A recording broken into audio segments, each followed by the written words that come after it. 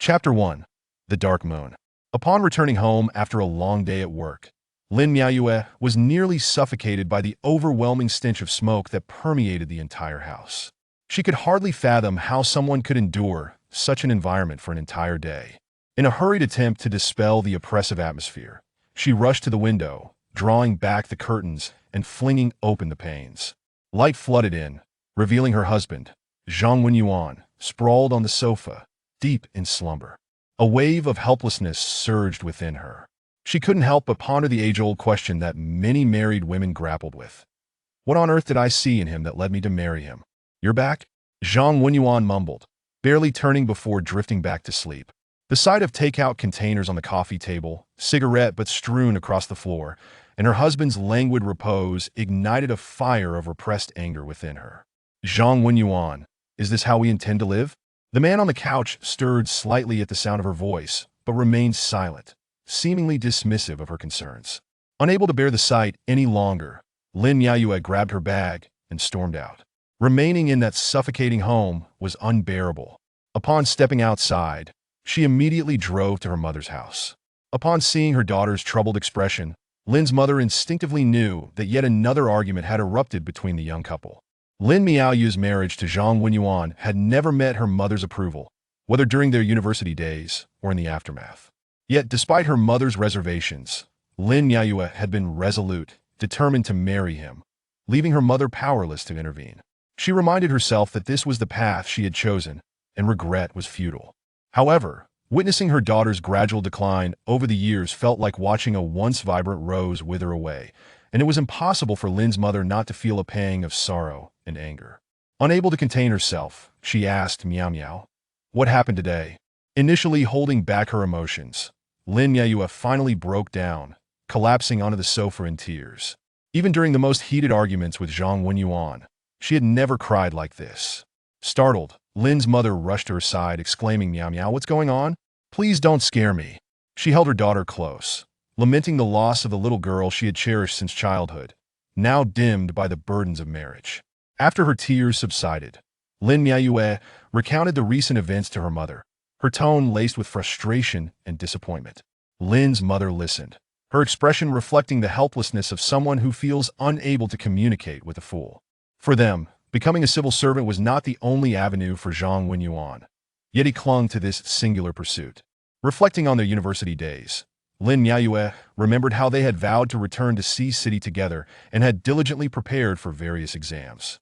Eventually, Lin Miaoyue secured a position as a teacher in a well-regarded middle school, while Zhang Wenyuan continued to struggle to find his footing, leading him to feel inferior in her presence. Gradually, securing a civil service position became an obsession for him. Fortunately, he eventually succeeded, believing that he and Lin Miaoyue were now equals. They began to plan their future together, envisioning a comfortable life in their modest third-year city, both employed within the system. Yet, married life was far from what Lin Miaoyue had anticipated. Zhang Wenyuan befriended a group he called friends, began to indulge in socializing, and returned home reeking of smoke and alcohol. Over 2 years of marriage had passed without a child, making Lin Miaoyue feel increasingly scrutinized by Zhang's parents, who frequently suggested she undergo a medical examination. The stark contrast between the Zhang Wenyuan she had known during their courtship and the man he had become post-marriage left Lin Miaoyue questioning whether her inability to conceive had dampened his interest in family life. After a checkup revealed no issues, she suggested Zhang Wenyuan accompany her, only to find that it seemed to touch a nerve within him. However, it was Zhang Wenyuan's mounting online debts that ultimately shattered Lin Miaoyue's hope for their marriage. The first debt collection call came just after she had finished teaching. Initially dismissing it as a nuisance, she was stunned by the precise details relayed on the other end of the line. When she confronted Zhang Wenyuan about the debts, his vague responses felt like a thunderclap. Inquiring about the extent of his financial troubles, he merely stammered, "Miaoyue, please don't worry. I'll handle it," and left for another night out. Alone in bed, Lin Miaoyue reflected on the years they had spent together, tears streaming down her face. Zhang Wenyuan's debts loomed over Lin Miaoyue like a ticking time bomb, and she naively hoped he would resolve the situation on his own. When Zhang's parents also received calls about the debts, which had increased significantly, they summoned both Lin Miaoyue and Zhang Wenyuan home. As the only son, Zhang Wenyuan had not been raised in luxury, but his parents owned two businesses. Although they were understandably upset, they were willing to help. However, Zhang's mother's comments pierced Lin Miaoyu's heart. Meow meow, while Wen Yuan may be immature, if you had just had a child earlier, he wouldn't be out every night. So, it was implied that her husband's failings were her fault. Lin Miaoyu retorted, Mother, it's not that I don't want children, I've been checked and everything is fine. It's Wen Yuan who refuses to get examined. Having a child is not solely my responsibility. Moreover, his immaturity isn't a recent development, haven't you noticed that long ago? Upon hearing this, Zhang Wenyuan's expression darkened. It was indeed humiliating for him to have Lin Miaoyu speak so candidly in front of his parents. What do you mean by that? He asked, irritation creeping into his voice. Lin Miaoyu surveyed the room and suddenly realized that she had become an outsider in her own home. Chapter 2. The Dark Moon Part 2. Upon returning home, Lin Miaoyu and Zhang Wenyuan erupted into yet another argument. Ultimately, Zhang Wenyuan embraced her, repeatedly apologizing and assuring her that he would never again resort to online loans or associate with his dubious friends. Reflecting on their shared history, Lin Miaoyu chose to forgive him and began to encourage him to take their plans for pregnancy seriously. At 27, seeing her friends proudly posting pictures of their children, she too longed for a child. Initially, Zhang Wenyuan honored her wishes, joining her for breakfast, commuting to work together, and occasionally picking her up after work. They even embarked on weekend road trips to nearby cities. This simple, tranquil life was precisely what Lin Miaoyu had always yearned for. She believed that in such an environment, a child would soon come to them. However, the reprieve was short-lived. Another phone call, like a bucket of cold water, doused Lin Miaoyu in despair. Zhang Wenyuan was still entangled in online loans, and this time, the amount was significantly larger due to online gambling. As she sat in the living room, watching Zhang Wenyuan busy in the kitchen, she pondered how, after knowing him for so long, she still could not see through his true nature.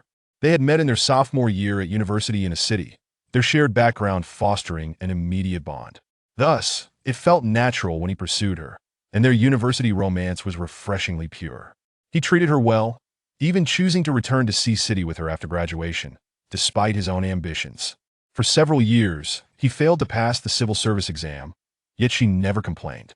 Even when his parents opposed their marriage, she remained steadfast, believing in Zhang Wenyuan's commitment to her and not wishing to invest time in getting to know someone new. Now, however, she realized how misguided that conviction had been. A man's character is not necessarily revealed over time, and familiarity does not equate to merit. Miaoyu, dinner is ready. I made your favorite steamed pork. Zhang Wenyuan called from the kitchen.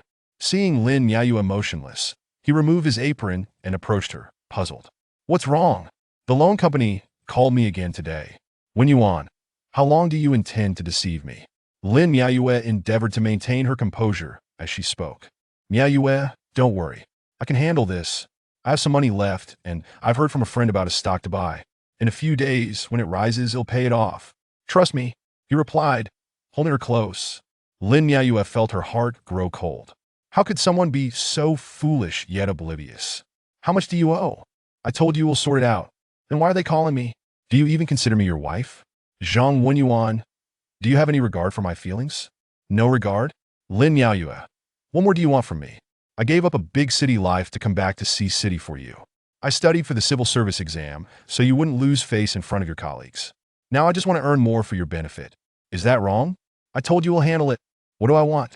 I want you to live a grounded life and stop fantasizing about quick riches. I appreciate your return to C-City, but we can lead a good life simply by following the right path. Why must you gamble online? Zhang Wenyuan, feeling exposed and enraged, shouted, your parents have always looked down on me, don't think I'm unaware. I just wanted to earn more so they'd respect you a little more. What's wrong with that? They'll say it again. The debts will be settled soon, you don't need to worry. He stormed out, leaving Lin Miaoyu staring at the untouched dinner spread before her. In happier times, she might have felt joy in such a meal, perhaps even posted a picture on social media. But now, bitterness filled her heart, and she realized that the chasm between love and marriage was indeed vast. Those who lack parental approval may not be the right match after all. The situation escalated when debt collectors began contacting Zhang Wenyuan's colleagues and parents. To mitigate the fallout, his workplace instructed him to take a leave of absence until the matter was resolved.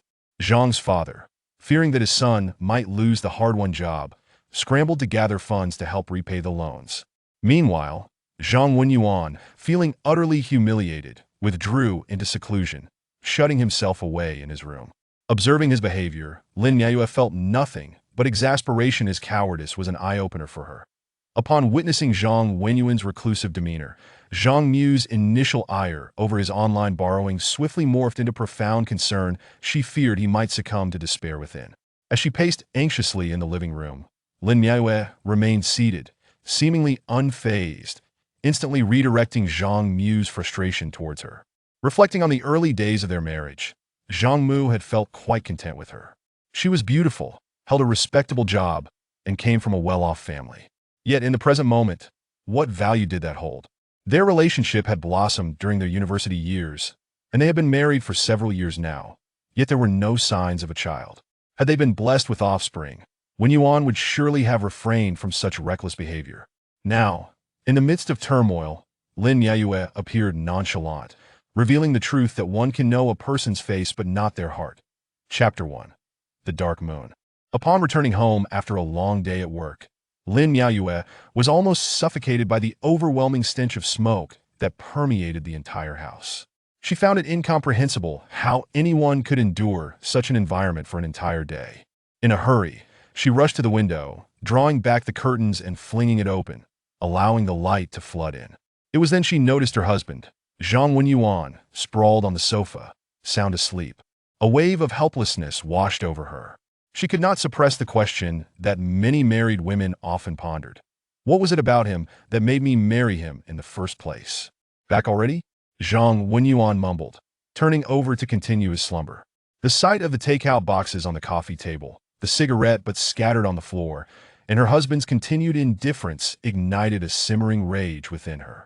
Zhang Wenyuan, are we still living this life? The man lying down stirred slightly at her voice, but remained silent, seemingly too disdainful to respond. Unable to bear the scene any longer, Lin Yayue grabbed her bag and stormed out. Staying in that suffocating home was unbearable. She immediately drove to her mother's house, where she found her daughter's face clouded with worry. Lin's mother knew instinctively that yet another quarrel had erupted between the couple. From the very beginning, Lin's mother had never approved of Zhang Wenyuan, whether during their university days or after their marriage. Yet, Lin Yayue had been resolute in her decision to marry him, leaving her mother powerless to intervene. She reminded herself that this was the path she had chosen, and regretting it served no purpose. However, witnessing her daughter wilt like a rose over the years brought an ache to Lin's mother's heart. Unable to hold back, she asked Meow Meow, "What happened today?" Initially trying to contain her emotions, Lin Yayue broke down, burying her face in the sofa and weeping. Despite previous arguments with Zhang Wenyuan, she had never cried like this before. Taken aback, Lin's mother quickly rushed to her side, asking Meow Meow, "What on earth is going on? Don't scare me." Holding her daughter, she felt a deep sorrow for the girl she had cherished since childhood, now dimmed by the shadows of her marriage. After her tears subsided, Lin Yayue recounted the recent events to her mother, her tone laced with frustration. Lin's mother listened, her expression reflecting the helplessness of a summer insect unable to comprehend the frost. For them, civil service was not Zhang Wenyuan's only path, yet he clung to it with fervor. Recalling their university graduation, Lin Yayue remembered how they had promised to return to Sea City together and prepared for various exams. While she secured a teaching position at a reputable middle school, Zhang Wenyuan struggled to find stability, which gradually made him feel inferior in her eyes. Over time, his obsession with passing the civil service exam consumed him. Fortunately, he eventually succeeded, and he felt they were finally equals. They began to plan their married life, believing that living within the system in a small city would be quite pleasant. Yet, married life did not unfold as Lin Yayue had envisioned. Zhang Wenyuan began associating with what he called friends, engaging in social gatherings that often left him reeking of smoke and alcohol. Lin Yayue, who had been married for over 2 years without a child, became an unwelcome spectacle in the eyes of Zhang's parents, who repeatedly hinted at her needing to check her health. Seeing the stark contrast between the Zhang Wenyuan of their courtship and the man he had become after marriage, Lin Yayue wondered if her inability to conceive had dulled his interest in their family life.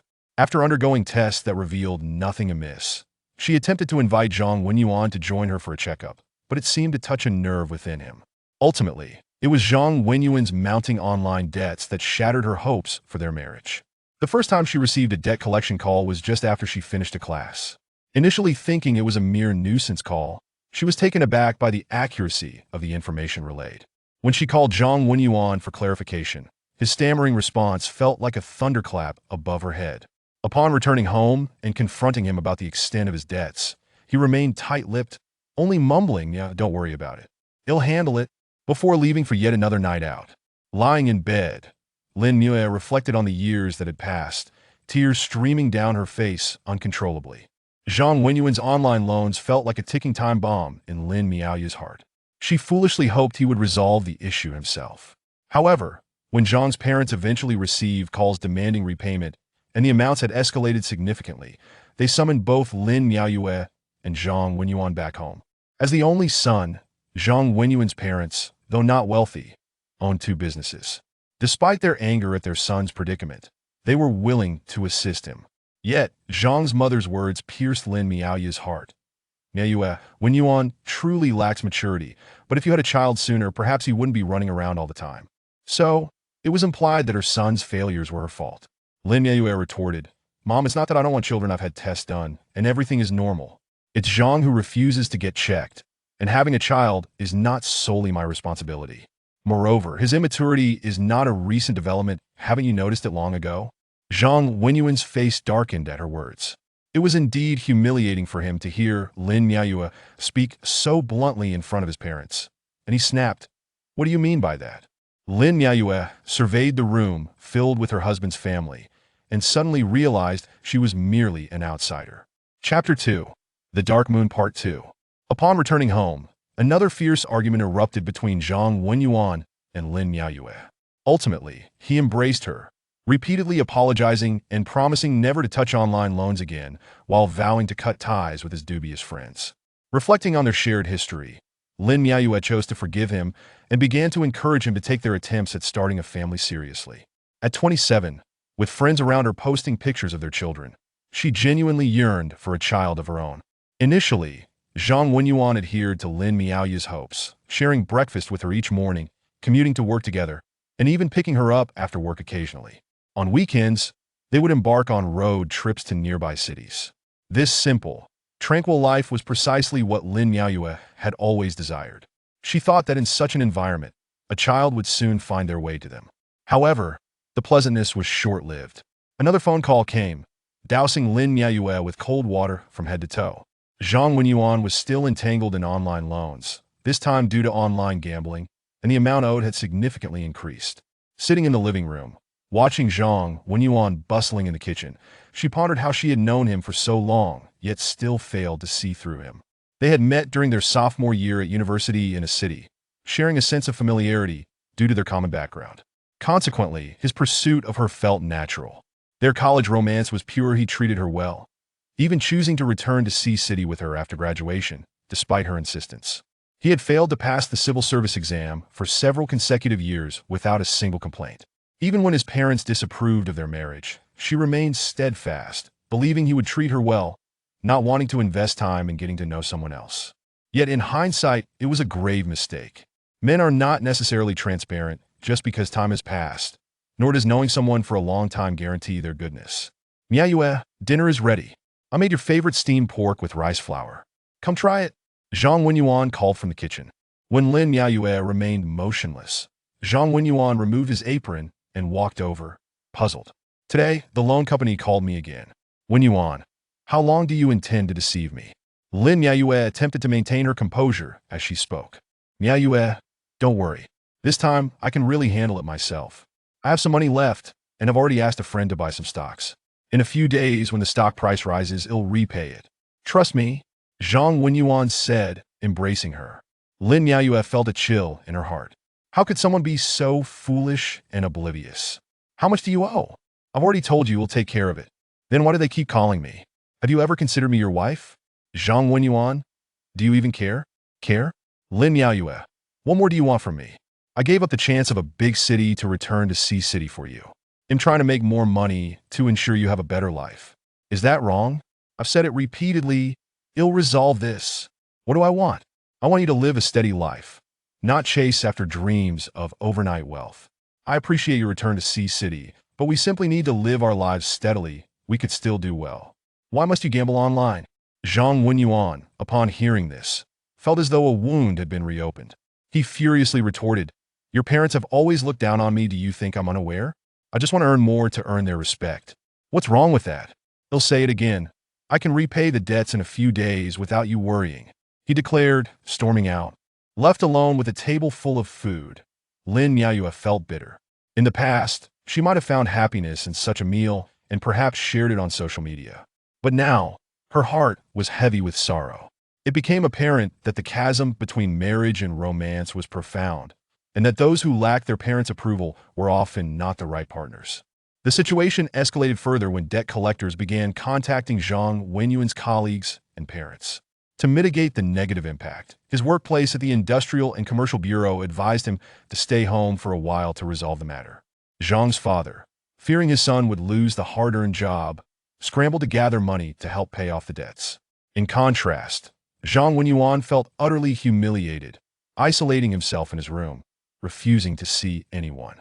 Lin Miaoyue, witnessing his behavior, could only feel speechless. His cowardice and ineptitude were truly an eye-opener for her.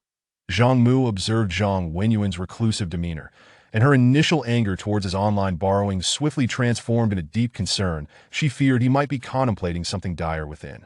As she paced anxiously in the living room, Lin Miaoyue appeared unfazed, sitting there with an air of nonchalance, which instantly redirected Zhang Mu's frustration towards her. Reflecting on their early marriage, she had felt quite content with Lin Miaoyue's beauty, respectable career, and advantageous family background were all commendable traits. Yet, in light of the current situation, one must ponder their significance. Having been together since their university days and married for several years, their attempts to start a family had yielded no results. If they had a child, Wenyuan would undoubtedly refrain from such reckless behavior. Now, in the midst of turmoil, Miaoyue remained as unperturbed as ever. It was truly a case of knowing someone's face, but not their heart. Chapter 1. The Dark Moon. Upon returning home from work, Lin Miaoyue was nearly suffocated by the overwhelming stench of smoke that permeated the air. She could scarcely comprehend how anyone could endure such an environment for an entire day. In a hurried attempt to alleviate the oppressive atmosphere, she rushed to the window, drawing back the curtains and flinging open the panes. Light flooded in, revealing her husband, Zhang Wenyuan, sprawled on the sofa, sound asleep. A wave of helplessness surged within her, prompting her to silently question Iona, sentiment familiar to many married women. What was it about him that made me marry him in the first place? You're back? Zhang Wenyuan muttered, turning over before slipping back into slumber. The sight of the takeout boxes strewn across the coffee table, the cigarette butts littering the floor, and the husband who continued to sleep ignited her pent-up anger. Zhang Wenyuan, are we still living this life? The man lying there stirred slightly at her words, but offered no response, seemingly indifferent to her inquiry. Unable to bear the sight any longer, Lin Miaoyue grabbed her bag and stormed out. Staying in that stifling home had become unbearable. As she stepped outside, she immediately drove to her mother's house. Upon seeing her daughter's troubled expression, Lin's mother knew that yet another quarrel had erupted between the young couple. Lin Miaoyue's mother had always disapproved of Zhang Wenyuan, both during their university days and after their marriage. However, Lin Miaoyue had insisted on marrying him, leaving her mother with no choice. She reassured herself that this was the path she had chosen, and regret was futile. Yet, watching her daughter wither like a rose over the years since her marriage was a source of deep pain and frustration for Lin's mother. Unable to contain herself, she asked Miao Miao, "What happened today?" Initially composed, Lin Miao broke down into tears at her mother's inquiry, burying her face in the sofa. Despite their earlier fierce arguments, she had never cried like this before. Alarmed by her daughter's distress, Lin's mother rushed to her side, asking Miao Miao, "What on earth is going on? Please don't scare me." After her tears subsided, Lin Miaoyue recounted the recent events to her mother, her tone laced with frustration and disappointment. Lin's mother listened, her expression one of disbelief, as if trying to comprehend the depth of her daughter's plight. For them, taking the civil service exam was not Zhang Wenyuan's only avenue, yet he remained fixated on it. Reflecting on their university days, Lin Miaoyue remembered how they had promised to return to Sea City together, preparing for various exams. Eventually, she secured a teaching position at a reputable junior high school, while Zhang Wenyuan struggled to find success, leaving him feeling inferior in her eyes. Over time, his fixation on passing the exam became an obsession. Fortunately, he finally succeeded, believing he was now equal to Lin Miaoyue. They began to plan their married life, finding comfort in their shared existence within the system in their modest third and fourth-tier city. However, married life did not unfold as Lin Miaoyue had envisioned. Zhang Wenyuan became entangled with some so-called friends, leading to increased social obligations and returning home reeking of smoke and alcohol. Lin Miaoyue, having been married for over 2 years without children, became a source of scrutiny in the eyes of Zhang's parents, who hinted at her needing to undergo a medical examination. Witnessing the drastic change in Zhang Wenyuan since their marriage made Lin Miaoyue reflect on whether her inability to conceive had diminished his interest in family. After a medical checkup revealed no issues, she urged Zhang Wenyuan to join her, but it felt as if she were touching a raw nerve.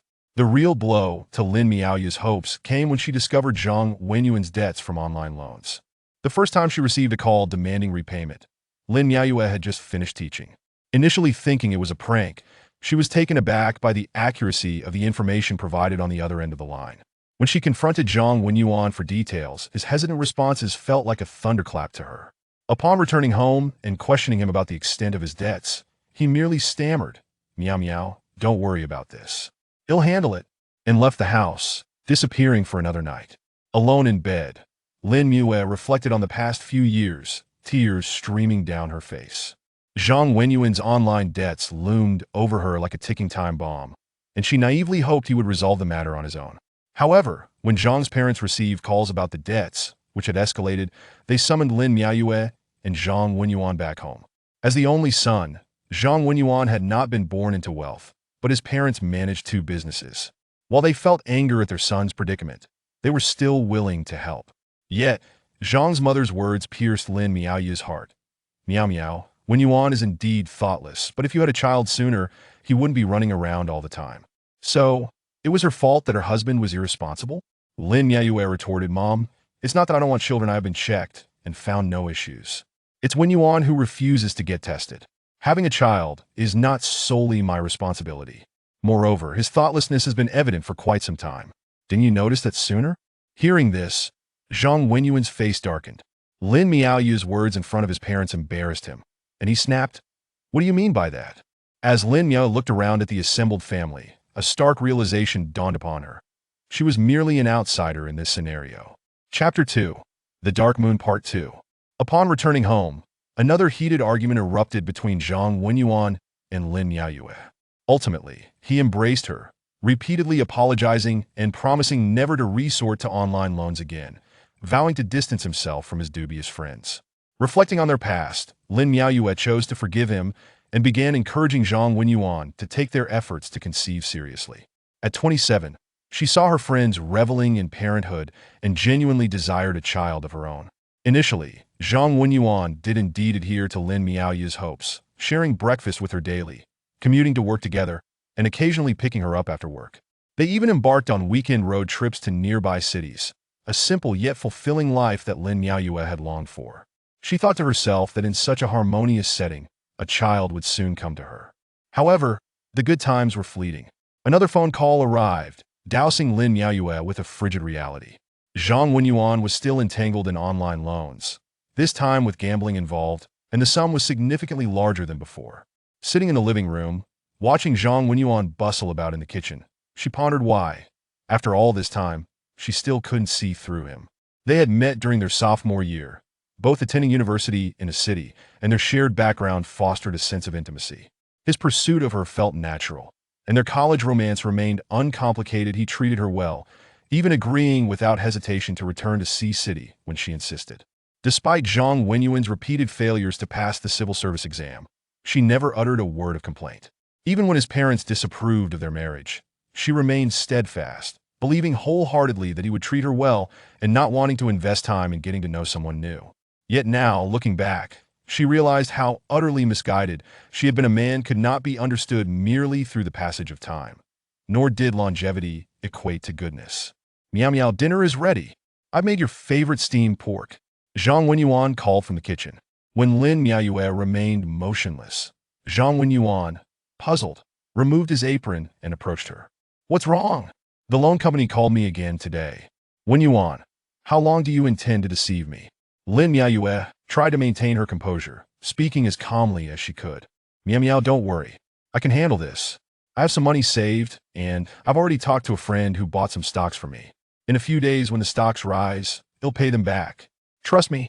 Zhang Wenyuan reassured her. Lin Miaoyue's heart sank further. How could someone be so foolish and yet so oblivious? How much do you owe? I already told you we'll take care of it. Then why are they calling me? Do you even consider me your wife? Zhang Wenyuan, do you have any heart? Do I not have a heart? Lin Miaoyue, what more do you want from me? I gave up the big city to come back to Sea City for you. I took the civil service exam, so you wouldn't feel embarrassed in front of your colleagues. Is it wrong for me to want to earn more money to provide for you? I've said it before, it'll solve this. What do I want from you? I want you to live steadily, not to chase after get-rich-quick schemes. I appreciate that you returned to Sea City for me, but we could have a decent life following a simple routine. Why do you insist on gambling online? Zhang Wenyuan, feeling as if his wounds had been exposed, erupted in anger. Your parents have always looked down on me. Do you think I'm unaware? I just want to earn more money so they'll think better of me. What's wrong with that? They'll say it again, I could pay off this debt in a few days. You don't need to worry about it. He stormed out, slamming the door behind him. Left alone with a table full of food, Lin Miaoyue felt a profound bitterness. In happier times, she would have felt a sense of joy and perhaps shared a moment on social media about this meal. But now, her heart was heavy with the realization that the disparity between marriage and romance was vast, and that someone not accepted by one's parents might truly not be a good partner. The situation escalated, with debt collectors contacting Zhang Wenyuan's colleagues and parents. To mitigate the fallout, the bureau where Zhang worked advised him to stay home for a while to resolve the matter. Zhang's father, fearing that his son's hard-earned job might be jeopardized, scrambled to gather funds to repay the loans. In contrast, Zhang Wenyuan felt utterly humiliated, locking himself away in his room and refusing to see anyone. Lin Miaoyue, witnessing his retreat, felt nothing but exasperation as cowardice and helplessness were revelations that left her astonished. Upon witnessing Zhang Wenyuan's reclusive demeanor, Zhang Yu's initial fury over his online borrowing transformed into a profound concern, as she feared he might be harboring dark thoughts within. As she paced anxiously in the living room, Lin Miaoyue appeared unfazed, which swiftly redirected Zhang Yu's ire toward her. Reflecting on the early days of their marriage, she had been quite content with Lin Miaoyue as she was beautiful, held a respectable job, and came from a well-to-do family. Yet now, one must ponder, what significance does that hold? They had been together since their university days, and after several years of marriage, there had been no sign of a child. Had there been an offspring, Wenyuan would surely not have strayed down this reckless path. Now, in the midst of turmoil, Lin Miaoyue remained as nonchalant as ever, revealing the truth that one may know a person's face, yet not their heart. Chapter 3, The Dark Moon, Part 3. Upon learning of the unfortunate incident involving the young couple, Lin's parents rushed to their side, their hearts aching for their daughter. However, Zhang Wenyuan remained reclusive. Harboring a hint of irritation at the situation, what kind of behavior was this? Hiding away, Zhang's mother, seeing her son-in-law's absence throughout the day, was consumed by worry as she sat weeping on the sofa. After a prolonged period of knocking, Zhang's father was on the verge of calling a locksmith when, unexpectedly, the door creaked open. Disheveled and with reddened eyes, Zhang Wenyuan cast a sweeping glance across the living room before kneeling before his parents. Exclaiming, "Mom and Dad, I am so sorry." Faced with this sight, both sets of parents found it difficult to chastise him further. Lin's father inquired, "Son-in-law, how much have we raised so far? How much more do we need?" "About 100,000 more, I reckon," Zhang Wenyuan replied. Turning to him, Lin's father asked, "Now tell me honestly, aside from the debt collection agencies, do you owe anyone else?" Zhang Wenyuan, seated on the floor with his head cradled in his hands, shook it in response. "We didn't have much left after changing the car. Here's 150,000. Take it to settle your debts, otherwise it will soon affect your job. At these words, Lin Miaoyue glanced up at her parents. Despite their reservations about Zhang Wenyuan, they were willing to lend a hand, solely because he was their daughter's partner. Zhang Wenyuan's parents were immensely grateful, yet he felt an increasing sense of inadequacy. Wondering why he seemed to earn their disdain, with the debt settled, he resumed his work at the Industrial and Commercial Bureau. However, he could not shake the feeling of being scrutinized, leading him to adopt a lackadaisical attitude toward his responsibilities. Making mistakes all too common, gradually he began to loathe his job, yearning to escape, completely forgetting how fervently he once desired it. Thus, the scenes Lin Miaoyue witnessed upon returning home became a regular occurrence. After several days of her absence, Zhang Wenyuan seemed to awaken from his stupor. He gazed at the home they once envisioned with hope, reflecting on how he too had once brimmed with ambition. Now, however, he felt the weight of Lin Miaoyue's disappointment. Her tenderness was replaced by a palpable distance, and what of his feelings for her? Did he truly not care anymore? No, he still loved her deeply. He did not wish to lose her, nor could he afford to. Irresolute, he set off for the Lin household. Upon his arrival, Lin's mother warmly ushered him inside, although she had reservations about him before their marriage. Her daughter's happiness mattered most. After several years of marriage, she still hoped for their well-being. Despite Zhang Wenyuan's faults, she acknowledged that everyone has shortcomings, and the past should remain just that. "Mom, where's Miao Miao?" he asked. "In her room, you should go check on her. I'll prepare dinner," she replied. Lin Miaoyue had already sensed Zhang Wenyuan's arrival and, upon seeing him, was not surprised. "What brings you here?" she asked coolly. "Miao Miao, I've made mistakes. I've been so despondent lately. I am truly sorry. Will you forgive me?" he pleaded. Lin Miaoyue remained silent. "Ever since that incident, I feel like my colleagues are whispering behind my back. Do you understand how unsettling that is? It is unbearable. Please give me some time to recover," he continued. "How long do you need? Do you realize that this behavior only invites ridicule?" she retorted. "Wenyuan, everyone makes mistakes. We simply need to amend them. That situation has been resolved. Why can't you move on?" "My fault entirely. I was wrong," Zhang Wenyuan confessed. "I'll change, and we'll live well together. I truly cannot live without you." With that, he embraced Lin Miaoyue tightly. She glanced at the photograph of them from their university days on the desk, and despite her initial resolve, she gently returned his embrace. Their relationship was rekindled, and life resumed its steady course. On Zhang Wenyuan's birthday, Lin Miaoyue left work early, having made an effort to look her best to surprise him. However, the Industrial and Commercial Bureau was in chaos due to the arrival of Zhao Tingchuan.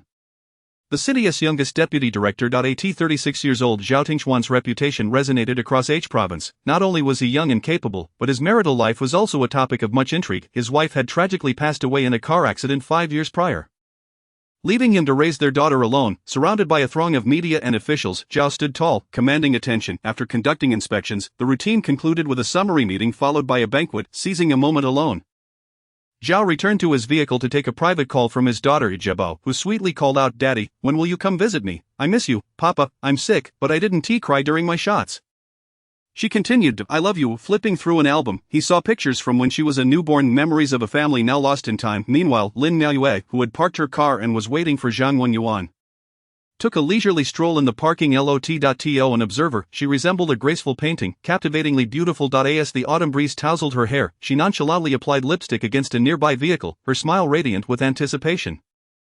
This moment did not escape Zhao Tingchuan's notice as he watched from his car. Chapter 4, The Dark Moon, Part 4. Thus, Lin Miaoyue's casual act of fixing her makeup caught Zhao Tingchuan's eye, stirring feelings within him. When Zhang Wenyuan finally appeared, Lin Miaoyue, teetering on the edge of impatience, flew into his embrace, remembering it was his birthday. As everyone left work, the stunning Lin Miaoyue, having dressed up for the occasion, drew glances, her presence igniting Zhang Wenyuan's male pride. Observing their interaction, Zhao Tingchuan smirked, finding the couple quite compatible. Once the crowd dispersed, he made his way to the conference room for the evening's banquet, organized by the Industrial and Commercial Bureau at a discreet private restaurant, known to many in their circle. Initially, the atmosphere was tense, even among seasoned officials. Zhao Tingchuan, aware of their trepidation, broke the ice with several toasts. During the meal, he casually inquired about how many new hires the Bureau had made in recent years. The responses flowed freely, with someone humorously noting that only the most attractive candidates, such as Zhang Wenyuan, were recruited. His wife, too, was described as exceptionally beautiful. Yet, someone else chimed in regarding Zhang Wenyuan's previous financial troubles, which Zhao noted with quiet intrigue. At that moment, Zhang Wenyuan, sitting at another table, felt a sudden sneeze coming on. Reflecting on how the girl who had once stood by him had blossomed into a remarkable woman, still shining amidst the crowd, unable to resist, he took her hand in his, noticing his gaze and the warmth of his touch. Lin Miaoyue smiled, asking, "Are you happy, Zhang?" "Indeed, Lin. I am immensely grateful for your gift and your companionship. It seems I must start planning for your birthday now," he replied. After dinner, they wandered through the streets, their connection rekindled, igniting a long-lost passion. As winter approached, the ginkgo leaves fell from the trees. Returning home after work, Lin Miaoyue found Zhang Wenyuan still absent, puzzled by his lateness, although he usually informed her if he would be late.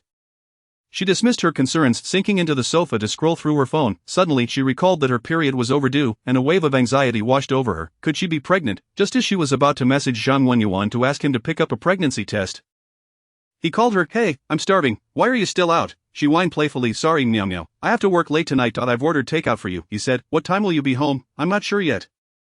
Just go to bed. I'm busy here, especially with year-end approaching. Alright, just be safe on your way back, she replied, hanging up with a furrowed brow. It wasn't the end of the month. Why would he be working late?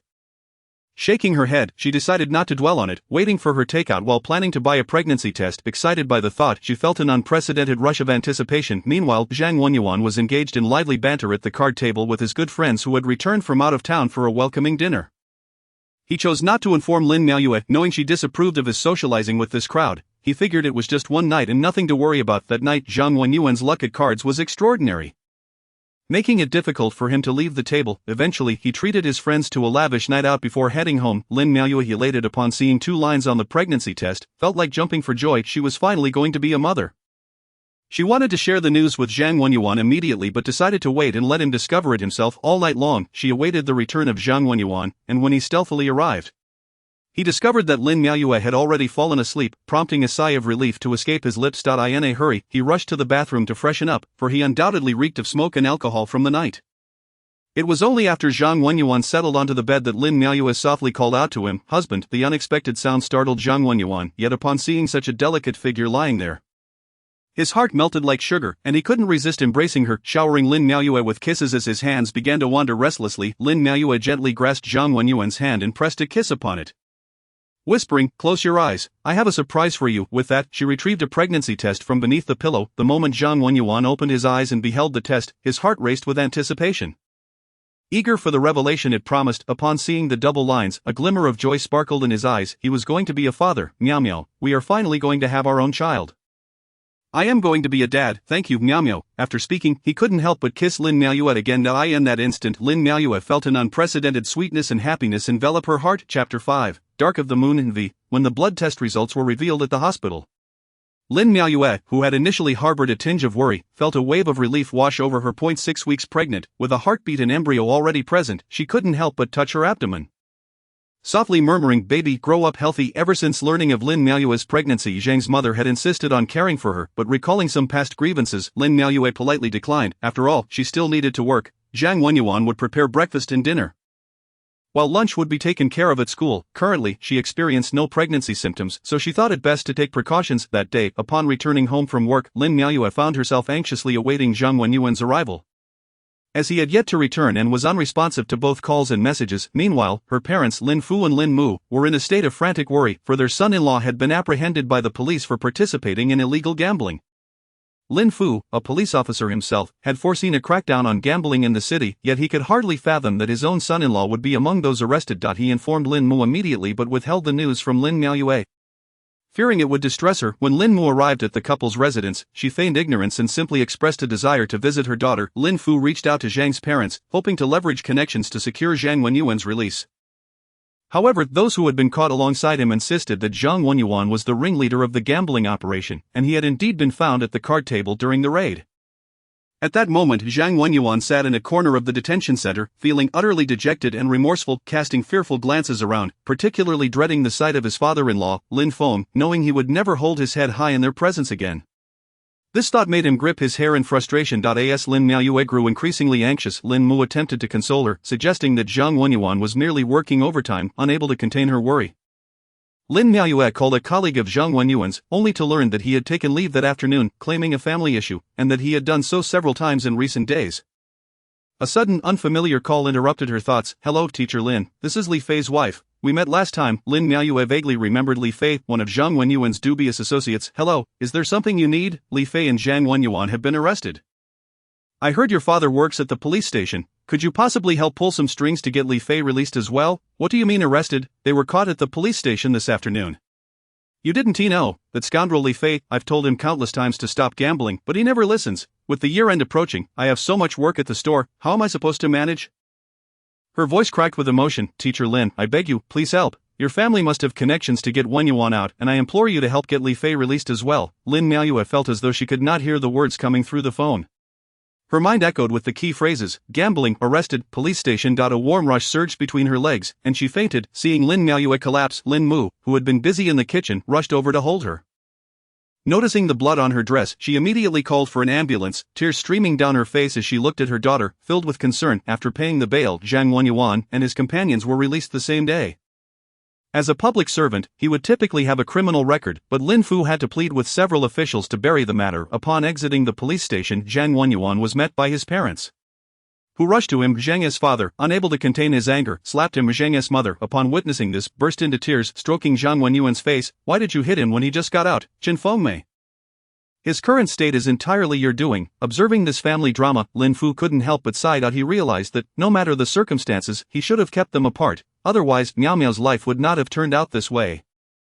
As the eldest daughter, she had always been cherished and pampered, and the hardships she faced only began after her marriage. Truth be told, he had always favored her more than his younger son.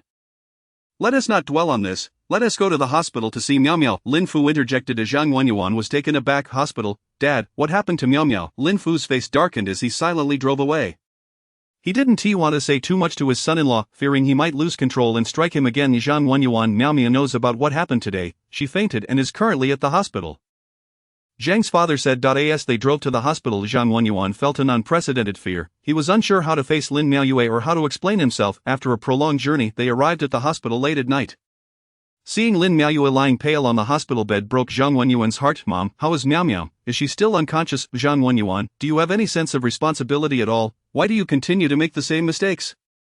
"Mom, I'm sorry, it's all my fault." "Whose fault is it then?" Lin Mu couldn't help but shout, watching Zhang Wenyuan being relentlessly chastised by Lin Mu. Zhang's mother interjected. "Dear mother-in-law, please calm down. We've already punished him. What's most important now is Miao Miao and the baby." "Humph. The baby," Lin Mu cried. "The baby is gone." Zhang Wenyuan collapsed to the floor in despair, tears streaming down his face. Lin Fu, sitting nearby, also felt his eyes welling up. His little grandson was gone just like that. The atmosphere in the hospital room reached a freezing point. Chapter 6, Dark of the Moon. 6. When Lin Miaoyue awoke, she instinctively knew the baby was gone.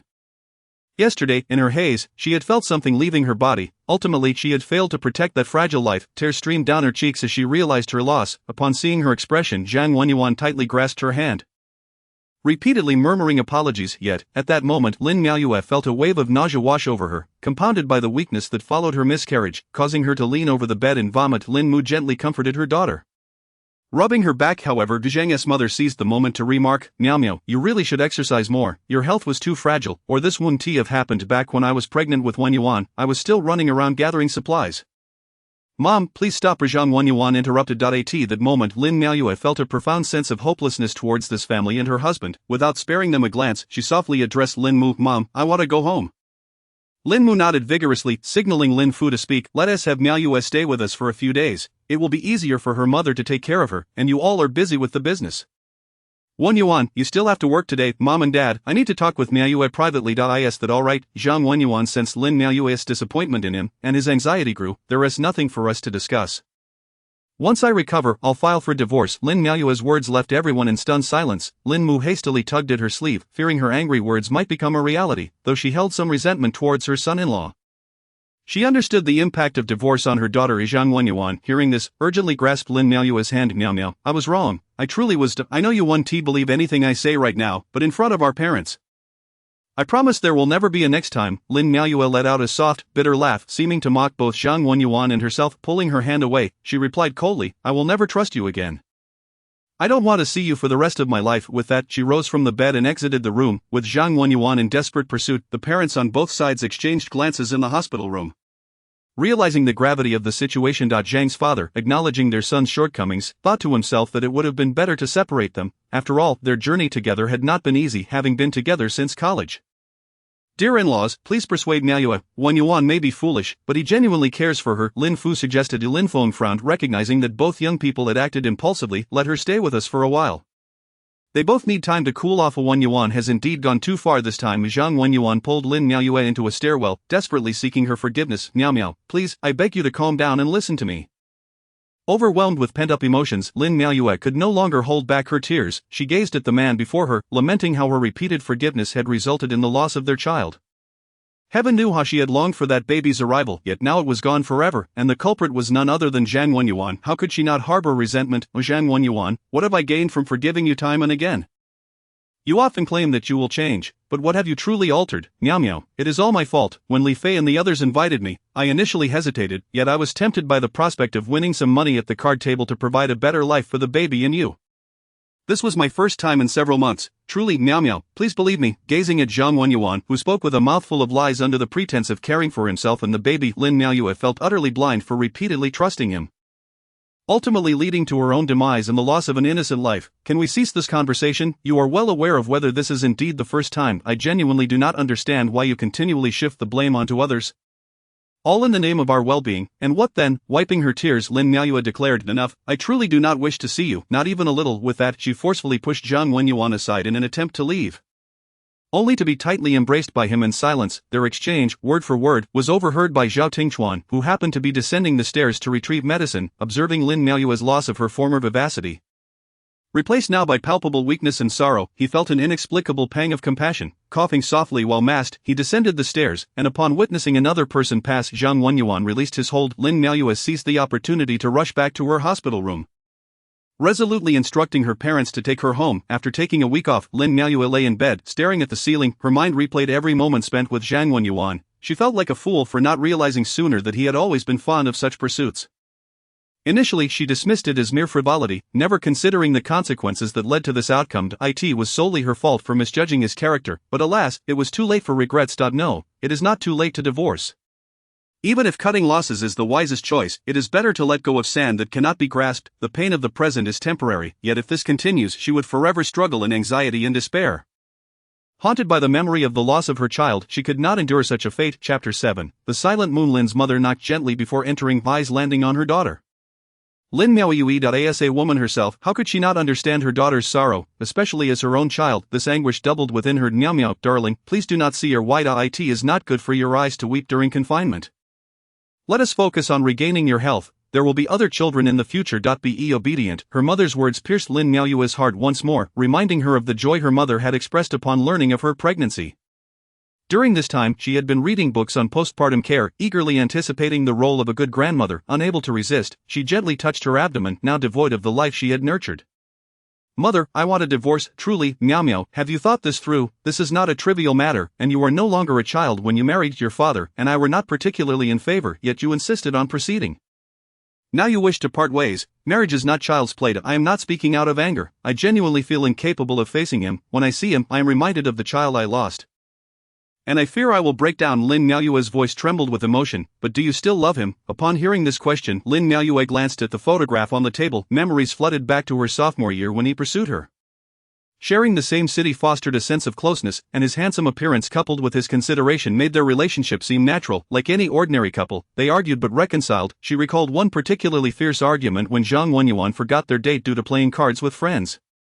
Yet back then, a few sweet words from him would mend things. As graduation approached, she had no desire to move away. She simply wanted to stay close to her parents. Meanwhile, Zhang Wenyuan, studying accounting, aspired to the big city, suggesting they break up to avoid wasting each other's time. To her surprise, he changed his mind and offered to return together, which deeply moved her by his dedication. Thus, even after several years of his struggles, she never uttered a complaint. Regarding marriage, perhaps it stemmed from habit. Having been together since university, she lacked the inclination to get to know someone anew. Having invested herself fully in him, they were well suited for life together, and their families were not lacking. Although her parents had reservations, she, the obedient daughter, stubbornly persisted in this matter, ultimately reaping the bitter fruits of her decision. Unable to restrain herself, she asked, Mother, I still do not understand why you and father disapproved of him at that time.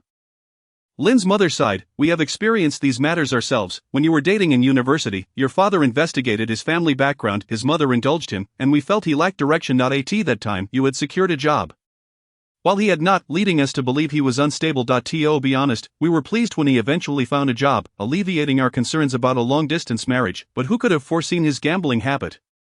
Did you not notice it in university when he played cards with his roommates? I did not think much of it then. Who knew it would escalate to this extent over the past 2 years? After a pause, she asked, Mother, if I divorce him, will you be upset? Silly girl, why would we be angry? You will always be our daughter. If you truly feel unhappy, then go ahead and divorce. Your father and I will support you. When we saw you faint and lose so much blood yesterday, I wished I could slap Zhang Wenyuan. Lin Miaoyue sat up and embraced her mother, weeping silently. Her phone buzzed incessantly with Zhang Wenyuan's apologies, but she had no desire to read them. The question of divorce lingered in her mind. She worried about the gossip, not just for herself but also for her parents. After a few days of recuperation, Lin Miaoyue prepared to return to work. With the semester nearing its end, her colleagues were busily engaged in their teaching duties, while she felt as if she were merely beginning to create the world. During these days, Zhang Wenyuan became acutely aware of the passage of time. Miao Miao ignored his calls and messages, and when he visited her home, she remained hidden in her room. Her parents' responses were equally subdued.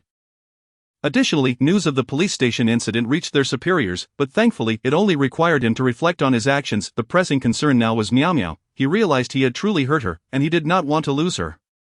When his phone rang, he glanced at it, hoping it was Miao Miao, but it was Li Fei. What is it? After hanging up, Zhang Wenyuan felt as if the world were crumbling around him, about a month and a half earlier.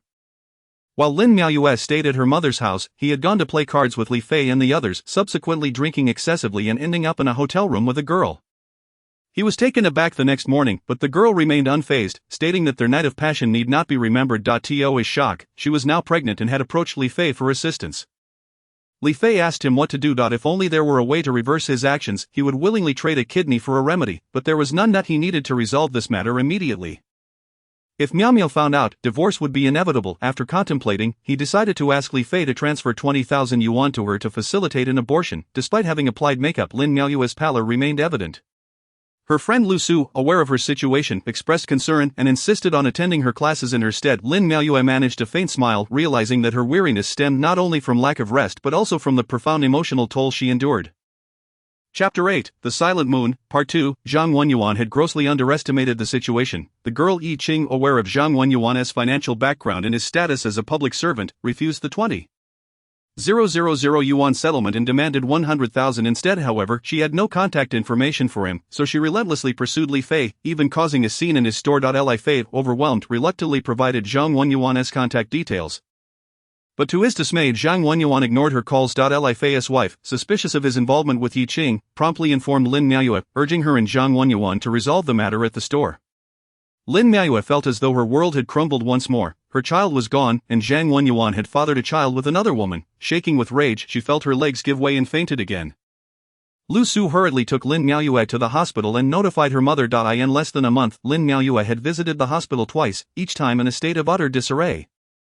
Upon regaining consciousness, she recounted the events to her mother, who trembled with anger and immediately called Zhang Wenyuan to berate him. Lying in the hospital bed, Lin Miaoyue remained impassive, seemingly unaffected by the tumult around her. Upon learning the news, Zhang Wenyuan's parents rushed to the hospital to see Lin Miaoyue. While he sat there, lost and despondent, observing both families gathered in the room, Lin Miaoyue coldly declared, "I will file for divorce tomorrow." There is nothing further to discuss. After hearing this, Zhang's father kicked Zhang Wenyuan angrily, exclaiming, "You scoundrel, what have you done?" Turning to Lin Miaoyue, he apologized. "Miao Miao, we are truly sorry for what our family has done to you. You may hit or scold him as you wish. Do not concern yourself with the child he fathered outside. We will take care of it. I do not wish to involve myself in how you handle external matters. Nor do I care if you choose to acknowledge that child. I am determined to divorce," Lin Miaoyue asserted calmly, not even glancing at Zhang's family. Zhang's mother interjected, "Miao Miao, everyone makes mistakes." Wenyuan simply did not understand. "You have always been the more sensible one, so please refrain from repeatedly mentioning divorce." "More sensible?" Lin Miaoyue laughed in anger. "So I am meant to endure this? That is not my intention, let it be." "My daughter Miao Miao has indeed suffered," Lin Feng, her usually taciturn father, remarked. His words caused the temperature in the room to plummet, and Lin Miaoyue looked at her father gratefully, covering her mouth as she wept before exiting. Zhang Wenyuan sat there, as if devoid of sensation. Zhang's mother nudged him, signaling him to pursue Lin Miaoyue, but he lacked the strength to stand, or perhaps he had lost the courage to confront her alone. Lin Miaoyue stepped out of the hospital, her figure noticeably diminished due to recent events. Dressed in a black coat, she appeared even more frail and cold. Zhao Tingchuan, who had come to pick up his daughter from the hospital, caught sight of her at once. Pondering over the last time he had heard about her, he felt a flicker of confusion as to why she was at the hospital again. Regrettably, he did not possess the status or reason to inquire. However, seeing her in such a state stirred an inexplicable worry within him. "Dad, what are you looking at?" Wei Jiabao, noticing her father's intense gaze fixed on the window, asked, her expression growing increasingly serious. "It's nothing. After your discharge this time, you must exercise for at least 30 minutes daily. No slacking off, or else I will have to punish you," Zhao Tingchuan replied, softening his demeanor. "Okay." Lin's mother, particularly uneasy about Lin Miaoyue being alone outside, called Lin's father to accompany her. When she answered the phone, she merely said, "Mom and Dad, I just want some time alone. Don't worry, I'll be home soon." Lin Miaoyue lingered in a corner of a CAF for quite some time. From the bright sunlight until the streetlights flickered on, the melancholy and sorrow radiating from her drew the attention of passers-by, for even a beautiful woman shedding tears possesses a beauty beyond that of ordinary individuals. She contemplated deeply, her earlier hesitations now replaced with a resolute determination. Let us get a divorce and live for myself. My youthful exuberance of the past was for naught upon exiting the CAF. She spotted Zhang Wenyuan standing there. Without uttering a word, Lin Miaoyue turned away coldly, yet Zhang Wenyuan pursued her, gently grasping her arm and imploring, Miao Miao, could you please take another look at me? Silently, Lin Miaoyue shrugged off his hand. Intent on continuing her walk, with a choked voice, Zhang Wenyuan confessed, I agree to the divorce. Then let us meet at the Civil Affairs Bureau tomorrow at 10, Lin Miaoyue stated. Not looking back, Zhang Wenyuan watched her retreating figure. Lacking the courage to chase after her, his heart in turmoil as he crouched down in the bustling street, wishing desperately for Lin Miaoyue to glance back at him, despite the many foolish things he had done over the past few years. His love for Lin Miaoyue remained undeniable from the moment he laid eyes on her in college. He was smitten that he had unhesitatingly abandoned a promising high-paying job elsewhere to return to City C. Fearing the loss of her, for she cherished a stable and tranquil life, during the years he prepared for the civil service examination, the pressure was immense, yet she never uttered a complaint, always encouraging him with her gentle demeanor. Even when her parents disapproved of their marriage due to his lack of a stable job, she resolutely chose to marry him in her prime. When did things begin to change? The comfort that followed his success led him to seek thrills. And gambling became the simplest, most gratifying escape. The initial wins filled him with pride as an accounting major, but soon he realized that losses were part of the game. Borrowing money felt inconsequential, as everything seemed manageable, but now, everything was spiraling out of control. He had amassed substantial debts and, most tragically, they had lost their child, compounded by his betrayal, an act, albeit unintended. In light of all this, even if Miao Miao were to forgive him in the future, he would bear the weight of everyone's reproach, forever unable to hold his head high. Then let us part ways, perhaps it will be a relief for us all. Chapter 9, Moonlit Solitude, Part 3, The divorce proceedings were swift.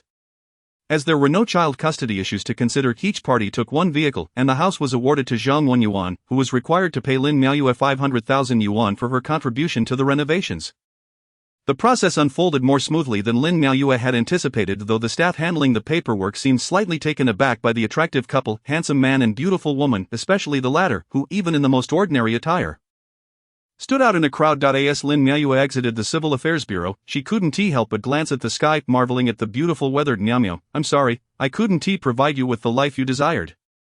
But now you are free. Let us refrain from such words, let us both find peace. Lin Miaoyue replied calmly, her eyes devoid of love or hatred. I will list the house for sale. I don't have much cash on hand, so the 500,000 yuan will be transferred to you later. Alright, I will take my leave now. Lin Miaoyue turned to depart. Miao Miao, do you still harbor some feelings for me? Zhang Wenyuan grasped her hand, his gaze unwavering. Such sentiments are rather pointless at this juncture. I am truly exhausted, particularly weary. This arrangement is for the best for both of us. It is a release. A release. I hope so. Miao Miao, I sincerely wish for your happiness.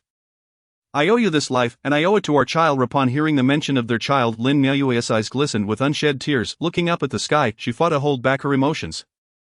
Let us leave things as they are for now. I have a class to attend. She turned swiftly and hurried away. Once in her car, Lin Miaoyue could no longer contain her grief and sobbed uncontrollably. The years of love, joy, anger, and sorrow had reached a definitive end. What she had once perceived as stability and tranquility had ultimately turned into a fleeting dream, leaving behind a trail of shattered pieces and deep emotional scars. Yet it was all right, she would be fine. Lin Miaoyue, she would navigate life well on her own, supported by her family. Fear not. With that thought, Lin Miaoyue wiped her tears and started the engine, though tears continued to trickle down her cheeks. After school, Lin Miaoyue returned directly to the Lin household. She saw her younger brother, Lin Jiangping, sitting in the living room. Despite their significant age difference, they shared a remarkably close bond. He had returned home for winter break from university. Upon seeing his sister, aware of the recent turmoil, he said nothing but stepped forward to embrace Lin Miaoyue. Sister, this will always be your home. Lin Miaoyue lightly patted him and replied, humph, as if you needed to remind me. Children, dinner is ready. With her son and daughter both at home, Lin's mother felt her spirits lift a little. The recent troubles had been overwhelming, and all she wished for now was to have her family together. Putting everything else aside, with the final exams approaching, Lin Miaoyue had been busy for several days, having heard that the school was particularly focused on this round of examinations due to an impending visit from the leaders. There had been repeated reminders for all teachers to adhere strictly to work discipline, with strict prohibitions against tardiness or early departures. On the last day of the exams, Zhao Tingchuan and his group arrived at Chaoyang Middle School, the best junior high in the city. The cold wind howled, and both the principal and the secretary were on high alert, fearing any potential oversights, while the district education bureau director, Guiyu, accompanied them. As Zhao Tingchuan surveyed the tranquil campus, his mind wandered back to the image of Lin Miaoyue at the hospital entrance. What was she doing here now, recalling the investigation he had commissioned on her? He remembered that she taught Chinese. Glancing around, he spotted the staff nameplates and made his way over. Amidst the throng of teachers, he easily identified Lin Miaoyue. Even in the uniform attire, her beauty was striking. Her eyes sparkling with joy, her long hair cascading over her shoulders. Noticing that his gaze lingered on her, the perceptive Gui Yu immediately turned to Principal Wang Xiaobin and remarked, "Principal Wang, not only are your teachers skilled, but they are also exceptionally good-looking. Just look at this one." He pointed at Lin Miaoyue. Principal Wang understood the implication and affirmed, "Indeed, Teacher Lin is exceptional. Her Class S performance is outstanding, and she is both gentle and unassuming." Serving as a role model among the young teachers, particularly adored by the students, such teachers are indeed rare, and Principal Wang felt compelled to encourage more talents like her to emerge, inspiring others to advance and grow. Gui Yu spoke with conviction. Yes, the school will pay more attention to the exemplary role of outstanding teachers. Rest assured, Director. Listening to their conversation, Zhao Tingchuan interjected, while it is essential to highlight the exemplary role of outstanding teachers, we must also attend to their emotional well-being. Placing too much pressure on them is not beneficial. Upon hearing this, Gui Yu thought to himself, my goodness, is this still the assertive Zhao Tingchuan I know?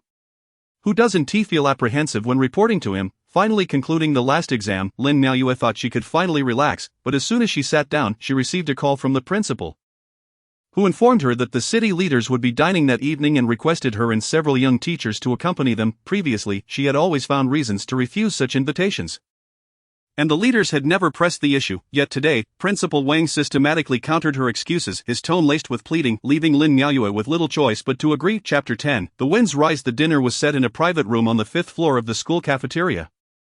There were 2 private rooms, and Lin Miaoyue had previously been assigned to the smaller one. This time, however, she found herself in the larger room, accompanied by several colleagues, since they were at her school.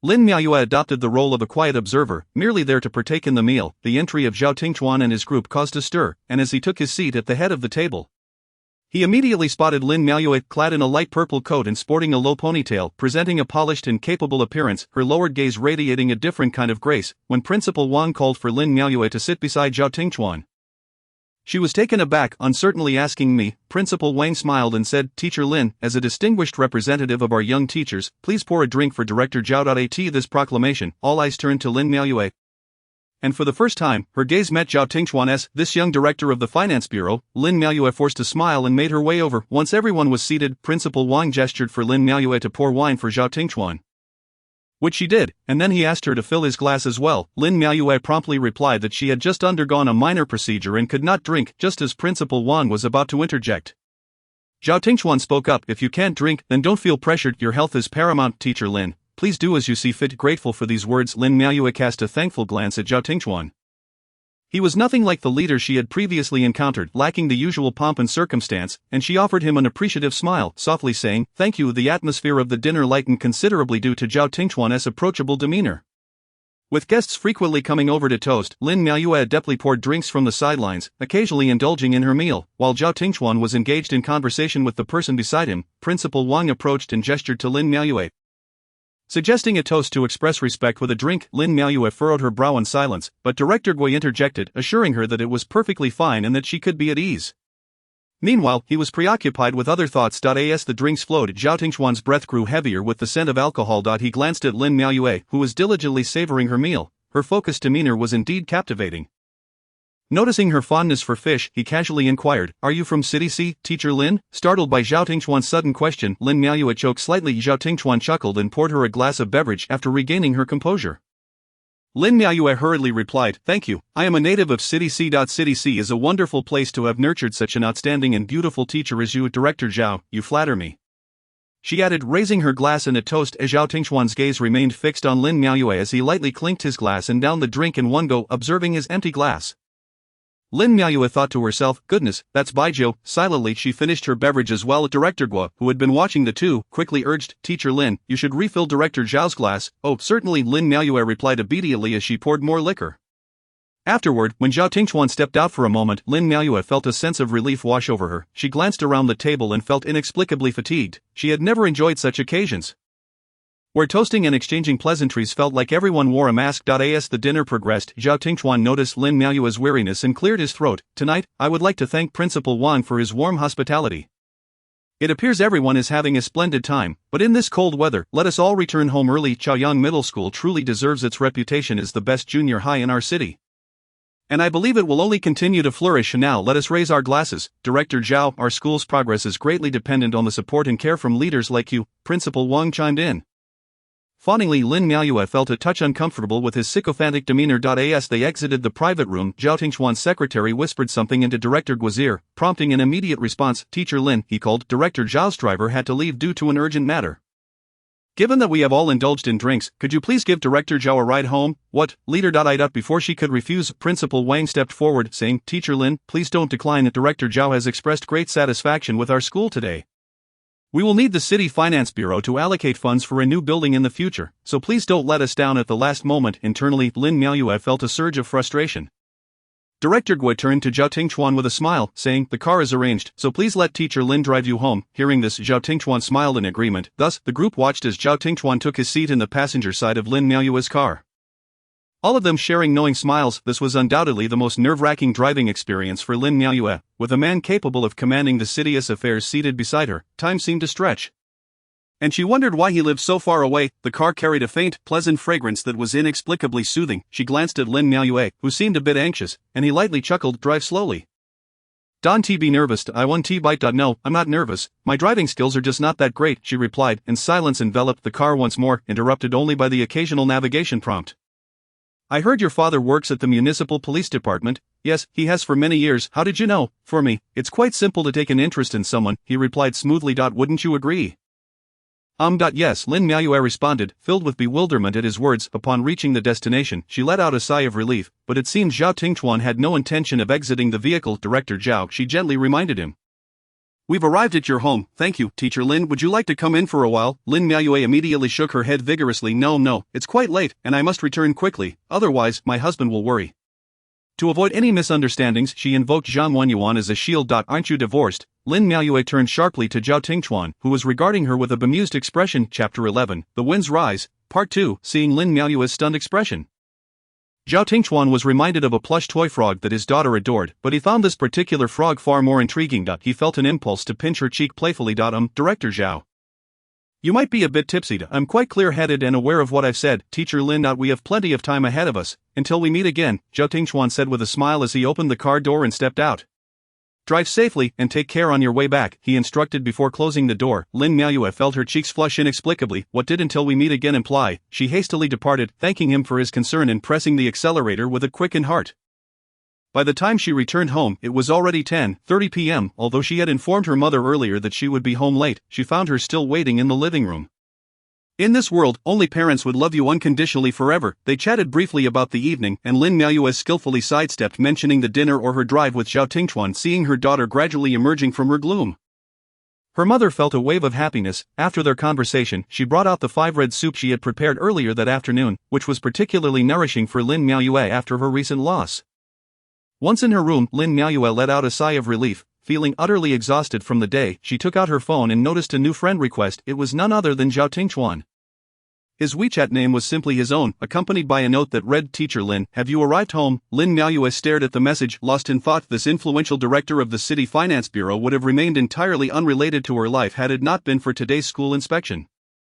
His attentiveness toward her during dinner, coupled with their conversation in the car, was not typical of a superior toward such an inconspicuous individual. Moreover, given his age, he was undoubtedly married. Did he harbor ulterior motives? This thought stirred a wave of distaste within her. It seemed all men were inherently the same. She had initially found Zhao Tingchuan charming and distinguished, believing he was different from other Mediterranean leaders. Yet, it appeared their essence was identical. The memory of Zhang Wenyuan, who had also strayed and fathered a child, only intensified her disgust. She tossed her phone aside and went straight to wash up. Meanwhile, Zhao Tingchuan in Jinjiang City glanced at his phone intermittently, fearful of missing something. Was she still not home, or perhaps she simply hadn't checked her phone? He had her number but hesitated to call. Fearing it might upset her, that evening in the car, he had spoken some rather loaded words that seemed uncharacteristic of him. Glancing around his solitary abode, he recalled that his daughter Jiabao lived with her grandparents in a more secluded, tranquil villa. The thought of Jiabao led him to reminisce about her mother. Truthfully, he hadn't thought of her in quite some time. Being with her felt like merely checking off the tasks of adult life. Their union was orchestrated by their parents, both of whom held high positions in government. She was a gentle and compliant girl, suitable for marriage in every aspect, leading to their eventual union as a formality. However, he was stationed in County A while she worked at the tax bureau in County B, resulting in a relationship marked by distance. The birth of Jia Bo had brought them closer. Yet tragedy struck when she passed away in a car accident when Jia Bo was barely a year old. He recalled rushing to the hospital during a meeting, feeling a pang of anguish as he saw her frail form on the hospital bed. They could have had a bright future, but she left him too soon. He remembered her last words, urging him to take good care of Jia Bo and to never let her suffer. Over the years, Jia Bo had been showered with love from her grandparents, yet the absence of parental love remained palpable. Due to work commitments, he had been unable to fulfill his responsibilities as a father. And he had never considered remarriage, not because he felt particularly attached to Jia Bo's mother, but because he believed marriage was not a crucial aspect of life. For instance, after her death, his life had not changed significantly. He remained in County A, perpetually busy and seldom returning home. It was only in the past 2 years, after being promoted to the City Finance Bureau, that he returned to City C. On a rare visit home. While sorting through Jia Bo's mother's belongings, he stumbled upon a photograph of her with another man, not himself, and the inscription on the back read, "My one true love." In the picture, she beamed joyfully beside the man. A stark contrast to the gentle detachment she had shown him. It dawned on him that everyone had their pasts, and now looking at that photograph, he felt no emotional upheaval. She hadn't given him her whole heart. And that was not her fault. People meet different individuals at various stages of life, and youthful passion often gives way to the pragmatic considerations of adulthood, leading to different choices. The ensuing calmness of life might offer clarity on what one truly desires. Yet, some boundaries should never be crossed, such as infidelity within marriage. Fortunately, both Lin Miaoyue and he were currently single, making boundary violations irrelevant. Could this be fate's kindness toward him? After much contemplation, he decided to call her. Just as he thought she might have fallen asleep, the call ended, and he added her on WeChat. Her profile picture depicted a silhouette under a crescent moon, appearing both serene and graceful. Chapter 12, The Rising Wind, Part 3. Last night, I had a dream in which Principal Wang scolded me severely, causing Lin Miaoyue to wake up in fright. Upon picking up my phone, I noticed a new friend request that he had sent at 1 in the morning. After contemplating the dream, I accepted the request, reasoning that since I could not afford to provoke him, I would simply avoid him in the future. I had no intention of replying to any messages. Nor did I feel the need to concern myself with my social media feed, as my contributions were scant. After tidying myself up, I headed to school, for today I was to participate in a collective computer grading session and could not afford to be late. From a distance, I spotted Principal Wang and was preparing to circumvent him when Lu Su caught me with a sly grin, inquiring about Lin Yaya. I heard you made quite the impression last night. Did you really escort Director Zhao from the Finance Bureau home? Lin Miaoyue rolled her eyes in exasperation. What impression? No, please, I can't handle that. I'm not worthy. Just as we were joking, Principal Wang approached and remarked, "Teacher Lin, you worked hard yesterday, you flatter me." Principal. It was merely a matter of convenience, Lin Miaoyue replied with a smile. Now, if you'll excuse us, we must get to the grading. With that, she and Lu Su quickened their pace.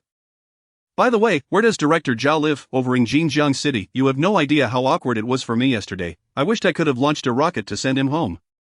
Haha, in your dreams, you launching a rocket? Lu Su teased. It's no wonder you were chosen to escort him. You always attract attention. I've heard this Director Zhao is quite the decisive worker and dashing to boot. Well, I was the only one who didn't drink yesterday, Lin Miaoyue retorted, pouting. Let us not speak of that again. I won't be attending any more such gatherings. Agreed. Let us go grade papers on the day of the holiday. Lin Miaoyue felt an overwhelming sense of liberation. The world appeared brighter. However, this bliss was interrupted by a call from Zhang Wenyuan. During the past half-month since the divorce, he had vanished into his own world. Meow meow, are you on break? How have you been? I'm doing well. Is there something you need? My grandmother's birthday is approaching, and she still doesn't know about our situation. I was wondering if you could join me for a meal to celebrate her birthday. Is that really appropriate? Since we've divorced, let us keep it that way. Besides, I'm planning to travel far from Sea City in the coming days. Where are you going? Does it concern me? Lin Miaoyue felt a hint of impatience. Meow meow, I miss you, Zhang Wenyuan. We really don't need to maintain any contact. It's genuinely unnecessary. I'll hang up now. Meow meow, your heart is truly hard, after all these years. You claim not to care, yet before he could finish, Lin Miaoyue ended the call. Late affection is as cheap as grass. There was no need to feign deep emotion. If one truly loved themselves, they would not repeatedly invite disappointment, nor would they have a child with someone outside of their marriage. She instinctively placed her hand on her abdomen, feeling a pang of sorrow at the thought of a child who would have been nearly 3 months along. This winter break, she indeed planned to travel far, not returning for the new year, thus avoiding the incessant inquiries of distant relatives and granting herself the time and space to restart her life.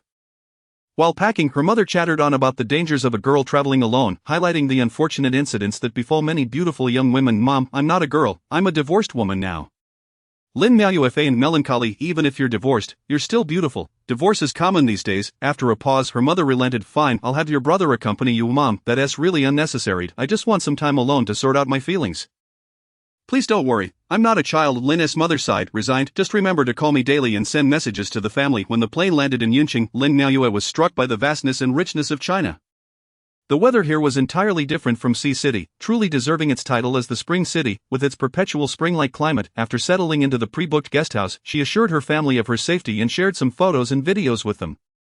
Approaching the window, the enthusiastic female owner greeted her warmly, reflecting on the recent conversation they had. Lin felt fortunate to have encountered such a wonderful guesthouse owner. Her days in Yunqing felt particularly fulfilling, wandering through ancient towns, making flower cakes, and chatting with locals. She met a diverse array of guests at the guesthouse, some long-term residents, others planning to stay for an extended period. No one questioned why she was alone here as the new year approached.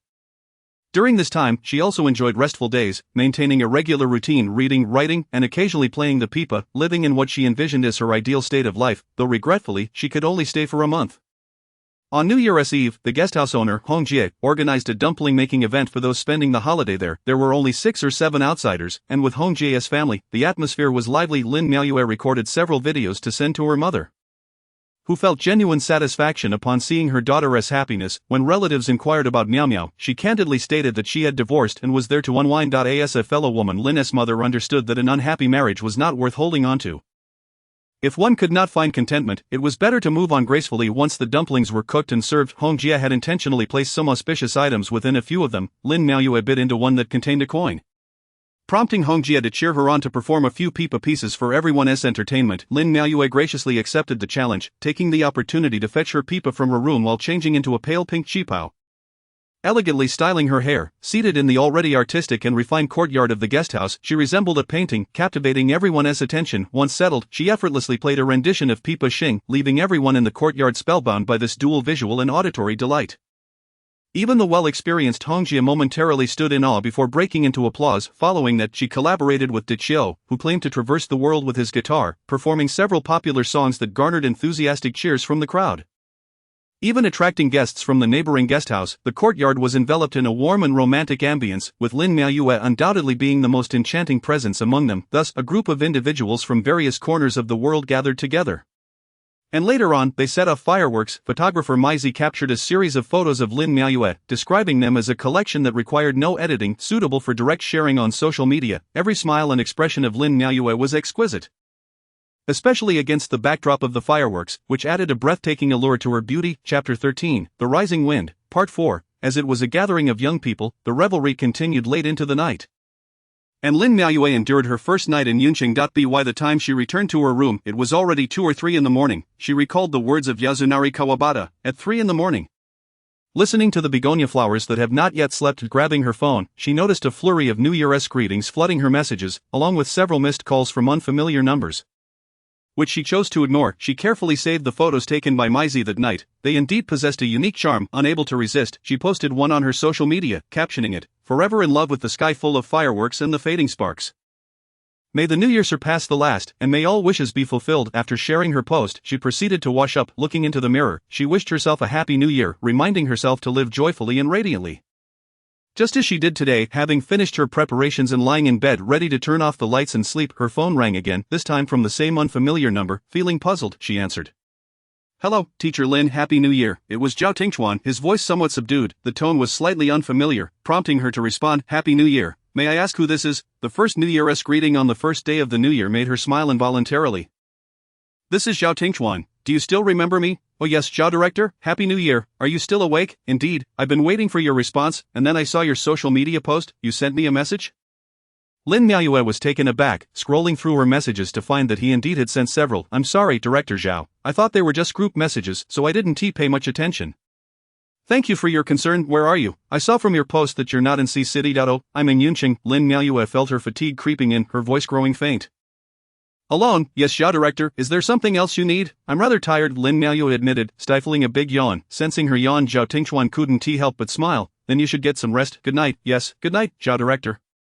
After hanging up, Lin Miaoyue fell asleep almost instantly, forgetting to turn off the light. Meanwhile, Zhao Tingchuan remained on the other end, examining her social media post closely, enlarging each photo to savor the view. which was indeed delightful. Dressed in a pale pink cheapao, she held a sparkler, glowing against the dim background, her eyes and smile radiating beauty. It seemed she was genuinely enjoying her time in Yuncheng. Having added her on WeChat last year, he had been exceptionally busy with year-end meetings and inspections. He had only just taken leave yesterday to return to his parents, who had initially planned to celebrate the new year in the provincial city but stayed behind. Considering he was alone in Sea City, during the New Year's Eve dinner, his mother subtly broached the subject of considering remarriage, even mentioning a ministeress daughter of a similar age. Although he laughed it off at the time, Lin Miaoyue's face lingered in his thoughts, and he found himself wondering what she was doing, after sending her several messages without a response. He felt a twinge of irritation, pondering whether she truly disregarded him. Subsequently, upon seeing her social media post, he couldn't help but call her, unsure if her explanation was genuine. He found that hearing her soft, gentle voice immediately eased his concerns. He marveled at how he had become so easily swayed. On the first day of the Lunar New Year, Lin Miaoyue awoke just before noon, in her groggy state. Memories of the previous night and that phone call before she fell asleep flooded her mind, Zhao Tingchuan sending a shiver down her spine. It felt dreadful to be disturbed by a married man, especially one of such high status. After some contemplation, she decided to save his number. Knowing who it was would allow her to choose whether or not to answer in the future. She still lacked the courage to simply block his number. As she scrolled through the multitude of likes and comments on her social media post from yesterday, her stomach protested for food, prompting her to rise and seek something to eat downstairs. A video call from her mother came through. "A Happy New Year, my dear Miao Miao. Your photos are absolutely stunning. Who took them?" "A girl I celebrated the new year with at the guest house. She's a photographer." "No wonder, but still, it's you who looks beautiful. I've saved all those pictures," her mother replied, her excitement tinged with pride. "Why don't you come back early?" Lin Jiangping, her brother, chimed in while munching on sunflower seeds. "No way, it's a rare trip, and I'm so comfortable here that I don't want to leave." "Mom, look, she doesn't miss us at all," Lin Jiangping complained to their mother. "As long as your sister is happy," her mother responded, then turned to Lin Miaoyue. "Miao Miao, you must stay safe out there. This world still harbors many wrongdoers, especially with thieves around. Your father has been busy patrolling everywhere these days." I know.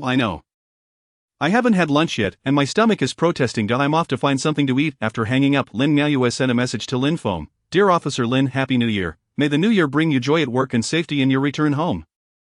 A few minutes later, his reply came. "Happy New Year, Miao Miao. I wish you health and happiness in the new year." Reading the message, Lin Miaoyue couldn't help but feel fortunate to have a family that always supports and loves her. She resolved to live well and love herself for their sake. Chapter 14, The Rising Wind, Part 5. After casually cooking something in the guesthouse kitchen, Lin Miaoyue silently vowed to learn how to cook in the new year. Life in Yun City was leisurely and carefree, with happiness seemingly drifting by at a gentle pace. As winter break approached its end, Lin Miaoyue began to plan her return, during the period after the new year. She occasionally received messages from Zhao Tingchuan, but more often than not she either didn't reply or took a long time to respond, and the same went for his calls. A cold treatment seemed the best approach. Having just emerged from a muddy marriage, she truly wished to avoid entanglements with a married man. When her flight arrived in City C in the morning, the airport was exceptionally crowded due to the start of the new school term at various universities. Despite having sent many belongings back to Yun City ahead of time, Lin Miaoyue still found herself navigating through the throngs with a large suitcase. Upon spotting her, Zhao Tingchuan appeared somewhat surprised. "You're back." He had just seen off his parents and Jia Bao onto a flight to the provincial capital for a few days, and did not expect to encounter her. As someone grabbed her suitcase, Lin Miaoyue felt momentarily bewildered. Looking up to see Zhao Tingchuan only added to her confusion. What was he doing here? Lowering her gaze, she realized he had taken her suitcase. "Director Zhao, what brings you here?" "I can manage. I've already called for a ride." "Teacher Lin, since you let me take you last time, how about giving me the chance to take you this time?" Zhao Tingchuan replied earnestly. "No, really, it's unnecessary. My ride is already waiting." Lin Miaoyue quickly declined, attempting to reclaim her suitcase from him, but it wouldn't budge. "Do you dislike me?" Zhao Tingchuan asked, his expression serious as he looked at Lin Miaoyue. Suppressing a smile, "Not at all. I just thought you must be busy and didn't want to trouble you." "What if I say it's no trouble?" Lin Miaoyue hesitated, "Then thank you." Once they reached the parking lot and stored her luggage, Lin Miaoyue instinctively tried to sit in the back seat, avoiding the passenger seat next to the married man, a habit she had. However, Zhao Tingchuan insisted she sit in the front. "I'd rather not. I am afraid your wife might have an issue with it." "She won't mind," Zhao Tingchuan thought to himself, knowing she never would, "but I'm not used to sitting in the passenger seat of someone else's car." Zhao Tingchuan chuckled lightly. "Suit yourself." His SUV offered ample space in the back, yet Lin Miaoyue felt somewhat stifled. What a peculiar twist of fate. "Where is your home?" "Teacher Lin, near Xingyue Bay." "Thank you." Through the rearview mirror, Zhao Tingchuan observed the awkwardly tense Lin Miaoyue. "What are you so nervous about?" "I won T-biked." "I'm not nervous. Just a bit taken aback. It's not every day one gets to ride in the car of a director." You'll get used to it after a few more rides. Lin Maoyue, why so quiet? I'm a little tired after the long flight. Lin Maoyue shifted the topic. What brings you to the airport? I was sending my parents and daughter off on a flight and happened to run into you. Indeed, what a coincidence. You're quite the devoted father, and I'm sure you're also a good husband. Lin Maoyue attempted to awaken Zhao Tingchuan's conscience. Regrettably, that is not the case. I'm far from qualified. Zhao Tingchuan's tone carried an intriguing undertone, for he knew he was indeed lacking. As they approached Xingyue Bay, Lin Maoyue announced she wanted to get out. She didn't wish for Zhao Tingchuan to escort her downstairs. Fearing being seen, sensing her thoughts, Zhao Tingchuan drove directly to the entrance of Xingyue Bay and locked the car doors. Teacher Lin, you must have noticed that I harbor some different feelings for you. I wonder how you perceive me. I think you're a good official. Lin Maoyue found his bluntness somewhat exasperating but mustered her courage. Director Zhao, although I'm divorced, I cannot accept you. I cannot engage in something morally wrong. Being with me morally wrong. You have your own family, which undoubtedly makes it so, Lin Maoyue replied earnestly. So you cannot accept my family? Zhao Tingchuan observed her serious expression in the rearview mirror and, with a cold face, silently unlocked the car doors. Thank you, Director Zhao. Lin Maoyue swiftly opened the door and exited. Watching his car drive away, Lin Maoyue felt a wave of relaxation wash over her. She thought it was good to have spoken her mind. It relieved her anxiety, and regarding work, he likely wouldn't make a fuss over it. Shaking her head, she dragged her suitcase toward home. After the new year, everyone had returned to work, including Lin Jiangping, who had gone back to school. After tidying up a bit, Lin Maoyue took a shower and prepared for bed. Lin's mother returned, and upon seeing Lin Maoyue at home, she appeared much more spirited than before the new year. Feeling considerably relieved, it was indeed the right choice for her daughter not to celebrate the holiday at home. She recalled the family gatherings during this time, where people had pried and gossiped about Miao Miao's divorce, saying all sorts of things. Had it not been for her father's outburst, they might have said even more outrageous things. Since Lin Maoyue had rejected him, Zhao Tingchuan had been in a foul mood ever since. That he truly liked her, yet she couldn't accept his family. In other words, she couldn't accept his daughter. Which was equally unacceptable for him. Zhao Bao was his daughter, a fact that couldn't be altered, so he thought, let it be this way. Chapter 15, The Clouds Gather. School had resumed, and life proceeded as usual. More and more people were becoming aware of Lin Maoyue's divorce. Some of the older teachers at the school began to look for potential partners for her, believing that the best candidates should not go to outsiders. Pushing their eligible friends' WeChat contacts towards Lin Maoyue was at a loss for words. Eventually, unable to tolerate their well-meaning but intrusive efforts, she seriously informed them that she was still suffering from the pains of marriage and had mild depression, and was not considering marriage for the time being. She intended to focus on living a fulfilling single life. Principal Wan was recently overwhelmed, as the school was planning to build a new laboratory building. The project, though small, encountered numerous issues, primarily concerning funding. Even as the best school in the city with a certain budget, constructing a building still required government financial support. After visiting the Education Bureau several times, he was repeatedly told that discussions were ongoing. That day, he sought out Director Guo once more. Principal Wang, I have submitted your application, but now we have to wait for the higher-ups' approval, so please refrain from coming to me every day. Director Gui was becoming increasingly exasperated by Principal Wang's frequent visits. Director, this project involves not only approval but also design and bidding. It's quite a hassle. I was hoping to complete these matters before the summer break so that construction could begin immediately after. I share your desire, but what can be done about the slow financial approval from above? Director Gui observed Principal Wang, whose hair had grown considerably grayer from stress, knowing he wished to achieve more before retirement. After taking a sip of tea, he suddenly had an idea. The person in charge of this is Zhao Tingchuan. You need to strategically allocate resources to get things done efficiently. What do you mean by that? Teacher Lin. The one who sat next to Director Zhao last time. With that, Director Guo gave a meaningful smile to Principal Wang. Realization struck Principal Wang as he slapped his thigh. Of course, how could I not have thought of that? Your coordination skills are remarkable, Director Guo. I'll head back now. Director Guo smiled and waved him off. Upon returning to school, Principal Wang's first action was to summon Lin Maoyue. Teacher Lin, please come to my office. As Lin Maoyue received the call, a large question mark appeared in her mind. Principal, you're looking for me. She knocked on the door. Teacher Lin, come in and take a seat. Lin Maoyue felt an inexplicable chill run down her spine.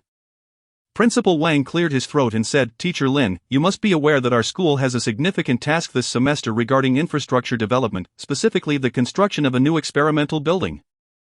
Unfortunately, the financial approval from the city has yet to reach the Education Bureau, and the official overseeing this matter is none other than Director Zhao, who expressed great appreciation for your work during your last interaction. Would you be able to give him a call to inquire about the current status of this project? That seems rather inappropriate. I am not familiar with him, and you are overestimating my position.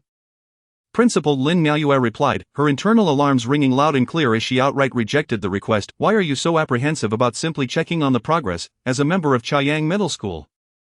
I believe you should elevate your perspective, he insisted to Principal. I genuinely do not have a personal connection with Director Zhao. He likely does not even remember me. Let us not engage in such undignified matters.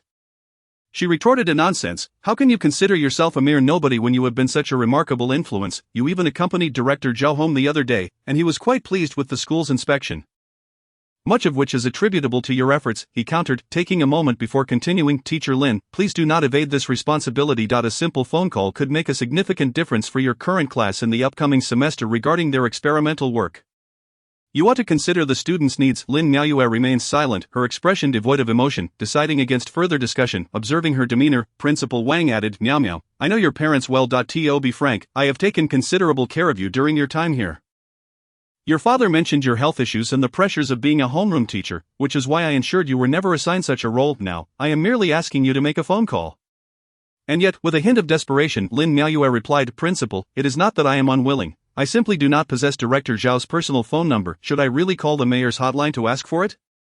That is easily resolved. I have it, he exclaimed, having obtained it from Director Gui just for this purpose. Lin Miaoyue's expression darkened further. Using Principal Wang's phone, she dialed the number, feeling an inexplicable tension. Hello, who is this? Came Zhao Tingchuan's calm voice from the other end. At a loss for words, she was nudged by the anxious Principal Wang. Director Zhao, hello, this is Teacher Lin Miaoyue from Chaoyang Middle School. You've changed your number?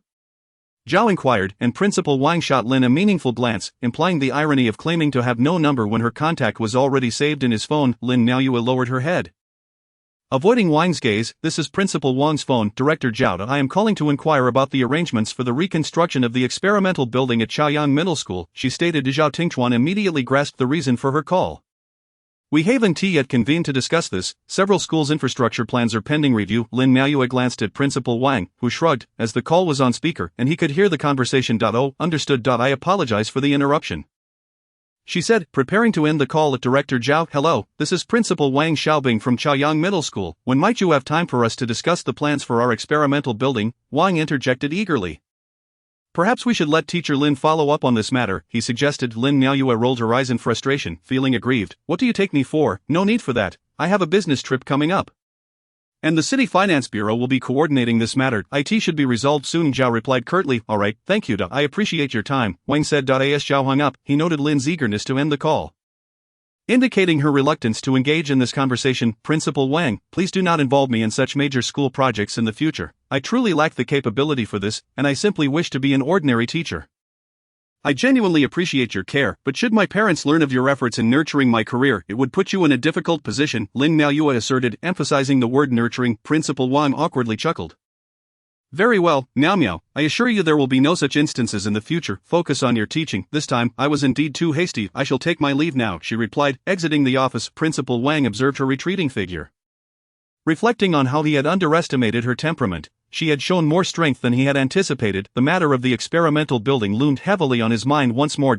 In the following half-month of travel to the provincial capital, Zhao Tingchuan found himself continually occupied with work reports, investment promotions, and research studies. Occasionally, during fleeting moments of respite, he would engage in networking over dinner. Despite navigating various social situations with ease due to his familial background, he felt an undeniable weariness. On the eve of his departure from Beijing, several university classmates organized a private dinner. Although they had all graduated around the same time, there remained notable disparities in their career trajectories, with Zhao clearly standing out as a leader among his peers. Nevertheless, all attendees were accomplished in their own right. A beautiful woman sat beside Zhao at the dinner table, adept at pouring drinks and toasting.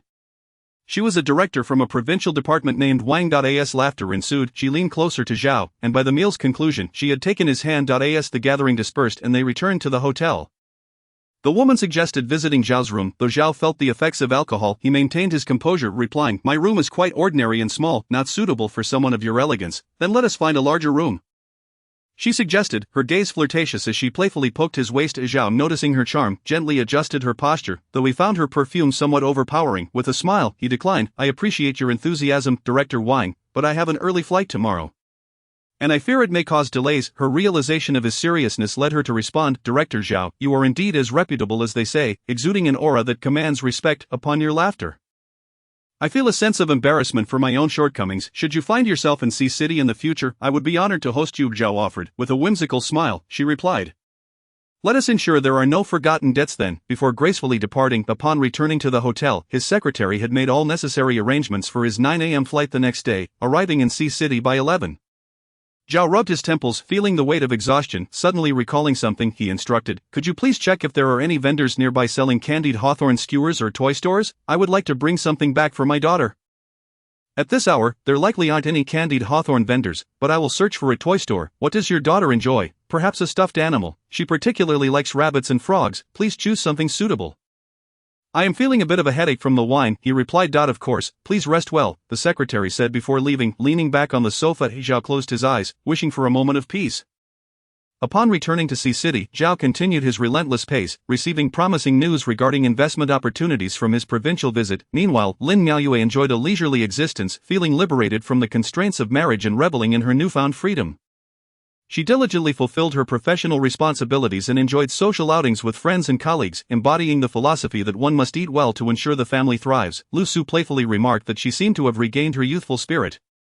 Resembling a fresh university graduate full of vitality and energy, while also lamenting the burdens of marriage. However, Lin Miaoyue had discovered a pursuit she deemed valuable, refining her skills in playing the pipa. Initially, her studies had been aimed at passing examinations.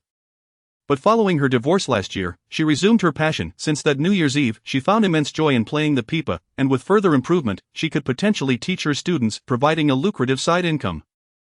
Thus, she reconnected with her original instructor, the renowned pipa master, Lu Danyang. Attending weekly lessons, Master Lu was delighted to see his former student return for further study. Recognizing her innate talent, however, he was aware that the prospects for traditional music in the country were limited, making it difficult to advise her on pursuing a professional path. Nevertheless, as a teacher, she could embrace this as a cherished hobby, potentially inspiring and instructing others in the future. Every Sunday morning, Lin Miaoyue visited Master Lu's studio, where she not only honed her pipa skills but occasionally assisted him in teaching beginners. One particular morning, a charming little girl, no more than 6 years old, arrived eagerly anticipating her upcoming birthday, although she sought to learn the violin.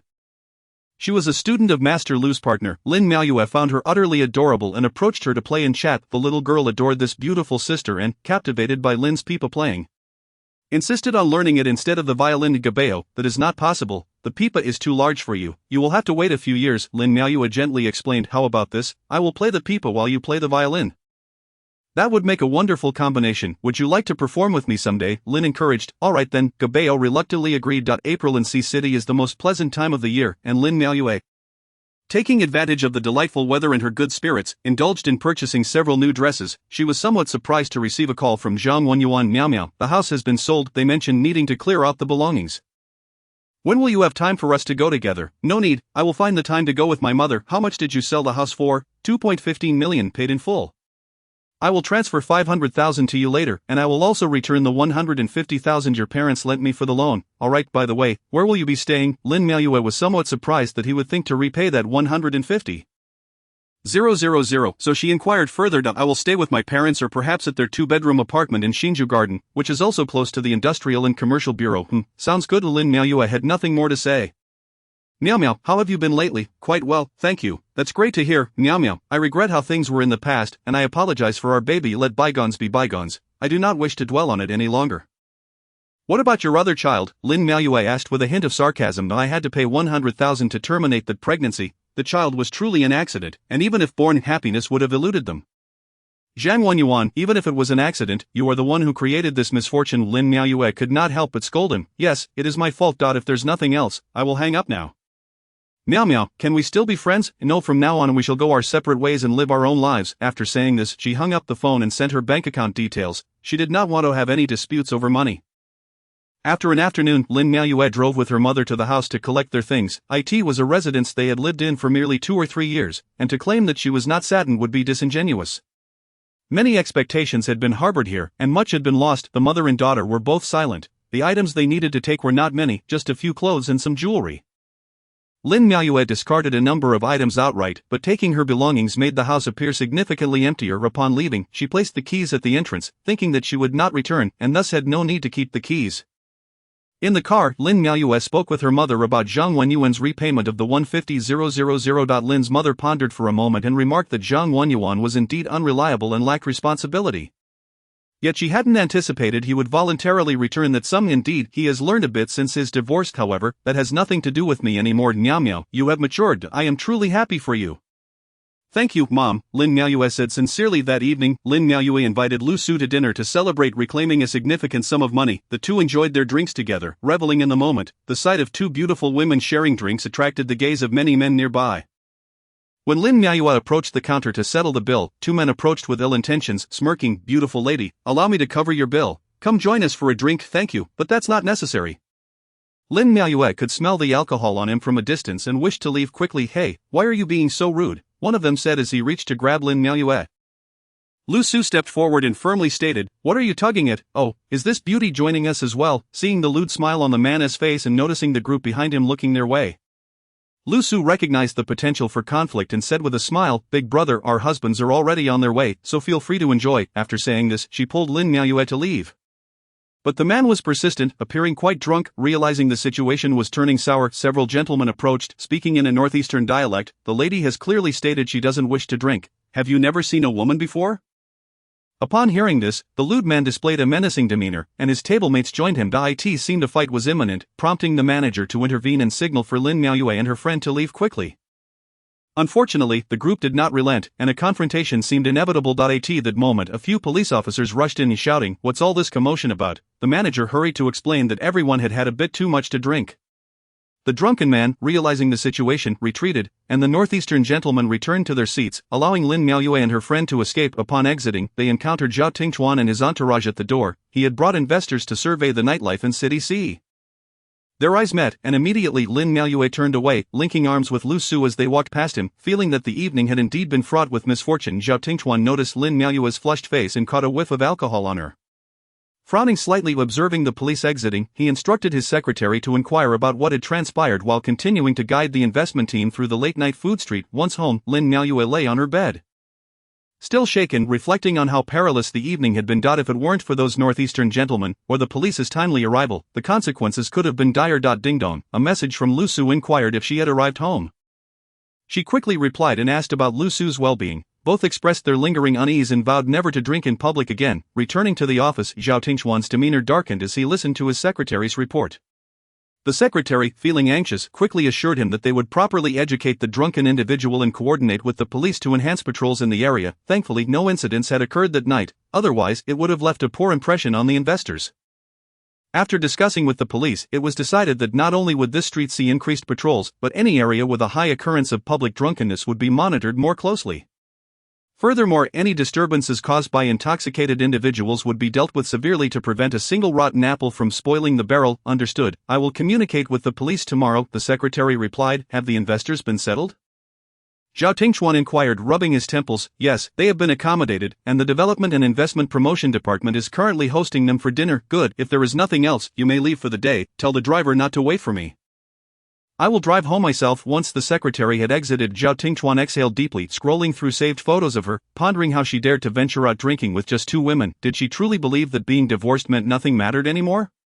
With that thought, he tossed his phone onto the desk, but after a moment's reflection, he picked up his car keys and stepped outside. When Lin Miaoyue received Zhao Tingchuan's call, she recalled the look in his eyes from earlier that evening, cold yet inquisitive.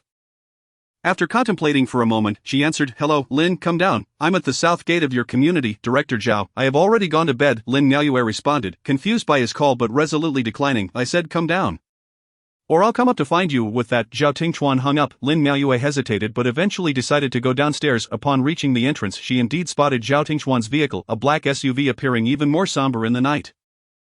Scanning the surroundings and finding it deserted, she walked directly towards the car. Zhao Tingchuan had been watching her since she appeared, still clad in that blue floral dress with a white cardigan draped over it.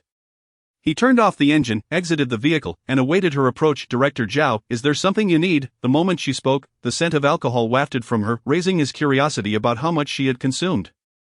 Nothing in particular, I just wanted to ask if today is some special occasion that warranted such indulgence in drinking. Lin Miaoyue sensed the sarcasm in his tone but was unsure why he felt entitled to judge her.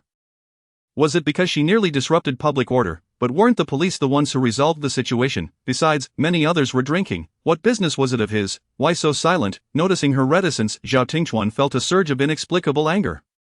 Director Zhao, please maintain your decorum. My drinking habits are none of your concern. Whether I indulge or not does not affect you, Lin Miaoyue retorted, her own frustration rising. Why had he come all this way just to question her? What right did he have? At that moment, Zhao Tingchuan abruptly pulled her close, wrapping his arms around her neck and leaning down to kiss her. Shocked, Lin Miaoyue widened her eyes and struggled against him. Muffled cries escaping her lips, the kiss lingered until she felt breathless, at which point he finally released her. Zhao Tingchuan, have you lost your mind? What are you doing? Lin Miaoyue exclaimed, disbelief etched on her face. I haven't lost my mind. What did you just call me? Zhao Tingchuan asked, his mood surprisingly light. Lin Miaoyue's face flushed with anger, and she turned to leave, internally cursing his shamelessness as Zhao Tingchuan grasped her hand. Noticing her rosy cheeks and fighting the impulse to squeeze them, next time, don't go out drinking alone. Tonight, luck was on your side with the police arriving. What if they hadn't? Could you have handled those drunken men? Lin Miaoyue thought to herself that at this moment, he was far more terrifying than those drunken fools. Reluctantly, she nodded, eager to escape, adjusting her posture to maintain some distance from him. From now on, you can just call me by my name. The formalities of Director Zhao feel rather distant, Zhao Tingchuan said with a light laugh. Lin Miaoyue stared at him as if he were foolish, remaining silent, seeing her refusal to speak. Zhao Tingchuan, without a word, pulled her in once more, capturing her lips with his Zhao Tingchuan, what is wrong with you? Lin Miaoyue shouted in frustration. Perhaps I am a bit unhinged. Otherwise, why do I keep thinking of you? I can't help but wonder why you resist my affections so fiercely. Zhao Tingchuan's deep voice carried a hint of melancholy. How amusing. Why would I accept your affections? Lin Miaoyue felt a profound sense of disbelief. This man, clearly of an age that suggested he had a family, was now eyeing both what he had and what he desired. Truly, no man of such character was worth a second glance. I do not harbor any affection for you, thus your feelings hold no significance, Lin Miaoyue retorted coldly. Who does he think he is? The renminbi is universally adored. Upon hearing this, Zhao Tingchuan's expression turned icy. Indeed, Lin Lusher's words were refreshingly candid. Thank you, Director Zhao, for your praise and kindness. As for tonight's events, I shall regard them as though they never transpired. I kindly ask that you refrain from such abruptness in the future. It does little to uphold your esteemed position. Lin Miaoyue finished her statement in one breath, shooting a glare at Zhao Tingchuan before hastily fleeing. Watching Lin Miaoyue's retreating figure, Zhao Tingchuan felt a twinge of confusion. He had never been rejected so directly and thoroughly, and nevertheless, the sensation of having just kissed her lingered pleasantly in his mind, her soft lips and bewildered expression mingling with the faint scent of alcohol. The way she uttered his full name, Zhao Tingchuan, was particularly endearing, devoid of formalities like Director Zhao or Mr. Zhao, yet, judging by her demeanor, she seemed genuinely upset, like a squirrel with its tail stepped on.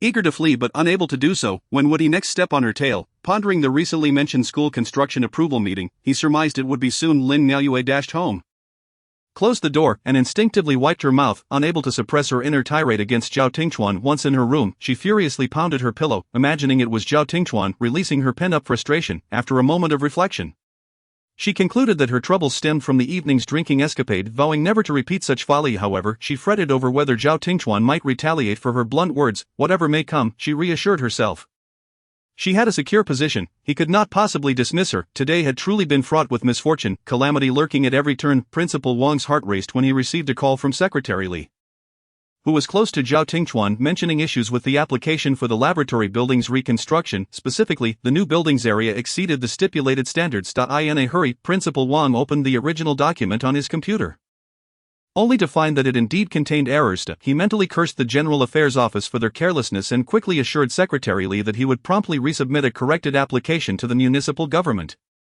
However, upon reaching the municipal office, Secretary Li was unresponsive, leaving him in a state of distress. Afraid to call Director Zhao directly, immediately he thought of Lin Miaoyue and instructed Director Wu from the General Affairs Office to escort her to the municipal government without further ado. Chapter 19, The Cloud Sinks, Part 5. As soon as Lin Miaoyue finished class, she was hurriedly whisked away by the flustered Director Wu. By the time she comprehended the situation, they had already arrived at the municipal government's entrance, where Principal Wang rushed over as if he had seen a savior. Miao Miao, for the sake of the school, could you please call Director Zhao and deliver this unproblematic application for the school construction? Otherwise, our laboratory building's prospects will be utterly dashed. Knowing she had gravely erred, the plump Director Wu implored. Miao Miao, I beg you, it was my fault for printing the wrong application. Lin Miaoyue began to grasp the gravity of the situation as she observed the anxious and helpless expressions on their faces. Her heart softening, suddenly recalling the previous night, she steeled herself and said, Leaders, please do not put me in a difficult position. I am not close enough to Director Zhao for such matters. We can always consider building next year. Miao Miao, treat this as a last-ditch effort, otherwise I shall become the great sinner of our school, Director Wu urged, her usually jovial demeanor giving way to desperation, just as Lin Miaoyue was about to relent. Zhao Tingchuan and his entourage appeared at the municipal government's entrance. Principal Wang, ever quick to speak, called out, "Director Zhao," drawing everyone's attention, and swiftly added, "This is our school's construction application. The previous one contained minor issues. We kindly ask you to review it." Zhao Tingchuan scrutinized Lin Miaoyue, who was hiding behind Director Wu, and replied, "Just resubmit it, but it will take some time to locate the previous document." Principal Wang expressed his gratitude, saying, "Thank you, Director Zhao," before turning to Lin Miaoyue. Then, "Lin Lasher, it would be a great help if you could find it. In this circumstance." Lin Miaoyue found it difficult to refuse, so she reluctantly nodded. Zhao Tingchuan nodded in satisfaction at Principal Wang before entering the municipal building. Standing still, Lin Miaoyue declared, "I do not know what the application looks like. Director Wu, would you accompany me to search for it?" Principal Wang, aware of his own shortcomings, replied, "That works, the two of you can go together. It will be quicker." He gestured for them to follow. Having never been to the municipal government before, Lin Miaoyue felt a touch of nervousness as she stood before the director's office, eager to resolve the matter swiftly. She conversed with Director Wu about Secretary Li's whereabouts, needing to inquire about the location of those applications. "Have you arrived?" Secretary Li approached from behind, carrying a stack of documents, and opened the office door, gesturing for them to enter, surprising them with his amiable demeanor. Once inside, they discovered it was a suite, and not seeing Zhao Tingchuan, Lin Miaoyue felt a wave of relief wash over her. She and Director Wu began sifting through the documents Secretary Li had brought, thinking that there weren't too many. Why was there a need for someone to be specifically assigned to find them? Secretary Li discreetly observed Lin Miaoyue, noting her beauty. No wonder Zhao Tingchuan had been incensed at the food street incident involving a drunken man, as it had clearly been about her. Today, there was no reason for anyone to be singled out for the search, but he surmised it was indeed for Lin Lasher's sake. He smiled and remarked, "Lin Lasher, you are quite young, having just graduated, I presume?" "Not at all. I have been teaching for nearly 5 years," Lin Miaoyue replied with a smile, still youthful and accomplished. "Do you have a significant other?" "None, I just got divorced." Secretary Li was momentarily taken aback by Lin Miaoyue's bluntness. He was well aware of her recent divorce, having been instructed by Zhao Tingchuan to investigate. "Secretary Li, the municipal government has suitable candidates. Perhaps I could introduce someone to you." "Lin Lasher is only 28 and so beautiful," Director Wu interjected. Secretary Li, Director Wu was merely joking. "I am not considering such matters at the moment," Lin Miaoyue clarified. Understood, you young folks certainly have your own ideas. That application stored in here, why can't I seem to find it?" Lin Miaoyue expressed her confusion. Having searched several times, Secretary Li thought to himself that she would not find it, as it was on the director's desk. "I recall placing it here. Please do search again. I must deliver some documents and will return shortly." As lunch approached, the two had yet to locate the application. Director Wu was anxious yet powerless when Zhao Tingchuan entered the room, prompting them to halt their search. Zhao Tingchuan addressed Secretary Li, saying, "It is nearly lunchtime. I can see these two teachers are hungry. Please fetch some meals from the cafeteria." "Certainly, Director, let us go together," Secretary Li suggested, taking Director Wu with him. Director Wu nodded eagerly, having heard that the municipal government's cafeteria was renowned for its excellent cuisine. Lin Miaoyue wanted to join but feared it would appear too conspicuous, so she continued to peruse the materials. The office was left with only Zhao Tingchuan and Lin Miaoyue, creating an awkward atmosphere for her. Zhao Tingchuan approached and gently pressed his hand on the documents she was flipping through, prompting her to look up and meet his smiling gaze. "Lin Lasher, we meet again," Zhao Tingchuan said with a smile. Lin Miaoyue forced a smile, preparing to step outside to await Secretary Li's return, only to be stopped by Zhao Tingchuan, who took hold of her hand. "Shall we search my desk for it?" "And no, that's unnecessary. Is that all you intend to do to fulfill your principal's request?" With that, he led Lin Miaoyue into his office. Upon entering, she immediately spotted the application on his desk, feeling a surge of irritation. "You knew it was here all along and still made us search. How else could I arrange a private conversation with you?" Zhao Tingchuan's words left Lin Miaoyue momentarily speechless. After a moment of contemplation, she replied to Director Zhao, "I believe I have made myself quite clear before. You are a person of high status. You can have your pick of women. I am neither suitable nor interested in you. But I only desire you. What is it that makes you dislike me? What do I lack compared to others?" Lin Miaoyue had been confessed to before, but never by someone of his stature, and standing beside him felt like being in an entirely different realm. Chapter 20, The Cloud Sinks, Part 6. "It's simply a matter of not feeling anything. I just got divorced. I want to enjoy my solitude for now." "Director Zhao, please do not press me." Lin Miaoyue furrowed her brow, pleading earnestly, "What if I like you?" Zhao Tingchuan's directness left Lin Miaoyue at a loss for words. "That is not my concern. It is your personal matter," she retorted, turning to leave. Zhao Tingchuan grasped her firmly, stating, "Then please do not reject my kindness towards you. The municipal government is looking to borrow personnel from various departments, and I would like you to join so I can see you more often." "Absolutely not. I only wish to teach. I implore you not to meddle in my affairs," Lin Miaoyue protested fervently. "Miaoyue, I offer you two choices. Either I publicly transfer you over, making it known to all, or I quietly pursue you, with only the two of us aware. Which will you choose? Zhao Tingchuan whispered softly in her ear, causing her cheeks to flush visibly. Just pursue, nothing more, Lin Miaoyue thought, seeking to keep him at bay, unwilling to create a public spectacle. Consider it a promise, Zhao Tingchuan replied cheerfully, knowing she was beginning to take the bait. I agree, but you must not use any work-related matters to disturb me. Lin Miaoyue stated with utmost seriousness. Agreed. With that, Zhao Tingchuan could not resist leaning in to kiss her ear, causing her cheeks to flush even deeper. She promptly pushed him away, clutching the application and fleeing the office. Amused, Zhao Tingchuan chuckled to himself, confident that it was just a matter of time before Lin Miaoyue accepted him. Perhaps neither she nor I will reach the point of marriage, yet my affection for her is undeniably genuine. As for her feelings towards me, I can sense they are distinct from those she harbors for an ordinary superior. Stepping outside, Lin Miaoyue took a moment to steady her breathing and calm her expression. Anxious that Zhao Tingchuan might emerge and create more chaos, Secretary Li and Director Wu arrived, carrying their meals. Upon noticing the application form in Lin Miaoyue's hand, Secretary Li understood without a word. While Director Wu, surprised, exclaimed, "Miao Miao, you found it? Where did you come across it? It was just on the table, covered by some items. Please, take this incorrect version away quickly," Lin Miaoyue replied evasively. "Alright, Miao Miao, the food in the municipal government cafeteria is truly exceptional. It has everything you could want, hurry up and eat." As Secretary Li went inside with the food, Lin Miaoyue whispered, "Let's head back to the school. It's rather strange to eat here." Director Wu pondered for a moment. Recognizing the subtlety of the situation, and agreed, "Since the matter is settled, we can indeed leave now." After gathering their things, he turned to Secretary Li, saying, "Since the application has been found, we will take our leave. I will leave the version without errors on your desk." "Alright, you all drove here, so please drive safely on your way back." Lin Miaoyue then asked, "Secretary Li, may I inquire when this approval might come through?" "Soon, you'll be informed when the time comes," he replied. "Good, then we shall take our leave." With that, Wu Director and Lin Miaoyue exited. On the way back, Wu Director expressed his amazement at the day's events. Having encountered the director he had only seen on television, who was indeed charming and dignified, they had spent considerable time in his office and even dined on the municipal government's fare. Noting Lin Miaoyue's lack of expression, he asked, "Miao Miao, did you speak with Director Zhao while we were getting food?" "No, I didn't even dare to look at him," she replied. "That makes sense. Such high-ranking officials are not someone we mere mortals can approach. However, I heard you sat next to him at lunch last time, and being as beautiful as you are, he should remember you. What kind of person hasn't been seen by whom? You all are overthinking it," she retorted. "But truly, thank you, Miao Miao. But if the application issue had resulted in the reconstruction of the laboratory building being denied, I, as the General Affairs Director, would have faced immediate dismissal." "Sister Wu, it's all resolved now.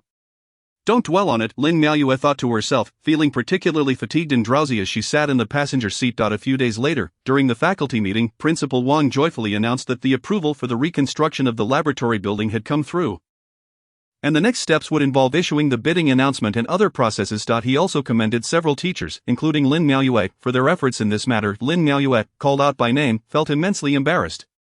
Trying to act nonchalant. On her way home, she received a call from Zhao Tingchuan. "You have you finished work?" Zhao Tingchuan's relaxed voice came through the phone. "Yes, I'm on my way home," Lin Miaoyue replied, feeling a bit uncomfortable with his endearing address. "Join me for dinner tonight. My mother has prepared a meal and is waiting for me. What did you promise me last time? Now that I invite you to dinner, you refuse, just the two of us?" Lin Miaoyue said helplessly. "Yes, I'll come to pick you up," Zhao Tingchuan cheerfully replied. "No need, I'll drive over. Just send me the address." Lin Miaoyue preferred not to get into his car at her doorstep. "Alright then, drive safely," he said. After hanging up, Zhao Tingchuan felt elated and changed into a casual light blue polo shirt before heading out, instructing Secretary Li that he could leave early if there was nothing pressing. Observing Zhao, who was many years his junior, Secretary Li felt as if he were a peacock displaying its feathers, but after being single for so many years, it was indeed time for him to find someone.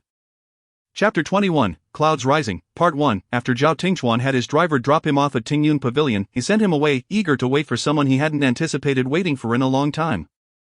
Upon spotting Lin Miaoyue's pale yellow beetle from the second-floor floor-to-ceiling window, the setting sun cast a golden glow upon the surrounding trees, creating an atmosphere of serene beauty. As Lin Miaoyue exited her car, her first thought was that this place exuded elegance. Even as a native of Sea City, it was her first visit, and she felt a surge of curiosity as she glanced around. A chime signaled a message from Zhao Tingchuan, prompting her to look up. Following his instruction, she saw him smiling warmly, appearing somewhat different from the authoritative figure she usually encountered. Pushing open the door to the private room, she found him alone, dressed more casually than usual, appearing younger. In a daze, Zhao Tingchuan approached and took Lin Miaoyue's hand, guiding her to the table by the window. She quickly withdrew her hand and shot him a glare. Unfazed, Zhao Tingchuan sat across from her and picked up the menu, asking Lin Lasher, "Is there anything you wish to eat?" Lin Miaoyue, not wanting to be coy, tucked a strand of hair behind her ear, revealing her pearl earrings, and began to examine the menu seriously. Zhao Tingchuan found it difficult to look away. At that moment, Lin Miaoyue's gentle demeanor evoked a long-lost sense of admiration and contentment within him. "Let us have the eggplant casserole and steamed pork ribs," she finally suggested after taking a sip of water. Zhao Tingchuan called the waiter to place the order and added several more dishes. Lin Miaoyue protested, "Don't order so much, it's too wasteful." Zhao Tingchuan laughed, "Are you saving me money?" Rolling her eyes, Lin Miaoyue chose to remain silent. "Would you like to have some wine? The rice wine here is sweet and delicious." The mention of alcohol reminded Lin Miaoyue of the troubles that had arisen from drinking last time, and she said, "I drove here, so I can't have any. I can call someone to drive your car later." "No, drinking can lead to trouble, and I don't have a strong tolerance. Don't worry, there won't be any drunken ruckus here. Really, I don't want any. You can drink if you want, and drinking alone isn't fun. Let me get you a beauty tonic instead." They began to chat, and for the first time, Lin Miaoyue felt that Zhao Tingchuan wasn't as unapproachable as she had thought. After finishing their meal, Zhao Tingchuan suggested taking a stroll downstairs. Lin Miaoyue remarked, "Aren't you afraid of the public scrutinizing you, Mr. Director? You, of all people, should be cautious. We too have our own lives to lead, and besides, this is a relatively private establishment. Come on, may I ask? Do high-ranking officials like you often dine in such discreet places?" "Pretty much. There are even more secluded spots. Next time, I'll take you to one." With that, Zhao Tingchuan opened the door for Lin Miaoyue. The small park beneath Tingyun Pavilion was both serene and uniquely designed. Lin Miaoyue walked quietly, deliberately keeping her distance from Zhao Tingchuan. Noticing her intention, Zhao Tingchuan refrained from addressing it. Being able to share such a tranquil walk with her was enjoyable in itself. Suddenly, Lin Miaoyue stumbled on a step and nearly fell, only to be caught in Zhao Tingchuan's embrace. Startled, she looked up at him, her ears inexplicably flushed, wanting to escape his hold. Zhao Tingchuan chuckled softly. I really enjoyed this dinner. To be honest, I haven't felt this relaxed in a long time." Lin Miaoyue thought to herself, "I feel uncomfortable. What would your wife think?" A pang of guilt washed over her, prompting her to pull away from him and regain her distance. Unable to contain herself, she murmured, "Mr. Zhao, I'm uncomfortable. What do you think your family would say?" Lowering her head, she began to kick at the small stones on the ground. "Why do you care so much about her feelings? She has no impact on you. My feelings for you are entirely different from my feelings for her." Zhao Tingchuan, sensing the shift in tone, adopted a more serious demeanor. "Being a third party doesn't affect you? What is he thinking?" Lin Miaoyue couldn't help but raise her voice in anger. "How does it not affect me? Let me tell you. Even if I were divorced, it wouldn't mean I am without options. Why should I be your third party? What constitutes a third party? Besides, it's not like I'm asking you to marry me. We are merely spending time together. I don't want to discuss this. I'm going home." Lin Miaoyue, exasperated, attempted to walk away. This scoundrel truly knew how to belittle others, assuming his power and influence gave him the right to flaunt the notion of her being a third party. Noticing Lin Miaoyue's anger, Zhao Tingchuan felt a twinge of regret and frustration, questioning why discussions about Jiabao always led to such tensions. He quickly embraced her, saying, all right, let's not dwell on that. Come, let's walk a bit more." "Zhao Tingchuan, don't pull me around where others can see. Let go of me, then don't move. Let me hold you for just a moment." Lin Miaoyue glanced around, wary of being seen, feeling a mix of exasperation toward this high and troublesome romance and pondering how to extricate herself from it. "I really need to head back. It's getting late, and my mother will worry." "Your mother works at the Medical Insurance Bureau, doesn't she?" "Isn't she close to retirement?" "How do you know that?" "Where? I know everything about you." Lin Miaoyue paused, suddenly aware that he knew about Wen Yuan too. "How can you investigate others so casually?" "Because I like you and want to know more about you. With your status, you could have anyone." Lin Miaoyue thought about the past year, her husband's gambling, online debts, her pregnancy, miscarriage, and eventual divorce, and felt inexplicably sad. "That's not your fault. Besides, I don't mind any of that. Yeah, try to accept me. Perhaps I can take better care of you than anyone else." Zhao Tingchuan said earnestly, holding Lin Miaoyue's face. A gentle evening breeze swept between them, creating an inexplicably intimate atmosphere. Lin Miaoyue, eager to change the subject, said, "Let us head back. I have several classes tomorrow." Zhao Tingchuan released her, taking her hand in his. Her hand was small and soft, completely enveloped by his, and he couldn't resist giving it a gentle squeeze, feeling like a novice in the realm of romance. The following passage describes Lin Miaoyue accompanying Zhao Tingchuan home. Initially, Lin Miaoyue was reluctant, but upon hearing Zhao's somewhat pitiful plea that the driver had already left and that it was impossible to hail a taxi, she decided to return the favor since he had treated her to a meal. Zhao Tingchuan invited Lin Miaoyue to his place, but upon seeing her shake her head vehemently, he did not insist. Just as they were about to part ways, Zhao Tingchuan suddenly pulled Lin Miaoyue close and kissed her, grandiosely declaring that it was to express his gratitude for her escorting him home. Lin Miaoyue, incensed by the kiss, thought to herself that his audacity was unparalleled. Without a backward glance, he swiftly departed. Observing Lin Miaoyue fleeing in distress, Zhao Tingchuan wore a triumphant smile, whispering to himself, "Miaoyue, we have plenty of time ahead." Upon returning home, Lin's mother was still in the living room watching television. Spotting her daughter, she beckoned for her to join, and the mother-daughter duo shared laughter, further solidifying Lin Miaoyue's conviction that divorce was indeed a wise choice. She resolved never to remarry, finding contentment in her current state. Chapter 22, The Ascendance of Clouds, Part 2. Before she knew it, the weekend had arrived once more, signaling her people lesson.as. Lin Miaoyue entered the studio. She was pleasantly surprised to find little Jiabao waiting for her. With a beaming smile, she affectionately ruffled Jiabao's hair and exclaimed, "Jiabao, your hairstyle today is simply adorable. Yeah, I brought you a gift." Jiabao chimed in her sweet, childlike voice, "Wow, what kind of gift? Let me see it." Lin Miaoyue replied while setting her things down. "Look, I made you this hairpin myself." Jiabao proudly presented her DIY creation. "It's beautiful, you're so talented." Lin Miaoyue couldn't help but pinch Jiabao's cheek and bestow a loud kiss on her. She truly adored this little girl, whose charm and warmth reminded her of the baby she had lost, thus amplifying her affection. Yeah, my birthday is next weekend. Will you come celebrate with me? Lin Miaoyue chuckled at her request. If only she were a child herself or had a child, it would be more appropriate. After pondering, she replied, "Jiabao, delightful children like you typically celebrate their birthdays with their parents, grandparents, or friends. Auntie Yaya is an adult, so it wouldn't be suitable." Upon hearing this, Jiabao's face fell. "How about this? Jiabao, Auntie Yaya will give you a birthday gift, alright? I think of you as an older sister, not an aunt. Aunts have babies," Jiabao remarked innocently. "My baby didn't hold my hand and accidentally flew up to the sky." Lin Miaoyue said, feeling a pang of sadness at the thought. "Like a balloon, right?" Jiabao asked. "Exactly," Lin Miaoyue replied, embracing Jiabao with a smile. "Then my mommy must have flown up to the sky too." "Ah, your mommy? Yes, I don't have a mother. The auntie at home said she passed away, and I've never met her," Zhao Jiayan said, her voice tinged with sorrow. No wonder she had never seen Jiabao's mother pick her up. It was clear she had grown up with her grandparents, so this realization deepened Lin Miaoyue's compassion for the little girl. "Your mommy must be very sad not to be able to be with you. So every night she turns into a star to keep you company." "Really? Indeed. Now, Jiabao, what kind of birthday gift do you desire?" Lin Miaoyue deftly shifted the topic to, "I haven't thought about it," Jiabao replied. "How about we keep it a surprise? Auntie Yaya will choose a special gift for you." "Okay, thank you, Yaya." After saying this, Jiabao planted a kiss on Lin Miaoyue's cheek. "Alright, hurry along to your classroom and practice the pipa." Lin Miaoyue guided her to the door. The morning passed swiftly, and at noon, Lin Miaoyue had lunch with Master Lu, discussing the recent national folk music competition. Master Lu believed Lin Miaoyue's skills were sufficient to give it a try. She felt a surge of excitement at the thought of participating, realizing she would need to intensify her practice. Casually mentioning Zhao Jiayan, Master Lu quietly noted that her father was a city official and her grandfather had retired from a provincial leadership position. Yet she lacked a mother, truly a situation deserving of pity. Indeed, quite unfortunate, Lin Miaoyue concurred. "Miao, have you considered remarrying since your divorce?" Master Lu inquired, seemingly having a revelation. "Honestly, no, I think marriage is overrated. Being single suits me just fine. Some things rely on fate, and you're still young. Perhaps your true match is yet to come. Let's not discuss that, teacher. Where will the folk music competition be held?" "Nanjing, so practice diligently." "Absolutely." That evening, after work, Lin Miaoyue seized every opportunity to practice the pipa, rekindling her long-lost enthusiasm for something she loved. Before she knew it, the weekend had arrived again. This time, Lin Miaoyue brought along a gift for Jiabao to the dancing studio. Zhao Jiayan was overflowing with joy. Having risen early that day with her father, who rarely had the chance to spend a whole day with her, upon rushing into her father's room and finding it empty, she assumed he had gone to work again. Just as she was about to descend the stairs to find her grandmother and complain, she spotted Zhao Tingchuan returning, drenched in sweat from his morning workout. She dashed over, hugging him, exclaiming, "Daddy, I thought you had gone to work again." "Daddy promised to spend your birthday with you, didn't he?" Zhao Tingchuan said, gently stroking Jiabao's hair, a hint of guilt in his tone. Seeing this, Zhao's mother approached, saying, "Jiabao, let your father spend the day with you. No need to practice today." Lu Huizhen, realizing her son had finally carved out some time, wanted him to make up for the lack of paternal affection. "Grandma, I want to practice the pipa. Today, Yaya Jie is bringing me a birthday gift."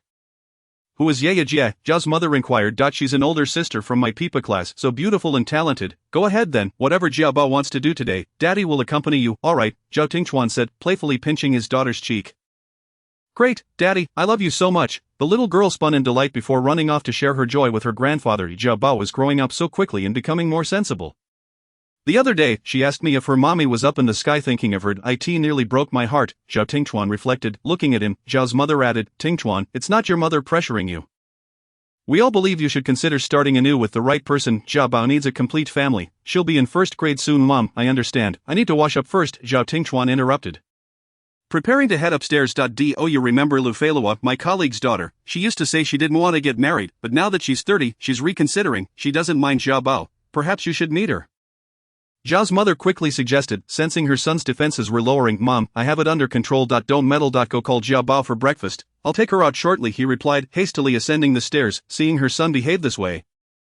Lu Huizhen couldn't help but sigh. 3 children, and not one of them is easy to manage. The eldest, Zhao Zichuan, is in business out of town, thriving yet growing distant from his wife, the second child. A daughter just a year older than Zhao Tingchuan has been married for years without children, although their relationship is decent. Time is not on their side, and then there's the youngest, who lost his spouse at a young age and has remained single for these past few years. Despite a flourishing career, his future remains uncertain. Zhao Qingyun entered the room, sensing his wife's distress. He embraced her shoulders and said, Lu, let the children sort out their own affairs, they will find their own fortune. Zhao, could you show a bit more concern for their personal lives? Look at other families our age, they're bustling with activity, whereas our home feels so desolate. Of course, I'll talk to him about it. Now let's go call Xiao Bao for breakfast, Zhao Qingyun urged, guiding his wife toward the dining room. Chapter 23, The Ascendance of Clouds, Part 3. On the drive to the interest class, little Xiao Bao chattered incessantly. Brimming with excitement that her father would be accompanying her for the entire day, dressed casually, Zhao Tingchuan carried a water bottle slung over his shoulder, embodying the image of a loving father. However, his long-standing immersion in the political arena lent him an air of distinction that was hard to overlook. Meanwhile, Lin Miaoyue, hurrying with her pipa and the gift, found herself a bit flustered in the parking lot. Having overslept after staying up late to revise her lesson plan, although she initially intended to skip her pipa class, the promise she made to Xiao Bao compelled her to drive over. Stifling yawns along the way, Yaya Jia, upon hearing Xiao Bao's call, Lin Miaoyue glanced around but didn't see her, thinking it was merely her imagination as she prepared to head to class. Ms. Lin, good to see you again. Zhao Tingchuan said, appearing with Xiao Bao in tow, prompting Lin Miaoyue to rub her eyes in disbelief. What an unexpected encounter. Yaya Jie, is this the gift you brought for me? Xiao Bao eagerly approached. Yes, happy birthday, Xiao Bao. This is a set of kitchen cooking tools, which will make your playtime even more enjoyable, Lin Miaoyue replied, still somewhat dazed but managing to smile at Xiao Bao. Thank you, Yaya Jie. I love it, Xiao Bao exclaimed, immediately tugging Lin Miaoyue toward Zhao Tingchuan, saying, Daddy, look. This is Yaya Jia. Lin Miaoyue, taken aback by Xiao Bao's excitement, couldn't help but marvel at how small the world truly was.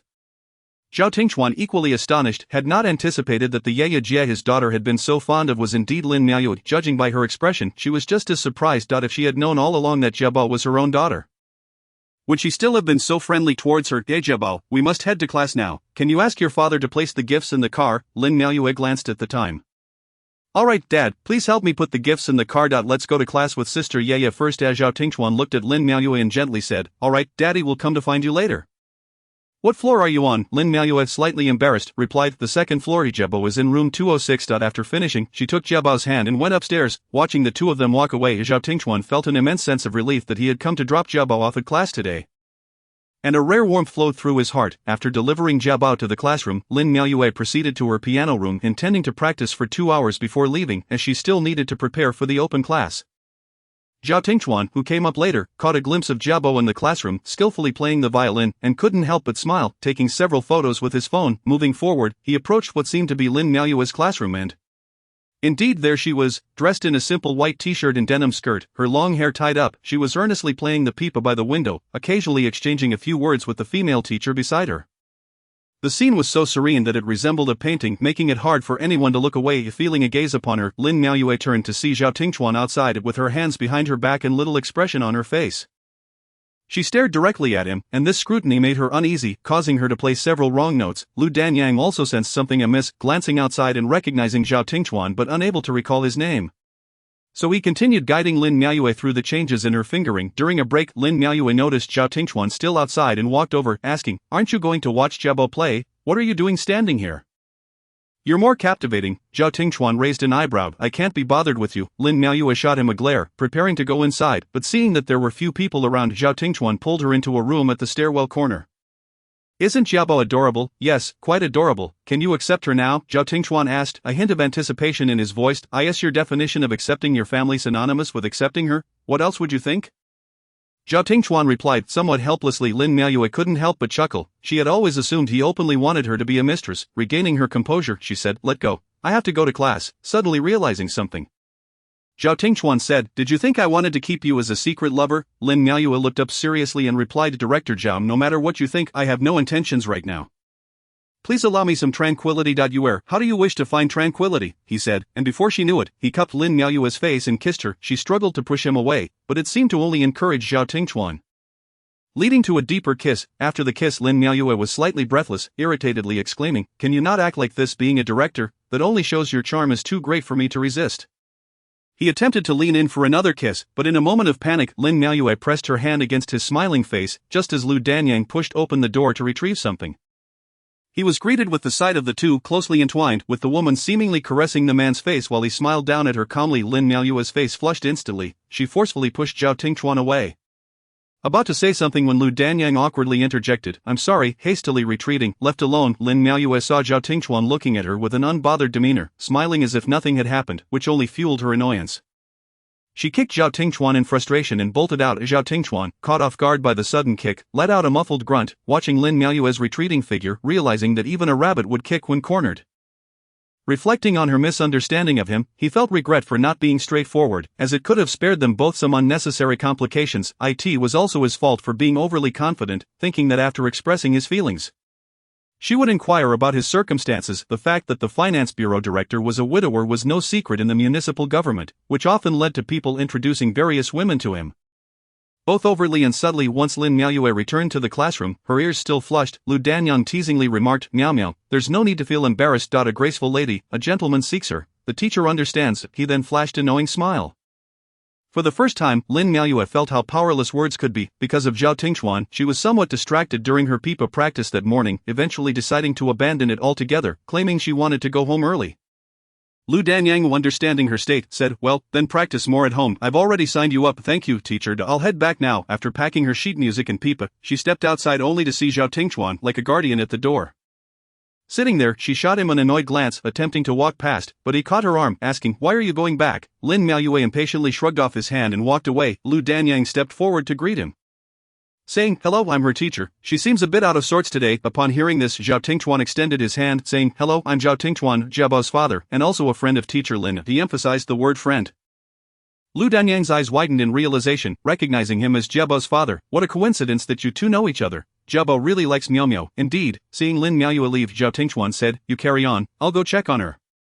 He swiftly walked away. Chapter 24, The Clouds Rise, Part 4. Lin Miaoyue was about to open the car door when Zhao Tingchuan, who had come running from behind, pulled her back, turning around.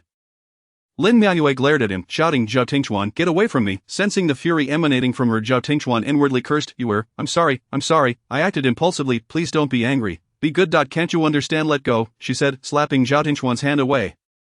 All right, don't hurt your hand," he replied, catching her hand and kissing it. "Zhao Tingchuan, do you even know what respect means?" After a pause, she added, "What are we to each other now? Your repeated actions make me very uncomfortable." "All right, then wouldn't it be justifiable for us to be together?" "That's not the same thing. I told you I'm not considering this right now. I have no feelings for you." Lin Miaoyue turned her head away. "Look me in the eye and tell me, is it that you feel nothing or that you're afraid to feel?" After a long silence, Zhao Tingchuan finally spoke, "Does it matter? The former means you don't like me at all, while the latter means you are afraid to like me.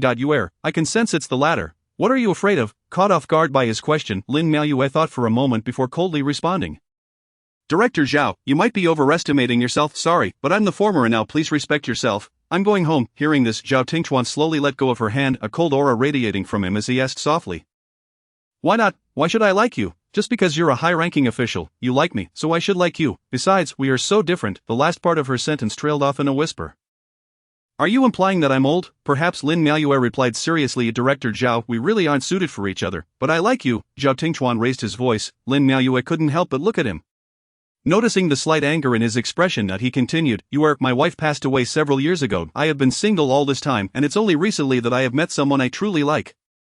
If you dislike those intimate gestures, I will be more mindful next time, but you cannot reject my pursuit of you. That is unfair. Moreover, you promised me in the municipal office last time. I can't argue with you, but I genuinely dislike that, and I am not ready for a relationship or marriage yet. I promise there won't be another time. I'll respect you and understand you, but you must give me a chance to express my love for you and not treat me like an ordinary friend every time. Is that agreeable?" Lin Miaoyue, feeling somewhat powerless, reluctantly nodded. "Jiabo will be out of class soon. You should go pick her up, then wait for us. We'll have dinner together later. It's her birthday, and she really likes you." "I think I'll pass. I have matters to attend to at home. It's just a meal. We can eat and head back." "Zhao Tingchuan, what did you just promise me?" Lin Miaoyue frowned. "Fine, if you don't want to." Then forget it, just be careful on your way home. Upon hearing this, Lin Miaoyue nodded, got into the car, and was about to leave when Zhao Tingchuan leaned into the car, saying, remember to send me a message when you get home. Don't ignore my calls. He affectionately ruffled Lin Miaoyue's hair. Once home, Lin Miaoyue recalled the incident of Zhao Tingchuan forcefully kissing her in front of Lu Danyang, as well as her outburst afterward. And his somewhat submissive demeanor. She also thought back to how everyone had treated him with such deference in front of that powerful figure during their last meal at school, which stirred a strange feeling within her.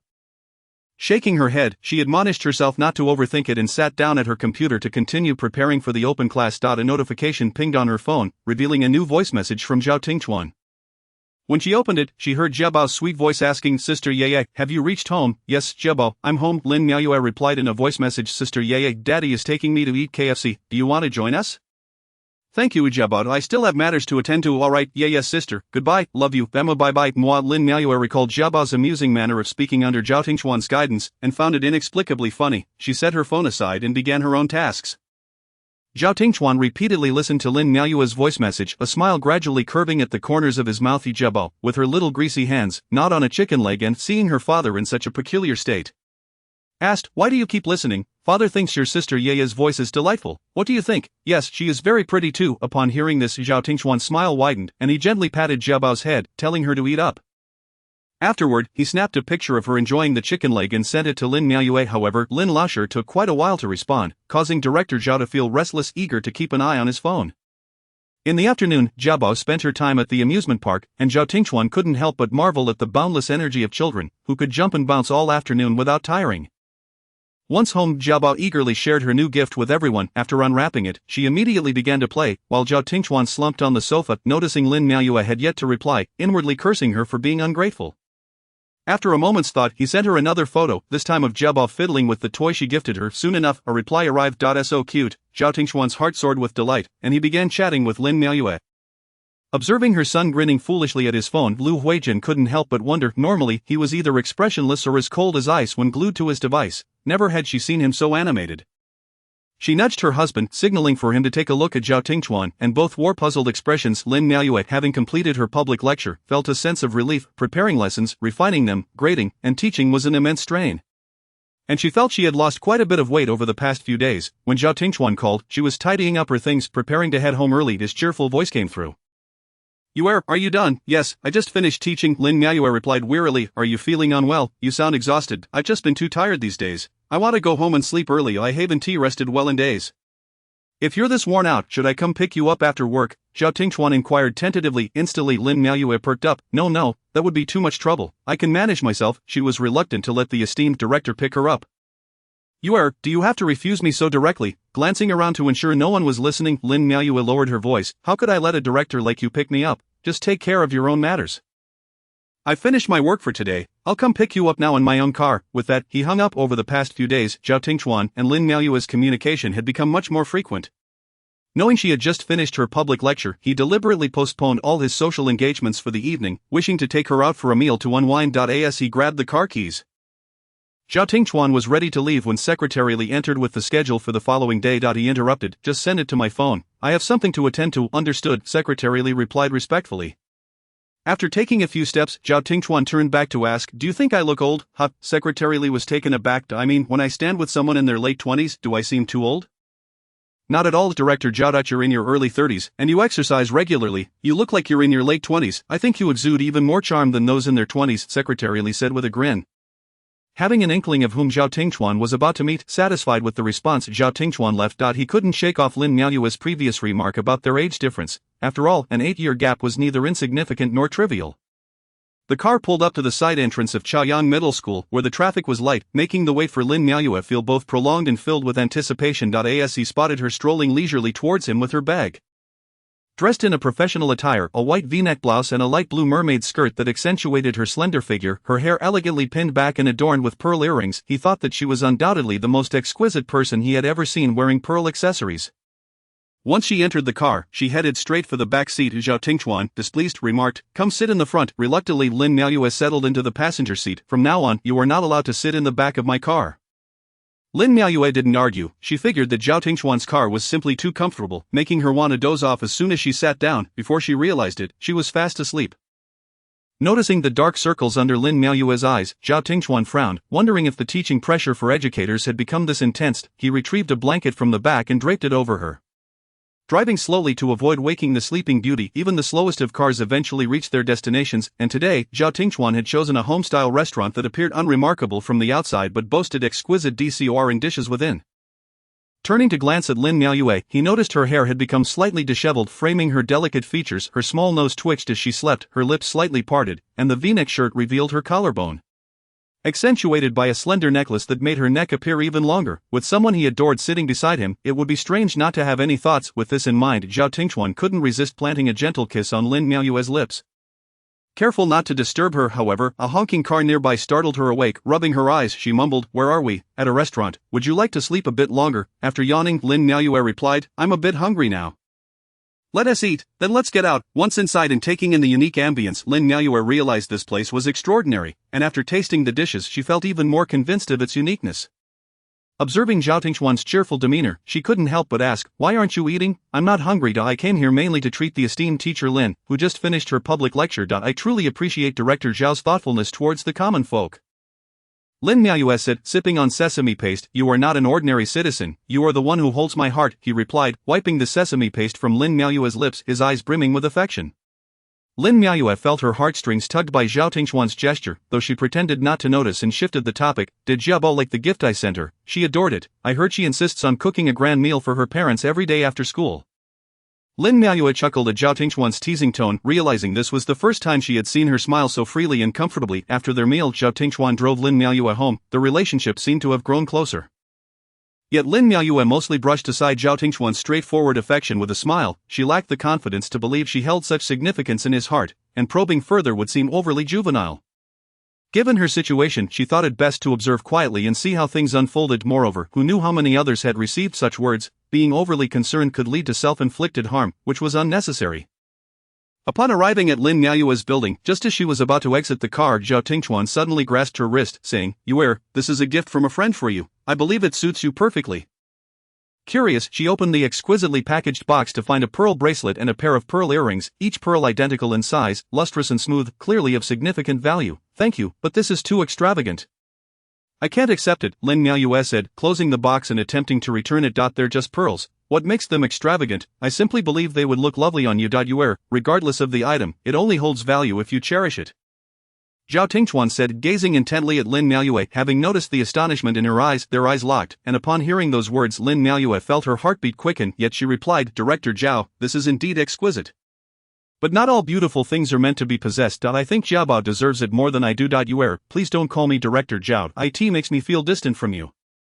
Right now, beside you is Zhao Tingchuan. You may call me by my full name or simply Tingchuan. Furthermore, beautiful things should be sought after, just like you are a beautiful thing to me." Upon hearing this, Lin Miaoyue glanced out the window, feeling uneasy at his eloquent words. Even though she wasn't a love-struck girl, her heart raced at his declarations. "I really can't accept it. It's getting late. I should head home."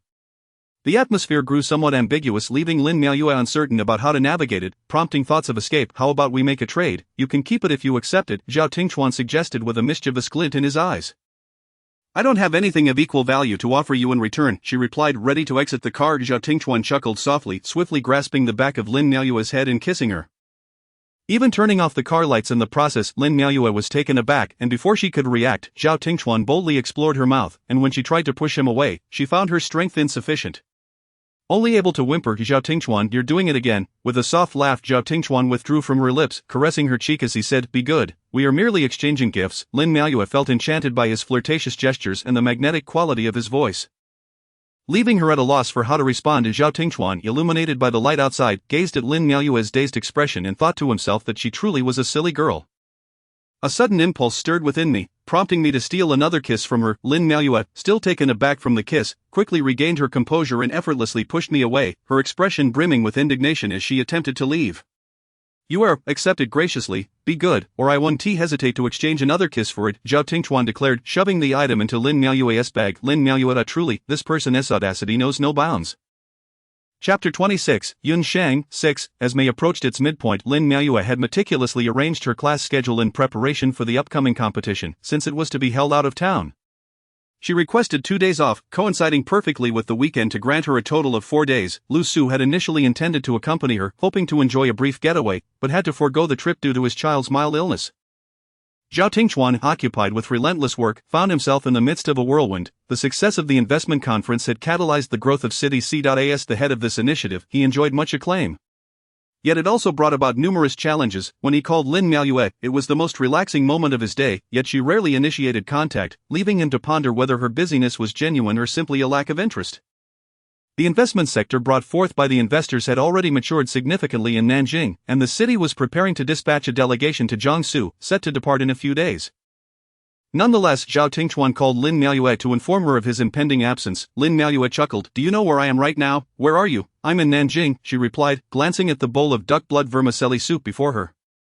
"What brings you there?" "I'm here for a competition. I've been preparing for this period." "What kind of competition?" "The Chinese folk music competition. Essentially, I'm here to participate in a pipa playing contest."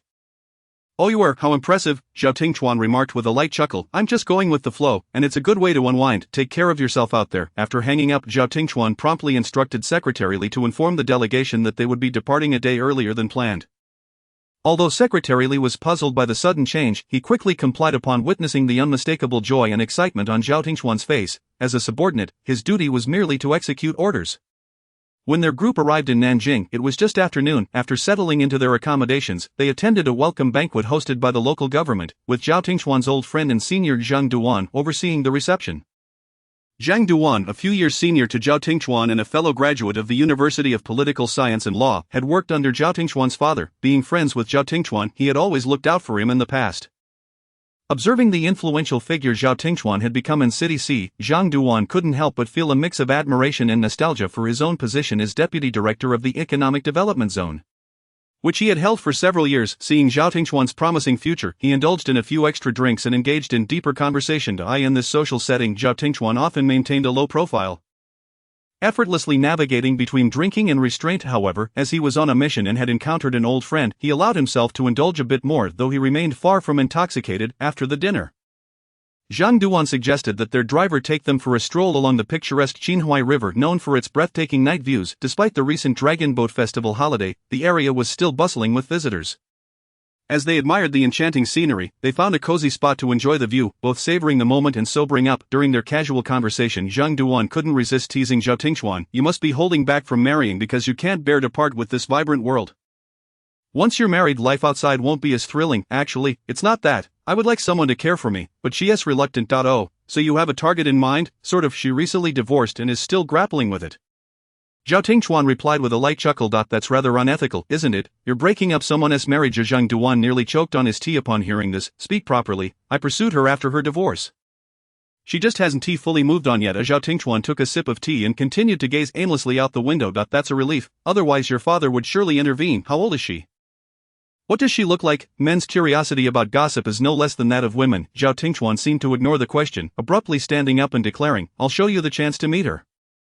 I suddenly feel like taking a walk alone. You head back first, I'll take a taxi later." With that, he swiftly exited, leaving Zhang Duan bewildered. This was not Lin Miaoyue's first visit to Nanjing, but no matter how many times she came, the night view of the Qinhuai River was a must-see. Having just participated in the competition, she strolled along the riverside, still clad in the qipao she wore for the event. The pale green fabric accentuated her figure perfectly, complemented by a delicate pearl necklace around her neck. Her hair was elegantly pinned up, and the small earrings danced gracefully amidst the shimmering lights, creating a picturesque scene that harmonized beautifully with the backdrop of the Qinhuai River. Despite her high rate of attention from passers-by, she felt an inexplicable sense of loneliness. It dawned on her that the destination mattered little. What truly counted was having someone to accompany her.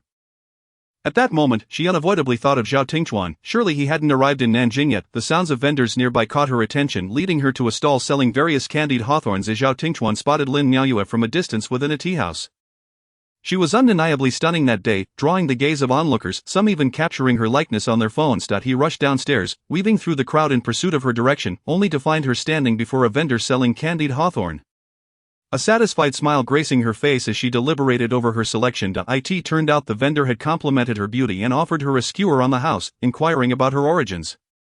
With a beaming smile, Lin Miaoyue was about to accept the candied hawthorn when another hand reached out to take it. "Zhao Tingchuan," she exclaimed in surprise. "Aren't you supposed to come in a few days?"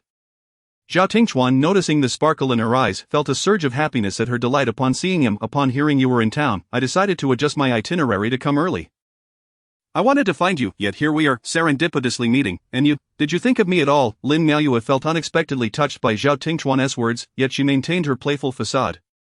Retorting, not at all, why would I think of you? Tough talk, you were clearly happy to see me just now, Zhao Tingchuan asserted, hitting the nail on the head. Lin Miaoyue fell silent, nearly smiling faintly. Zhao Tingchuan was taken aback by her gentle smile.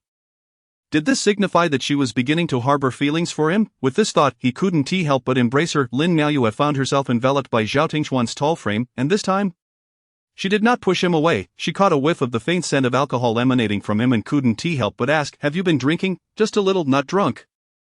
He replied. Lin Miaoyue glanced around. Although there weren't many people nearby, being held like this drew far too much attention. You should let go. Too many eyes are watching. You were attracting attention even when you were walking alone just now.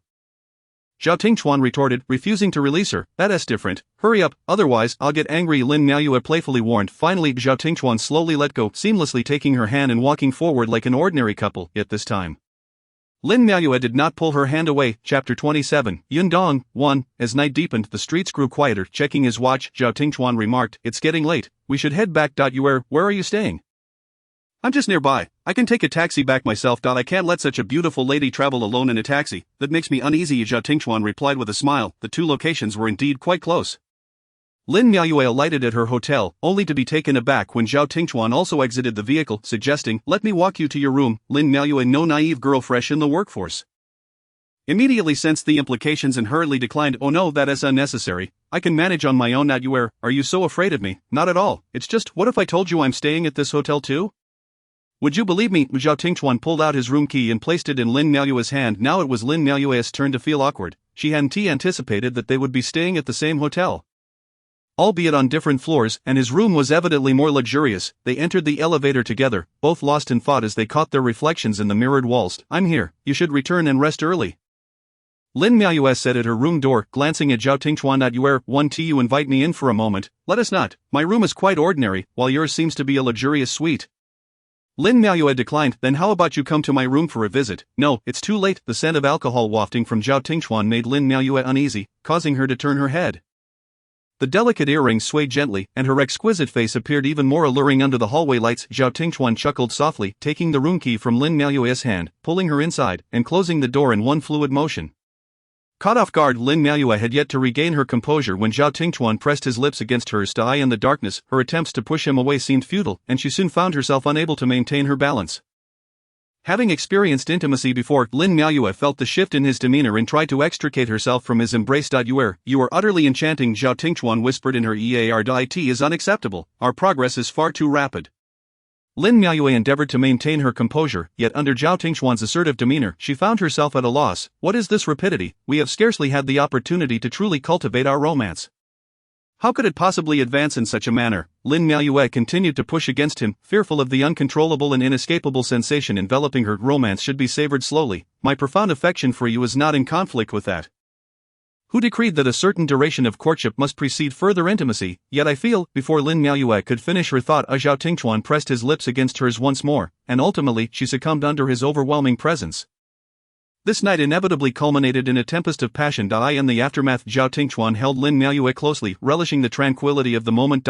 Be with me. Lin Miaoyue remained silent, somewhat bewildered by her current state. She was acutely aware of the disparity in status between herself and the man before her, yet they had now reached this juncture. What are you pondering? Zhao Tingchuan, noticing her silence, gently lifted her chin and inquired earnestly. I am contemplating whether the gap in our social standings is excessively vast. Not at all. We are both ordinary individuals, with our own desires and emotions. I cherish you and wish to be with you.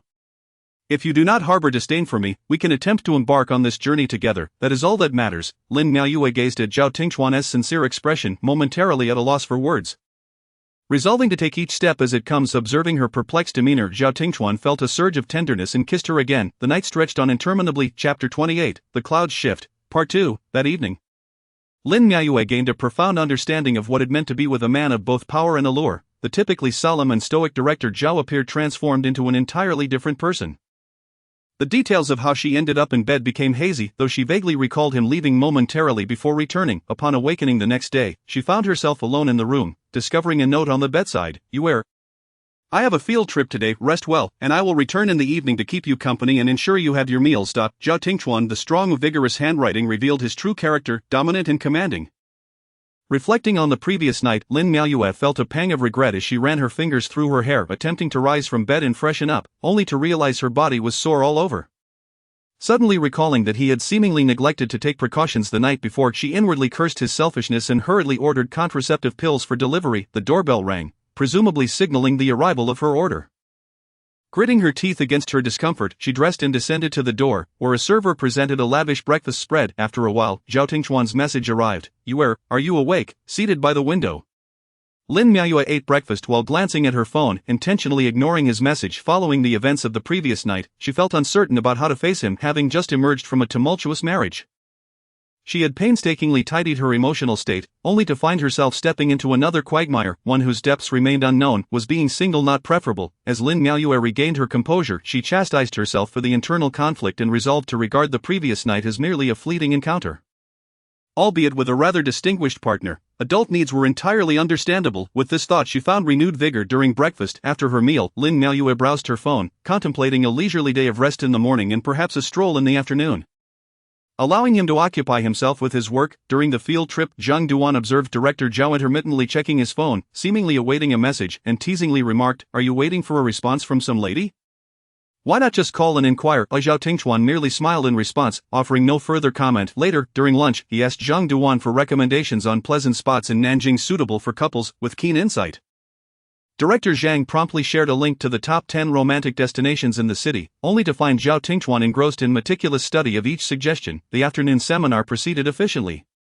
Driven by Zhao Tingchuan's eagerness, resulting in the formulation of a collaborative strategy and a clear direction for future development. After the meeting, Zhao Tingchuan, citing a sudden malaise, took his leave, instructing Secretary Li and the director of the Development and Reform Commission to continue discussions on his behalf. Worry crept into Zhao Tingchuan's mind when he received no response to his messages or calls from Lin Miaoyue, but upon hearing from the hotel front desk that breakfast had been delivered to her room, he hurried back to the hotel. Throughout the day, thoughts of Lin Miaoyue consumed him. He had never anticipated that someone could wield such influence over him, nor did he realize that his typically work-focused demeanor would become so distracted. That morning, he had nearly considered postponing the field trip, but ultimately recognized the importance of adhering to the schedule. Upon arriving at the hotel, he knocked at Lin Miaoyue's door for quite a while before finally receiving a response.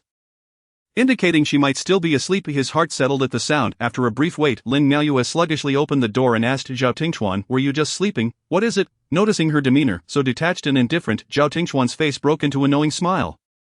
Suppressing his irritation, this girl had truly mastered the art of feigning ignorance. With that thought, he pushed the door open further and entered, closing it behind him, and carried Lin Miaoyue back to the bed.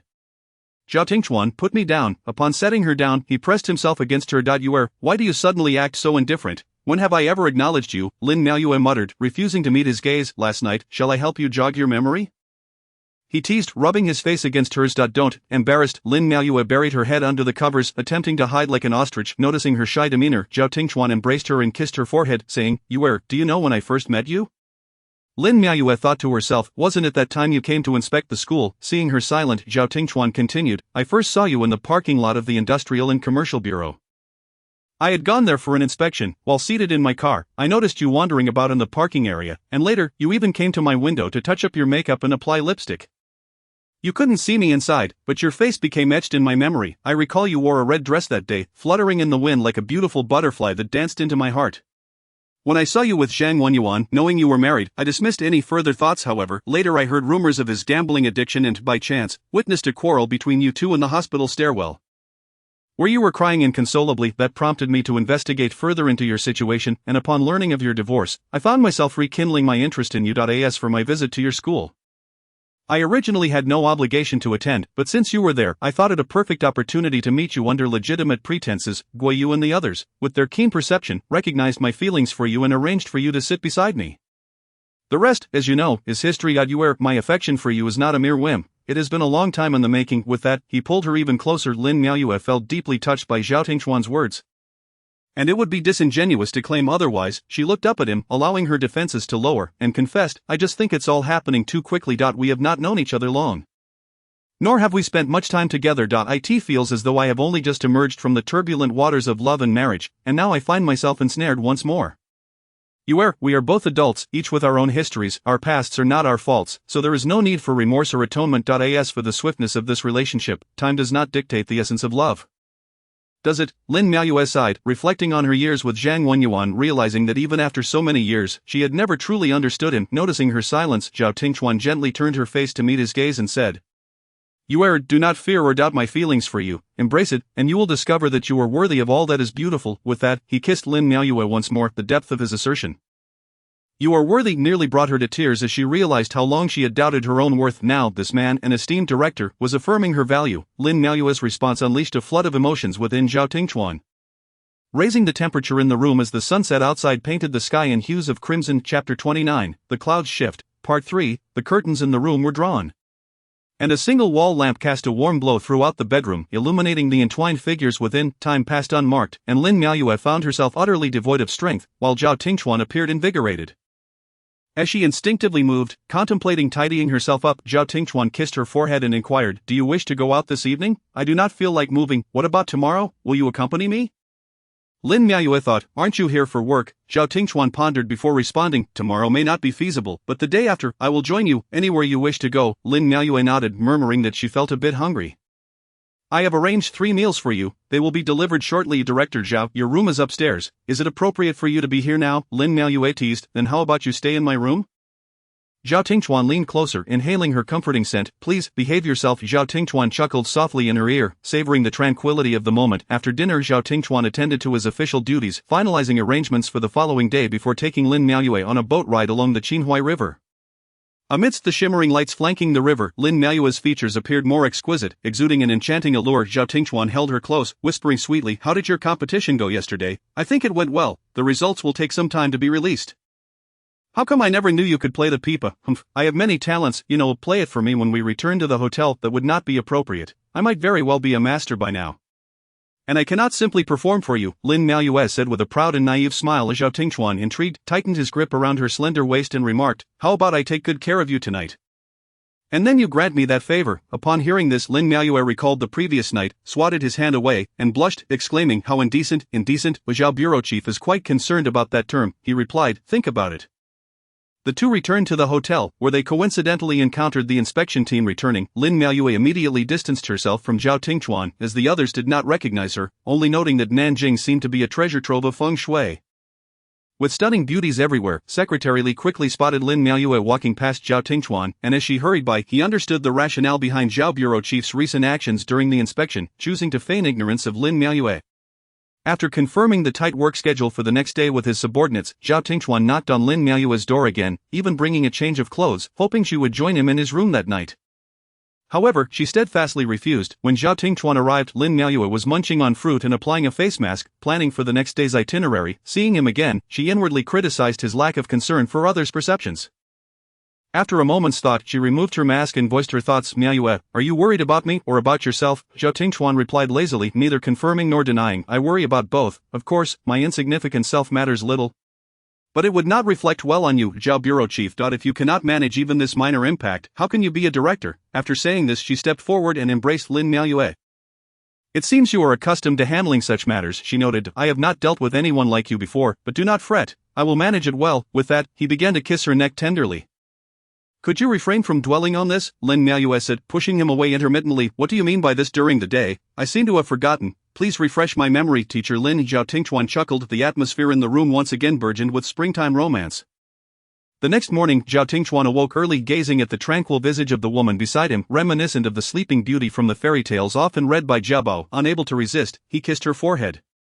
She was still asleep, indicating that this sleeping beauty was slightly more indulgent in slumber. He quietly rose, dressed, and returned to his luxurious suite upstairs to prepare for the day ahead. Lin Miaoyue, on her part, ventured alone to the Nanjing Massacre Memorial Hall. With her background in history, she felt a profound reverence for the place. Once inside, confronted by black and white photographs and chilling implements of torture, she felt a deeper sorrow beneath her reverence.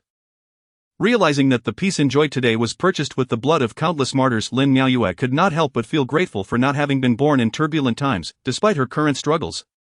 They paled in comparison to the despair of that era. Upon exiting the memorial, her mood was heavy, and she felt a chill, yearning to return to the hotel for a proper rest. She noticed a few photos Zhao Tingchuan had sent.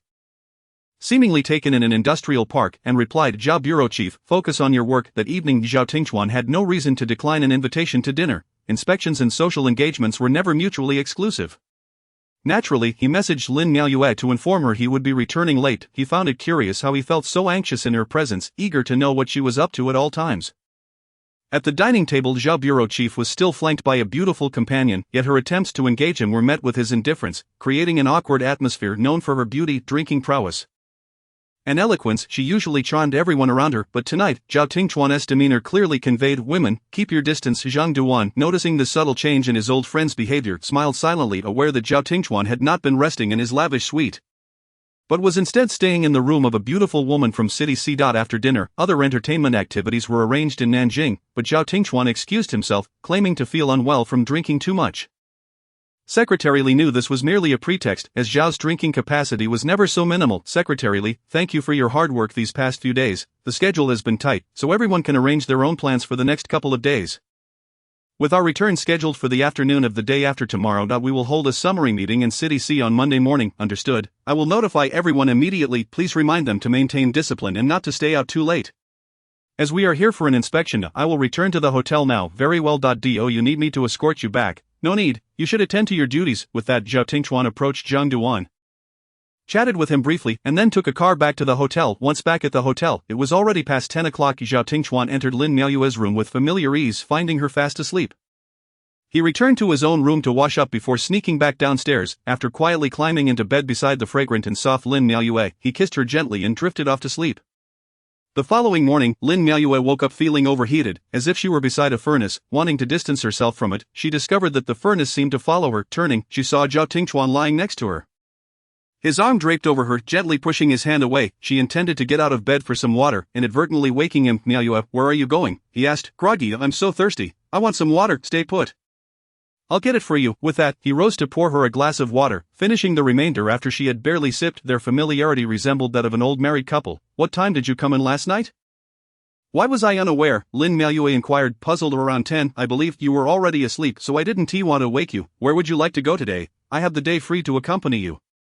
Zhao Tingchuan leaned down to nuzzle her forehead. "I visited the Nanjing Massacre Memorial Hall yesterday. Today, I want to go to Jiming Temple." "Sounds good. I've heard that Jiming Temple is very auspicious for seeking romantic fortunes. Let's make a wish, about that. I happened to read a guide yesterday. I'm not seeking romance. I'm hoping for a windfall." Lin Miaoyue replied dismissively, giving him a sidelong glance. Zhao Tingchuan chuckled. "Then I'll wish for love, and you can wish for wealth. Together, we'll be perfect. Who wants to be paired with you? Then who would you like to be with?" As he spoke, Zhao Tingchuan's hands began to wander. Sensing his movements, Lin Miaoyue quickly pushed his hand away and slipped out of bed like a fish, determined not to let him disrupt the day's plans. As Zhao Tingchuan watched her, a smile of indulgence dancing in his eyes. After she finished her makeup, Lin Miaoyue radiated an enchanting glow, drawing glances from those around her. Dressed in a blue top and a white cotton skirt, her hair styled in a left-side braid, she appeared fresh and vibrant. Zhao Tingchuan remarked, "I suddenly feel a bit older standing next to you." "Why do you say that?" Lin Miaoyue asked, puzzled as she put on her earrings. "Oh, nothing. Let us go." They took the subway to Jiming Temple, which was crowded and devoid of seats. Zhao Tingchuan found a corner to encircle Lin Miaoyue in his embrace. Due to their height difference, Lin Miaoyue had to tilt her head slightly to meet his gaze. It was said that this angle could be unflattering, yet she found Zhao Tingchuan rather handsome, with his high nose bridge and neatly trimmed chin. A sudden jolt caused her to grip him tightly. "Are you so captivated by me?" Zhao Tingchuan teased, his tone playful. Lin Miaoyue quickly released her hold, rolling her eyes at him. However, as she did, the subway lurched again, and thankfully Zhao Tingchuan caught her before she stumbled. Although the cherry blossoms at Jiming Temple had already fallen, the place remained vibrant with incense offerings. As they ascended the steps, sunlight streamed through the lush trees on either side. Zhao Tingchuan held Lin Miaoyue's hand. Strolling leisurely, noticing her breathlessness, he realized she lacked regular exercise and resolved to encourage her to join him in physical activities more often. Upon reaching the most bustling incense platform, Lin Miaoyue was already sweating profusely. She lit several incense sticks, bowing earnestly in all 4 cardinal directions before entering the main hall to kneel and pray 3 times. Observing her sincerity, Zhao Tingchuan, though an atheist, silently made a wish for her happiness and peace. On the way down the mountain, Lin Miaoyue purchased several strands of 18 seeds as gifts for friends and a sandalwood bracelet for her father, Lin Feng, as a wish for safety. Noticing her serious selection process, Zhao Tingchuan coughed lightly, prompting Lin Miaoyue to look at him with a mix of annoyance and amusement, and she chose a sandalwood bracelet for him as well, not far from Jiming Temple. After walking a short distance, they arrived at Xuanwu Lake. Given Lin Miaoyue's lack of stamina, walking the entire way was out of the question, so Zhao Tingchuan decisively bought tickets for a sightseeing car. Nevertheless, after completing their tour of Xuanwu Lake, Lin Miaoyue still felt somewhat fatigued. By the shores of Xuanwu Lake, there were photographers offering instant prints for tourists. Zhao Tingchuan pulled Lin Miaoyue close for a snapshot. In the photograph, the two stood side by side. The man exuded a calm and dignified aura, yet his eyes twinkled with mirth, while the woman possessed delicate features and a radiant charm that captivated the heart when she smiled. The image was swiftly developed, prompting the proprietor to inquire whether it could be enlarged for promotional purposes to attract more guests. Lin Miaoyue immediately declined, insisting that the owner delete the negative on the spot. Fully aware of Zhao Tingchuan's identity and the negative implications of displaying such a photograph in a public venue, observing her earnest and resolute refusal stirred a gentle flutter in Zhao Tingchuan's heart. Akin to the soft touch of a feather upon returning to their hotel, Lin Miaoyue collapsed onto the bed, motionless as Zhao Tingchuan examined the photograph repeatedly, as if it were his first time capturing a moment. Before carefully placing it in his wallet, after a while, Zhang Duan called, announcing that Zhao Tingchuan would be returning to Sea City the next day and suggesting a farewell dinner. Glancing at the lethargic Lin Miaoyue, Zhao Tingchuan declined the invitation politely. Tingchuan, this is a classic case of forgetting loyalty for beauty. Zhang Duan teased. Not at all, I simply feel a bit fatigued from the day's outings. When will you be free to visit Sea City? We must indulge ourselves to excess, of course, but when the time comes, I wouldn't want to interfere with your romantic escapades. Let us not be so formal, old Zhang. I appreciate your guidance during our visit to Nanjing. Should you ever require my assistance, do not hesitate to ask. After hanging up, he turned to find Lin Miaoyue had already fallen asleep. He tucked her in before returning to his room to organize important materials from the past few days. Upon re-entering his room, Zhao Tingchuan carried with him an assortment of renowned snacks from Nanjing, procured by his secretary Li, for Lin Miaoyue to take home. Awakening around 8 or 9 o'clock, Lin Miaoyue found herself roused by hunger. Spotting Zhao, who was engrossed in work on his laptop, she refrained from disturbing him. Just as she contemplated ordering takeout, he remarked, "You must be hungry. I'll have someone bring food." Lin Miaoyue thought to herself. Does this man have eyes in the back of his head? After satisfying their appetites, Lin Miaoyue lounged on the bed, leisurely perusing the photographs from the day with a relaxed demeanor, observing her feet swinging playfully. Zhao Tingchuan shut his laptop, his mind wandering as he approached the bed. Have you slept well? He asked, his tone laden with suggestion. Yes, I've had enough rest, Lin Miaoyue replied, her focus still on the photographs. Then let us attend to some serious matters. What serious matters? She finally lifted her gaze, puzzled by his intent. Zhao Tingchuan tossed her phone aside, his action speaking volumes. The temperature in the room began to rise, and the atmosphere grew increasingly charged with springtime allure. The following day, as they prepared to return to Sea City, Zhao Tingchuan hoped Lin Miaoyue would accompany him on the same high-speed train. But she stubbornly insisted on taking a later one. Upon arriving at the station in Sea City, she discovered Zhao Tingchuan had been waiting for her, which stirred a sense of gratitude in her heart. Allowing her to overlook his earlier negligence, reflecting on the previous night caused her heart to flutter. His audacity was truly remarkable. Are you tired from the journey? Zhao Tingchuan inquired, arranging her belongings as he noticed her weariness. A bit. I didn't manage to sleep on the train. I'll catch up on rest when I get home. How about moving in with me? He suggested. That wouldn't work. It's too far from school. Lin Miaoyue replied, presenting an excuse, though the truth was she was unsure how to explain it to her parents. Then I could buy a place near your school. Are you really that affluent? Director, no, thank you. I think things are fine as they are. What is so fine about living with my parents? And what about me? You just continue as you have been. Lin Miaoyue's voice dwindled as Zhao Tingchuan fell silent, his expression impassive as he focused on the road ahead, suddenly slamming on the brakes and pulling over. Are you implying that our meetings will be problematic from now on? Is this your way of saying we should part ways? A chill enveloped the vehicle. That's not what I meant. Lin Miaoyue faltered under the weight of Zhao Tingchuan's intensity. How about we get married? Zhao Tingchuan proposed, taking the initiative. What? No way, I just divorced. What would others think? If you prefer to wait, that is fine. However, during our courtship, I expect you to stay over sometimes. Zhao Tingchuan maintained a serious demeanor, wishing to clarify their relationship if she deemed marriage too hasty. Okay, but may I make a request? Lin Miaoyue asked shyly. Go ahead. Zhao Tingchuan sensed her hesitation. Let us keep our relationship a secret. I fear judgment from others. Understanding her concerns, Zhao Tingchuan cupped her face and said, I respect your wish to keep our relationship discreet for now, but inevitably, others will learn of it. I don't want to wait too long. Miaoyue, I like you and wish to be with you openly. With that, he kissed Lin Miaoyue gently. Her heart felt as if a solitary droplet had fallen into a still ancient well, the sound echoing in her ears. Upon returning home, Lin's mother noticed the myriad of local specialties in her daughter's bags and inquired curiously about the abundance. Lin Miaoyue offered a vague excuse, having previously told Zhao Tingchuan not to buy so much. After taking a 2-day leave, Lin Miaoyue found herself quite busy upon her return to school, engaging in casual conversations with Zhao Tingchuan on WeChat as if they were an ordinary couple. Lu Su observed a noticeable change in Lin Miaoyue since her return from Nanjing, remarking that it seemed as though she had entered a new spring of life. Lin Miaoyue neither confirmed nor denied this. Smiling with her eyes crinkled in delight, time passed leisurely, with only a week or two remaining before the semester concluded. During this period, Lin Miaoyue occasionally stayed at Zhao Tingchuan's residence in Jinjiang City. Often Zhao Tingchuan would use the excuse of picking her up from work to bring her home, coaxing her to stay a few more days. When she first visited, Lin Miaoyue was taken aback by the cold, sterile atmosphere of the apartment. The decor was stark and devoid of warmth, giving off an uninhabited vibe. Zhao Tingchuan led her on a leisurely tour, casually remarking, "Aside from the cleaning lady, you are the first woman to visit here." "Am I truly so honored?" Lin Miaoyue chuckled, surveying the place. "Do you find it a bit too cold?" "A little," she admitted. "Allow me to take you somewhere cozier." With that, he disregarded her protests and carried her toward the bedroom. After their intimate encounter, Zhao Tingchuan held Lin Miaoyue close, idly toying with her hair. "Miaoyue, what plans do you have for this summer?" "I'm not sure yet. I've been thinking about traveling to Xinjiang."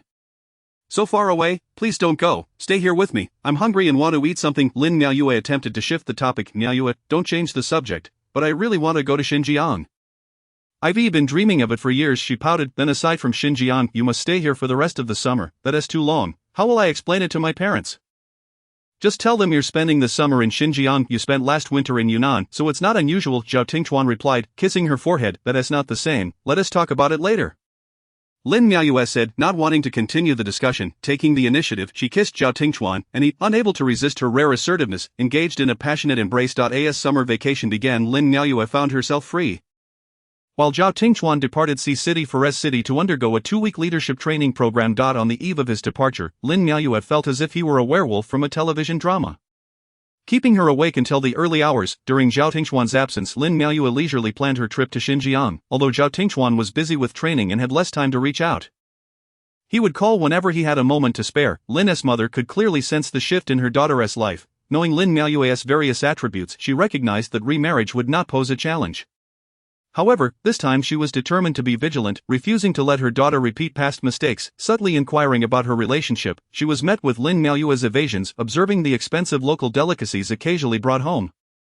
Lin's mother could only hope her daughter wouldn't be swayed by flattery once more. In the ancient city of Kashgar, Lin Miaoyue had a photoshoot, and the vibrant beauty she already possessed seemed to flourish even further under the skilled hands of the makeup artist, transforming her into an ethereal princess from a distant land. Those accompanying her were left spellbound, while Gao Yanyan harbored deep feelings for Lin Miaoyue, secretly contemplating that after years of solitude, he had finally found the one he cherished. After taking a few selfies, he sent them to Zhao Tingchuan, but unfortunately, the latter was in a meeting and could not appreciate the moment immediately when he finally opened the message during a break. He was utterly captivated, secretly lamenting that he could not be there with her. He could only express his longing through his phone. "The moon is beautiful, and I wish that only I could behold your beauty. Beauty must be shared," his elementary school teacher had once said. "Have you forgotten?" Lin Miaoyue playfully rolled her eyes and replied, "Forgotten? Teacher Lin, please come back soon to give me a makeup lesson. Let's talk about tuition fees first." He responded with a hint of arrogance. Throughout their conversation, Zhao Tingchuan's lips curled into a smile, and he promptly transferred 50,000 yuan to her. He added, "Come back soon, my beautiful gardener." Upon reading this, Lin Miaoyue couldn't help but let out a laugh. Was this the same Zhao Tingchuan who appeared so composed and serious on television? She did not accept his money, as her upbringing taught her that a woman should not casually accept a man's financial assistance. She would return in 2 or 3 days, and Zhao would have to patiently wait. Moments later, another message arrived. "We're going out to eat. Let's chat when you return tonight." Zhao Tingchuan put away his phone, resuming his usual calm demeanor, his expression unreadable. Li Chouyuan, who was nearby, observed him thoughtfully and remarked, "Tingchuan, you seem to be in quite a good mood lately, and not bad, but it can't compare to Minister Li's good fortune." Zhao Tingchuan replied with a subtle smile. Both held the same deputy ministerial rank, yet due to Zhao's background and work achievements, he often overshadowed Li Chouyuan, leading to occasional barbed exchanges between them. 2 days later, Lin Miaoyue and her companions began their journey home. After nearly 10 days spent together, the rigors of travel had forged friendships, yet they all understood that no feast lasts forever.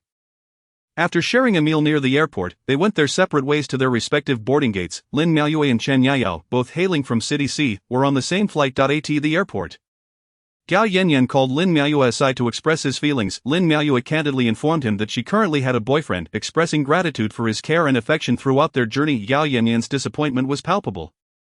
Yet he still wished her well, inviting her to visit him in City S anytime. By the time Lin Miaoyue arrived in City C, it was already evening. The thought of parting ways with Chen Yaya made her feel a twinge of sadness. However, Chen Yaya, with a carefree push, reminded her that they would still see each other, saying, "Don't be sad, my ride is here, goodbye." Zhao Tingchuan spotted Lin Miaoyue amidst the crowd, and though she wore a simple white t-shirt and a red floral skirt without any embellishment, she appeared more radiant than ever. After nearly a month apart, he couldn't resist embracing her. Lin Miaoyue, caught in his embrace, glanced around anxiously, fearful of being recognized, and quickly pushed him away. Zhao Tingchuan brought Lin Miaoyue back to Jinjiang City. As soon as the door closed behind them, he eagerly kissed her, his hands beginning to wander. After a long journey, Lin Miaoyue was not in the mood for such advances and pushed against him, finally cupping his face and pleading, "I'm so tired, may I please rest?" Noticing her fatigue and recalling his unfinished work, he graciously replied, "I'll let you off the hook for now. Go take a shower and eat something. I've had Auntie prepare it for you. Oh, Director Zhao, you were too kind," she said, pecking him on the cheek before darting away. Exhausted, Lin Miaoyue washed up and fell asleep almost instantly on the soft, comfortable bed. Upon entering the bedroom, Zhao Tingchuan noticed the room now exuded a scent of sweetness and warmth due to Lin Miaoyue's presence. In her dreams, with her eyes closed, she appeared less dazzling yet undeniably adorable. Her soft pink lips slightly parted, tempting him to steal a kiss. Seizing the moment after their passionate encounter, Lin Miaoyue languidly remarked, "I'm hungry, then I'll make you a bowl of noodles," Zhao Tingchuan said, noticing the hint of dissatisfaction in her tone. Smiling brightly as he added, "Can you believe I can cook?" Lin Miaoyue looked at him skeptically. "Really?" she asked, her disbelief evident. "Silly Miaoyue, just wait here, I'll call you when it's ready." Chapter 33, Clouds Gathering, Part 1. Lin Miaoyue held serious doubts about Zhao Tingchuan's culinary skills. When he carried her to the dining table and presented 2 bowls of noodles, she remained skeptical. "Give it a try. These are the only ingredients we have at home," he said, his eyes filled with anticipation as he casually draped his arm over her shoulder. After taking a bite, she was pleasantly surprised by the taste. Lin Miaoyue had an elegant eating style and a small appetite. Even when hungry, she could not finish the bowl of noodles. "The noodles are delicious, but I can't eat anymore," she declared. "Now do you believe I can cook? Just have a little more, please." "My noodles are not something everyone gets to enjoy," he urged. "I truly can't eat anymore," she insisted, frowning. Seeing her struggle, Zhao Tingchuan took her bowl and finished what was left. Watching him eat her leftovers so naturally melted her earlier displeasure away. In the following days, Lin Miaoyue stayed at Jinjiang City. Consequently, Zhao, who usually worked late, began to leave the office promptly, his efficiency soaring as he sought to avoid overtime. Lin Miaoyue found herself somewhat idle during her stay, so she asked Zhao Tingchuan to instruct Auntie not to come, opting instead to immerse herself in the kitchen. However, lacking culinary talent, her attempts resulted in meals too dreadful to contemplate, even unappetizing to herself. One day, feeling utterly defeated by her kitchen endeavors, Lin Miaoyue decided to return home. Upon seeing her dejected and exhausted, Lin's mother assumed she was simply worn out from the trip to Xinjiang and did not think much of it. When Zhao Tingchuan returned home to find the kitchen in disarray and many of Lin Miaoyue's belongings packed away, he realized she had left. Igniting a quiet fury within him, exercising restraint, he called her. "I just wanted to learn to cook," she explained. "You don't need to, we have Auntie to cook for us." "No, I want to learn and be self-sufficient," she insisted. "Then come back, and I'll teach you to." "I don't believe you. When will you come back to stay with me again?" Zhao Tingchuan asked, already accustomed to having Lin Miaoyue greet him upon returning home from work. No longer feeling like a solitary man, Lin Miaoyue's return home was partly to escape Zhao Tingchuan's insatiable demands. At times, she couldn't help but wonder if this man had truly refrained from pursuing other romantic interests since his first wife's passing. Seeking solace in her presence, however, she decided not to dwell on it for now and wished to enjoy a few days of peace at home. Just as she was beginning to unwind, Lin's mother suddenly proposed a trip to the sea, and Lin Miaoyue felt obligated to accompany her since her brother was interning abroad this summer. Zhao Tingchuan, though displeased, had no choice but to request Lin Miaoyue to spend some time with him before her departure. "What time is your train tomorrow?" he inquired, playfully biting her shoulder. "Ouch, that hurts," she exclaimed in indignation. "Can you even feel pain, you heartless person?" "What do you mean heartless? I have a heart, let me check," he replied. Kissing her again, after their passionate encounter, Lin Miaoyue insisted she needed to return home. Zhao Tingchuan, irritated by her frequent desire to leave, recalled her previous abrupt departure and questioned her coldly. "Why are you in such a hurry to go back?" "That's my home, my mother is waiting for me to help her pack," Lin Miaoyue retorted while dressing. "And what about here? What about me? What do you take me for? You just left without a word last time." Zhao Tingchuan's tone shifted from cold to accusatory. Lin Miaoyue found his sudden change baffling, as he had just been so affectionate and now was questioning her. "Director Zhao, do you not understand our relationship? Why does my returning home concern you? Didn't you just get what you wanted?" "Miaoyue, what do you mean by that? Are you implying that I only wanted something from you?" Zhao Tingchuan's expression darkened, feeling insulted that she perceived him in such a manner. "I don't want to argue with you, let go of me, I need to go home," Lin Miaoyue demanded, trying to push him away and get out of bed. But he forcibly held her down, refusing to let her move. "You need to clarify things with me." Lin Miaoyue was taken aback by his roughness, her anger flaring. "You never considered my feelings. I told you my mother is waiting for me. How am I supposed to explain being late? The last time I stayed here, it was just about those things. What do you think I am to you? And this is your home, not mine. You certainly know how to keep things separate. You're worried about being late and what people will think. Do you think I'm someone who should be hidden away?" Zhao Tingxuan's anger turned to sarcasm. "Yes, I don't want to be pointed at and labeled as someone climbing the social ladder, using you, Zhao Tingxuan, as my stepping stone. Then what is this, you lying here with me? What does that make it?" Zhao Tingxuan's fury surged, causing him to speak without thinking. Lin Miaoyue's eyes filled with tears, realizing that she truly felt like a fool for having entangled herself with someone she believed was beyond her reach. Struggling to rise, Zhao Tingxuan's phone rang, and despite initially intending to ignore it, seeing that it was the city party secretary Meng Wuqing, he reluctantly got up and headed to the bathroom to take the call. Seizing the opportunity, Lin Miaoyue swiftly rose from her bed, dressed hastily, and departed without a backward glance. By the time Zhao Tingxuan emerged from the bathroom after his phone call, only the lingering essence of Lin Miaoyue remained in the room. When he finally donned his attire and rushed to the parking lot, her car had long since vanished. While driving at breakneck speed, Lin Miaoyue's mind echoed with the haunting question, "What does it mean for you to lie here like this?" Reflecting on her own foolishness, she realized that she had been utterly besotted simply because he was a department head who had shown her a modicum of kindness. Why did she consistently fall prey to such trivial mistakes? The incessant ringing of her phone drew her attention. Zhao Tingxuan was calling. Taking advantage of a red light, she pulled over and promptly blocked both his phone number and WeChat. Upon returning home, Lin's mother noticed her daughter's troubled countenance but refrained from chiding her for arriving late. After a night of emotional recuperation, Lin Miaoyue set off with her mother to the seaside the following day. Seemingly unfazed by her previous encounter with Zhao Tingxuan. Meanwhile, Zhao Tingxuan, upon discovering that his WeChat and phone calls had been blocked, felt a fresh surge of anger bubbling within him. He was tempted to rush to her home and confront her, demanding to know what she truly desired. Yet, recalling how she had wished for their relationship to remain a secret known only to the heavens and the earth, he feared provoking her into severing ties entirely. What was he to do now? The usually composed and strategic Zhao Tingxuan found himself at a loss as he stared at his phone. Chapter 34, Clouds Gathering, Part 2. Lin Miaoyue and her mother traveled to a coastal city in the north, where the scenery was exquisite, albeit marred by the throngs of people. The beautiful landscape, coupled with her mother's company and the need to plan their itinerary, allowed her to momentarily forget her troubles with Zhao Tingxuan. Instead, viewing their trip as a splendid remedy for her woes, it was a long-awaited vacation for her mother, who had long desired to embark on a solo journey with her daughter.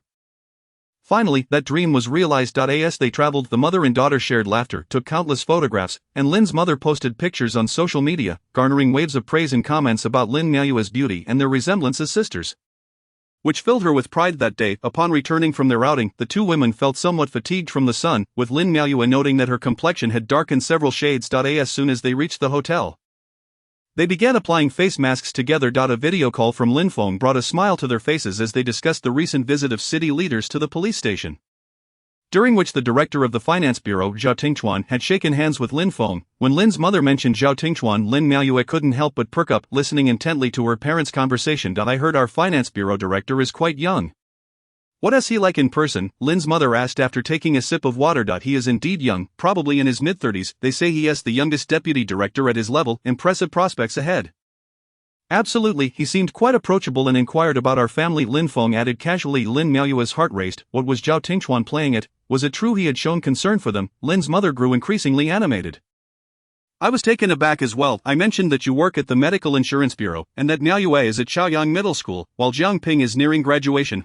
Old Lin, you made quite an impression." "What does that even mean? It was unexpected, to say the least. How have you two been enjoying yourselves?" "We're having a great time. I posted on social media, and everyone is saying Miaoyue is beautiful."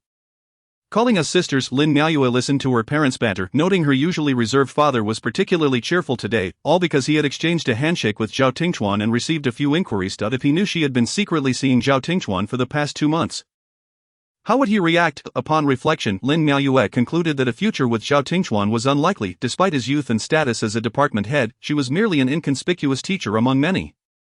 Their backgrounds were worlds apart. Looking back at her impulsive decision in Nanjing to engage with him so casually, she realized that even if he had professed his long-standing affection, it was merely for her exterior. Such superficiality could not endure. What if one day he grew weary of her? She would become a laughingstock, given that their relationship had always been unequal. With this realization, Lin Miaoyue resolved to sever ties with Zhao Tingxuan decisively. While her feelings were still unentrenched, while the entanglement was still fresh, and while no one was aware of their connection. As these thoughts swirled in her mind, she drifted into slumber, having just concluded a meeting. Zhao Tingchuan returned to his office and sneezed. He couldn't help but wonder if Lin Miaoyue was thinking of him. They had not been in contact for days, and he regretted their argument. He should have let her go home without confrontation and listened to her thoughts instead of clashing with her. He recalled the moment he had spoken harshly, seeing her eyes glisten with unshed tears. Clearly upset, resulting in her blocking all means of communication. There was no remedy for his regret, if only he could purchase some to alleviate his discomfort over the past few days. After a while, he received a call from Jiabo, who was returning from her grandparents' house. Although his ex-wife had passed away years ago, he maintained a cordial relationship with her family, and Jiabo would visit them every summer and winter break. With the summer vacation nearing its end, she would soon be back. Dad, are you still at work? Yes, Jiabo. What are you up to? Playing with my siblings. Uncle will accompany me home in a few days. Great, I'll pick you up then. Really, you'd better keep your word. Of course, I always keep my promises, Zhao Tingchuan replied with a smile. After hanging up, he glanced at the calendar, feeling a flutter of excitement at her imminent return. When Lin Miaoyue and her mother returned to Sea City, it was the weekend. Lin Feng, noticing his wife had tanned considerably, teased, "Did you two go to the same place? How come Miaoyue looks untouched while you've darkened so much?" Lin's mother retorted, "Could you be quietish? Miaoyue is just young and recovers quickly." Observing their playful banter, Lin Miaoyue felt a pang of envy and turned to unload her belongings into the trunk. Zhao Tingchuan arrived at the station to pick up Jiabo, hoping to arrive early in case he might catch a glimpse of Lin Miaoyue. To his surprise, he indeed spotted her. She wore a white spaghetti strap dress and simple canvas shoes. Her long hair braided and topped with a sun hat, clearly just returning from the beach. Resisting the urge to get out and approach her, he could only watch intently, hoping she would glance back at his car. But she remained oblivious, igniting his frustration. Soon Jiabo and her uncle arrived. Dad, Zhao Jiayan rushed excitedly toward Zhao Tingchuan nearby. Su Zhang observed and thought to himself that blood ties are unbreakable, even if Zhao Tingchuan had not shown much care for Jiabo. She still ran to her father without hesitation after nearly a month apart. Long time no see, Tingchuan, brother, it's been a while. The greeting between men was simple yet laden with meaning. As the car smoothly rolled along, the two conversed about their recent endeavors. Su Zhang held a prominent position in the judicial sector in B City. Suddenly he said, Tingchuan, it's been several years since Xiaoyan passed. You might consider finding someone new. Our family would support you. Well, I suppose it depends on fate. Jiabo has been a handful for you during this time. His words felt somewhat formal. Her grandparents would be overjoyed to see her. If Jiabo is inconvenient for you, feel free to leave her with my mother. Su Zhang offered sincerely. That isn't necessary. If the other party cannot accept her, then there is no need to pursue it. Brother, rest assured, Jiabo is my daughter and always will be. You well, just take care of it. Your future is bright. Having a stable marriage and family will only benefit you. Alright, I understand. Thank you, brothers. Chapter 35, Clouds Gathering, Part 3. Upon returning home, Lin Miaoyue had only a few days left before school resumed. She planned to rest and recuperate, feeling a vague sense of fatigue after a summer of constant activity. Meanwhile, Zhao Tingchuan, having been blocked, resorted to calling her on the office phone just as Lin Miaoyue was waking from her afternoon nap. Miaoyue, it's me. Lin Miaoyue hesitated, unsure of what to say. Pull my number from the blacklist, or I won't hesitate to call your father, he threatened. Was he really resorting to threats? Director Zhao, is there something you need? Lin Miaoyue's tone was icy and distant. Let us talk in person. I'll come to pick you up downstairs. Zhao Tingchuan was momentarily taken aback by her coldness before abruptly hanging up. After considering the situation, Lin Miaoyue decided it would be best to clarify matters face to face. So she unblocked his number and got out of bed. Seeing Lin Miaoyue sneakily emerge from the community entrance, Zhao Tingchuan deliberately honked the horn. If she didn't want anyone to know, he was determined to expose her. Once she got in the car, Lin Miaoyue asked, "Why did you honk?" "I was worried you might not recognize my car after such a long time," he replied, starting the engine. "We can talk in the car." "Where are we going?" Lin Miaoyue inquired. "I'd prefer not to discuss it here," Zhao Tingchuan said expressionlessly. The vehicle soon arrived at a nearby residential complex, Shui Yuanfu. Lin Miaoyue wondered about this unexpected destination. Zhao Tingchuan opened the car door and ushered her inside, leading her to the elevator. Upon entering the apartment, Lin Miaoyue surveyed the space, just about to inquire why Zhao Tingchuan had summoned her here. Yet he pressed her tightly in his embrace, capturing her lips with a fervent kiss. Lin Miaoyue inwardly cursed him for resorting to such antics again, struggling fiercely, which only served to further agitate Zhao Tingchuan. From the moment he laid eyes on her today, she had been as cold as ice, as if the past 2 months had been nothing but a figment of their imagination. Zhao Tingchuan, if you continue like this, I will truly become angry, Lin Miaoyue shouted, prompting Zhao Tingchuan to halt his actions. His expression seemed to inquire if she would cease her anger if he stopped.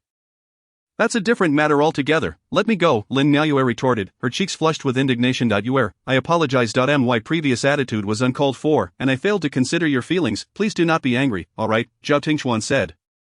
Attempting to placate her as he held her close on the sofa, Lin Miaoyue contemplated rising from his grasp. How could she express her desire to break up while he held her like this? Noticing her lingering anger, Zhao Tingchuan tightened his hold. Please do not be upset. I truly regret my actions. From now on, I shall prioritize your wishes in every regard. Lin Miaoyue, feeling helpless, bit her lip and said earnestly. Director Zhao, I have given this considerable thought during this period. It seems we are fundamentally incompatible in every aspect, therefore, let us part ways and refrain from contacting each other in the future. With that, she attempted to stand and leave. Upon hearing her words, Zhao Tingchuan embraced her tightly. Do not jest. I will pretend I did not hear that. I am not jesting. I am being serious. Lin Miaoyue stood up, her demeanor resolute. So, your intention in meeting me today is to end our relationship? Zhao Tingchuan's expression shifted, the previous warmth replaced by a chilling ambiguity. Yes, let us part amicably. Lin Miaoyue felt a flutter of unease at Zhao Tingchuan's expression. Eager to escape, what if I refuse? Zhao Tingchuan, suppressing his rising anger, replied as calmly as he could, this has always been a matter between two individuals. I simply do not wish to continue. If you disagree, it becomes meaningless. I said merely due to incompatibility. Zhao Tingchuan raised his voice. In what regard are we incompatible, in bed or out of it? This was the first time Zhao Tingchuan had so crudely referred to her by name, leaving Lin Miaoyue stunned, feeling insulted. It is precisely because we are incompatible in every way, is that clear? She retorted, turning to leave. However, Zhao Tingchuan swiftly lifted her into his arms and carried her towards the bedroom. Realizing his intentions, Lin Miaoyue struggled with all her might. The furniture in the room was still brand new, the plastic wrap unpeeled. As Lin Miaoyue was tossed onto the bed, she attempted to rise but was pinned down by Zhao Tingchuan. You claim we are incompatible, let us test that theory and see who ends up begging whom. Zhao Tingchuan, you cannot do this, let me go. Lin Miaoyue's heart swelled with fear at his brutal demeanor, her voice trembling with suppressed tears. I have never cared for any woman as I do for you. You are my first, yet here you are, after merely 2 months of being together, ready to dismiss me with a word of incompatibility. Do you truly think so little of me? With that, he seized her head and kissed her, devoid of the tenderness he once showed. Lin Miaoyue could not help but cry, regretting having entangled herself with him. Shielding her eyes with her hands, unwilling to meet Zhao Tingchuan's gaze, the moment he saw her tears, Zhao Tingchuan's heart softened. He ceased all actions, cradling her in his arms and gently wiping away her tears. Lost in a haze of thoughts, Lin Miaoyue stifled her sobs, attempting to extricate herself from his embrace, only to be lifted once more and placed on the sofa in the living room. Zhao Tingchuan turned to the coffee table drawer and retrieved a glaring red property deed, flipping it open to reveal Lin Miaoyue's name, leaving her utterly bewildered. I have no desire to argue with you today. I purchased this apartment upon returning from Nanjing, intending for you to stay here during your summer break, and then move in once school started. I would come here after work as well. Yet you, without a second thought, utter the word incompatible as if I am inconsequential. Zhao Tingchuan embraced her again, continuing, when faced with issues, two people should seek solutions together, not resort to separation at the slightest provocation. My feelings for you are not fleeting, they are sincere. So what are your true feelings toward me? He raised her chin, their eyes locking in an intense exchange. Lin Miaoyue felt a stirring within, touched by Zhao Tingchuan's candid introspection. Our social standings, family backgrounds, and personal experiences differ greatly. I do not wish to prolong this only to face separation later. It is better to end things now. Is that truly how you feel? Yes, I have contemplated this, and enduring prolonged pain is worse than a swift end. So, does that mean you do have feelings for me, for who I am? Oh, Lin Miaoyue was momentarily puzzled. This is a separate issue. In my eyes, your affection for me and your acceptance of my circumstances are paramount. We are adults. Other factors are also significant. Seeing that Lin Miaoyue did not deny her feelings, Zhao Tingchuan could not help but smile. You do not concern yourself with those matters. My family wishes for me to remarry soon and would not impose demands regarding background. Besides, you are not lacking in any regard. As for your social status, aside from being the director of the finance bureau, I am merely a widower of many years older than you by 7 or 8 years. In the eyes of others, it is as if a fresh flower is blooming in a pile of dung. Lin Miaoyue could not help but chuckle at his last remark, and seeing her smile, Zhao Tingchuan held her close once more, continuing, moreover, how many couples are perfectly matched from the outset? I am aware that I can be somewhat domineering at times. But I simply desire for you to be by my side. I genuinely care for you, then why do you scold me? Lin Miaoyue recalled his fierce demeanor from their last argument. That was hardly scolding. You have no idea how I usually am at work. Alright, darling, I shall improve. Just refrain from mentioning breakups so casually. Lin Miaoyue pondered for a moment. What if we continue this way and discover we truly are incompatible? A fisherman casts his net each morning, uncertain if he will return with a bountiful catch, yet he still goes. Our situation is no different. We cannot relinquish our efforts simply due to uncertainty. At least at this moment, I wish to walk this path with you until the end. Chapter 36, Clouds Gathering, Part 4. Lin Miaoyue gazed at Zhao Tingchuan, reflecting on their time together. Despite the various incompatible factors that left her feeling insecure, she could not deny the happiness he brought her. His steadiness fostered a peculiar dependence within her, and his attentiveness set him apart from the Zhao Tingchuan perceived by others. Yet she wondered whether this was merely a special treatment reserved for her or a product of his seasoned charm and matters of the heart. Sweet nothings like this must have been spoken to countless others. Lin Miaoyue mused, pouting, I promise I have only said them to you, and your ex-wife. Our marriage was arranged by family post-work. At the time, I felt it was the right moment to settle down with someone suitable. Our marriage was marked by a lack of time spent together, and though we had a child that deepened our bond, she tragically passed away in an accident not long after, and afterward? The 2 years of marriage left me disillusioned about the happiness of married life, which led me to focus solely on my career thereafter. His words painted him as a man of austere disposition. Lin Miaoyue recalled his fervor in bed, doubting his claims of self-restraint. Complete self-restraint is an impossibility. I am a normal man, and I encounter many women who throw themselves at me, yet, I have never been tempted. My feelings for you are unique. With that, Zhao Tingchuan cupped Lin Miaoyue's face, their eyes meeting in an intimate gaze. As he glanced outside, he carried her to the window, drawing the curtains before kissing her deeply. After a passionate interlude, both were drenched in sweat. Lin Miaoyue suddenly realized that Zhao Tingchuan had not taken precautions. Zhao Tingchuan, why did you neglect to use protection again? He nibbled her ear playfully. Murmuring something inaudible, but it isn't safe, Lin Miaoyue exclaimed, blushing as she lightly punched him. Alright, I will ensure to keep some in every drawer next time, Zhao Tingchuan replied affectionately, holding her close. Do you like this apartment? Zhao Tingchuan inquired, kissing her hand. By the way, why did you put my name on the property deed? It is a gift for you, that is far too valuable. I cannot accept it. This is a highly sought-after school district. Value is relative. It is more convenient for you to live here. Besides, this is your home. You cannot possibly intend to run back home, can you? I cannot accept it. Zhao Tingchuan. Lin Miaoyue sat up, her expression serious. We are merely discussing our relationship. That does not imply I am willing to accept everything you offer. I cannot accept this property. I do not dare to. Seeing Lin Miaoyue perched atop him, Zhao Tingchuan's gaze deepened, his hands becoming more adventurous. Do not overthink it. The property deed is already in your name. Consider it a gift from me. Keep it here and stay whenever you wish. Being with me will never leave you at a disadvantage in any aspect. With that, he lifted his head and kissed Lin Miaoyue once more. In that moment, spring was in the air. By the time they tidied up, night had fallen. Zhao Tingchuan led Lin Miaoyue on a tour of the apartment, which had 3 bedrooms and 2 living rooms, boasting an excellent layout. Lin Miaoyue found herself genuinely enamored with it. Due to the fact that it is a furnished apartment and there is no time for a complete renovation, Zhao Tingchuan arranged for furniture to be purchased and moved in. Tomorrow, I will have someone come here to clean thoroughly. You can move in directly when school starts, is that alright? That wouldn't be appropriate. My home is not far from the school, and I wouldn't know how to explain it to my parents. Just tell them that in the second half of the year, you will be taking on the graduating class, which will be busier and more exhausting, so you prefer to stay in the faculty dormitory at the school. Zhao Tingchuan blurted out. Zhao Tingchuan, you seem to have planned this for a long time, Lin Miaoyue said, half amused and half exasperated. Unfortunately, you caught me, but I can't shake the feeling that staying here would make me feel guilty. As if I were being kept by you. The one who should feel guilty is me. You are the owner of this apartment. Alternatively, there is another solution. What is it? Let us get married. No way. That's too hasty. Then when do you think would be appropriate? Zhao Tingchuan, do you truly wish to marry me? I have brought it up with you twice already, each time with utmost seriousness. Why me? Lin Miaoyue asked, voicing the question that had lingered in her heart. I must confess that I was captivated by you at first sight. Initially, it may have been mere infatuation, and I did not contemplate marriage. I merely envisioned a fleeting romance. However, as I spent time with you, your significance in my heart grew increasingly profound. I find myself thinking of you incessantly, and I cannot precisely articulate why. After returning from Nanjing, I began to acclimate to life with you. This unprecedented feeling brings me immense joy. Therefore, when you mentioned separating, I truly found it unbearable. Witnessing Lin Miaoyue's stunned expression, he felt a surge of emotion. Aside from all this, I harbor other thoughts. I am 37 years old. If I do not consider marriage soon, I may miss the opportunity. My work also has many potential implications, and now that I have finally encountered someone I cherish, how could I easily let go? Upon hearing this, Lin Miaoyue felt a sense of calm wash over her. She could not help but think that this man, when speaking sweet words, could indeed charm one into submission.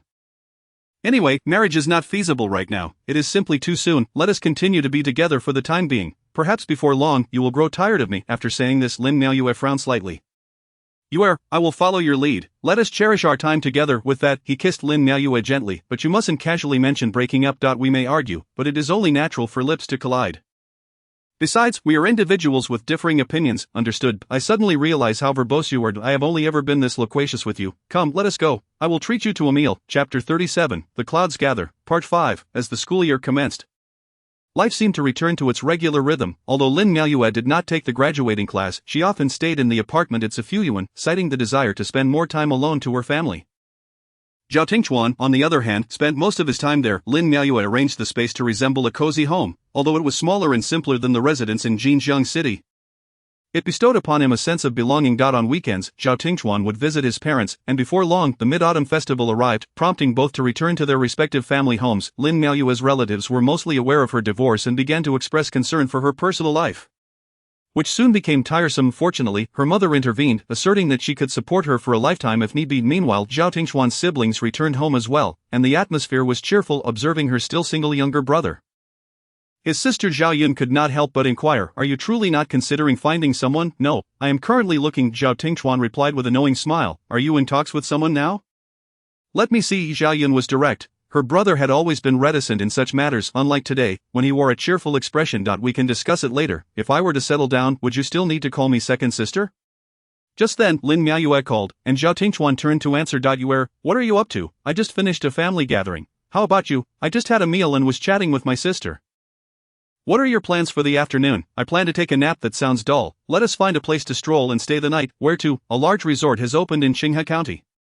The scenery seems quite splendid." "Will that be inconvenient for you?" "Not at all. I will come to pick you up at the entrance of your community." After hanging up, Zhao Tingchuan exchanged pleasantries with his parents before driving off. Zhao Yun watched him leave thoughtfully and could not help but share her suspicions with their mother. Because he had given prior notice, the resort had arranged for someone to receive them. Eager to provide exceptional service, Lin Miaoyue trailed Zhao Tingchuan, and the others discreetly treated her as a VIP. Upon entering their room, Lin Miaoyue could not help but pull Zhao Tingchuan to explore. The suite was spacious, with an expansive floor-to-ceiling window overlooking a bamboo grove. The ambience was tranquil and elegant, and the small bathroom even featured a mini hot tub fed by water from the mountains. With an automatic temperature control feature, noticing Lin Miaoyue's curiosity, Zhao Tingchuan took her hand and led her outside, while staff continued to provide guidance. Feeling that their intimate moment was being interrupted, Zhao Tingchuan remarked, "Let us explore on our own. You may resume your tasks. Certainly, should you require anything, feel free to call our front desk, and we will send someone immediately. This is our front desk number." "Alright." Once the staff departed, Lin Miaoyue could not help but chuckle. "Wow, Director Zhao, what an impressive presence you have." "Did you only just realize how impressive I am?" Zhao Tingchuan replied with a knowing smile. "I can't be bothered to engage with you." Recognizing the undertone in his words, Lin Miaoyue pouted and turned away, privately thinking that he was far from the stern and composed Director Zhao, but rather a rogue at heart. Let's head over there," Zhao Tingchuan said, holding her hand as they walked. This resort, which integrated tourism, leisure, and entertainment, had become a focal project for Qinghe County in recent years, capitalizing on its natural advantages of mountains and rivers. Currently in its initial phase of operation, it was not overly crowded, allowing Zhao Tingchuan to comfortably stroll with Lin Miaoyue. They wandered for most of the afternoon, surrounded by lush waters, with vacation homes spread out harmoniously. Zhao Tingchuan's suite boasted the best views and living experience in the entire resort, albeit located on the highest floor. As Lin Miaoyue began to feel fatigued, Zhao Tingchuan, observing her condition, swiftly lifted her onto his back. Initially embarrassed, Lin Miaoyue relaxed, seeing that there were few others around, allowing herself to enjoy the treatment. The resort staff, witnessing the scene, were taken aback. This young and accomplished director had already earned their respect, but seeing him carry a girl surprised them even more. Indeed, heroes often find it difficult to resist the charms of beautiful women. Noticing the staff's gaze fixed on them, Lin Miaoyue quickly insisted on getting down, and Zhao Tingchuan obliged, inquiring if they needed anything else. It turned out that the resort's manager had heard of his arrival and had rushed over from another location, wishing to invite him to dinner that evening. Zhao Tingchuan pondered for a moment and then asked Lin Miaoyue if she wanted to join. Feeling too shy to refuse, she agreed. During dinner, Lin Miaoyue changed into a dress and applied light makeup. As this was her first time attending a public meal with Zhao Tingchuan, albeit with a small group of the resort's owner, the specific manager, and several county leaders were present, all were astute individuals who could see that Director Zhao was particularly attentive to the young woman beside him. The usual banter at such gatherings was noticeably subdued. At one point, the attendees attempted to toast to the beautiful Lin Miaoyue, who was focused on her meal, but Zhao Tingchuan graciously declined, not wanting her to be seen drinking by others. After dinner, Lin Miaoyue returned to the room, while Zhao Tingchuan stayed behind for a brief discussion about the resort's future direction. Upon returning, he found Lin Miaoyue sitting by the floor-to-ceiling window with a glass of red wine. Her cheeks slightly flushed from the drink. "You're back," she asked, taking a sip. "Why are you indulging in wine alone, you little glutton?" Zhao Tingchuan said, affectionately lifting her. Under the soft lighting, Lin Miaoyue's hair was slightly tousled, her eyes sparkling, and her lips looked like jelly, exuding the rich aroma of red wine with a rosy flush that made her appear like an enchanting little sprite. "I wanted to drink earlier, but you wouldn't let me," Lin Miaoyue complained. Zhao Tingchuan felt relieved that he had prevented her from drinking earlier. It would have been disastrous if others had seen her in this state. He took her wine glass away, concerned she might become too intoxicated. "What are you doing? I still want to drink. Kiss me, and I will let you drink," Zhao Tingchuan said with a low laugh. Pulling her closer, hearing this, Lin Miaoyue indeed leaned in to kiss Zhao Tingchuan, revealing her inebriated state, as she would not normally be so forward. "You are, come, let us drink together." With that, he took a sip and offered it directly to Lin Miaoyue, indulging in a playful dance of lips and tongues. "How annoying, I don't need you to feed me, I can drink myself," Lin Miaoyue said playfully, reaching for the wine glass again, seeing her so charmingly mischievous. Zhao Tingchuan could no longer contain himself. As night fell, its enchantment began to unfold. Chapter 38, The Clouds Gather, Part 6. The consequences of inebriation left Lin Miaoyue feeling pliable, with only vague recollections of the previous night. Her body ached, gradually bringing back memories of the events that transpired. Glancing at the figure sleeping beside her, the instigator of it all, she inwardly regretted her poor tolerance for alcohol. Checking her phone, she saw it was already past 10. She donned a bathrobe and made her way to the adjacent hot spring, settling in to ease her sore muscles. As Zhao Tingchuan stepped into the bathhouse, Lin Miaoyue had yet to notice his presence. When he embraced her, she was nearly startled, casting a dismissive glance aside, her heart still simmering with indignation over his actions from the previous night. "Miaoyue, why are you ignoring me so early in the morning?" he inquired. "I'm simply exhausted and do not wish to converse," she replied curtly. "Then let us engage in other pursuits," he suggested, his hand roaming freely beneath the water. "No. Please, I don't want to," Lin Miaoyue protested. "Zhao Tingchuan, could you refrain from being so bothersome?" In response, Zhao Tingchuan silenced her with a kiss. Amid their intimate embrace, her resistance felt feeble and insipid, while the desires within them spoke of a profound affection. By the time they emerged from the bath and completed their ablutions, it was nearly noon. Zhao Tingchuan summoned lunch to their room, and after multiple apologies, Lin Miaoyue finally acquiesced to converse and eat with him. Aware that he had been reckless in the past few days, he nonetheless reveled in unparalleled joy. On their return, Lin Miaoyue purchased some local delicacies in Qinghe County, fearing she might struggle to explain her absence from home the previous night. Following the brief mid-autumn festival holiday, both became engrossed in their respective endeavors. Zhao Tingchuan appeared to be working with renewed vigor, frequently appearing in various news articles around the city. Occasionally, discussions in Lin Miaoyue's office would drift to politics, where they would mention the young director who stood out among the officials for his poised demeanor. In the words of the youthful girls, he exuded an aura of restraint, prompting Lin Miaoyue to roll her eyes inwardly. Finding such sentiments bordering on indulgence. As the day drew to a close, she received a call from Zhang Wenyuan. Had it not been for his call, Lin Miaoyue felt she might have forgotten about him entirely. "Miao, would you like to join me for dinner tonight?" he asked. "No need, my mother has prepared a meal at home," she replied. "My college friend Wang Chao is in town, and we thought to gather together since we are all in C City." "It is nothing more than that. Are they aware of our situation?" she inquired. "They probably aren't, but even if they were, we all know each other. Must you be so concerned? I am not worried about them. It is you I care about." "Miao, are you still upset with me?" "Not at all. I've moved on. Let's leave it at that. I have another call coming in." It was Zhao Tingchuan on the line. "Miaoyue, who are you speaking with?" His fatigued voice came through. "A telemarketer." She replied. "I won't be home for dinner. It may be quite late. That is fine. I'm heading home anyway." Lin Miaoyue's spirits were somewhat dampened, likely due to her conversation with Zhang Wenyuan. Sensing her mood, Zhao Tingchuan inquired, but she deflected the question. After hanging up, Lin Miaoyue reflected on her inability to manage her emotions. A mere phone call from Zhang Wenyuan had the power to alter her mood.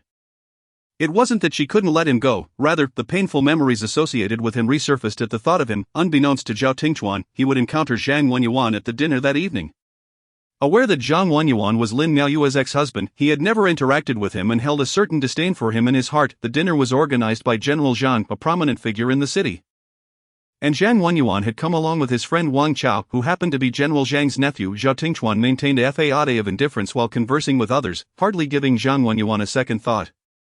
Conversely, Zhang Wenyuan was elated to be dining alongside the renowned director of the Finance Bureau, feeling a surge of excitement at the chance to share a table with such an esteemed figure. He felt grateful to Wang Chao for the invitation, who had mentioned that his uncle was hosting a dinner featuring high-ranking officials, thus providing an opportunity for Zhang Wenyuan to make a name for himself.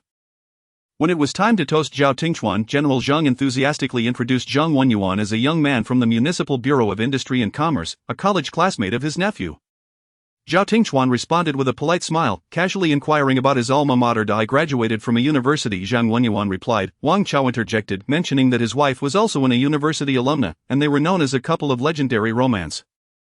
And where is your wife now? Zhao Tingchuan inquired, appearing more amiable. She teaches at Chaoyang High School, Zhang Wenyuan answered. A fine and harmonious family, Zhao Tingchuan remarked, to which Wang Chao eagerly added that his wife was renowned as one of the most beautiful women in their department. Having been married shortly after graduation, a love story that transitioned from school uniform to wedding gown, Zhao Tingchuan maintained his composure, yet internally he felt as though something had shattered within him.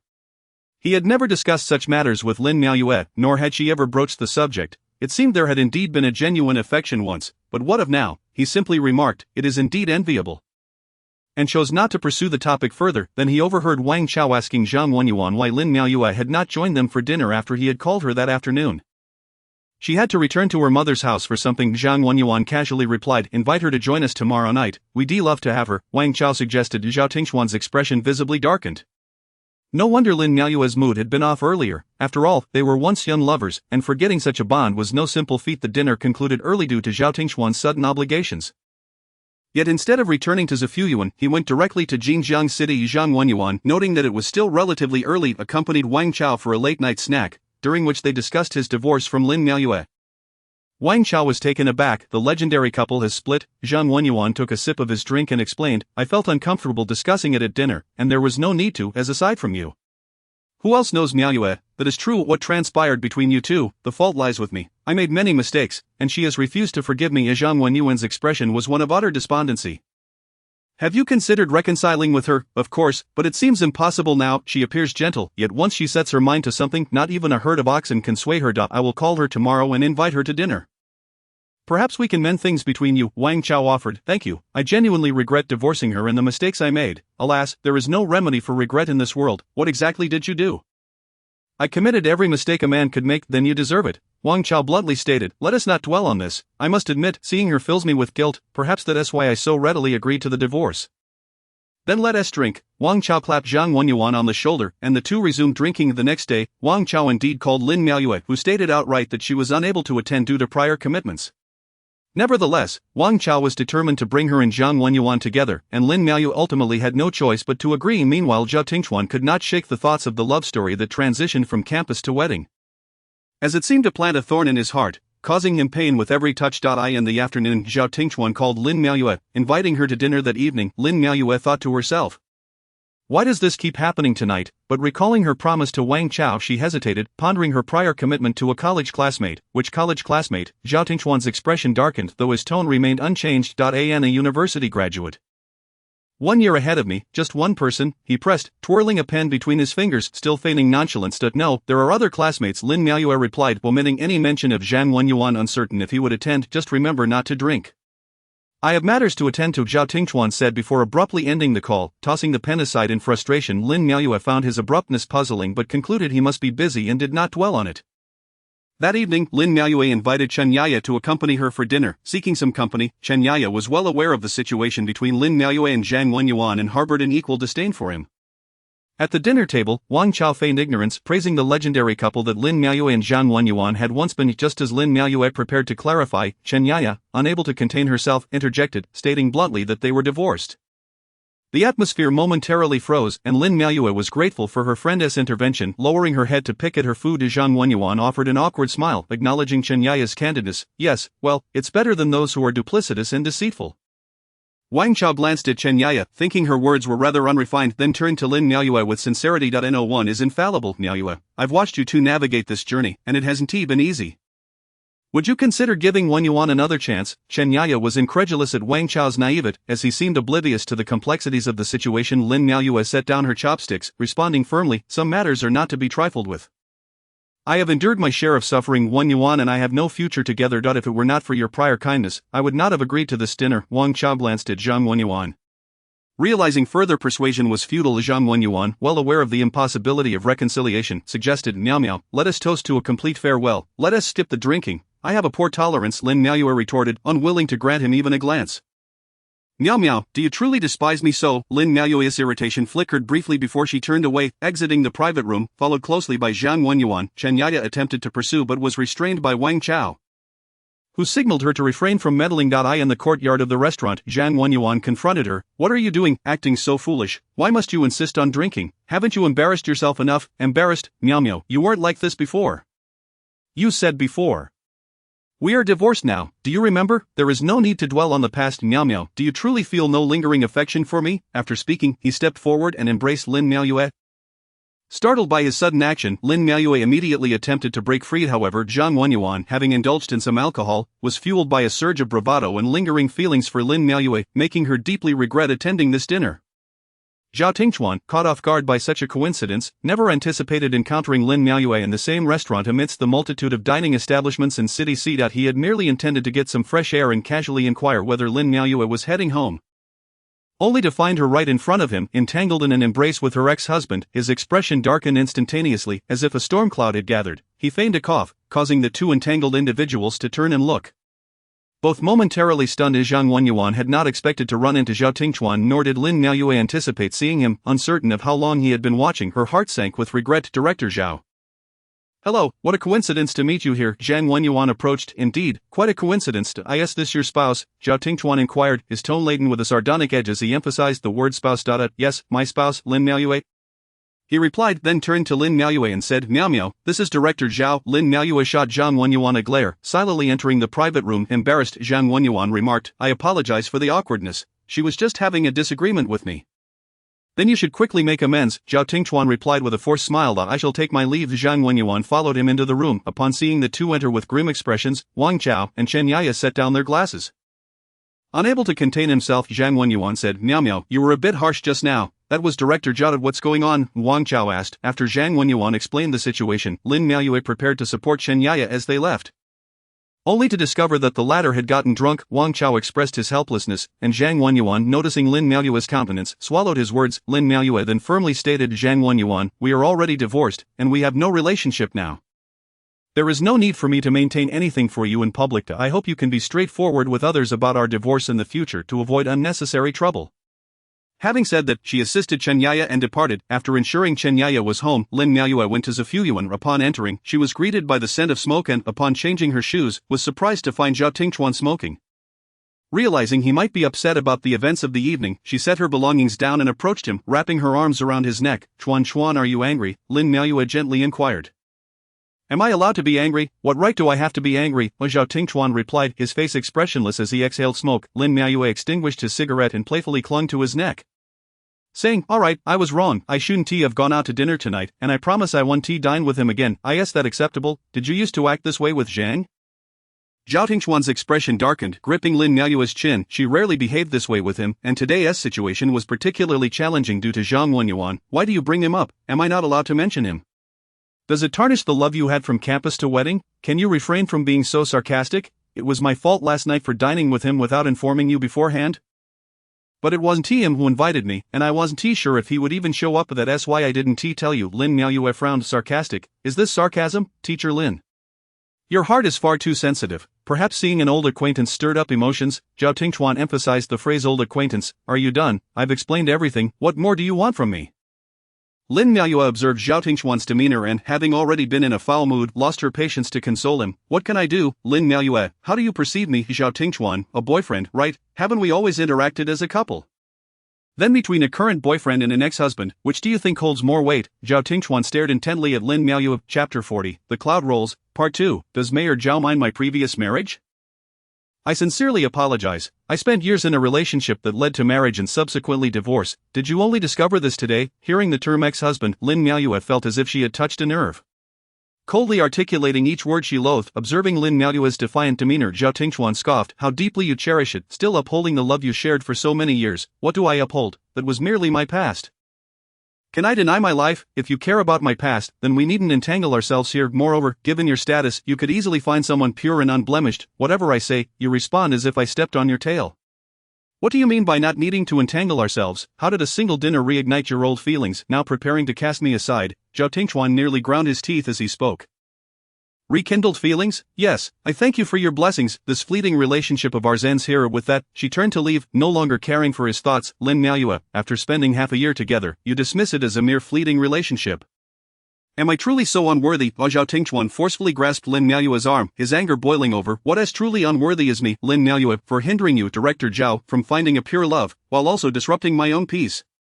It is best we clarify things now. Neither of us hinders the other. Lin Miaoyue forcefully shook off Zhao Tingchuan's hand, her eyes devoid of their usual softness, replaced with stubbornness and fury, finally voicing your true feelings. Blaming me for hindering you, yet why didn't you say this sooner? Had I known you still harbored feelings for your ex-husband, I wouldn't have clung to you so desperately. Lin Miaoyue felt that the Zhao Tingchuan before her was entirely different from the one she had known. Or perhaps this was his true self. Taking a deep breath, she slowly stated, then it's clear, we have nothing more to discuss, goodbye. After changing her shoes, she left without looking back, but this time Zhao Tingchuan did not attempt to stop her. Remaining rooted in place, after a long while, he finally stirred, rubbed his face, surveyed his surroundings, and turned to exit the space. Lin Miaoyue drove home in tears, wiping her face repeatedly in the garage, yet the tears continued to flow. Her heartache and frustration spilling over as she cried aloud. The more she cried, the worse she felt, unable to comprehend how things had devolved to this point, having just severed ties with her ex-husband. She now found herself breaking up with her current partner. What had transpired today, most infuriating, was Zhao Tingchuan, who had known of her divorce all along yet had the audacity to confront her about her past. Why hadn't he mentioned it sooner? All those sweet nothings he had spoken now felt utterly revolting. Only a fool would have believed him. When it came to the past, did he not have one of his own? The more Lin Miaoyue pondered, the more aggrieved she felt. It seemed that men, once they had what they desired, became indifferent. For half a year, she had allowed herself to be molded like dough, utterly foolish. She sat in the car for an extended period before finally regaining her composure and heading upstairs. Lin's mother and the others had already gone to bed, allowing her to sneak quietly into her room. Glancing at her phone, she found no missed calls or messages, which left her feeling disheartened, and once again, tears streamed down her face, the unexpressed grievances swelling like a snowball, the following day being the weekend. Lin Miaoyue took the opportunity to catch up on sleep. In her dreams, she failed to hear the numerous calls from Zhao Tingchuan, who, upon realizing he could not reach her, felt a sense of unease gnawing at him. The argument from the previous night had caught him off guard. Seeing Zhang Wenyuan and her entangled in proximity truly infuriated him, and he longed to confront Zhang Wenyuan. Additionally, Wang Chao's comments during the dinner about their love story from campus to wedding only added fuel to his fire. How could he not feel a pang of jealousy? She had spent so many vibrant moments with Zhang Wenyuan, while he had merely become her fleeting relationship. Ultimately, her words about not wanting to hinder each other left him questioning whether she genuinely believed she had impeded him or if she was merely speaking out of anger. The only solace was that she had not blocked his contact information. When Lin Miaoyue awoke to find over a dozen missed calls, she had no intention of returning the call. Through her reflections from the previous night, she realized that her grievances were self-inflicted. If she didn't care, there would be no grievances. Zhao Tingchuan's affection for her seemed solely based on her exterior, as he had never delved into her inner world. It was akin to a person's pet being touched by someone else. He only cared that his possession was tampered with, entirely disregarding the pet's fear and anxiety. More alarmingly, the pet genuinely believed that its owner cared for it and was wholly dependent on and trusting of him. The thought of herself as that pet only fueled Lin Miaoyue's anger. She was furious with herself for losing control over her heart and infuriated by Zhao Tingchuan's sweet-talking. Her phone rang again, and Lin Miaoyue reluctantly answered, remaining silent. What are you doing? I was wrong. I had too much to drink last night. Please say something. Zhao Tingchuan's voice came through the line, and the way he called her felt akin to calling a pet, eliciting both laughter and anger from her. Lin Miaoyue speak. This exposed his true nature, and she coldly replied, I said everything that needed to be said yesterday, and more besides. What else is there to discuss? So what? Zhao Tingchuan's tone shifted from urgency to calmness. So Director Zhao, we shall not hinder each other moving forward. Are you serious? Very serious? Is it because of last night's argument, or do you still have feelings for Zhang Wenyuan? I believe those things are no longer significant. Goodbye. Lin Miaoyue prepared to hang up. Lin Miaoyue dare to hang up and see what happens. Zhao Tingchuan, I'm tired of being with you. Is it permissible for me to reconsider? Please regard this fleeting relationship as nothing more than a passing moment. I will not impede your search for the next chapter. Wishing you happiness. Farewell. Lin Miaoyue hung up the phone, and Zhao Tingchuan had never anticipated that someone could infuriate him to the point of trembling.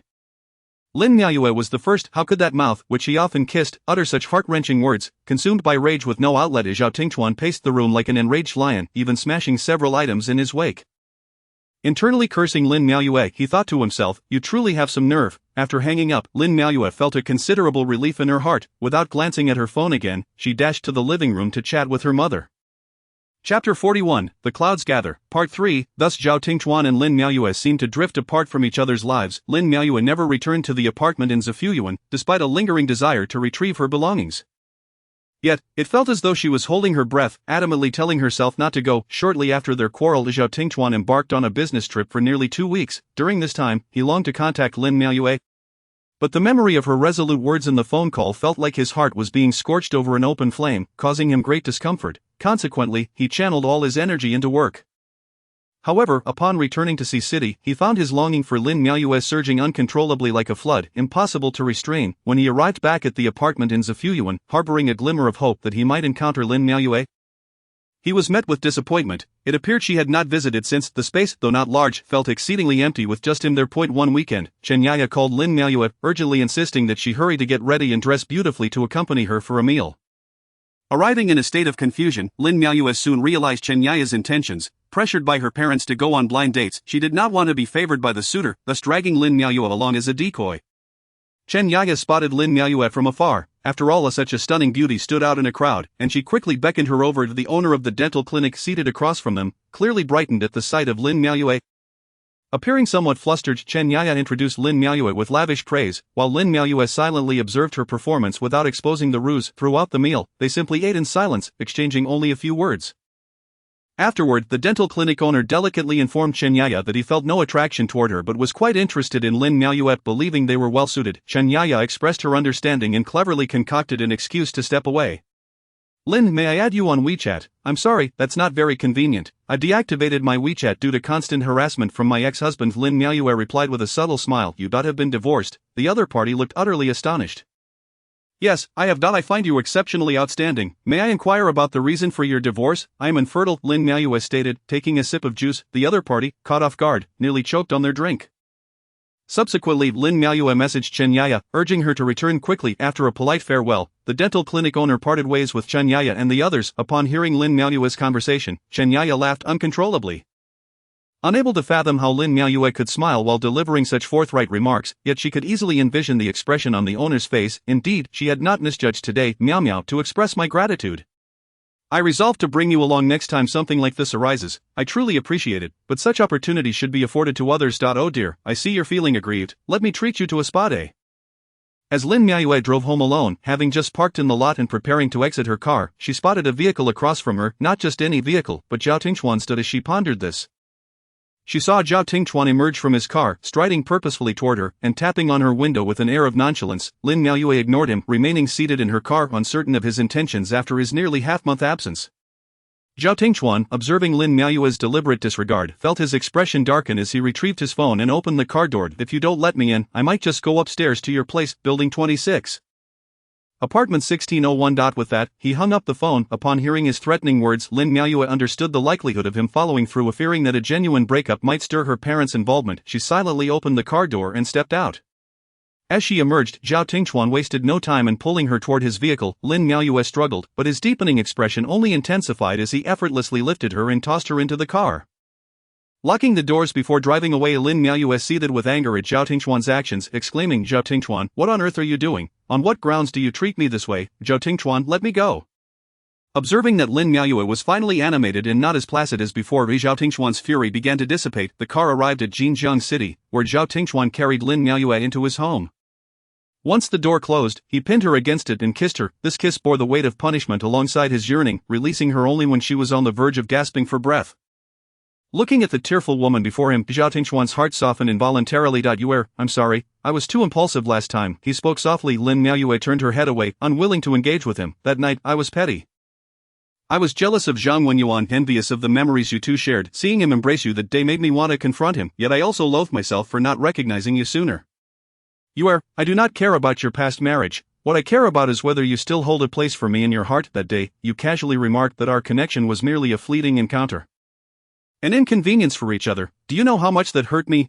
Please say something," Zhao Tingchuan pleaded, feeling as though she was slipping further away from him. During this time, he had reflected earnestly on their previous quarrel, realizing it stemmed from issues of the past and present, fueled by his jealousy, which had backfired. Lin Miaoyue, upon hearing Zhao Tingchuan's words, gazed at him, feeling her grievances resurface, tears welling up in her eyes. Noticing this, Zhao Tingchuan recognized that she had absorbed his words. He continued, the night before our argument, I happened to run into Zhang Wenyuan at that dinner, along with Wang Chao. You know how much it irked me to hear Zhang Wenyuan refer to you as his beloved? He paused before adding, he even called you to invite you to dinner. You initially declined, yet the next day you went. You never mentioned any of this to me, as though it were a matter solely between you and him. With no bearing on me, the next day, Wang Chao was the one who invited me. Lin Miaoyue finally spoke up. I wasn't certain if Zhang Wenyuan would attend. I even brought a friend along to avoid any misunderstandings.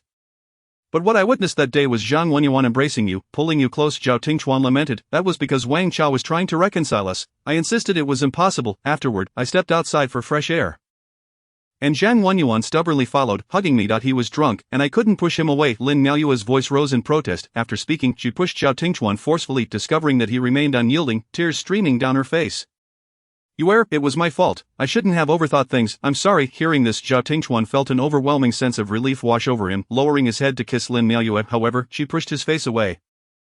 Repeatedly striking him as if to release the pent-up grievances from the past weeks, Zhao Tingchuan held her tightly, allowing her to vent her frustrations, his heart filled with guilt and sorrow. Chapter 42, The Clouds Gather, Part 4, as if exhausted from her outburst. Lin Miaoyue, with a quivering voice, said, you know nothing, and yet launch into a barrage of accusations, speaking in a condescending tone. Zhao Tingchuan, on what grounds? It won't happen again. I assure you that if you truly cared about my past marriage, then why did you pursue me? There are countless others outside eager to win you over. All I want is you. I apologize. This time, I was misguided by my concern. I told you I don't care about that. What I care about is who holds more significance in your heart. Zhang Wenyuan is nothing but scum in my eyes. Yes, we were together for many years, but do you know how he hurt me? Gambling, infidelity, causing me to miscarry. Every single incident makes me sick to my stomach when I think of him, and yet you use him to provoke me. Zhao Tingchuan, you are also scum. Expressing these long-held sentiments felt akin to purging the festering wound.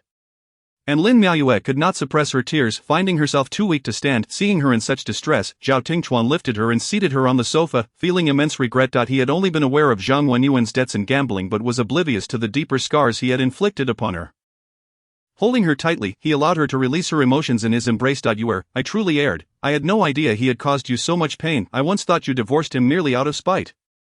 I'm sorry. Noticing Lin Miaoyue gradually calming down, Zhao Tingchuan spoke gently. I will never mention him in front of you again, and if he dares to approach you again, just let me know, and I will handle it.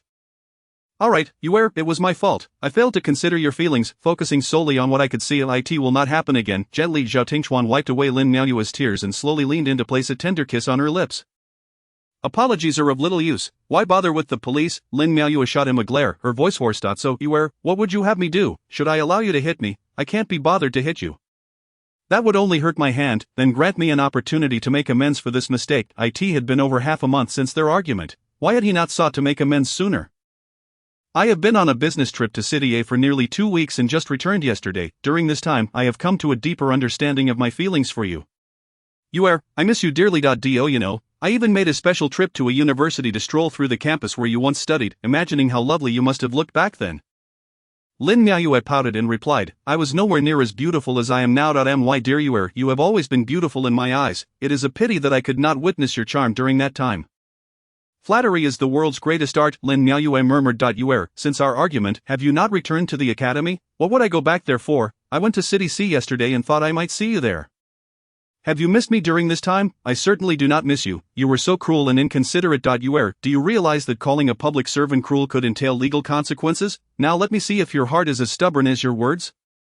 With that, Zhao Tingchuan decisively kissed Lin Miaoyue. After the storm, Zhao Tingchuan held Lin Miaoyue close, enveloped in a sweet atmosphere, both forgetting all previous unpleasantness. I bought you a gift from City A, even though we have been at odds.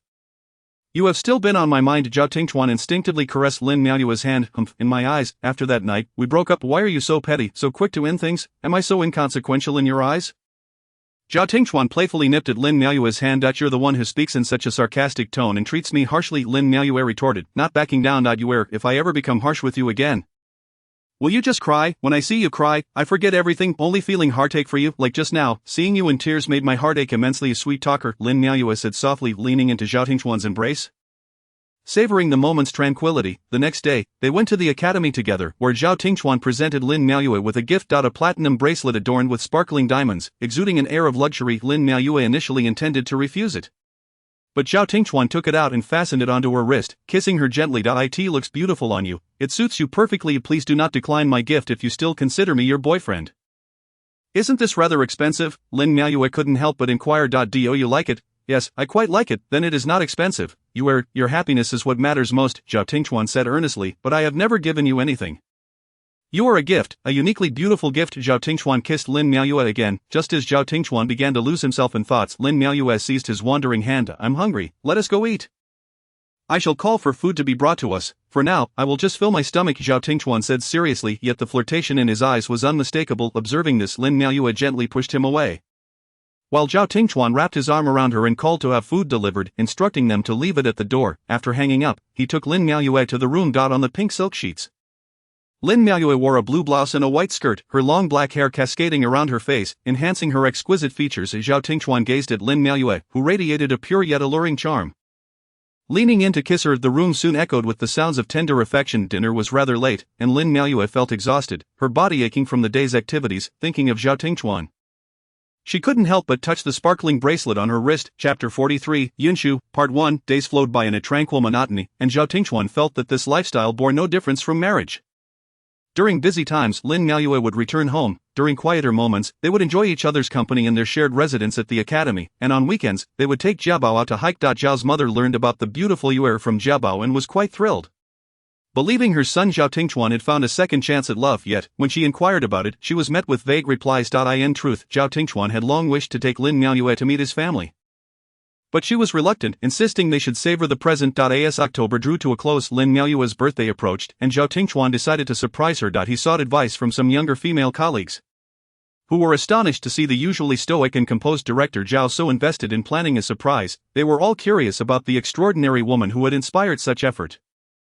Lin Miaoyue was quite content with her situation. Zhao Tingchuan provided her with ample freedom and a sense of security, a rarity for someone of his stature. There were several occasions when she returned home to find him in the kitchen, wearing an apron as he cooked. She cherished all he did for her, though sometimes it felt almost surreal. She had not been wrong in her previous relationship, but the affection she had once felt seemed to diminish. She wondered if that was simply the nature of marriage. Thus, when Zhao Tingchuan mentioned meeting his parents, she hesitated and declined. On her birthday, Lin Miaoyue received flowers from Zhao Tingchuan early in the morning, accompanied by a card that read, "Happy birthday to the most beautiful little moon in the world." A warmth filled her heart, and her ears turned red. It was the first time someone had called her that. Coincidentally, it was a Friday, and Zhao Tingchuan made a point to leave work early to pick her up. Lin Miaoyue, wanting to mark the occasion, dressed exquisitely in a light purple traditional dress, her hair styled up and adorned with the pearl earrings Zhao Tingchuan had gifted her, exuding an enchanting aura. From the moment Zhao Tingchuan laid eyes on her, his smile never faltered. She was his woman, his beloved. "Why are you so early today?" "I missed you," he replied, pulling Lin Miaoyue close and kissing her. Lin Miaoyue hurriedly attempted to push him away, aware of the high likelihood of encountering acquaintances nearby. However, Zhao Tingchuan was reluctant to part, and after their kiss, he gazed at her intently, saying, "Happy birthday." "Thank you," Lin Miaoyue replied, feeling unexpectedly moved. Their dinner took place in a trendy restaurant with a romantic ambience, one Lin Miaoyue had heard of but never expected Zhao Tingchuan to know. Upon entering the private room, she was astounded by the abundance of flowers and candles that adorned the space. It was overwhelmingly romantic. Zhao Tingchuan took her hand, guided her to the table, and gallantly pulled out her chair for her to sit. "Thank you," Lin Miaoyue whispered. Zhao Tingchuan gazed at her with deep affection. He clapped his hands, and a group of waiters entered, pushing in a massive cake. After lighting the candle atop the cake, Zhao Tingchuan dimmed the room lights. The candlelight illuminated Lin Miaoyue's face, making her appear even more radiant. "Make a wish, my little moon," Zhao Tingchuan gently urged. Lin Miaoyue closed her eyes, silently wishing. "Happy birthday, my dear," Zhao Tingchuan said, kissing her cheek once more. After dinner, Zhao Tingchuan led Lin Miaoyue to the riverbank that ran through the heart of City Sea, where he took her hand and boarded a prepared boat. They admired the city's nightscape, relishing their romantic time together. Snuggled in Zhao Tingchuan's embrace, Lin Miaoyue looked up at him, noting his well-defined jawline and the faint stubble that hinted at his maturity and composure, compelling her to nestle closer. "Are you cold?" Zhao Tingchuan tightened his hold around her. "Not really. It just feels surreal, almost dreamlike. Silly, everything here is tangible, and I will always be by your side." As they leaned into each other on the boat, whispering sweet nothings until the moonlight grew hazy and the wind rustled along the riverbank. Upon returning to the house at Jinjiang, Zhao Tingchuan had Lin Miaoyue open the door. Confused, she opened it to find a pathway adorned with twinkling lights and flower petals leading to a luminous moon at the end. Zhao Tingchuan embraced her from behind and kissed her, asking, "Do you like it?" Lin Miaoyue's eyes glimmered with tears as she replied, "I love it. When did you prepare all of this? As long as you like it. Come, let us walk forward and see." Hand in hand, they strolled along the path, the atmosphere brimming with romance. Suddenly Zhao Tingchuan knelt on one knee before the moon, producing a ring from his pocket. "Will you marry me?" From the moment I first laid eyes on you until now, I sometimes feel like I am dreaming, just as you mentioned tonight. To prevent this dream from fading, let me always be by your side. Tears streamed down Lin Miaoyue's cheeks. Zhao Tingxuan's thoughtful gestures for her birthday had taken her by surprise and deeply touched her. The feeling of being cherished was something she had not felt in a long time, especially from someone she once thought was unattainable. My knee is getting sore. Please have some sympathy for this middle-aged man. Lin Miaoyue nodded, and Zhao Tingxuan slipped the ring onto her finger, rising to embrace her. I am overjoyed that you accepted my proposal. With that, he kissed her. After the kiss, Lin Miaoyue found herself breathless as Zhao Tingxuan lifted her into his arms, and they made their way to the room, exchanging kisses in an increasingly intimate atmosphere filled with passion. After the fervor, as their breathing gradually steadied, Zhao Tingxuan held Lin Miaoyue close, savoring the warmth of the moment. In a husky voice, he asked, do you remember what you promised me earlier tonight? Yes, I remember. Lin Miaoyue glanced at the ring on her finger. She had accepted the proposal, but had not specified when they would marry. So when will you meet your parents? Director Zhao, please do not frighten them. Allow me to ease their minds first. Very well, but do not keep me waiting too long, or I shall come directly to your door. Upon hearing this, Lin Miaoyue playfully smacked Zhao Tingxuan's arm in feigned anger. How dare you? Zhao Tingxuan, seeing her playful demeanor, responded affectionately, wife, I wouldn't dare. Lin Miaoyue felt a rush of embarrassment at his endearment and reveled in the joy of their shared moments of that night. Lin Miaoyue was utterly captivated by Zhao Tingxuan's remarkable vigor. Despite both of them frequently spending their days in the office, his stamina was astonishing. Chapter 44, Yun Shu, Part 2. Ever since Lin Miaoyue agreed to Zhao Tingxuan's proposal on her birthday, his desire to marry had become restless, and he often inquired if she had mentioned him to her parents. Lin Miaoyue consistently deflected with the excuse that she was still contemplating the matter. Entering a new marriage made her somewhat apprehensive, even though Zhao Tingxuan was exceedingly accommodating towards her. Additionally, she felt a twinge of anxiety regarding her parents' stance on the relationship, considering Zhao Tingxuan's significant age advantage and his high-ranking position, which starkly contrasted with her own background. Nevertheless, she broached the topic with her mother one day. Mom, I've recently started dating, Lin Miaoyue casually remarked while serving herself some food. I know, which organization does he work for? Her mother replied, seemingly already aware of the situation. How do you know? Lin Miaoyue asked, puzzled. I gave birth to you. How could I not notice your changes? You've been smiling foolishly at your phone every day. Her mother responded knowingly, tell me about him. I need to keep a close watch on this. He works at the city government, is a bit older than me, and has a daughter, Lin Miaoyue said vaguely. He has a child, can you accept that? I've met the child, she is quite adorable, but her mother passed away when she was very young. That's rather unfortunate. How much older is she? About 7 or 8 years. Lin Miaoyue's mother nearly spat out her drink, exclaiming, that much older? Are you sure he is mature enough? You want to find someone experienced, but not someone that much older. Mom, what does that have to do with him? Let's not talk about that. Her mother insisted that the age difference was inappropriate and cautioned her that, given her circumstances, she could find someone better. What if I never get married? Lin Miaoyue countered. Firstly, you will never have that problem. Secondly, even if you choose not to marry, we will always be your parents and will support you. Mom, you're too good to me. Lin Miaoyue couldn't help but snuggle into her mother's embrace. Acting coy, meow meow, we've suffered once before, this time we must be vigilant. Don't rush, those relatives and friends are merely speaking without experiencing the pain themselves. Yes, I understand. How long have you been together? Let me see a picture. Not long, maybe next time. I need to observe him further. Just don't tell Dad yet, Lin Miaoyue thought to herself, knowing her mother often saw photos of him. Alright, I have a colleague whose nephew is 2 years older than you.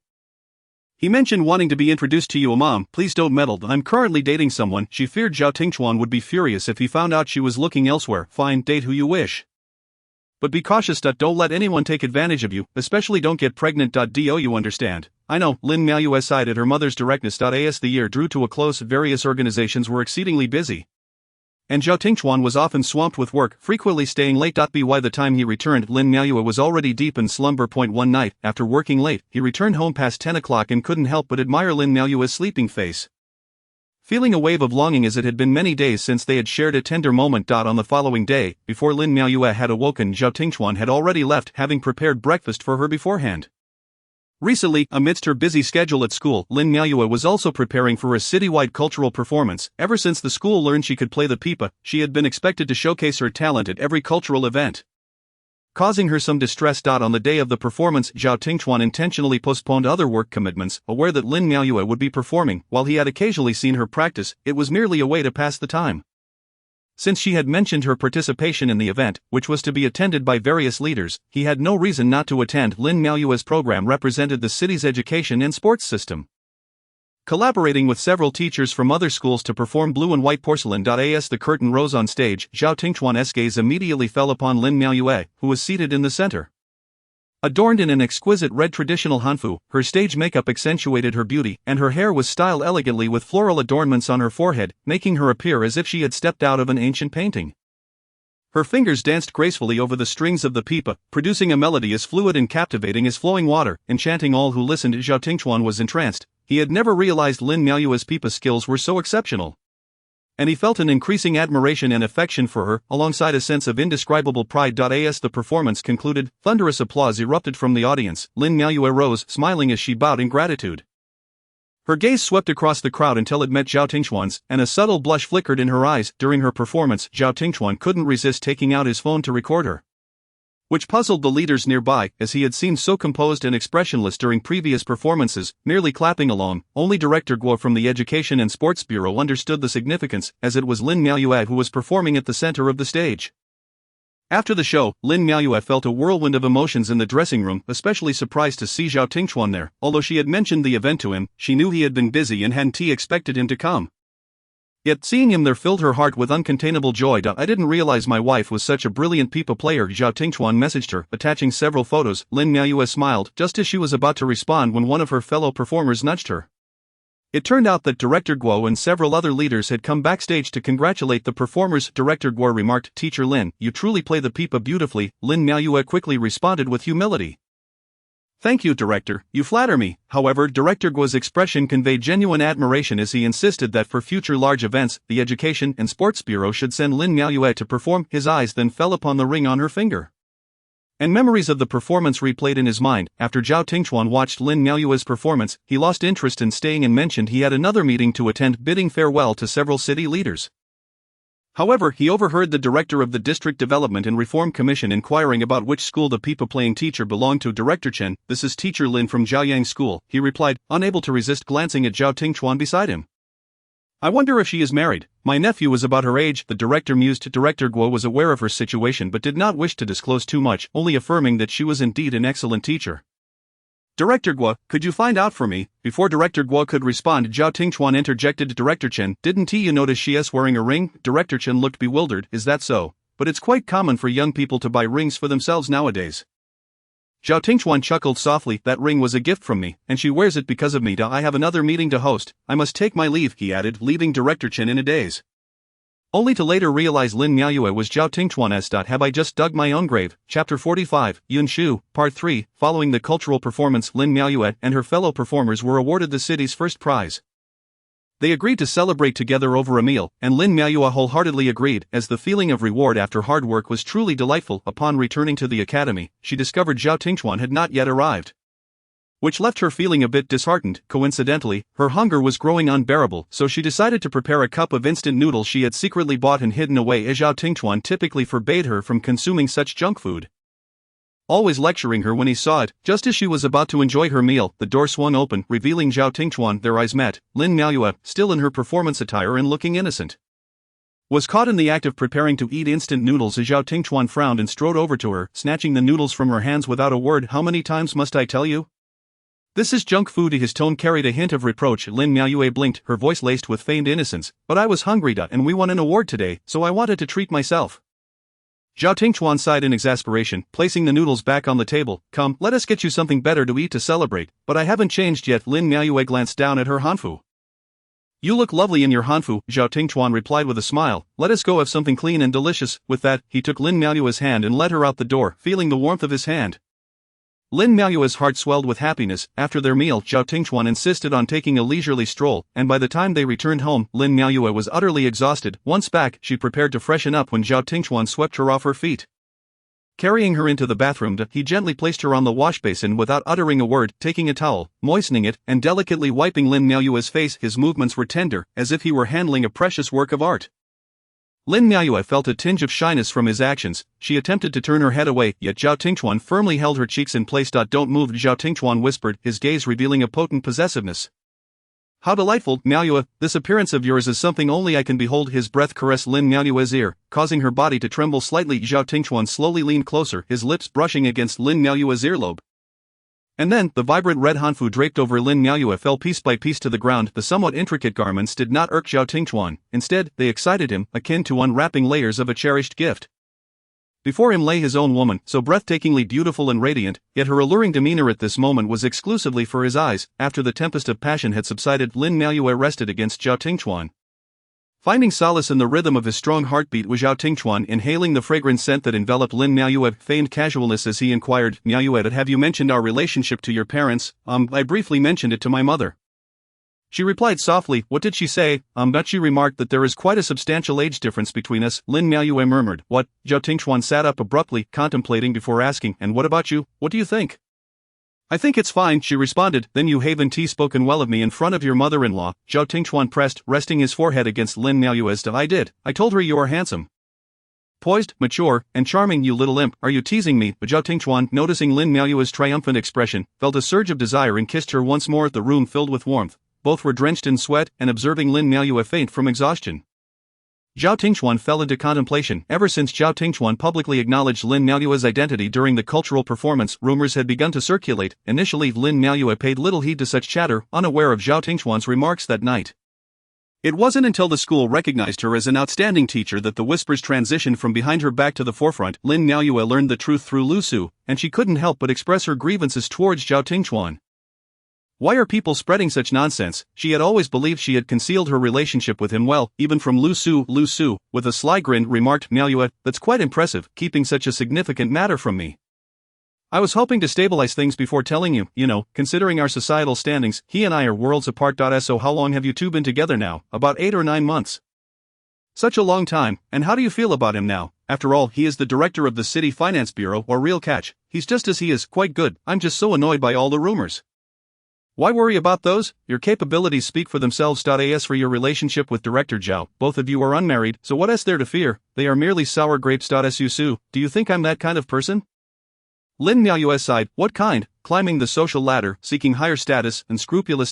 Is that what they're saying about me?" Lin Miaoyue's eyes widened. She knew the rumors were harsh, but she never imagined them to be so vile. Miao, I told you not to mind those. I know your character." Lin Miaoyue merely nodded, for such a scenario had long been her concern, yet it had arrived sooner than expected. Upon returning home to Zifuyuan after work, she found Lin Miaoyue lying on the sofa, her expression clouded with discontent. Zhao Tingchuan set down his belongings and approached with concern. "Little Moon, what is wrong? You look as if someone owes you money." Lin Miaoyue shot him an annoyed glance. "You are the one who owes me." Under Zhao Tingchuan's persistent questioning, Lin Miaoyue finally disclosed her recent troubles, which brought a glimmer of satisfaction to Zhao Tingchuan's eyes. He desired for others to know of Lin Miaoyue's relationship with him, yet he did not wish for her to bear such heavy burdens. "All right, Miaoyue, don't worry. I will handle this. How will you resolve it?"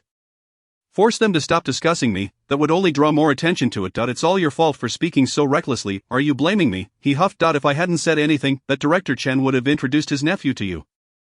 Or do you have some ulterior motives?" As she spoke, a storm brewed in Zhao Tingchuan's eyes. "What ulterior motives could I possibly have? I'm merely frustrated with our current situation. Then let us get married. That way, there will be nothing for others to gossip about." "Mrs. Zhao, I dare not accept such a title. So, you plan to continue like this indefinitely?" But Zhao Tingchuan frowned, a hint of impatience flickering in his eyes. "We'll discuss marriage later. I'm not ready. My mother mentioned she has something to discuss with me, so I'll need to head back tonight." Lin Miaoyue intended to evade the conversation and sneak back to the Lin family. "Don't you dare leave," Zhao Tingchuan said, clearly displeased with Lin Miaoyue's attitude at that moment. Chapter 46, Yin Shu, Part 4. Sensing Zhao Tingchuan's discontent, Lin Miaoyue was about to say something when her mother's call came through. Miao, we've prepared chicken soup for dinner. Come home early." "Got it, I'm on my way back." After hanging up, Lin Miaoyue glanced at Zhao Tingchuan's expression and leaned in to kiss him affectionately. "I understand your thoughts. Don't rush. Alright, just wait a bit longer." Zhao Tingchuan had always been defenseless against Lin Miaoyue's playful demeanor. He sighed. "I've already informed my parents about us, and they keep asking when I'll bring you home. Meanwhile, you're hiding me away. Well, don't be anxious, okay? I'll bring it up tonight when I return home." "Alright, really? Then I'll go back with you." "But no. I need to give them a heads up first." "Humph, you better not make me wait too long." Zhao Tingchuan threatened helplessly. "Understood. I'll be on my way now." Lin Miaoyue leaned in for another kiss, but Zhao Tingchuan took the initiative, and after their kiss, Lin Miaoyue's lips resembled luscious red jelly. Upon returning home, Lin Miaoyue found her mother bustling in the kitchen. While Lin Feng had yet to arrive. Approaching the kitchen, Lin mother noticed the furrowed brows of Lin Miaoyue and asked, "What is wrong? Did you have a quarrel with him? No, it's work-related, just hang in there, the break is almost here, come help me out. After a while, Lin Feng returned home, and the three of them enjoyed a harmonious dinner together. Suddenly Lin Feng spoke up, I heard that a teacher from your school is involved with Director Zhao. Lin Miaoyue nearly choked, well, it seems there is some truth to that. Isn't that a ticket to the stars? Lin Mother chimed in, intrigued, who knows, being the director's wife isn't an easy feat. True, someone so young to reach such a position must be exceptional. I heard his parents retired from provincial government. Indeed, but if they marry, they'll likely choose someone beneficial for their careers. As for Miaoyue, being a teacher, who knows what the future holds. Lin Miaoyue listened to her parents' conversation in silence, deep in thought. After Lin Miaoyue returned home, Zhao Tingchuan went out for dinner. That evening, a group from B City arrived to inspect the city government's operations, among them several acquaintances, including Lu Feiluo, the matchmaker his family had introduced. At the dinner table, Lu Feiluo gazed at Zhao Tingchuan, who was becoming increasingly composed and formidable, regretting not having seized the opportunity back then. Now that fate had presented itself again, she was determined not to let it slip away. Tonight, she sat beside Zhao Tingchuan, having donned an elegant and alluring dress, appearing warm and understanding as she poured drinks and engaged him in conversation. The group from B City was well aware of her intentions. Knowing that their families had long-standing ties, with the woman being so proactive, it all depended on Zhao Tingchuan's response, as Zhao Tingchuan felt as if he were being suffocated by the scent of Lu Feiluo's perfume. Especially as she leaned closer throughout the evening, they had both previously acknowledged their incompatibility, so what was she trying to achieve tonight? During the meal, Minister Li from B City struck up a conversation with Zhao Tingchuan. Glancing at Lu Feiluo beside him and deliberately remarked, Feiluo, you should drink more with Vice Mayor Zhao tonight, after all, your families are acquainted, it's almost like childhood sweethearts. Minister Li had sharp eyes. But calling them childhood sweethearts was an exaggeration, they had frequently crossed paths as children. That may be true, but we should let Feiluo enjoy a few more drinks to celebrate meeting her childhood neighbor. He added. Lu Feiluo smiled coyly, raising her glass. Come on, Tingchuan, let us drink to that. Alright, but take it easy. Don't rush. Zhao Tingchuan replied sincerely. The two exchanged pleasantries back and forth, creating a pleasant atmosphere. The savvy folks from C City could only lament the fact that teacher Lin would have to take a step back for the time being. As Lu Feiluo's background was quite impressive, after dinner, Lu Feiluo appeared to be slightly tipsy as Zhao Tingchuan noticed her leaning against him with a natural demeanor, which unsettled him. He hurriedly called over a colleague to assist her. But everyone merely watched with amusement, increasing his irritation. If Lin Miaoyue were to see this, who knew what chaos might ensue? Thus, he signaled to Secretary Li to come over quickly. Secretary Li understood the cue. Yet before he could reach them, Lu Feiluo had already collapsed into Zhao Tingchuan's arms, making it difficult to extricate her. Zhao Tingchuan's expression darkened, but he maintained his composure as he helped her into the car. To his dismay, Lu Feiluo, in her inebriation, gazed at him with dazed eyes and wrapped her arms around his neck, asking, Tingchuan, could you take me back to the hotel? Tingchuan let out a cold laugh. This is not good. I fear my wife may become angry with me. Upon hearing this, Lu Feiluo was taken aback. He is married. Her hands slowly fell to her sides, maintaining an outward appearance of drunkenness. The people from B City, upon hearing Tingchuan's words, thought to themselves, so he already has a partner. Yet Liu Feiluo still throws herself at him, causing everyone to entertain the idea of facilitating their union. Acting as the matchmaker, after the guests from B City departed, Tingchuan turned and boarded his official vehicle, loosening his collar. Feeling that the dinner had not been enjoyable, he could still faintly smell the lingering fragrance of Liu Feiluo's perfume on himself. Intensifying his desire to return home for a shower, that evening Liu Feiluo was uncertain about what had transpired. Initially, her family had intended to matchmake her with him, but the two had failed to connect.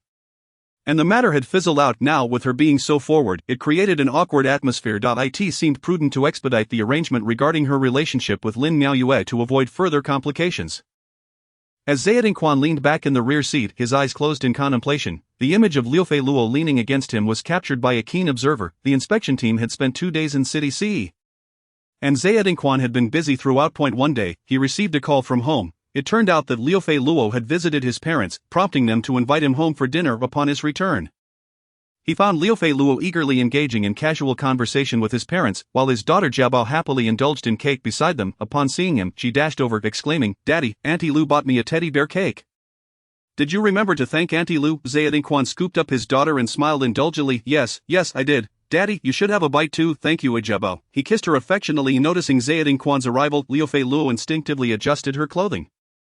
Brother Tingchuan, you're back. Why does Director Lu have time to sit down today? Tingchuan replied teasingly, Don't tease me. I've long wanted to visit Uncle and Auntie. My mother urged me to do so, and since I've finished my important tasks, I hurried over. Feifei, you should come by more often, but bringing so many gifts is too kind. Jia mother interjected with a smile. Aunt Chen, you are too polite. It's just a token of my appreciation. After hearing Tingchuan mention he had a wife, Liu Fei Luo felt a pang of disappointment, yet the more she interacted with him in the following days, the more she admired his decisive and organized manner. Unbeknownst to her, she began to care for him more deeply and regretted missing her chance.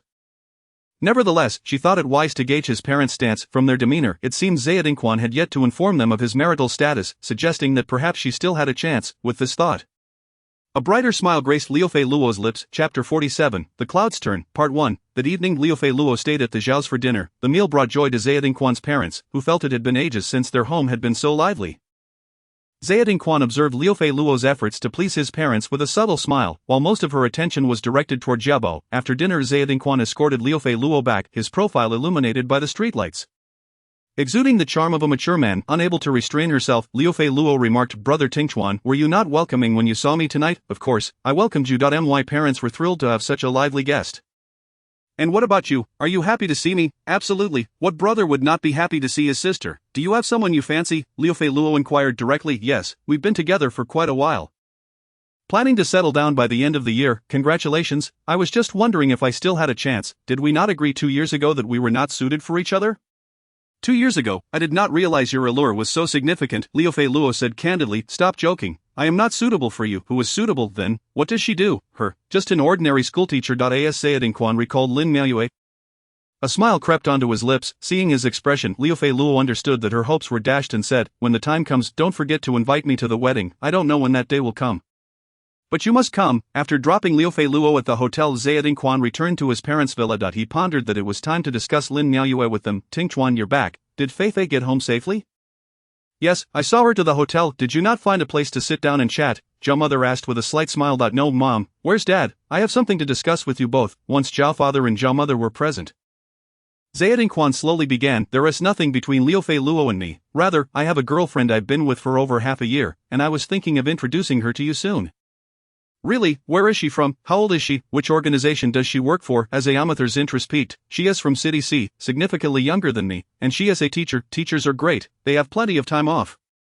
"She divorced last year due to her ex-husband's gambling addiction." "Divorced?" As Ayamather's smile faded slightly. "Mom, why does that concern you?" "I don't mind. I asked they're a child." She glanced upstairs toward Jiabo's room. "No, Jiabo has met her and likes her." "Is she the Yaya sister Jiabo speaks of?" Zhao mother exclaimed with delight. For her, the most significant concern regarding her son's remarriage was how it would affect her granddaughter. She worried about Jiabo being disliked or mistreated. "Yes, it is her." Zaya Dingquan looked at his father. "What do you think?" "I share your mother's sentiments. We hope you find someone, ideally someone who can support your career." "You need not worry about my career. I have a clear understanding of it. Though she comes from a modest background, I genuinely like her. Indeed, the most crucial aspect is your own happiness. We merely offer suggestions, since you like her so much." "When will you bring her home to meet us?" "After I finish my current commitments, perhaps when she is on winter break." "I am telling you now to keep you informed, so you need not worry about my personal matters anymore. If someone tries to introduce me to someone else, just decline outright." Upon hearing their son's words, the two elders ceased their inquiries. They were aware of their son's capabilities and had observed his rapid advancement over the years. They trusted that his future would be bright. Now that he had found someone he cared for, they felt it was best not to interfere too much, as starting a family could only benefit his career. "Alright, but do let your mother know in advance when you're bringing her home. We wouldn't want to neglect her in haste. Make sure to invite your brother and sister back too. We can all enjoy a lively gathering," Zhao mother said with a beaming smile. "Sure, I'll head upstairs now." With that, Zaya Dingquan ascended to Jiabao's room. Dressed in pajamas, Jiabao feigned sleep upon seeing her father enter. Having just been eavesdropping on his conversation with her grandparents, "Jiabao, are you asleep?" Zaya Dingquan, having spotted her hiding on the stairs, playfully asked as her eyes flickered open. "I'm asleep," Jiabao replied with her eyes closed. "Then I shall take my leave." "Daddy, don't go." Jiabao immediately opened her eyes. Seeing her reaction, Zaya Dingquan couldn't help but chuckle at the clever little girl. "Daddy, are you going to marry Sister Yaya?" "Not so soon." Jiabao. "Do you like Sister Yaya?" "I do, but if you marry her, you'll have a baby and won't like me anymore." In Jiabao's innocent mind, married people always had babies. "Not at all, you will always be Daddy's treasure.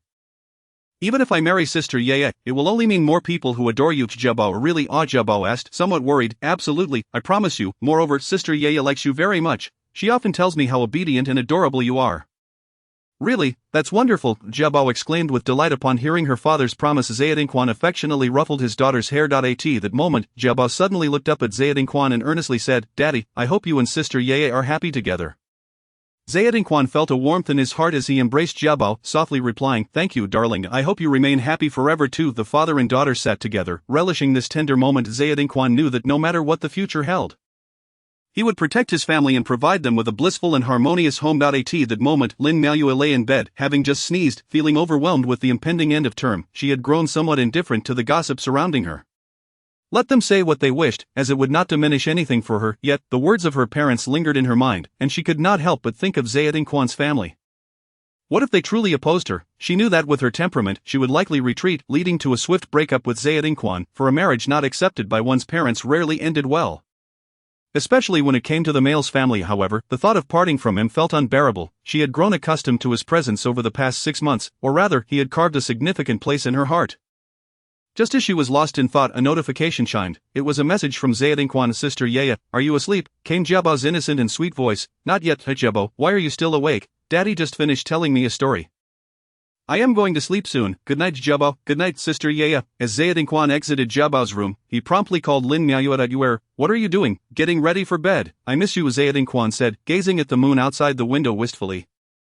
"I miss you too. Are you returning to Zafuyuan now?" "I am heading back from here as well. I know, it's too cold. I am hiding under the covers. I knew you were merely saying you miss me." "I truly miss you. Then wait for me at Zafuyuan after work tomorrow, alright? You won't be as busy anymore, will you? It should get better." As Zhao Tingchuan listened to the gradually steady breathing on the other end of the line, a smile involuntarily crept onto his lips. After hanging up, Zhao Tingchuan lay on the bed gazing tenderly at the photo of the two of them on the phone screen. Chapter 48, The Clouds Shift, Part 2. Lin Maoyue's expression darkened when she saw the photo of Zhao Tingchuan holding Lu Feiluo on Lu Su's phone.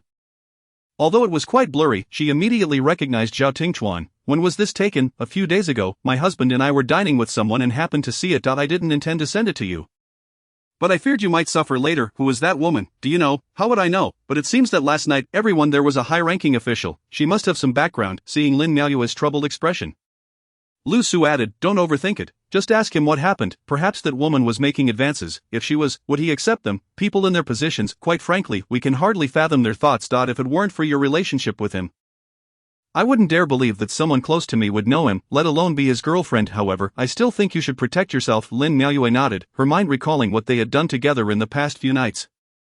Looking at the date on her phone, wasn't that the day she went back to the Lin family for dinner? She had even thought of telling her parents about her relationship with him. He truly is something. After work, Lin Maoyue returned to Zafuyuan. She felt somewhat dazed throughout the day, undeniably affected by that photo, but she still believed some matters needed to be addressed face to face.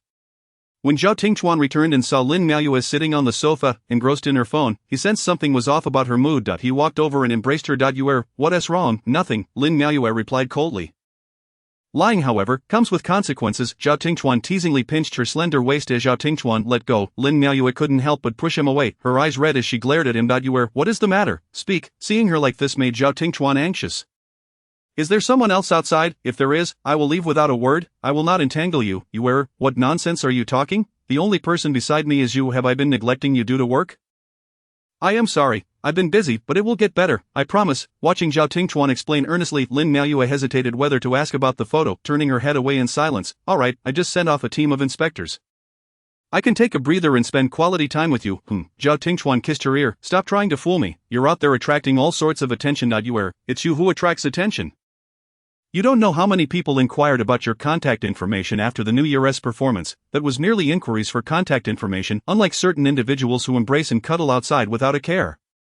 Lin Maoyue frowned and shot Zhao Tingchuan a glare, then moved to sit elsewhere. Zhao Tingchuan was startled. Had she seen Lu Feiluo leaning on him that day? "Yuer, let me explain. It was truly a misunderstanding. She was drunk, and since we knew each other from before, I helped her into a car. Nothing happened." "Is that how you help someone?" Lin Maoyue pulled out the photo on her phone and Zhao Tingchuan glanced at it. It certainly looked ambiguous, and he inwardly cursed Lu Feiluo for causing him trouble. She was quite inebriated. "I was completely innocent that night, almost suffocated by her perfume." As Zhao Tingchuan stepped forward and embraced Lin Maoyue. "Yuer, I never had those chaotic relationships, and since being with you, I have remained virtuous. Besides, with you in my life, how could I possibly be interested in anyone else? Then why haven't you said anything?" "Because there was really nothing to say. I was merely helping her into a car. If I must clarify, it was her colleagues who thought of matching her with me, but I told them afterward that I was taken. Yuer, trust me, there truly is nothing. Some people around us may have chaotic personal lives, but I am not one of them. Having you is enough for me." That sounds nice, Yuer. If we pursue this matter, you share some responsibility. What does that have to do with me? If we had married earlier, others wouldn't meddle in our affairs and make such misguided matches." As Zhao Tingchuan, "You sure can talk." Go marry yourself, Lin Miaoyue exclaimed, getting up to leave. Zhao Tingchuan pulled her back, pinning her down, his gaze intense as it locked onto hers. "Yuer, I can't wait any longer, I want to marry you soon. I spoke with my parents about us last night and they were very pleased. When will you meet them? You haven't even been accepted by my parents yet," Lin Miaoyue murmured. "When can you take me to meet your parents?" Zhao Tingchuan's enticing voice lingered in her ear. "I don't know, this weekend, how about it? I will arrange everything," Zhao Tingchuan whispered, his words laced with charm. "Isn't that a bit too quick?" Lin Miaoyue hesitated. "It is not too quick, Yuer, I can't wait. I want to marry you." Zhao Tingchuan's hands began to wander. "Let go," Lin Miaoyue protested. Zhao Tingchuan gently caressed her cheek, softly saying, "Look at me, Yuer." Lin Miaoyue's face flushed as she met his gaze. Then Zhao Tingchuan's deep and magnetic voice resonated. "I love you, Yuer." After speaking, he leaned in once more, kissing her deeply. The atmosphere grew more passionate, and the temperature in the living room continued to rise. Chapter 49, The Clouds Shift, Part 3. Ever since the prospect of meeting parents was brought up, Lin Miaoyue felt an inexplicable tension and anxiety, whether facing her own parents or Zhao Tingchuan's. In contrast, Zhao Tingchuan had been smiling brightly these past few days at the municipal government, leading many to speculate about his imminent promotion, just as Zhao Tingchuan had arranged a meeting for the weekend. Preparing to carve out time to visit Lin Miaoyue's parents, he received a call from the Discipline Inspection Commission, instructing him to cooperate with an investigation immediately. He was told to arrange his recent work, sparking countless thoughts in his mind as he tried to inquire about the reasons, but was met with resistance. Immediately after hanging up, he received a call from the secretary of the Municipal Party Committee, asking Zhao Tingchuan to come to his office right away. In Secretary Meng Wucheng's office, he encountered Vice Mayor Li, with whom he usually did not get along, now wearing an expression of schadenfreude. "Tingchuan, you're here." He then turned to Vice Mayor Wang, saying, "Ranjin, let us discuss what we talked about tomorrow in the meeting. You can head back to your matters now. All right, I'll take my leave." With that, he stood up, casting a thoughtful glance at Zhao Tingchuan, who appeared nonchalant, thinking to himself that he was still putting on a facade. Let us see how long he can keep this up. Once the office was left with only the two of them, Mayor Meng poured Zhao Tingchuan a glass of water. "I see you received the call from the Discipline Inspection Commission." "Just received it. They want me to cooperate with an investigation for a while." "Tingchuan, do you know what this is mainly about?" "That's what puzzles me, personal conduct issues, mainly concerning chaotic relationships between men and women. I know you are still young, but you really need to exercise some discretion in certain matters. The situation isn't too big nor too small. I had originally thought you could be promoted next year." Vice Mayor Liu expressed with some regret as Zhao Tingchuan's previous confusion suddenly cleared up, gaining insight into the situation. It was nothing more than the incident with Lu Feilua. The photo of her leaning on him had made its way to Lin Miaoyue's phone, and it was certainly possible that someone with ulterior motives had taken it to cause him trouble. "Thank you for the reminder, Secretary Liu. Now I have an idea of what is going on. However, I assure you my relationships are not chaotic. It seems someone wants to complicate my career path. Several individuals at the Provincial Discipline Inspection Commission are appointed by your father. I will speak to him about this matter, and it should be resolved quickly. I understand. If I go to the Discipline Inspection Commission, you'll need to assign someone else to oversee the Investment Promotion Department. Alright, this area has always been under your responsibility. See to it that the matter is resolved quickly. I don't trust anyone else with it. As Zhao Tingchuan exited the mayor's office, his expression grew grave, reminiscent of a storm brewing on the horizon. He picked up his phone and dialed Lin Miaoyue. "Yuer, I need to go on a business trip for a while. I may not be able to contact you recently." "What? Where are you going?" "That's a secret. You should stay at your parents' place for now. Wait for my return. Oh, alright then. When are you going?" "Right now. Take care of yourself and eat well while I'm away." After arriving at his office, Zhao Tingchuan summoned Secretary Li. Lin Miaoyue looked at the now disconnected phone call, feeling a sense of unease. She had never seen Zhao Tingchuan this hurried, after Zhao Tingchuan instructed Secretary Li on a few matters. He let him leave, noticing the concern on Secretary Li's face as Zhao Tingchuan smiled reassuringly. "Don't worry, this isn't a major issue. While I'm away, keep an eye on the investment promotion team." "Director Zhao, have you discerned the reason yet?" "Yes, but it is nothing of great concern, otherwise I would not still be seated here. Please carry on with your tasks. I need to make a few phone calls." "That's good, I shall take my leave then." Upon hearing Zhao Tingchuan's words, Secretary Li respectfully exited. After making several calls, Zhao Tingchuan received another call from the Provincial Discipline Inspection Commission, thus marking the official commencement of his cooperation with the investigation. It was only at this moment that he truly grasped the reason for his inquiry. "Comrade Zhao Tingchuan, please examine these photographs." The personnel from the Provincial Discipline Inspection Commission laid out the images on the table, all depicting Zhao Tingchuan in rather intimate poses with various women, including Lu Feilua. As anticipated, these interactions stem from work. "I have no personal ties with them." Zhao Tingchuan maintained a solemn expression, speaking in a measured tone. We hope you can sincerely elucidate the matters at hand. To assert that I have illicit relations with them based solely on a few photographs seems rather arbitrary, does it not? What if we possess more than just photographs? Zhao Tingchuan felt a sudden jolt of alarm yet maintained his composure, challenging them to present any direct evidence. The members of the Provincial Discipline Inspection Commission exchanged glances before turning the computer screen towards Zhao Tingchuan. The video showcased Zhao Tingchuan and Lin Miaoyue alighting from a vehicle at a Nanjing hotel, followed by footage of him kissing Lin Miaoyue passionately in the hotel corridor and entering her room. Even someone as accustomed to high-stakes situations as Zhao Tingchuan felt a twinge of discomfort. The man in the video is you, is it not, according to our intelligence, during your business trip to Nanjing? You spent nearly all your time with this lady in the video, which has resulted in extremely adverse repercussions. She is my girlfriend. I see no issue in residing together. If there is a concern regarding negative implications, it is solely that I should not have traveled to Nanjing with her. A girlfriend. Director Zhao, you are quite eloquent. You deny any connection to the ambiguous photographs while claiming that the candid video depicts your girlfriend. My cooperation with this investigation does not imply any wrongdoing on my part. Gathering evidence is your responsibility, so I kindly ask you to choose your words with care. Zhao Tingchuan detected a shift in the tone of the inquiry and ceased to be polite. The members of the Discipline Inspection Commission recognized the individual before them and refrained from further comments, yet they needed to conduct a more thorough investigation given the evident preparation behind the accusations against him. Photos and videos were all presented. Esteemed leaders, I have recounted only the truth. I trust the organization will restore my reputation, Zhao Tingchuan asserted firmly. The representatives from the commission exchanged glances and replied, "We shall continue our investigation. Should we uncover any further discrepancies, we will address them with utmost seriousness." With that, they departed. Sitting in his chair, Zhao Tingchuan felt a sense of unease. He could not pinpoint what felt amiss. Yet his mind was in disarray. It was clear that this incident was premeditated, and some of the women depicted in the photographs were ones he had forgotten entirely, yet they had been presented as evidence against him. A slight comfort lay in the fact that these women had no real connection to him. He had always maintained a prudent approach to matters of romantic relations over the years.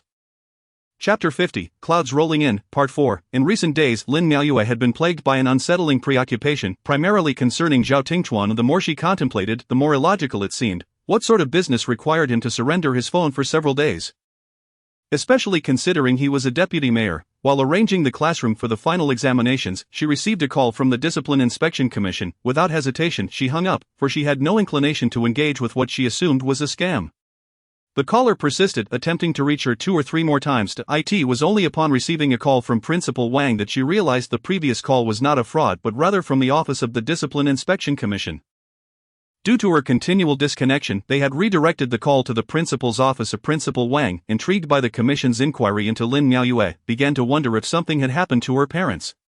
"Teacher Lin, the commission will be contacting you again. Please be mindful of your words, and if you face any difficulties, feel free to confide in me." "All right. Thank you, Principal Wang." Lin Miaoyue's heart raced. What could possibly be happening?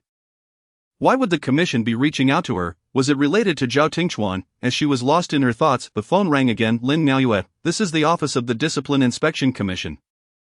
We need your cooperation with our investigation. Please come to room 502 on the 5th floor of 32, Changyang Road tomorrow at 9 a.m. Certainly. May I inquire as to the nature of the investigation? That is not convenient to disclose over the phone. Please ensure you arrive punctually tomorrow." "Very well, I understand." After hanging up, Lin Miaoyue felt a chill run down her spine. Something must have happened to Zhao Tingchuan. What should she do? How was he faring? Lin Miaoyue experienced genuine turmoil, recalling Zhao Tingchuan once telling her that if she couldn't reach him in an emergency, she could contact his secretary Li. Even saving his number in her phone, with trembling hands she hurriedly dialed Secretary Li's number. "Hello, good day." The unhurried tone of Secretary Li reminded Lin Miaoyue of Zhao Tingchuan. "Greetings, Secretary Li. This is Lin Miaoyue. Are you busy?" Upon recognizing her voice, Secretary Li promptly set aside his tasks, seeking a quiet place to take the call. "No, is there something amiss? What has happened to Zhao Tingchuan?" Lin Miaoyue inquired anxiously.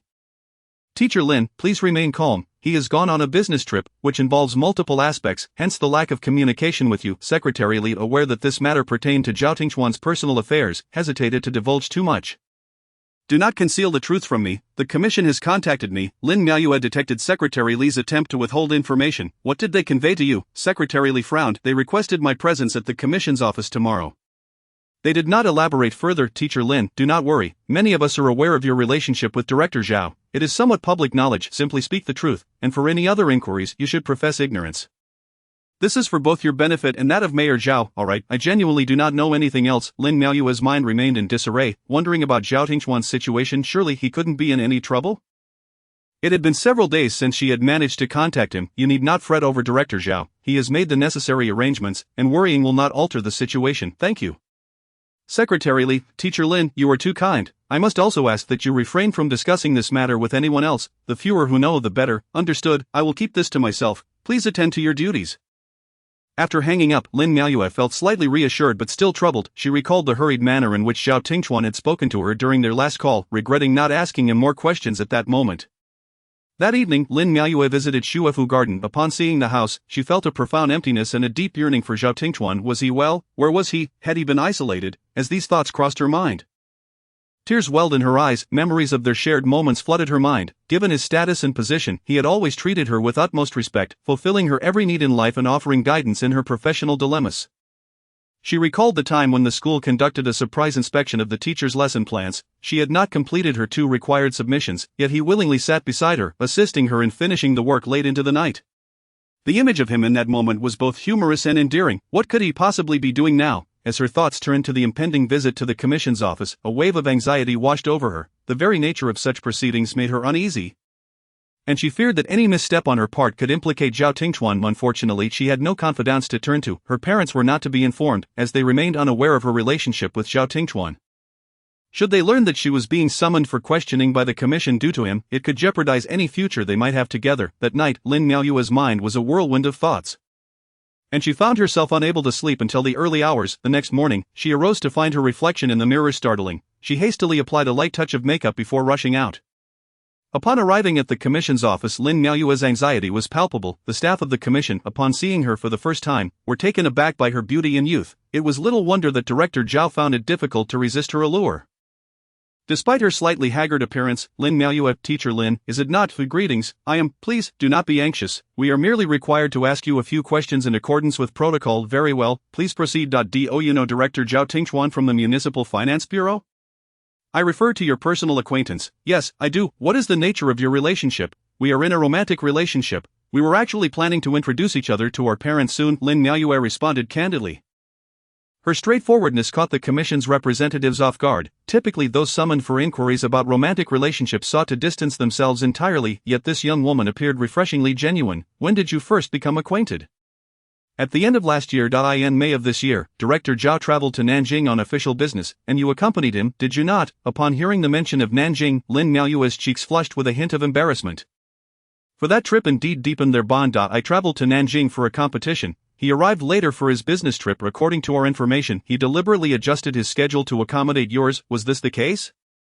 I cannot say for certain. During those days, did you both stay at the same hotel? At this question, Lin Miaoyue's face turned crimson. Internally noting the commission's rather direct approach, biting her lower lip, she calmly remarked that it was merely a coincidence, as they were unaware beforehand. When did you confirm your romantic relationship? The exact date escapes my memory, but it seems it was in April. Lin Miaoyue mused that they had truly become a couple after their trip to Nanjing. But to express it that way would only complicate matters regarding Zhao Tingchuan's stay at the hotel. Have you ever inquired about Comrade Zhao Tingchuan's relationships with other women? No, I only know that he had a deceased ex-wife.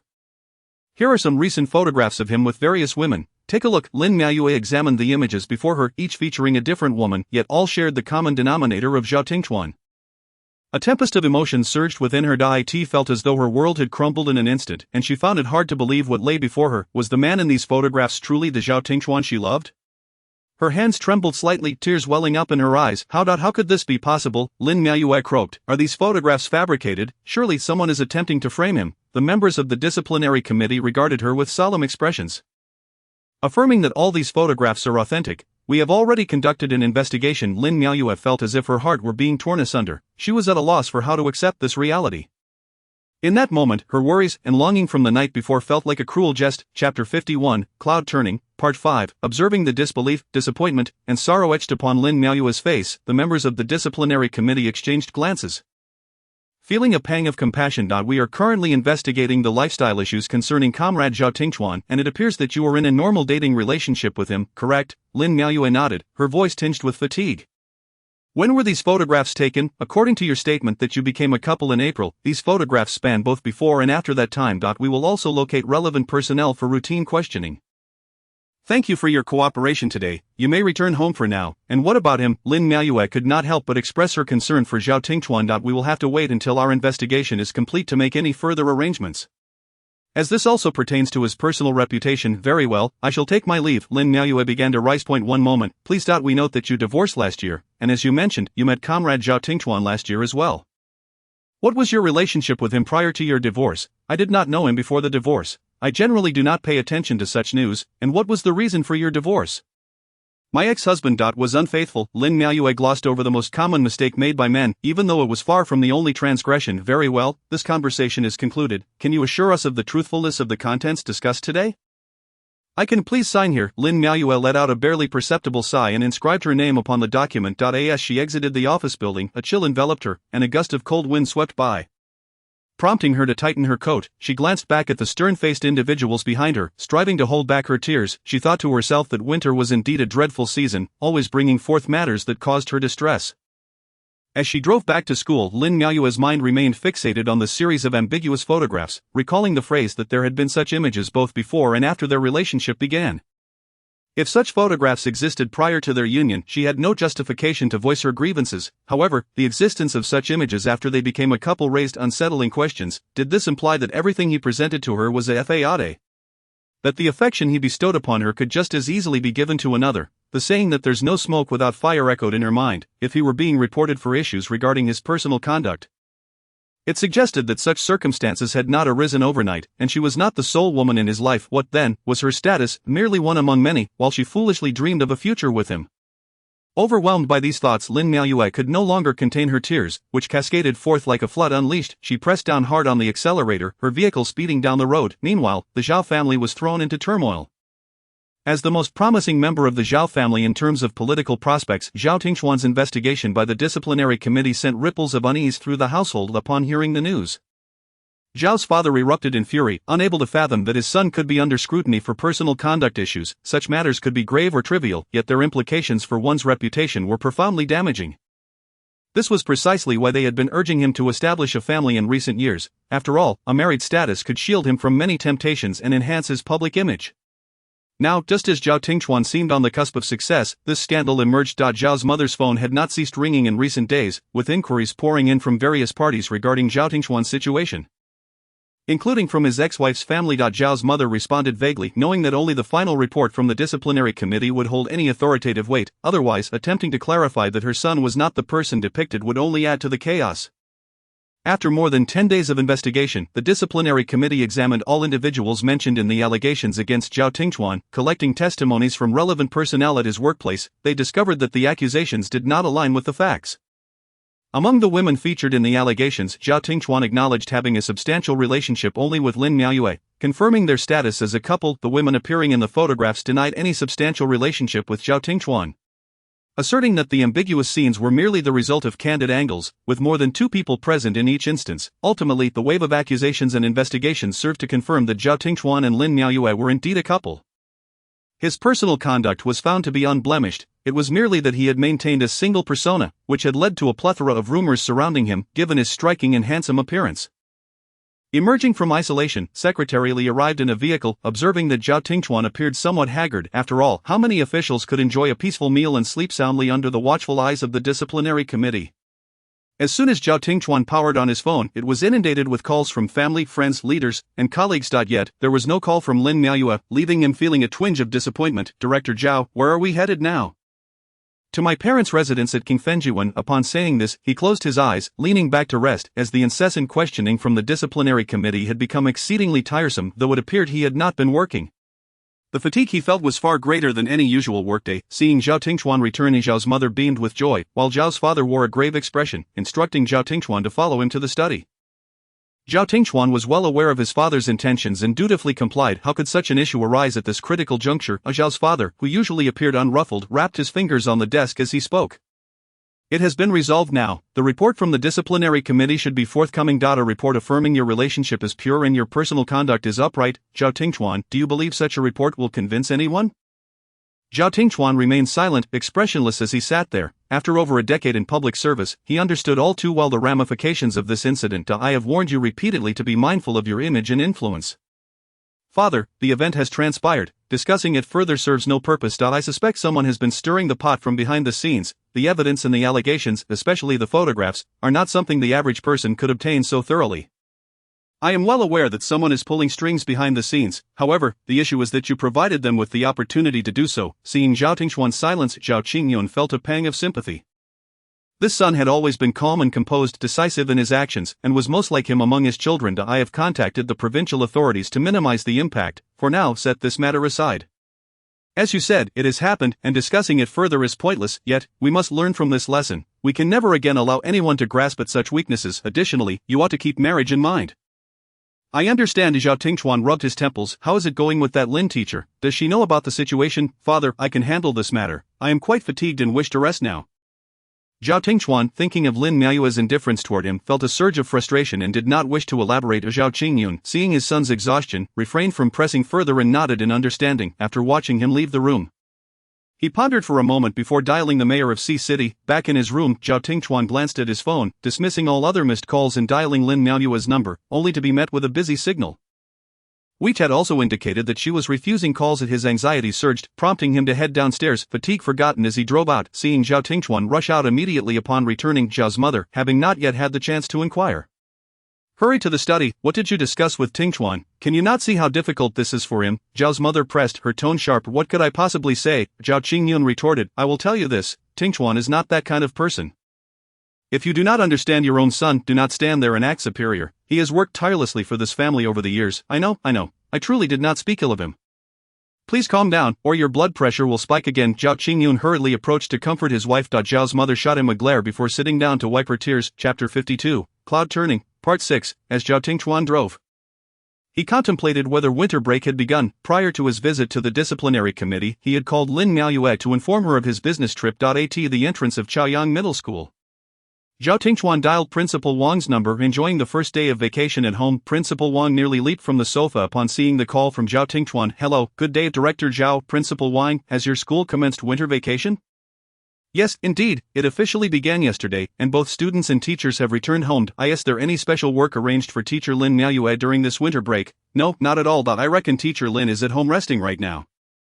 You may call and inquire. Principal Wang felt beads of sweat cascading down his back, attributing it to the excessively high air conditioning temperature today. Zhao Tingxuan glanced out the car window, thinking to himself, if I could get through on the phone, would I even need to seek you out? Alright, I understand, let us leave it at that. Very well, goodbye, Director Zhao. After hanging up, Zhao Tingxuan contemplated for a moment before driving to Zifuyuan. Upon entering, he immediately sensed something was amiss. The room was noticeably less cluttered. He hurried to the bedroom, opened the wardrobe, and discovered that Lin Miaoyue's clothes were all gone, along with the adorable little trinkets she usually collected.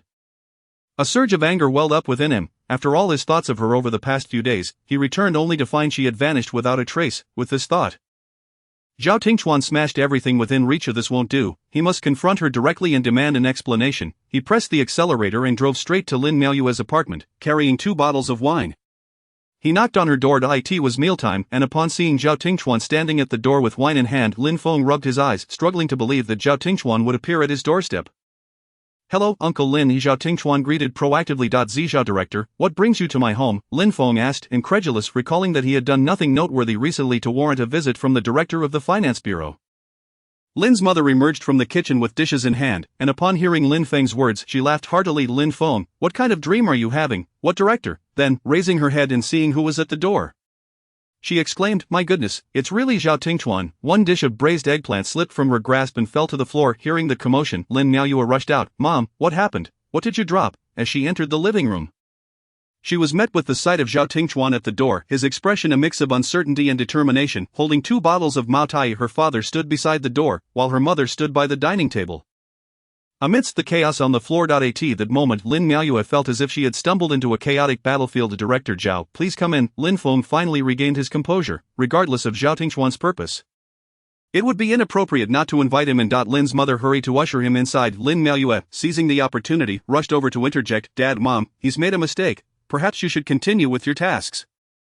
Uncle Lin, I did not make a mistake. I came specifically to find Ye. I am her boyfriend, Zhao Tingxuan declared slowly, emphasizing the word boyfriend. The declaration struck everyone like a thunderclap, leaving them stunned. Zhao Tingxuan, the director of the Municipal Finance Bureau, is Lin Miaoyue's boyfriend. Lin Miaoyue shot a glare at Zhao Tingxuan. How dare he claim such a title? Who gave him the right? Zhao Tingchuan maintained his stoic demeanor. His gaze fixed on her since he entered, as if she were invisible, even referring to himself as someone. What was she planning to do? Sensing the tension, Lin Miaoyue wasted no time in pushing Lin Feng aside and shoving Zhao Tingchuan out the door. Promptly shutting it behind her, Zhao Tingchuan stared at Lin Miaoyue in silence, curious about her next move. What do you want? Lin Miaoyue asked, avoiding his gaze. Shouldn't I be the one asking you?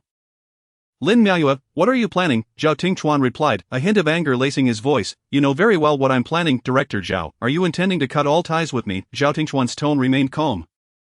Shouldn't that be the case? Lin Miaoyue suddenly looked up, fixing her gaze on Zhao Tingchuan. Just as he was about to respond, he noticed the peephole behind her and leaned in, whispering, if you wish for your parents to be our best audience, then we shall continue our quarrel right here. Lin Miaoyue was taken aback, glancing at the peephole, then swiftly moved towards the staircase. Zhao Tingchuan followed suit, casting a look at the peephole himself. Inside, Lin's parents exchanged glances. Finally convinced that what they were witnessing was not a dream, their daughter Lin Miaoyue's boyfriend was indeed Zhao Tingchuan, and they were currently embroiled in a heated argument. Once they reached the staircase, Zhao Tingchuan shut the door, his expression revealing neither joy nor anger. Yeah, what is this commotion about? What is going on? It's a Fuyuan. Why did you take all your belongings? What have you been busy with lately? Lin Miaoyue replied unflinchingly. On official business. I informed you about it when I called. Zhao Tingchuan's voice carried a note of fatigue. He did not wish for her to learn of the investigation by the disciplinary committee, as it would paint him in an unfavorable light. Didn't you get summoned by the disciplinary committee for questioning? You know about that. I'm not oblivious. How could I not know? Or do you think I'm just a fool in your eyes? The inquiry is concluded. There is nothing to worry about. Yeah, be a good girl and come back with me. Congratulations then. Your career can continue to soar. What do you mean by that? Zhao Tingchuan's suppressed anger began to resurface.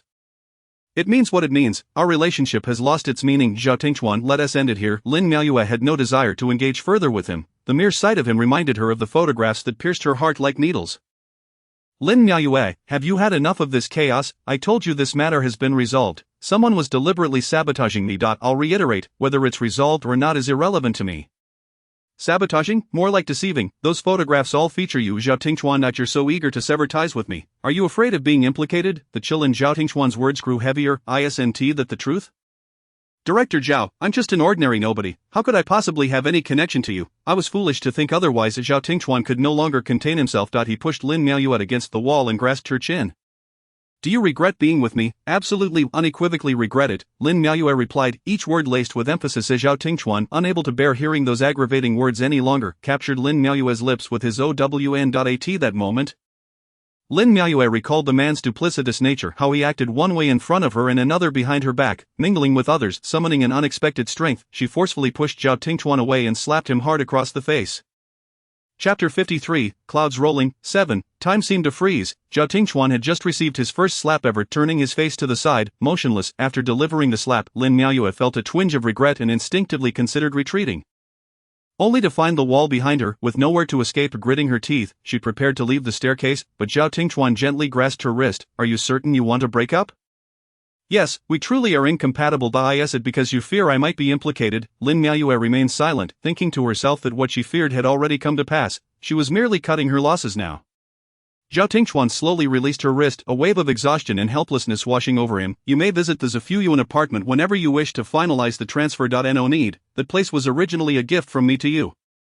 Director Zhao, how generous of you, Lin Miaoyue remarked pointedly before opening the door and stepping outside, wondering if he gifted every woman in his life a house. Observing Lin Miaoyue's resolute departure, Zhao Tingchuan felt an indescribable pang of sorrow. The 2 bottles of wine lying on the ground became an eyesore, and he kicked them aside, shattering them into a million pieces. There was no point in staying any longer, so Zhao Tingchuan opened the door and left.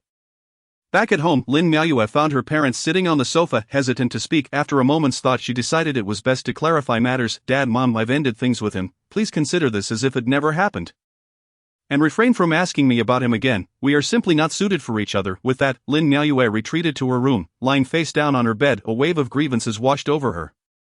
Despite being mentally prepared for the breakup, the reality still left her heart aching. Yet, the thought of those intimate photographs, even after they had begun their relationship, tormented her. Had it not been for the disciplinary committee's inquiry, she might have remained oblivious to Zhao Tingchuan's infidelities and would have continued living in the delusion he had painted for her like a fool. When she had taken her belongings from Zafuyuan that day, she had contemplated discussing the matter with him face to face, but remembering how he had brushed aside the photographs Lu Su had shown her, she realized her naivety and misplaced trust in him. Reflecting on these thoughts, Lin Miaoyue couldn't help but feel frustrated with herself for being so weak, repeatedly stumbling in love and marriage, each fall worse than the last. Indeed, Chen Yaya had been right. The wise avoid falling in love, while the foolish are ensnared by their emotions. Exhausted, Zhao Tingchuan eventually returned to his apartment in Jinjiang City. He did not want to go back to the place saturated with memories of Lin Miaoyue. Yet he couldn't help but recall the first time she had accompanied him home. A year had passed, yet it felt like an eternity. His mind was a chaotic mess, and as he closed his eyes, he fell into a deep sleep, hoping that it was all a dream, and upon waking Lin Miaoyue would once again approach him with her charming smile. He slept soundly until 10 in the evening. And when Zhao Tingchuan glanced around at the enveloping darkness, he was jolted back to reality. Reflecting on the events of the day, he recalled his father's stern demeanor, his mother's anxious concern, and Lin Miaoyue's aloofness as she turned away.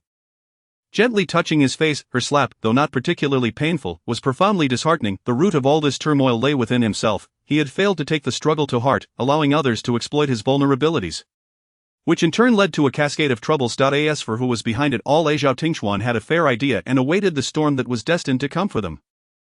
Lost in thought, his elder brother Zhao Zhichuan called, "Hello brother, Tingchuan, where are you? I just returned to City C and arrived home. You should come back quickly." "Alright, I'm on my way." With a long exhale, Zhao Tingchuan grabbed his keys and departed. Upon returning to Qingfeng Courtyard, he found the house unusually lively. Zhao Zhichuan's 2 children had also come back. Zhao Bao, having found playmates, greeted Zhao Tingchuan with a mere nod before rushing off to join in the revelry. "Mom, why aren't those kids asleep yet?" They were about to, but Zhichuan and the others just returned, and now they're all full of energy. Is Tingzi alright? Zhao Zhichuan approached and patted Zhao Tingchuan on the back. Although he had been away during the recent incident, he had heard about it from their mother. As a fellow man, he felt a sense of understanding. "I'm fine, it's all in the past now." "Why did you all come back so early this year? Missed home, I suppose?" Zhao's mother interjected. "You two should eat something warm. I'll check on the kids." The 2 brothers sat down to enjoy the noodles their mother had prepared. A rare moment of warmth and intimacy between them that felt long overdue. "I divorced my wife," Zhao Zhichuan suddenly revealed. Zhao Tingchuan was aware of the discord between his brother and sister-in-law but had never imagined it would escalate to this point.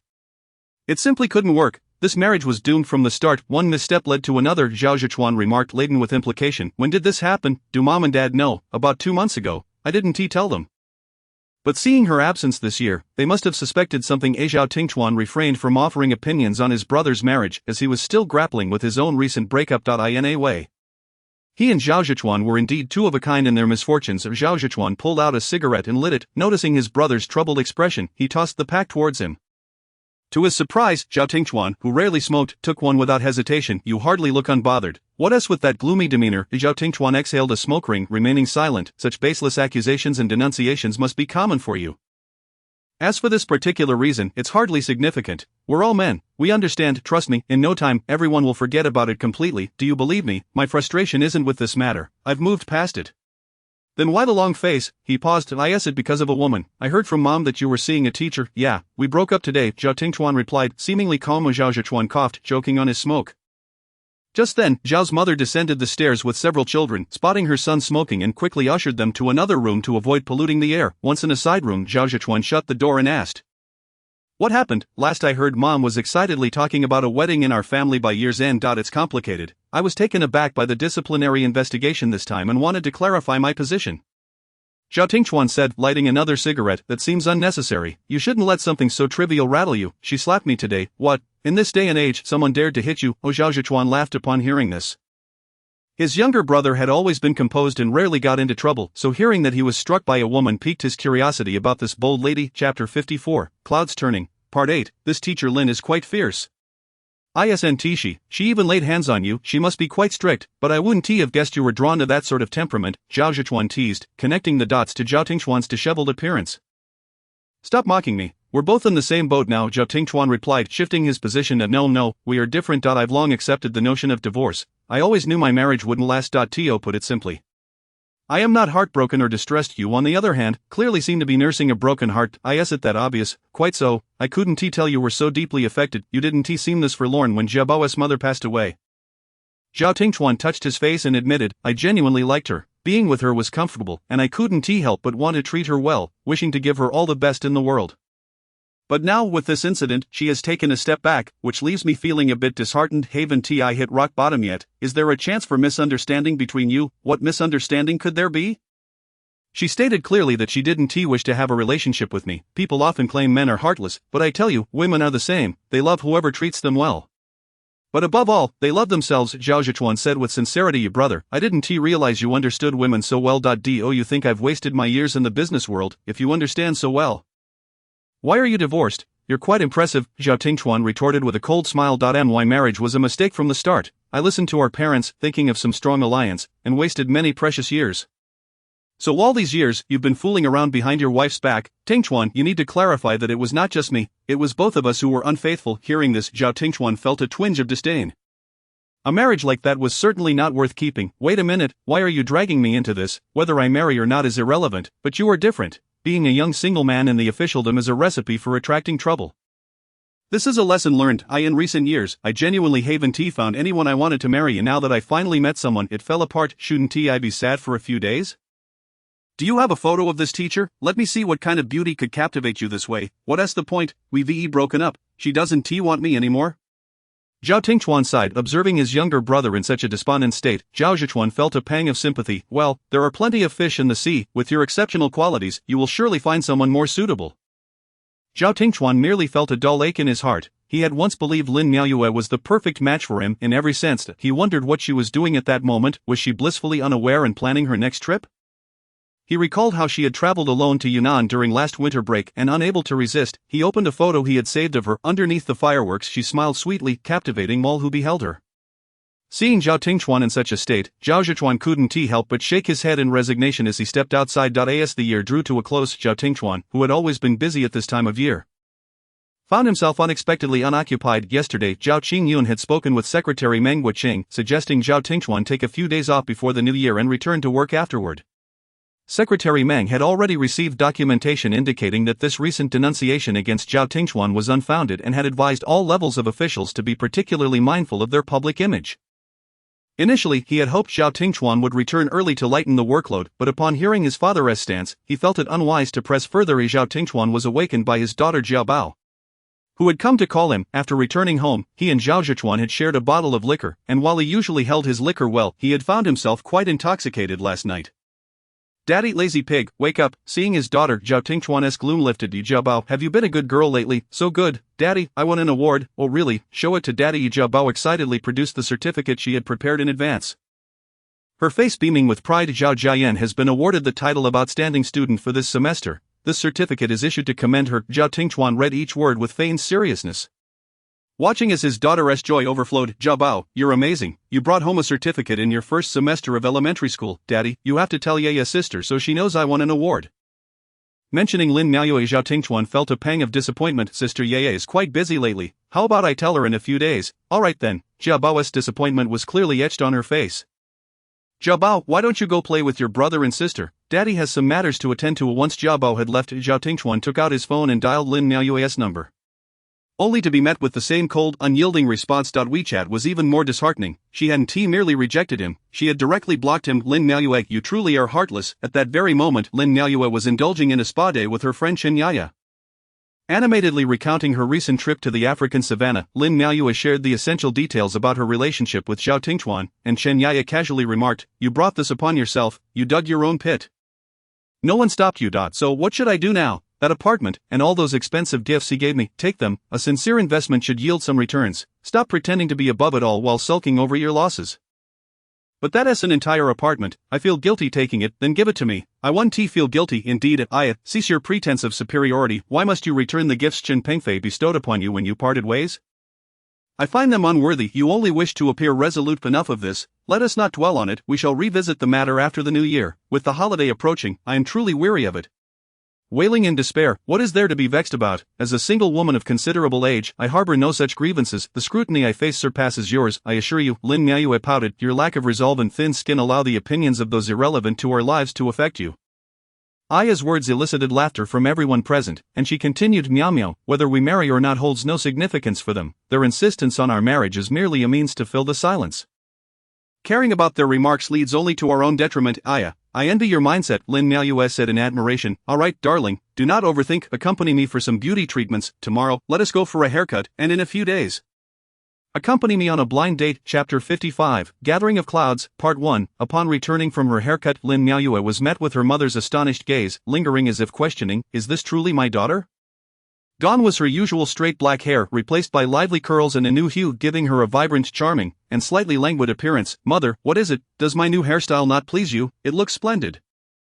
"Truly splendid. I have yet to see anyone with curly hair who appears as lovely as you," Lin's mother genuinely praised. Since Zhao Tingchuan's visit, Lin's mother had sensed her daughter's discontent but dared not inquire. After deliberating with her father, they concluded that a separation was indeed the best course, as the two were ill-suited in every regard but for their looks. Yet, with Zhao Tingchuan's status, he would likely encounter many beauties. Relying solely on looks is not a sustainable strategy, especially since Miao Miao had already experienced a divorce and could not afford further turmoil. Thus, the three of them tacitly agreed to remain silent on the matter. Hearing her mother's words, Lin Miaoyue could not help but dash to the mirror, admiring her reflection. No wonder people say that changing one's hairstyle is akin to a transformation. Her entire demeanor felt renewed. A few evenings later, Chen Aya arrived as promised at Lin Miaoyue's residence. Upon seeing Lin Miaoyue, she marveled again at the truth that beauty is indeed justice. Any hairstyle looks exquisite on a striking visage. That day, after her hairstyling session, many in the salon were left spellbound, with several expressing their desire to replicate her hairstyle, unfortunately overlooking their own facial features in comparison to Lin Miaoyue's. "Miao Miao, hurry, and get in the car." "Aya, is it appropriate to continue mooching off your meals? What nonsense is that? Miao Miao, you are helping me. Are you genuinely uninterested in today's blind date? Why not simply decline? If I decline outright, my mother would surely have my hide. But what if you find today's suitor appealing? Just keep an eye on your phone, follow my lead. If I find him to my liking, you must concoct an excuse to leave. Are you not concerned that I might also fancy him? Then he shall serve as a balm for your heartache. You truly are a wonderful friend. At the East City Jiahua restaurant. Hello, I am Chen Aya, and this is my friend Lin Miaoyue. Upon seeing the two stunning beauties, Hui Chen and Luo Luan, who had been waiting at their booth, immediately rose to their feet. "I amused, so they have brought reinforcements." Following the usual introductions, the dishes were served, and Lin Miaoyue endeavored to embody the role of the silent beauty.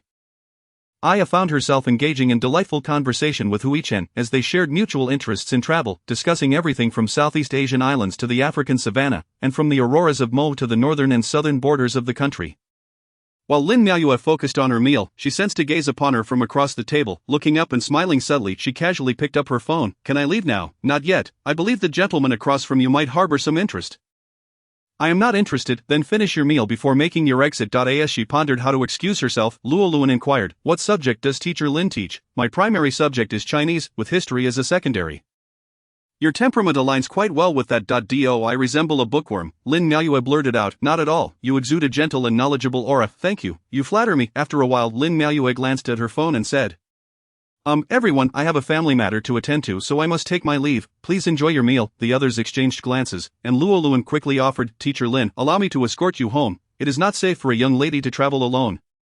No, I can manage on my own. My home is very close, just a quick taxi ride away." Lin Miaoyue declined. Under the table, Luo Luan discreetly kicked Hui Chen. "Indeed, Teacher Lin, let Alan accompany you. Otherwise, neither I nor I would feel at ease." "Right, Miao Miao, just let him escort you. It won't cost you anything, then I shall trouble you," Lin Miaoyue replied with a slight smile. Upon hearing this, Luo Luan's face brightened instantly. Each of these exchanges reached Zhao Tingchuan, seated in a nearby booth, and the sound was unbearably grating to his ears. That evening, he was dining with Yi Zichuan and a few friends. Stepping outside for a call, he inadvertently spotted Lin Miaoyue, and upon finishing his call, he chose to sit at a booth adjacent to theirs. She truly appeared carefree, having gone to get her hair done, resembling a little lamb, albeit a rather unruly one. How foolish she had been to ponder her for days. As Lin Miaoyue and her companions prepared to leave, she turned and caught sight of Zhao Tingchuan at the neighboring booth, staring at her with an air of nonchalance. His expression was calm, betraying no emotion, yet she could sense the coldness radiating from him. Momentarily at a loss, Lin Miaoyue met his gaze for several seconds before averting her eyes, inexplicably feeling a sense of guilt. How could she have encountered him? Was he not one to frequent ordinary restaurants? Luo Luan seemed to sense the tension in the air, glancing between Lin Miaoyue and Zhao Tingchuan, unable to fathom the nature of their relationship. Lin Miaoyue hastened toward the exit, eager to escape the awkward situation, only to find Zhao Tingchuan following closely behind. "Teacher Lin, are you in such a hurry to leave?" Lin Miaoyue remained silent, pretending not to hear, and exited the establishment. Zhao Tingchuan, without hesitation, followed her outside, grasping her arm. Observing their struggle, Luo Luan feared Zhao Tingchuan intended to harass Lin Miaoyue and quickly pursued them, not wishing to engage in a tug-of-war with Zhao Tingchuan. Lin Miaoyue attempted to break free, but his grip was unyielding, causing her discomfort as he pulled her. The man's expression was dark and foreboding. "Excuse me, please release my friend," Luo Luan interjected, attempting to shield Lin Miaoyue behind him. Step aside. Zhao Tingchuan glared at Luo Luan, his patience wearing thin, and he rarely resorted to such vulgarity. The commotion attracted the attention of bystanders, prompting Chen Aya to rush outside, sensing trouble observing Zhao Tingchuan's tense demeanor. Yi Zichuan also emerged, only to witness the scene of Zhao Tingchuan's jealousy. Noticing the crowd gathering, he quickly approached and whispered in Zhao Tingchuan's ear, "Do you wish to spend a few days in the disciplinary committee?" "Let her go." Realizing his outburst, Zhao Tingchuan released Lin Miaoyue, his gaze fixated on her with an intensity that could scorch. Lin Miaoyue felt her face flush crimson. Being scrutinized in such a manner was a first for her, and she wondered if Zhao Tingchuan had lost his sanity. Chen Aya, seeing the unfolding drama, quickly pulled Lin Miaoyue away, and the onlookers dispersed as the main character exited. Yi Zichuan attempted to speak, but Zhao Tingchuan simply declared, "I am leaving," and walked away. Hu Chen and Luo Luan exchanged glances at the entrance of the restaurant, pondering the peculiarities of that evening's blind date. Chapter 56, Gathering of Clouds, Part 2. Zhao Tingchuan accelerated his vehicle, arriving at Lin Miaoyue's residence, waiting at her doorstep for her return. As Lin Miaoyue stepped out of the elevator, she was met by Zhao Tingchuan's piercing gaze, their eyes locked in silence, and Lin Miaoyue, gritting her teeth, prepared to bypass him and head home. Zhao Tingchuan, incensed by her blatant disregard, seized her arm. "What is this? Are you so eager to find a boyfriend after just a few days apart?" Lin Miaoyue furrowed her brow in response as Zhao Tingchuan, "Let go of me. Is this not enough embarrassment for you? Do you want more? Release me." Zhao Tingchuan, losing his patience, dragged Lin Miaoyue to the stairwell, forcefully kicking the door shut. Lin Miaoyue, still seething from the earlier incident at the restaurant, could not contain her frustration and began to hit him playfully, resembling a feisty little lamb. Zhao Tingchuan easily pinned her hands against the wall and, without hesitation, tilted her chin up to kiss her. Today, she was particularly uncooperative. Despite his advances, she kept her lips sealed, forcing her way into her mouth, only to receive a bite in return. Noting her fierce reaction, Zhao Tingchuan reluctantly withdrew, his eyes reflecting a complex blend of emotions. "What on earth are you doing? I am not causing trouble. I genuinely feel that I do not wish to continue this relationship." "Zhao Tingchuan, cannot we part amicably?" "Why not? It simply isn't suitable." "Then what of those days and nights we spent together?" Zhao Tingchuan's voice rose, his eyes glistening with unshed tears. "It is not too late to say it now, is it?" Lin Miaoyue maintained her composure. "What if I were to say it is too late?" "There is no such thing as too late. Parting now is for the best. I do not wish to prolong this any further." "If you please," Lin Miaoyue stated resolutely. Upon hearing this, Zhao Tingchuan released her and stepped back 2 paces. Observing this, Lin Miaoyue glanced at him and implored, "Please refrain from visiting my home again, to avoid any misunderstandings." After saying this, she opened the door and exited. As Zhao Tingchuan watched her leave, realizing he had no further reason to impede her. Persistent entanglement was not in his nature, yet a profound ache gripped his heart. Lin Miaoyue fled home, shutting the door behind her and gasping for breath. The image of Zhao Tingchuan's slightly reddened eyes stirred a wave of sorrow within her. She was merely one of many confidants, perhaps holding a slight significance, but she could not relinquish her future for a position that could vanish at any moment. Rather than endure such uncertainty, it was better to sever ties decisively. He would have countless confidants, while she only needed to endure a brief period of sadness. Everything would eventually pass. Upon returning home, Zhao Tingchuan found Zhao Zichuan leisurely seated in the side hall, observing him with 2 bottles of wine at hand, beckoning him to sit. Indeed, he was handsome, yet appeared considerably younger. Zhao Zichuan took a sip of his drink. Zhao Tingchuan remained silent, pouring himself a glass and gulping down a generous amount. "How could she be so heartless? She breaks up with me and immediately goes to get her hair done, going on blind dates, as if I were mere chalkboard writing, easily erased. Do you think she should be as heartbroken as you? Now that you've discovered otherwise, do you feel a sense of imbalance within?" Zhao Tingchuan remained mute, taking another sip of wine. "I never anticipated you would react this way after a breakup. Come on. Don't be like this. Try to see the brighter side." Zhao Zichuan, observing his usually composed brother in such disarray, shook his head, realizing he had fallen too deeply this time. After contemplating, he called his sister Zhao Yun to discuss the situation. He had always been indifferent to matters of the heart, enjoying a more carefree lifestyle unlike his brother, and thus felt ill-equipped to console him. Perhaps a woman would be more suitable for that role. Zhao Yun returned home after a long absence, seldom witnessing the harmonious scene of familial affection. The only unexpected sight was Zhao Tingchuan, who appeared dejected and despondent, lacking his usual demeanor. "Zhao Tingchuan, you really ought not to be like this." "Sister, just returned?" "Yes, I heard our director Zhao has experienced a breakup. If you've come to mock me, you might as well go find elder brother. He has just gone through a divorce. Both of you brothers never give our mother a moment's peace. Just the other day, she excitedly told me you might marry by year-end, but now she dares not even inquire." Zhao Tingchuan exhaled a puff of smoke, remaining silent. Zhao Yun approached him, extinguishing his cigarette, and handed him a file, urging him to consider why she might be so insistent on breaking up. Confused, Zhao Tingchuan opened the file and flipped through it casually, suddenly rising to his feet. Where did you get this? I had it copied from the Provincial Disciplinary Committee. Zhao Tingchuan scrutinized the contents, discovering Lin Miaoyue had stated, "We are in a romantic relationship and are preparing to meet parents." His eyes lit up with hope, however, as he continued reading, his expression darkened. "She had seen those photographs," Zhao Yun mused. "If I were in her position, I wouldn't want to be with you either." Old, superficial, and publicly scrutinized. Called in for questioning by the disciplinary committee, upon hearing the words old and superficial, Zhao Tingchuan's expression soured. "Are you truly my sister? I am not your sister if I am willing to take risks to procure this information for you. Consider why you were rejected." Zhao Tingchuan tucked the documents away, rubbing his face in contemplation. He realized Lin Miaoyue's recent insistence on breaking up stemmed from this situation. It was foolish of him not to anticipate the disciplinary committee would question her. And infuriating that those scoundrels had shown her those photographs. She had seen them and chose to resolve the issue with a mere breakup. "What now?" Zhao Yun inquired, grabbing a handful of sunflower seeds. "At this point, I doubt anything I say will be believed. She's resolute in her decision to part ways. Nevertheless, she is truly beautiful, hardly resembling someone nearing 30. When she initially agreed to be with you, what measures did you employ?" Zhao Tingchuan lit another cigarette, standing silently by the window. He was well aware of her beauty and understood she was no mere ornament. However, do not be too obstinate. Fate is unpredictable. You might encounter someone you cherish even more in the future. I believe that file suggests Lu Feilua is quite compatible with you. Please, sister, no more chaos. Last time with Lu Feilua, she caused quite a stir. Zhao Tingchuan, let me tell you, women only create a fuss when they care. Her firm decision to break up likely stems from her perception of you as a scoundrel and her desire for security in a relationship. Given her past divorce, she's undoubtedly more sensitive and cautious regarding such matters. Sister, you truly are my sister, thank you. Zhao Tingchuan extinguished his cigarette, embraced Zhao Yun, and exited with the file, shedding the weight of his earlier gloom. Chapter 57, Gathering Clouds, Part 3. Zhao Tingchuan ascended the stairs, took a shower, changed clothes, and shaved, tidying himself up before hastily departing. As the new year approached, the streets were abuzz with festivity, adorned with colorful decorations, and the roads were filled with an influx of vehicles. Zhao Tingchuan checked his watch, impatiently drumming his fingers on the steering wheel. Upon arriving at Lin Miaoyue's underground parking, he noticed her beetle was absent.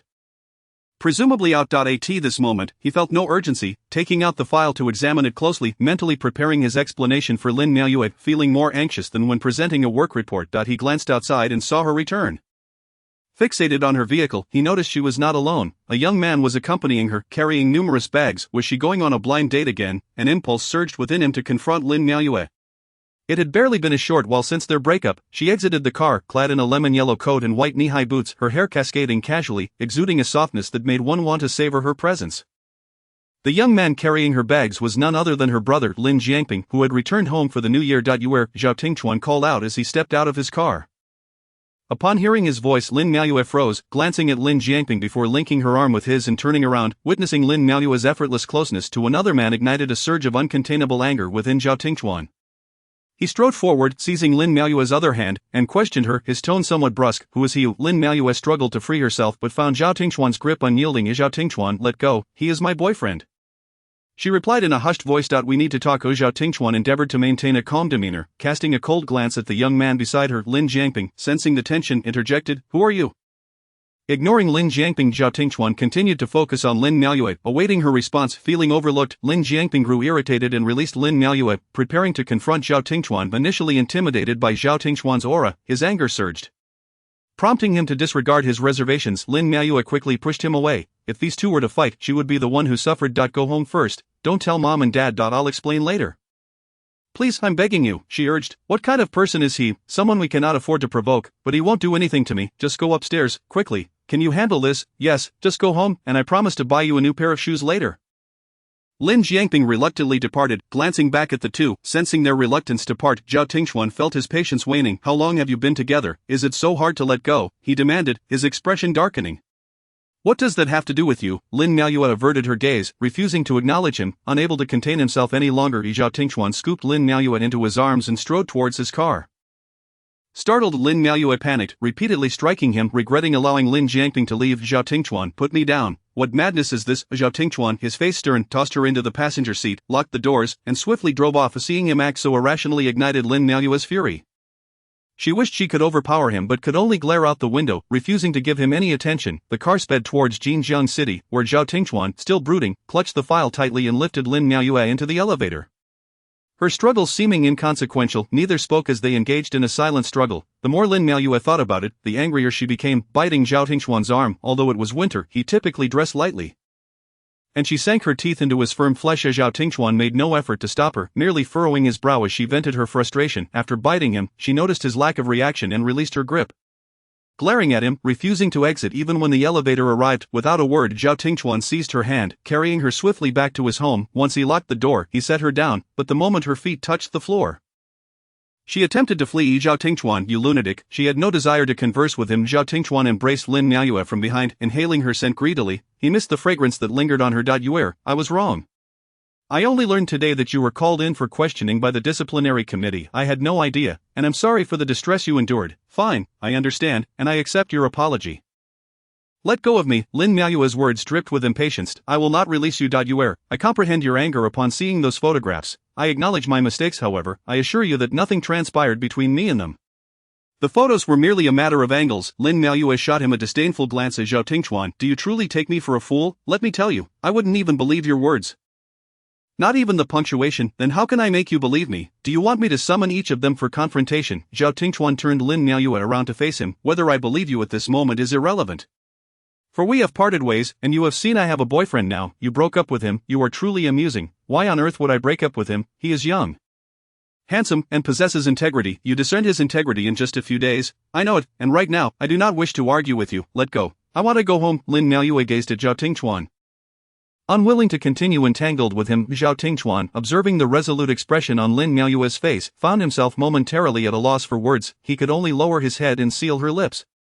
Preventing her from uttering more hurtful words, Lin Miaoyue was compelled to lift her head and kiss him, unable to push away the person before her. Her struggles felt like a desperate battle. A sense of inexplicable grievance welled within her, tears streamed down her face, and the sobs from her throat sounded lamentably pitiful. The wetness on Lin Miaoyue's face caused Zhao Tingxuan to cease kissing her. He gazed at her reddened eyes, brimming with tears, her shoulders trembling that he began to regret provoking her anger today. Zhao Tingxuan, you scoundrel, why do you always bully me? I have already stated I wish for an amicable separation. I will return everything you have given me. What do you truly want? Upon finishing, Lin Miaoyue cried even louder. Yes, I am a scoundrel. Would you care to slap me a few more times? Please stop crying. Okay, he concluded by grabbing Lin Miaoyue's hand and striking it against his own face. Lin Miaoyue struggled, and as a result, her freshly done nails left a long red mark on Zhao Tingxuan's neck. And upon closer inspection, small beads of blood could be seen. Lin Miaoyue, at a loss for words, ceased her weeping, merely staring blankly at Zhao Tingxuan's neck. Chapter 58, Gathering Clouds, Part 4, Have you calmed down? I am not hurt. You may strike me a few more times, Zhao Tingxuan whispered while holding her hand. Lin Miaoyue turned her head away, no longer wanting to look at him. Who cares if you are hurt? Please allow me to explain. Even a condemned prisoner has the right to appeal, and my crimes are not deserving of such a fate. Not deserving of such a fate. Zhao Tingxuan, do you dare claim those photographs were taken before we were together? I find you repulsive now, a facade in front of me while being duplicitous behind my back. Do not touch me. Lin Miaoyue glared at him, resembling a lamb ready to explode. She simply could not tolerate this hypocrite. Observing Lin Miaoyue's demeanor, Zhao Tingxuan felt a mix of anger and anxiety. However, reflecting on it, he realized this was likely the most she had spoken to him in over a month, so he endured it. Alright, I am repulsive, but can you endure a little longer? No, go find someone else. I only wish to find you. Zhao Tingxuan, have some self-respect, will you? I have said it multiple times. We have broken up. And you agreed. When did I ever agree? In the stairwell of my house. For goodness sake, please stop this relentless pursuit. I genuinely do not wish to have any relationship with you anymore. You are the first person I have pursued so tenaciously. I have never felt so despondent as I do now. The thought of a life without you makes everything seem devoid of purpose. Stop with the hypocrisy. Come here. Let us carefully examine those photographs and the records of their conversations. With that, Zhao Tingxuan lifted her and seated her on the sofa, presenting the documents for her perusal. Lin Miaoyue regarded him with confusion. These documents were photocopied by my sister from someone at the Provincial Disciplinary Committee. They bear an official seal. I lack the ability to forge this. Zhao Tingxuan explained each photograph one by one. These women, I truly do not even know their names. The angles of these photographs were deliberately manipulated. This one is from the Provincial Organization Department, and this one is a classmate of mine, this Lu Feilua. Did you not inquire about her before? I knew her previously. A few years ago, our families had intentions for us to be together. But at the time, we were uninterested in each other. When we encountered each other this time, she seemed suddenly very interested in me. However, I informed her that I was in a relationship. If you do not believe me, you may call her now. Among these photographs, only Lu Feilua was taken after we got together. the others were prior, and even then, nothing occurred between us, just drinks and songs as Zhao Tingxuan's voice trailed off. I concede that we can be tempted, but I have genuinely never been seduced. It is not that I am exceptionally virtuous, rather, I simply do not wish to give anyone leverage against me. I have never engaged with any of them. Of course, this incident has served as a lesson. From now on, I will maintain my distance from female colleagues, both for work and for you. Lin Miaoyue flipped through the documents seriously. Discovering that Zhao Tingxuan had stated in his conversation records that she was his girlfriend and that sharing a room with her did not seem problematic, her previously calm heart felt as if a stone had been cast into it. Continuing to flip through, she realized she was the only one he had acknowledged as his girlfriend, yet there were no photographs of her. How could the disciplinary committee know of her existence?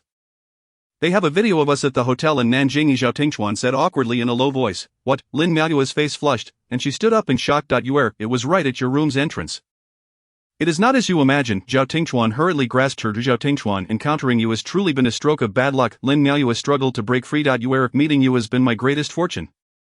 When I saw you openly inform the disciplinary committee that you are my girlfriend, do you know how elated I felt? Recently, I feared you would break up with me to avoid being implicated.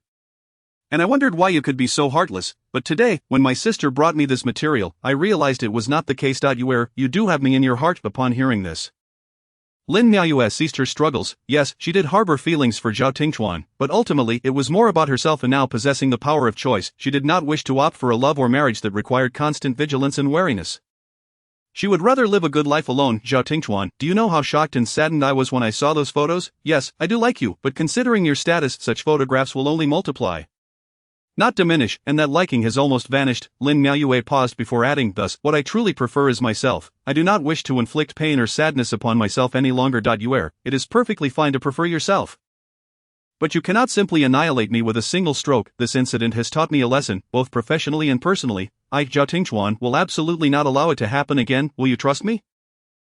I know you must have been very disappointed in me at that time. I am truly sorry. Those occurrences were indeed before I met you. Once we were together, I had no interest in any other women. Having you is sufficient for me. When have you not spoken more sweetly than sung? Lin Miaoyue murmured. Had it not been for this incident, we would have already met each other's parents and prepared for the next step. However, through your recent uproar over our breakup, I have come to realize just how much I love you. Zhao Tingxuan cradled Lin Miaoyue's face, his eyes filled with sincerity and affection, just as Lin Miaoyue was about to respond. Her phone rang. It was her mother. Mom, I will return immediately. What? Which hospital? I am on my way. Lin Miaoyue's voice carried a hint of panic as Zhao Tingxuan hurried over to inquire what had happened. My mother accidentally fell. She is being taken to the hospital now. Please hurry, en route to the hospital. Zhao Tingxuan called Secretary Li, briefly explaining the situation and asking him to make arrangements at the hospital. Observing Lin Miaoyue, who was fidgeting anxiously, Zhao Tingxuan grasped her hand and comforted her. Do not worry. I have arranged a doctor for your mother. This is not a major issue. Lin Miaoyue nodded, feeling a bit more at ease. When they arrived at the orthopedic department of the hospital, Lin Miaoyue's mother had not yet been brought in. Secretary Li was waiting with a group of doctors in white coats and immediately approached Zhao Tingxuan. Director Zhao, these are the hospital's secretary, vice president, and head of orthopedics. Thank you for your hard work. The patient is on her way. Please wait a moment, Zhao Tingxuan said, shaking hands with each of them. Lin Miaoyue was somewhat taken aback. Were so many prominent figures really waiting here? Seeing her astonishment, Zhao Tingxuan casually introduced, this is Teacher Lin. The patient is her mother. Suddenly being singled out, Lin Miaoyue hurriedly greeted. Hello, esteemed doctors. I appreciate your help this time. The group of seasoned professionals immediately understood, assuring her that it was no trouble at all. At Chapter 59, Gathering Clouds, Part 5, Lin Miaoyue's mother was brought to the hospital seated in a wheelchair.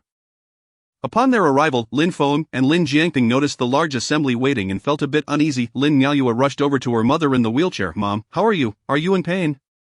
Lin Miaoyue's mother, seeing her daughter's red eyes, endured the pain and replied, my ankle is injured, but it's all right. The tightly knit brows revealed everything. Do not panic. Let the doctor examine you first. As Zhao Tingxuan's words drew everyone's attention to him. Shortly after, Lin Feng and his wife exchanged glances, thinking, did they not break up? Lin Jiangping cast a furtive glance between his sister and Zhao Tingxuan, sensing the subtle tension enveloping the family. A sudden exclamation of "Oh!" from Lin Mu successfully diverted everyone's attention. Under the hospital's directives, Lin Mu swiftly underwent a series of examinations, revealing a severe fracture in her ankle joint that necessitated hospitalization and surgery. Lin Miaoyue prepared to handle the admission procedures when Lin Jiangping interjected. I'll accompany you, Dad. Please stay here with Mom. Zhao Tingxuan, listening intently, felt increasingly uneasy. How long had they been together for such familiarity to arise? Previously, when he expressed a desire to meet them, Lin Miaoyue had been evasive.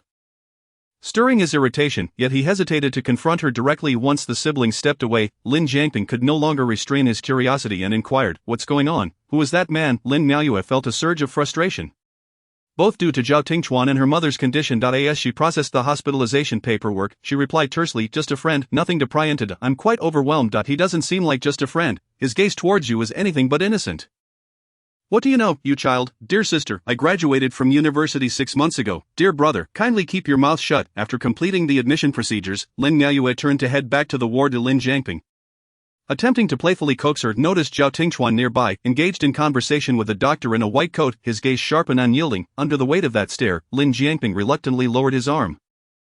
Upon returning to the ward, they found the orthopedic chief conversing with Lin Feng and his wife about the surgical arrangements. Lin Miaoyue observed her mother's swollen ankle in silence, understanding her daughter's concern as Lin Mu gently patted her hand. Zhao Tingchuan, along with the secretary and the hospital director, entered the room. The secretary smiled at Lin Feng, saying, "Officer Lin, the hospital is quite busy these days. If you encounter any inconveniences, please inform the nursing station." "Indeed, feel free to call me anytime. This surgery is minor. Both Director Liu and I will oversee it tomorrow." The others chimed in, expressing their heartfelt care and concern. Unable to contain himself, Lin Jiangping leaned towards Lin Miaoyue and whispered, "Since when did the City Hospital exhibit such humanistic care?" Lin Miaoyue pinched him, cautioning him to remain silent. Lin Feng expressed his gratitude, saying, "I truly appreciate everyone's support and care. Thank you, thank you." Zhao Tingchuan, sensing that arrangements were nearly complete, said, "Tomorrow's surgery will require your cooperation, so let Aunt Lin rest now." Secretary Li chimed in, "All right, Director Zhao, we won't disturb the patient's rest any longer." Zhao Tingchuan nodded. Escorting them out of the ward before returning, Lin Jiangping was still grappling with the implications of Director Zhao. What kind of director was he? Seeing his bewildered expression, Lin Mu cleared her throat and said, "Jiangping, quickly pour a glass of water for Director Zhao. No need to be so polite. Aunt Lin, have you had dinner yet?" "I'll have someone bring it over." Lin Feng quickly replied, "Thank you, but we can manage. The hospital has a cafeteria, and Dr. Zhang just lent us his staff meal card for convenience." He was acutely aware that the hospital's special attention was directed towards Zhao Tingchuan. Lin Jiangping discreetly checked on his phone and exclaimed, "Goodness, he really is the director of the City Finance Bureau, and he looks much younger in person. Hello, I'm Lin Jiangping. Lin Miaoyue is my sister." He took the initiative to greet Zhao Tingchuan. Finally understanding the source of the latter's discontent towards him, internally berating Lin Miaoyue, he thought, "You truly are my biological sister. Hello, I'm Zhao Tingchuan, your sister's boyfriend." Zhao Tingchuan smiled warmly, like a gentle spring breeze. Upon hearing this, the Lin family turned to Lin Miaoyue in unison, who awkwardly chuckled, "He's just joking, just joking." She then addressed Zhao Tingchuan, "Director Zhao, thank you for your assistance today. You can return to your duties. We can manage from here. All right, let me walk you out." Zhao Tingchuan couldn't hide his smile. Turning to Lin Feng, he said, "Someone will be bringing food shortly. Uncle Lin, please take a moment to rest." Lin Miaoyue, feeling flustered, exited the ward first, with Zhao Tingchuan closely following. "Wait for me." As she hurried towards the elevator, Zhao Tingchuan grasped her hand. Though she tried to pull away, fearing attention, she ultimately allowed him to hold her. Approaching the parking lot, Lin Miaoyue glanced around, attempting to free herself, saying, "All right, thank you for today. I need to head back." Zhao Tingchuan, pulling her into the back seat of the car, settled in beside her. "I truly made a mistake this time. Would you forgive me?" he implored softly. "I'm quite troubled right now and don't wish to discuss this." She replied, "Your mother is fine. You saw the specialists today." Zhao Tingchuan, "My irritation also includes you. I understand. From now on I'll heed your wishes and spare you any distress." Zhao Tingchuan whispered into her ear, sending a shiver down her spine. Attempting to evade him, she found herself ensnared in his embrace. With nowhere to escape, Zhao Tingchuan seized the moment, kissing her lips. "Zhao Tingchuan, I have yet to forgive you. Let go." Lin Miaoyue whimpered, "Then we'll take our time to mend things. We have a lifetime ahead of us." He replied, cradling her face, his gaze sincere and fervent, as if seeking to melt her heart. Lin Miaoyue turned her head away, stating defiantly, "Who said anything about wanting to spend a lifetime with you? I wish to share my life with you, more than anything." Zhao Tingchuan declared, kissing her once more. After the kiss, Lin Miaoyue's lips were slightly parted, her eyes red, resembling a lamb that had been wronged. Though she feigned strength, saying, "Zhao Tingchuan, this is the last time. I will only forgive you this once." Upon hearing this, Zhao Tingchuan felt an overwhelming relief wash over him, embracing Lin Miaoyue tightly, inhaling her familiar scent. His voice deep and sincere, "All right, the last time, thank you." Upon returning to the ward, Lin Miaoyue found her family gathered for dinner. Spotting her, Lin Mu promptly invited her to join his sister. "This is probably the most luxurious takeout I've ever had."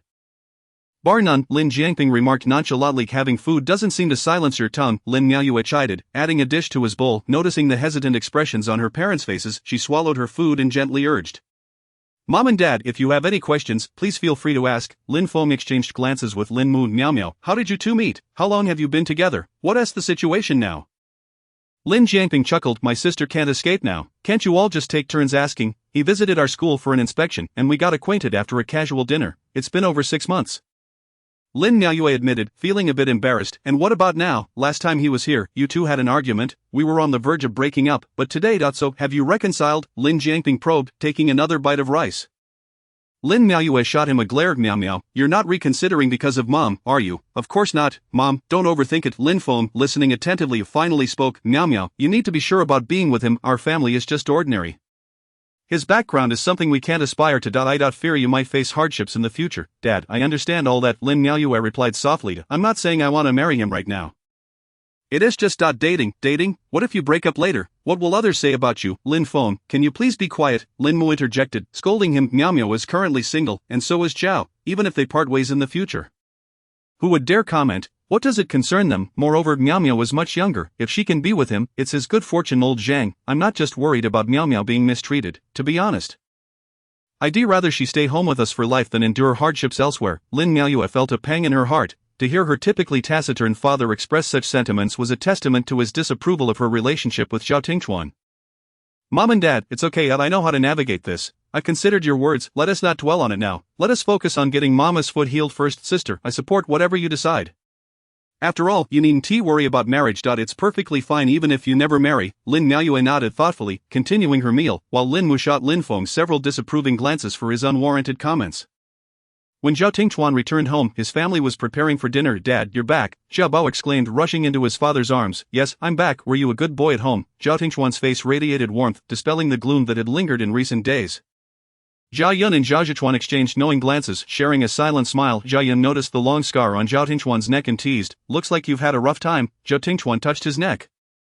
Feeling a twinge of pain, yet a smile crept onto his face. Tingzi, did you encounter a tiger? Last time you got slapped, and now there's this long scar. Zhao Yun continued, laughing heartily. In her memory, among the siblings, Zhao Tingchuan had been the one least likely to face any punishment. In childhood, he was the family's darling, and his post-university career had been smooth sailing. As for his previous marriage, despite the outward appearance of harmony, it always felt lacking. Zhao Tingchuan glanced at Zhao Zhichuan and chuckled, I enjoy it. Zhao, you should really consider how to explain your divorce to Mom and Dad. As Zhao's mother beheld the return of her children, her heart brimmed with joy, for the days had been filled with exuberance as one grows fonder of merriment with age. Tingchuan, have you eaten yet? Not yet. What about Dad? He is upstairs practicing calligraphy. Go and fetch him. Zhao Tingchuan nodded with a smile, his steps light as he ascended the stairs. Observing his demeanor, Zhao's mother could not help but silently inquire of Zhao Yun what was amiss. He won a prize, the sum of 250, she declared with laughter, calling the children to dinner, leaving Zhao's mother in a state of bewilderment as she gazed at Zhao Zhichuan. I know nothing, do not ask me.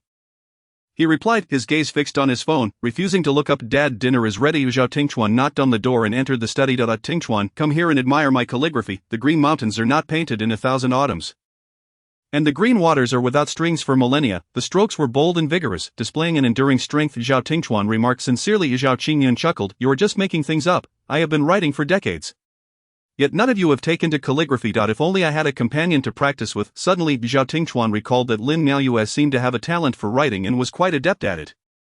So he suggested, then I shall find someone who enjoys it, allowing you to indulge your teacher's whims. Zhao Qingyun turned to him with a smile, so do you mean that teacher Lin has an interest in this?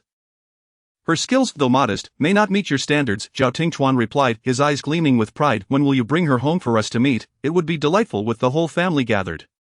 Unfortunately, that may not be possible soon. Her mother has injured her foot. Have you arranged for her care? Do you need me to assist? Yes, everything is already arranged. Let us proceed to dinner, after the evening meal. The family engaged in pleasant conversation, yet Zhao Tingchuan's thoughts wandered to Lin Miaoyue, pondering her whereabouts. Was she still in the hospital? To his dismay, his attempts to call her found her number still on the blacklist. That disobedient little lamb. Zhao Yun noticed his distraction and nudged him. What are you thinking about? Dad is asking you something. What did you say, Dad? I plan to invite Secretary Meng Guoqing and a few other standing committee members for dinner in the next couple of days. Please arrange the timing. Sure, I can manage that. Yuner Mingqing is returning tomorrow as well, right? Zhao Tingchuan's longing for Lin Miaoyue became increasingly difficult to contain, yet he could not reach her. He inadvertently caught sight of the home phone and hurriedly dialed Lin Miaoyue's number. Hello, her gentle voice came through. Miaoyue, it's me. What are you doing? Just got home, Lin Miaoyue replied, sounding somewhat fatigued. Miaoyue, are you going to release me from the little black room? What little black room? The blacklist on WeChat and calls. Lin Miaoyue burst into laughter. You deserve it. Miaoyue, please be kind and let me out. Stay there and reflect. I need to wash up and sleep. I'm exhausted, then sleep early. I miss you so much. I'm hanging up now. After Lin Miaoyue ended the call, she couldn't help but chuckle at Zhao Tingchuan's plea to release him from the little black room. Zhao Tingchuan, on the other end, grinned foolishly for a moment before humming a tune and walking away. Chapter 61, The Clouds Part. Lin's mother's surgery was the first of the day and proceeded with great success. Early in the morning, Zhao Tingchuan arrived at the hospital, deeply moving Lin Feng and his wife. At the surgery room door, Zhao Tingchuan forcibly seized Lin Miaoyue's phone, liberating himself from the little black room, altering his contact name to most beloved Chuan Chuan Lin Miaoyue, witnessing her father and brother's presence. Refrained from arguing with Zhao Tingchuan and could only glare at him. Once she had her phone back, Lin Miaoyue pinched him hard, muttering a silent curse at his shamelessness, when the surgery room door opened. They rushed forward, seeing Lin's mother lying weakly on the hospital bed, tears brimming in Lin Miaoyue's eyes. The surgical team emerged, providing post-operative instructions, and Zhao Tingchuan approached each doctor, expressing his gratitude with a handshake. Lin Jiangping leaned toward Lin Miaoyue's ear and whispered, "Your brother-in-law is so handsome." She shot him a glare. Later, Zhao Tingchuan had to leave for home due to other obligations, and as Lin Miaoyue escorted him out, he pulled her into the stairwell for a few stolen kisses before departing. Satisfied, the evening's banquet was arranged at an exclusive restaurant, where toasts and laughter filled the private room, although Zhao Qingyun had stepped down from his position. He remained the only ministerial-level official present, commanding great respect from all. However, it was evident to astute observers that he was paving the way for Zhao Tingchuan.as parents. They always think a step ahead for their children. Even though Zhao Tingchuan's career was currently flourishing, the recent turmoil had not gone unnoticed as Zhao Tingchuan recognized his father's good intentions and, knowing his father could not drink, took it upon himself to replace him at the table. Grateful for the assistance of Zhao Zhichuan and Zhang Mingqing in drinking, ultimately the three Zhao family members managed to intoxicate the entire table. Observing his children, Zhao Qingyun felt a sense of pride. Regardless of their respective fields, they were all outstanding, and though he had once aided them, it was their own efforts that brought them to this point. Upon returning home, Zhao Tingchuan lay in bed and dialed Lin Miaoyue's number. Under the influence of alcohol, he felt an overwhelming longing for her, wondering what that little lamb was up to. "Miaoyue, what are you doing? I'm at the hospital with my mom. Would you come and keep me company?" "I can't. I'm drunk. It's lonely here. Aren't you invincible when it comes to drinking?" "Not today. I can't even get up." "Where are you?" "At Jinjiang City." Upon hearing Lin Miaoyue relent to visit him, Zhao Tingchuan felt invigorated. "I don't believe you. The new year is just around the corner. You'll definitely be with your parents." Lin Miaoyue was half convinced. "Miaoyue, I truly am at Jinjiang City. I'm feeling awful from the alcohol and desperately need you." "But my mom. Isn't your dad and brother there? I'm all alone here, much lonelier." "Alright, I'll come over." "Good, be careful on your way." Zhao Tingchuan quickly got out of bed and made his way downstairs, his movements indicating he was not inebriated at all. "Sister, please give me a ride. It's hard to get a cab here. You drank and it's so late." "Where are you going?" "To Jinjiang City to pick something up." "What could possibly need to be picked up at this hour?" "My dear sister, don't ask, let's go." With that, Zhao Tingchuan pushed Jia Yun toward the door. As they traveled, Zhao Tingchuan's spirits were high, and Jia Yun subtly suspected his intentions. When they arrived at Jinjiang City, just as Zhao Tingchuan was about to alight, he was halted. "Wait, I'm coming up with you." "Why are you going up?" Zhao Tingchuan inquired, perplexed. "To keep you company while you fetch your item," Jia Yun teased. "No need, you can head back. I'm staying here tonight, then I'll just go up for a look next time. It's not convenient today." Zhao Tingchuan grew anxious. "What's inconvenient about it? I just want to take a casual look around." Just as Jia Yun made to exit the vehicle, Zhao Tingchuan lost his patience. "Sister, please stop messing around." Fine. I won't disturb your secret rendezvous. Go ahead." Jia Yun laughed uncontrollably, leaning on the steering wheel. Zhao Tingchuan glanced at her helplessly before exiting the car in haste. Observing her brother's urgent demeanor, Zhao Yun's curiosity about his little girlfriend intensified. Seeing that Lin Miaoyue had yet to arrive, Zhao Tingchuan felt slightly relieved and half reclined on the sofa, awaiting the arrival of his little lamb. Lin Miaoyue, not having brought her keys, found the door ajar upon knocking, leading her to seriously doubt Zhao Tingchuan's claims of inebriation. However, before she could inquire further, Zhao Tingchuan pressed her against the door and kissed her. Lin Miaoyue struggled, but his strength was overwhelming, rendering her unable to escape. Just as she felt on the brink of suffocation, he finally released her. "Zhao Tingchuan, what are you doing? Aren't you drunk?" Lin Miaoyue gasped. Her cheeks flushed. "Oh Miaoyue, I truly am drunk. Right now, you are my antidote." With that, he kissed her again. "You are deceiving me again," Lin Miaoyue retorted angrily. Zhao Tingchuan gazed at her intently. "Miaoyue, while my drunkenness may be a ruse, my longing for you is genuine. It's a pain in my heart." "Listen." He placed her hand over his chest. Lin Miaoyue felt his strong heartbeat beneath her palm, realizing her own heart raced in response.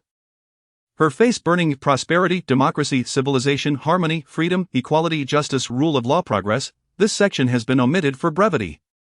Chapter 62, The Clouds Part 2. A long night passed, and Lin Miaoyue, the little lamb, was thoroughly overwhelmed by the big bad wolf. Lacking even the strength to speak her upon waking, she glanced at her phone and then at Zhao Tingchuan, who remained asleep, tightly embracing her. Anger surged within her. He had acted like a lunatic the previous night. Awake, Zhao Tingchuan's voice carried a hint of huskiness. Lin Miaoyue retaliated with a light punch to his arm, only to have him grasp her wrist and pull her in for a kiss. Don't hurt yourself, Zhao Tingchuan, you have crossed the line, she replied, her voice hoarse from crying several times the night before. Last night, I lost control. It won't happen again, he admitted, feeling a twinge of regret for his indulgence. He affectionately kissed her ear, having not been intimate with her for nearly a month, igniting a fierce longing within him. Lin Miaoyue, without uttering a word, attempted to rise, only to find her legs sore and weak. Unable to stand, she glared at the instigator, who feigned innocence. Miaoyue, stop it. Let us lie down a bit longer. Seated at the edge of the bed, Lin Miaoyue resolved to ignore him, yet she heard him rustling as he got off the bed. Then he picked her up and walked into the bathroom. Upon seeing her reflection in the mirror, Lin Miaoyue couldn't help but scream, for her body was marked all over. Zhao Tingchuan, you beast, aware of his wrongdoing. Zhao Tingchuan allowed Lin Miaoyue to vent her emotions. Fortunately, it was winter, and with layers of clothing, Lin Miaoyue felt she could avoid the world for at least half a month. However, the faint traces on her neck remained, which she could only conceal with foundation. Until they arrived at the hospital, Lin Miaoyue continued to shun Zhao Tingchuan, regardless of how he apologized or sought to please her. You are not allowed to go to the ward. Lin Miaoyue finally spoke, her voice less hoarse than when she had just woken up, but still noticeably different from her usual tone. Not you are. I was truly wrong. I won't act recklessly again. These past over a month without you by my side. I missed you terribly, Zhao Tingchuan pleaded, grasping Lin Miaoyue's hand. Let me out of the car. I want to take the car keys, Lin Miaoyue insisted. Today, she was unable to drive herself, so Zhao Tingchuan had taken her car to the hospital. And his tall, capable figure driving her cute beetle was oddly amusing. I'll accompany you upstairs, and then I'll take you home. Be ye good. I told you, you are not allowed to go up, Zhao Tingchuan.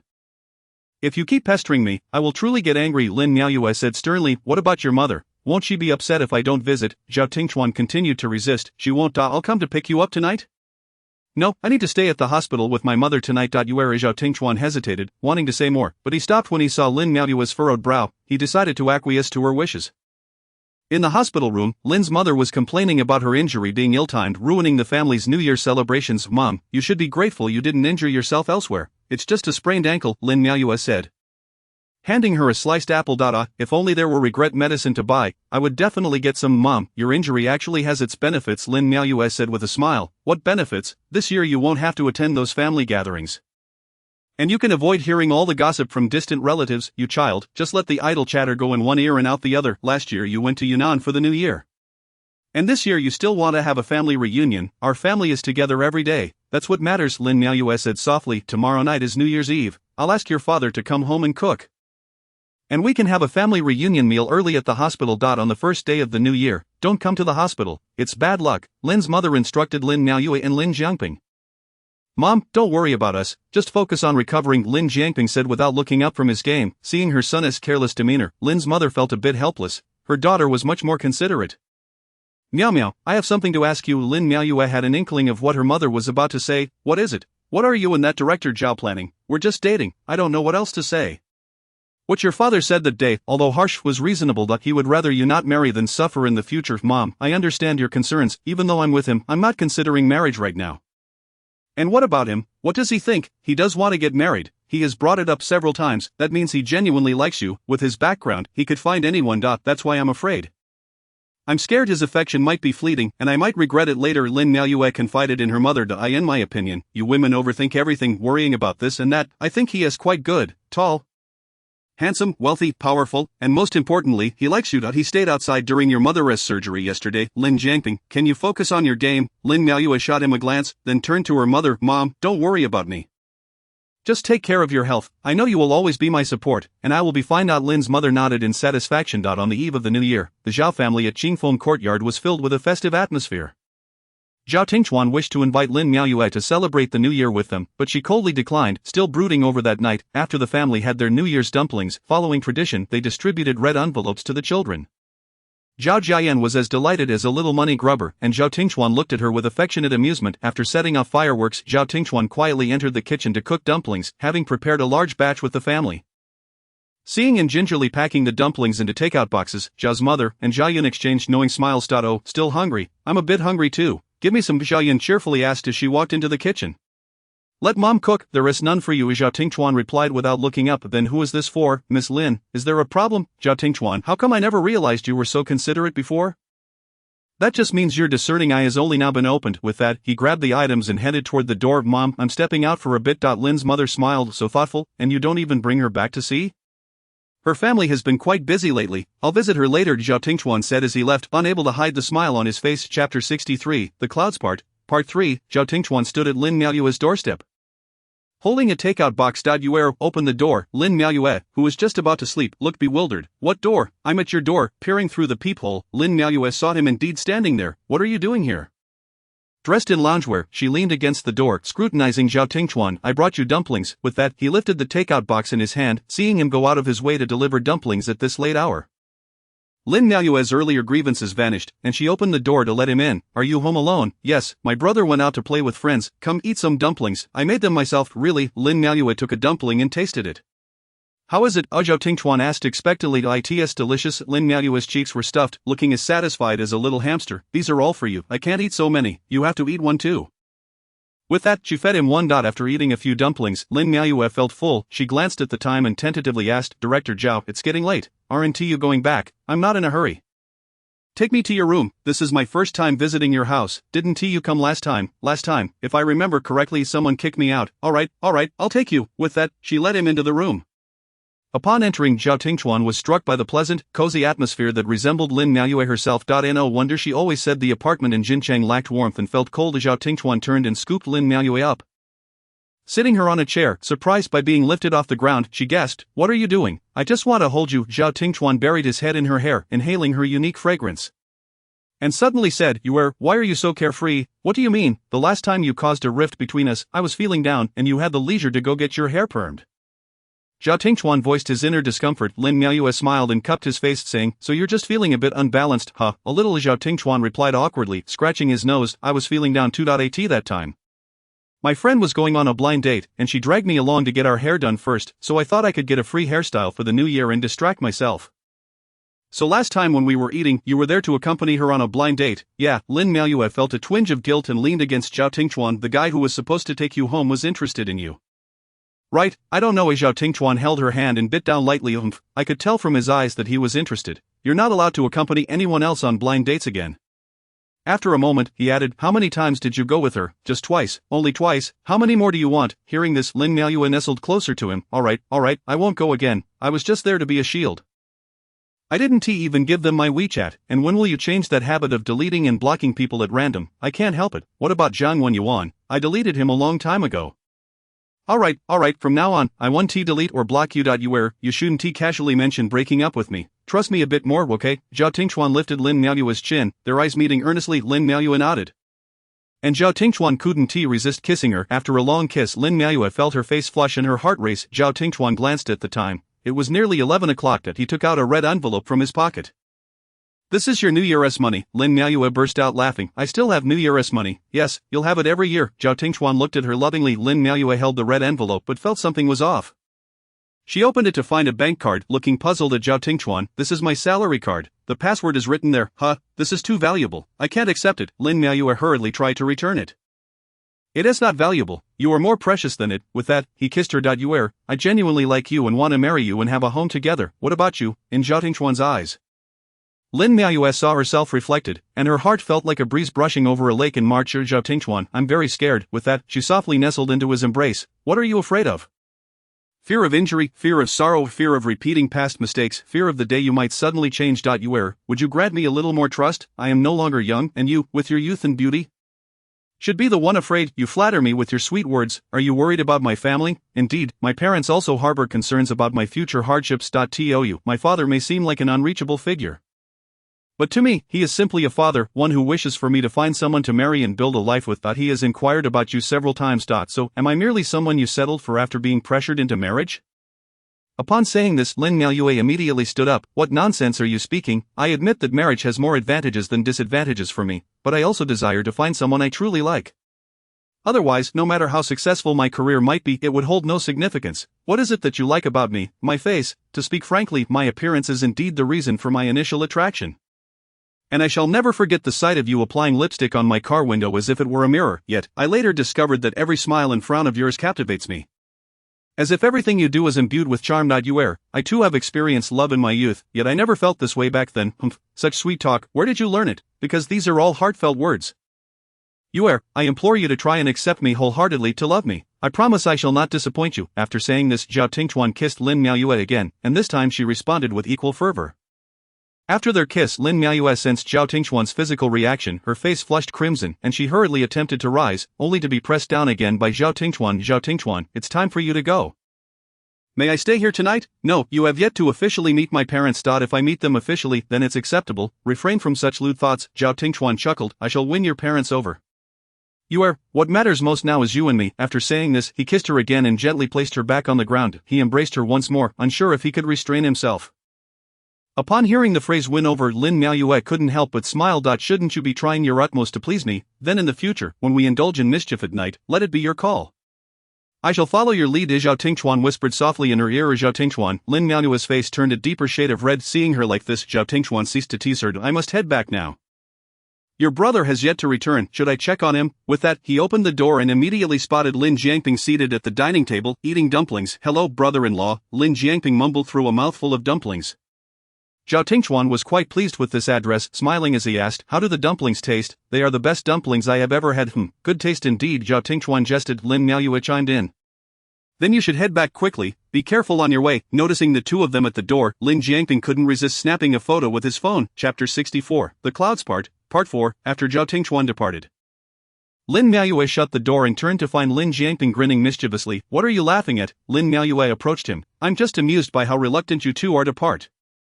Sister, I think he treats you quite well. After all, he is a high-ranking director and still delivers dumplings to you late at night, Lin Jiangping said seriously after finishing a dumpling. What do you know? I understand because I am also a man. Lin Jiangping raised an eyebrow. Lin Miaoyue couldn't help but laugh at the little brat. Just eat your dumplings quietly, only you two see me as a child. I have already graduated from university. Graduating from university makes you a child as well. What are your plans for tomorrow? Mom and Dad want tea. Let us go to the hospital. We'll see. Just be careful outside. During the new year, there will be many people everywhere. Don't nag me about that. Hurry and go to sleep. I'll clean up later. Lin Jiangping waved his hand. Back in her room, Lin Miaoyue noticed the bank card on the table, which she had secretly returned to Zhao Tingchuan's pocket earlier. That evening, Zhao Tingchuan had wrapped his salary card as a token of New Year's money for her, leaving her with an indescribable sense of gratitude. He earnestly asked her to trust him more, and upon reflection, she realized she indeed hadn't trusted him enough, often retreating at the first sign of trouble to shield herself from further hurt. But is this truly the right approach? Just because she had stumbled in marriage and suffered pain, does it mean she should never dare to love again in this lifetime? That seems far too unjust. Zhao Tingchuan's kindness was evident. The breakups were more about her own insecurity, hastily withdrawing at the first sign of conflict. And what about the future? Should she continue this way with him? That would be unfair to him and irresponsible towards herself. Lin Miaoyue, be brave. If you are with him, then be wholeheartedly with him. Do not dwell excessively on the past. The path forward is forged through action, and the best sense of security is self-generated. With these thoughts in mind, she gazed at the bank card, her eyes brimming with newfound determination. On the first day of the Lunar New Year, it is auspicious to go out. Early in the morning, Lin's mother called, insisting the siblings not go to the hospital today. Lin Miaoyue had stayed up late the night before, groggily hanging up the phone when Zhao Tingchuan's call came through shortly after. Are you awake? Not yet. I'm so sleepy. Are you not getting up? Let us go out for a stroll. The weather is lovely today. I'm so tired. Let me catch a bit more sleep. Shall we go this afternoon? That works. Sleep a little longer. Zhao Tingchuan glanced at his watch. All right, I'll catch some sleep too. Lin Miaoyue tossed her phone aside and burrowed deeper into her blankets. After hanging up, Zhao Tingchuan went upstairs, preparing to rest as well. Tingzi, I'm heading out this afternoon with a few friends to play cards. Want to join? Zhao Zhichuan strolled over leisurely. Not going. I have matters to attend to this afternoon. What matters could there possibly be on New Year's Day? But at your leisure. I need to catch up on sleep, Zhao Tingchuan said as he turned to head upstairs. Let us not play cards this afternoon. Let us take the children out for a stroll. Jiayun suggested. You and Mom can take them. I've already made plans. Suit yourself. Jiayun rolled her eyes at him. Her older brother was always the most playful. Not knowing whom he took after lunch, as Zhao Tingchuan left the house, having asked the housekeeper to prepare some noodles to bring to Lin Miaoyue, guessing that the little lamb was still fast asleep. Open the door. Oh, you're here so early. Don't you want to check the time? Upon opening the door, Lin Miaoyue appeared in a daze, her tousled hair making her resemble a docile little sheep. Go wash up first, then have some noodles. You didn't eat breakfast, did you? Wow, you understand me so well, whereas your brother, he ran off early this morning, caught by the aroma of the noodles. Lin Miaoyue felt genuinely hungry. Remembering Zhao Tingchuan's thoughtfulness, she rushed over to hug him, planting a kiss on his cheek before dashing to the bathroom as Zhao Tingchuan touched the spot where she had kissed him. Secretly amused, realizing that this was her first initiative to kiss him, perhaps due to his striking looks, Lin Miaoyue quickly tidied herself up, applying a light touch of makeup and tying her hair into a princess-style bun. When Zhao Tingchuan saw Lin Miaoyue, his eyes lit up. She wore a red poncho, her hair cascading over her shoulders, adorned with the pearl earrings he had gifted her, and her delicate features made her a beautiful little person. Would you like some more noodles? Lin Miaoyue sat and savored her noodles leisurely. I've already eaten. Take your time, no rush. Zhao Tingchuan sat across from her, watching her as if admiring a piece of art. Can you please stop staring at me like that? They say one looks most unappealing while eating. You look beautiful doing anything. Zhao Tingchuan said, sincerely flattering as ever. Where are we heading out to later? Lin Miaoyue shyly changed the subject. To the South City Bema Temple. The city had arranged it before the new year, and there will be a temple fair during the spring festival, but won't it be inconvenient for you to appear there? What if others recognize you? If it weren't for that meal last year, would you remember what I look like? It seems so. Usually, you all appear in uniform attire, making it hard to recognize you. Indeed, with so many people, no one pays attention to me, but you being so beautiful, it would be hard for you not to attract attention. Then perhaps we should just stay home, Lin Miaoyue suggested playfully.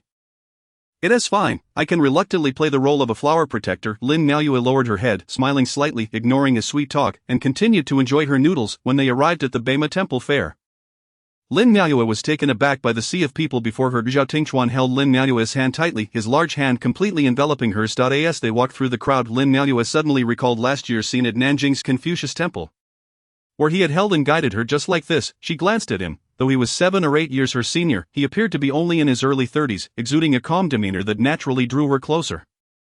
The two wandered through the crowd, Lin Miaoyue still enjoying purchasing the various trinkets that Zhao Tingchuan found rather mundane. Patiently he accompanied her, casually paying for each item. It would be unthinkable to visit a temple fair without sampling the food. Lin Miaoyue relished her candied hawthorn and roasted sweet potatoes, occasionally feeding Zhao Tingchuan a bite. The usually disciplined Deputy Mayor Zhao, faced with a beautiful woman's offerings, was utterly defenseless. This scene caught the eye of Zhao Yun, who was also at the temple fair with her children. She nudged her mother and pointed in their direction, urging her to look. Chapter 65, The Clouds Part 5. Upon following her daughter's gaze, Zhao's mother couldn't help but be surprised. Was this really her composed and restrained son? Standing next to that girl, he exhibited a tenderness she had never witnessed before. Beside him was a young lady of striking beauty. No wonder his son was so attentive. During this festive season, they prepared dumplings and offered noodles. Mother, shall we go over and greet them? Zhao Yun said with a look of eager curiosity. No, Tingchuan is usually so busy. Let them enjoy their outing, Zhao's mother replied. Oh my, how can that girl be so stunning? How old did you say she is? She seems to be nearing 30, came the response. She appears no older than 25.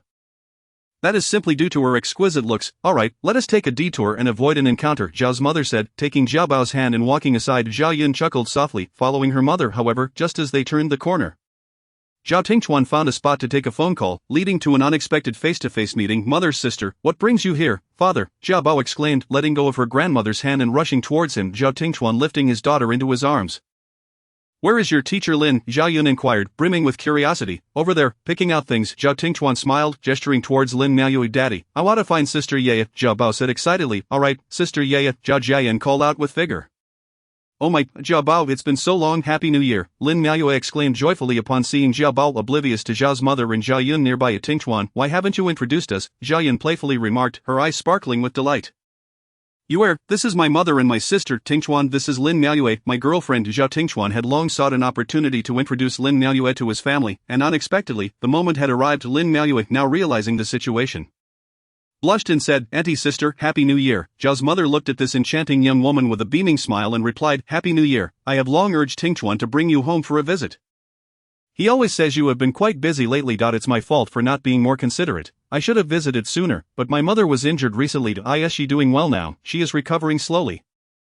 The surgery went smoothly, but today, on New Year's Day, she insisted we not go to the hospital. Mother, with Tingzi here, he will certainly take care of things. Zhao Yun interjected, Happy New Year, Teacher Lin, just from your photographs, I could tell you were beautiful, but in person, you were even more stunning. You flatter me. I just tidied up a bit today, Lin Miaoyue replied, her cheeks flushed, appearing even more charming. Auntie Sister Ye is the most beautiful person I have ever seen. Jia Bao chimed in, humph, and what about Auntie? Jia Yun feigned anger. Auntie is the second prettiest, Jia Bao said with a grin. Their playful banter elicited laughter from everyone. Observing the bustling crowd, Zhao Tingchuan worried Lin Miaoyue might feel uncomfortable in front of his mother and sister. So he suggested, mother sister, how about you and I take Jia Bao for a stroll? It would be easier for you two. Won't that interfere with your date? Jia Yun teased. No, we adults have little shopping to do.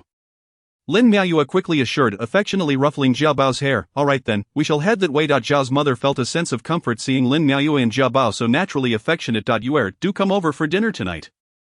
Ah, maybe next time. It's all so sudden. What is sudden about it? Just a meal. Don't be shy, Tingchuan. Make sure to bring Yuer back later. Understood. Alright. Zhao Tingchuan nodded with a beaming smile. After parting ways, Lin Miaoyue immediately grasped Zhao Tingchuan's hand, exclaiming, oh dear, I'm not prepared at all to visit your home. What do you need to prepare? Zhao Tingchuan playfully placed Jia Bao on his shoulders, looking at her with a teasing expression.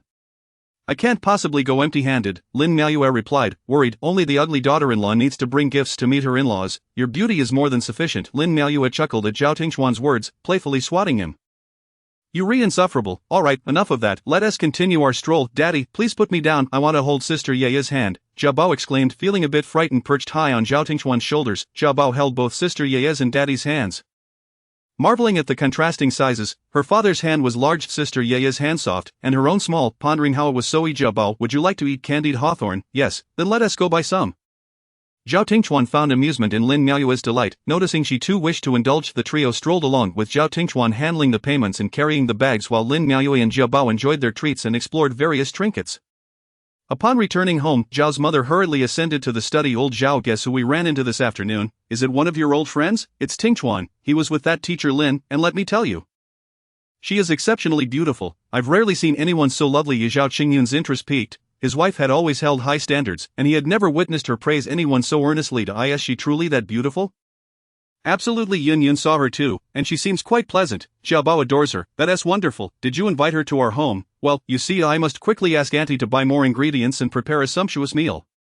I'll have Tingchuan bring her over for dinner tonight, then hurry and go and ask Tingchuan what dishes she prefers. Zhao's mother beamed as she descended the stairs, feeling a sense of joy at the prospect of good news amidst her children's less than ideal marital situations.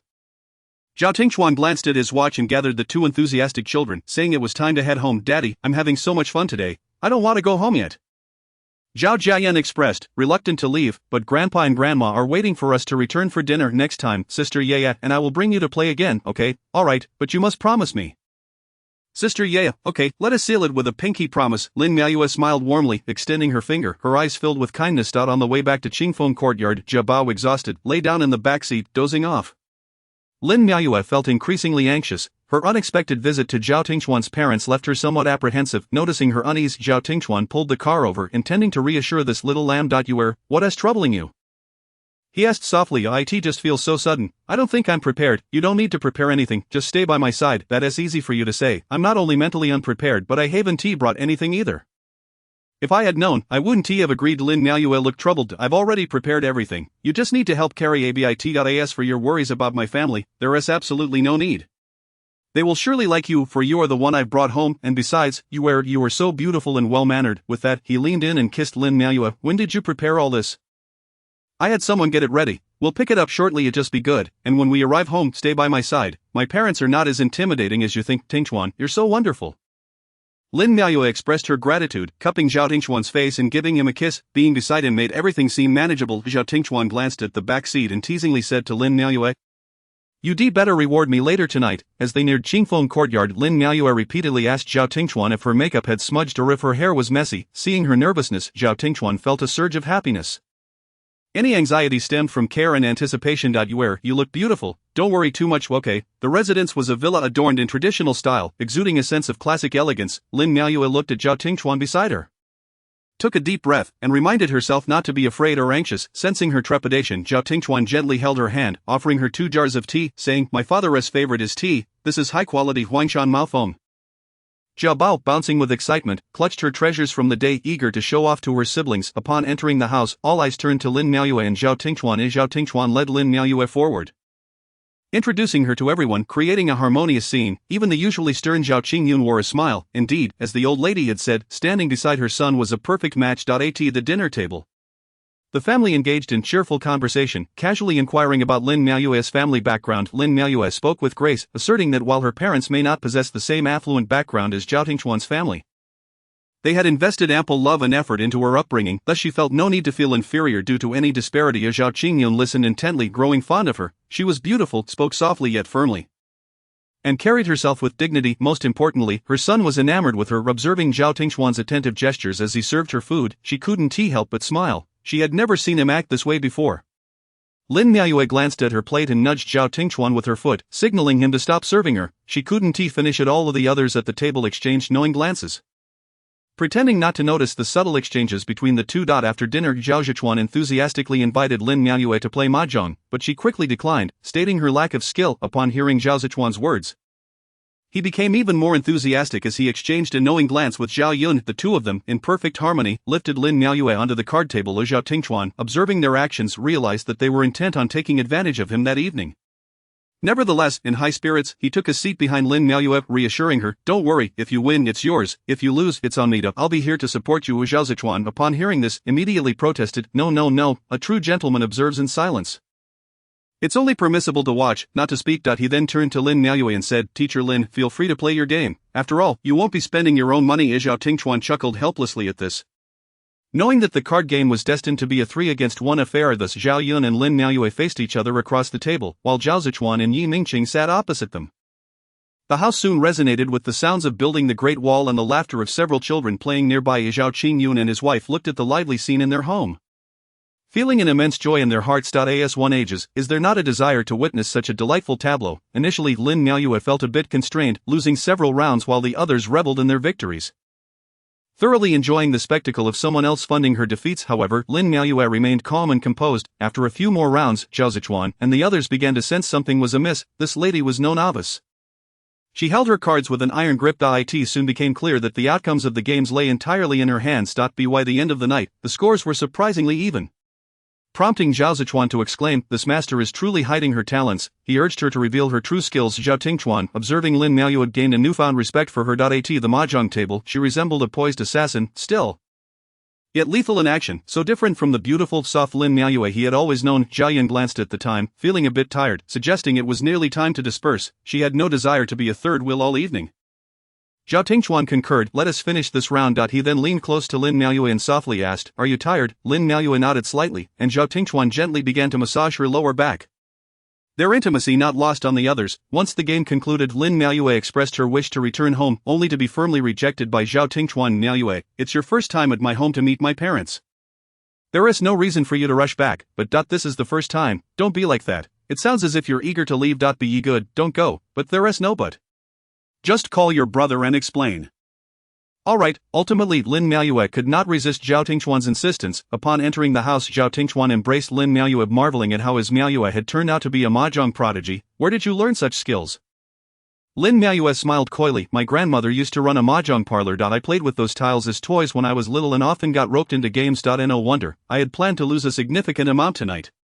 Yet it turns out my wife is a mahjong master." "Who is your wife?" Lin Miaoyue replied playfully, blushing. "You, of course, my wife. Your parents were very pleased to meet you tonight." "Thank you, Miaoyue." With that, Zhao Tingchuan kissed Lin Miaoyue, who wrapped her arms around his broad shoulders. He gently laid her down on the bed, leaning over to cradle her face, kissing her tenderly. "Aren't you going to freshen up?" Lin Miaoyue pushed against Zhao Tingchuan's shoulder, breathlessly saying, "We'll go later. Let's do it together." He continued to kiss her softly, filled with anticipation for the night ahead. Chapter 67, Cloud Convergence. The temperature in the room gradually rose, accompanied by thoughts of prosperity, democracy, civilization, harmony, freedom, equality, and justice. After a passionate encounter, Lin Miaoyue lay drenched in fragrant sweat, utterly drained. Zhao Tingchuan gazed at her affectionately, unable to resist kissing her forehead before rising to fetch a towel from the bathroom to wipe her down. After a brief rest, Lin Miaoyue felt the urge to freshen up herself but realized she had no sleepwear, so she resorted to borrowing a blue shirt from Zhao Tingchuan's wardrobe. When Zhao Tingchuan emerged from the bathroom, towel drying his hair, he was greeted by the sight of Lin Miaoyue wearing his oversized shirt, resembling a child donning an adult's clothing. She was busily rolling up the long sleeves, completely oblivious to the man behind her, who was watching her with keen interest. As their eyes met, Lin Miaoyue's cheeks flushed. "I couldn't find your sleepwear." Zhao Tingchuan approached her slowly, embracing her. "Do you realize how much you resemble a little sprite?"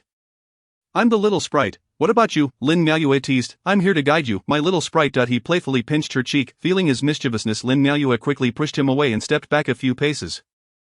Stating seriously, I need to freshen up. No funny business, as Zhao Tingchuan chuckled, taking her hand and leading her to the bathroom. I'm not being mischievous, just go wash up. My mother prepared everything for you. Lin Miaoyue, wary of his promises, nodded and hurriedly pushed him out after washing up. The moment Lin Miaoyue climbed onto the bed, Zhao Tingchuan enveloped her in his arms. Miaoyue, are you still worried? Not as much as before.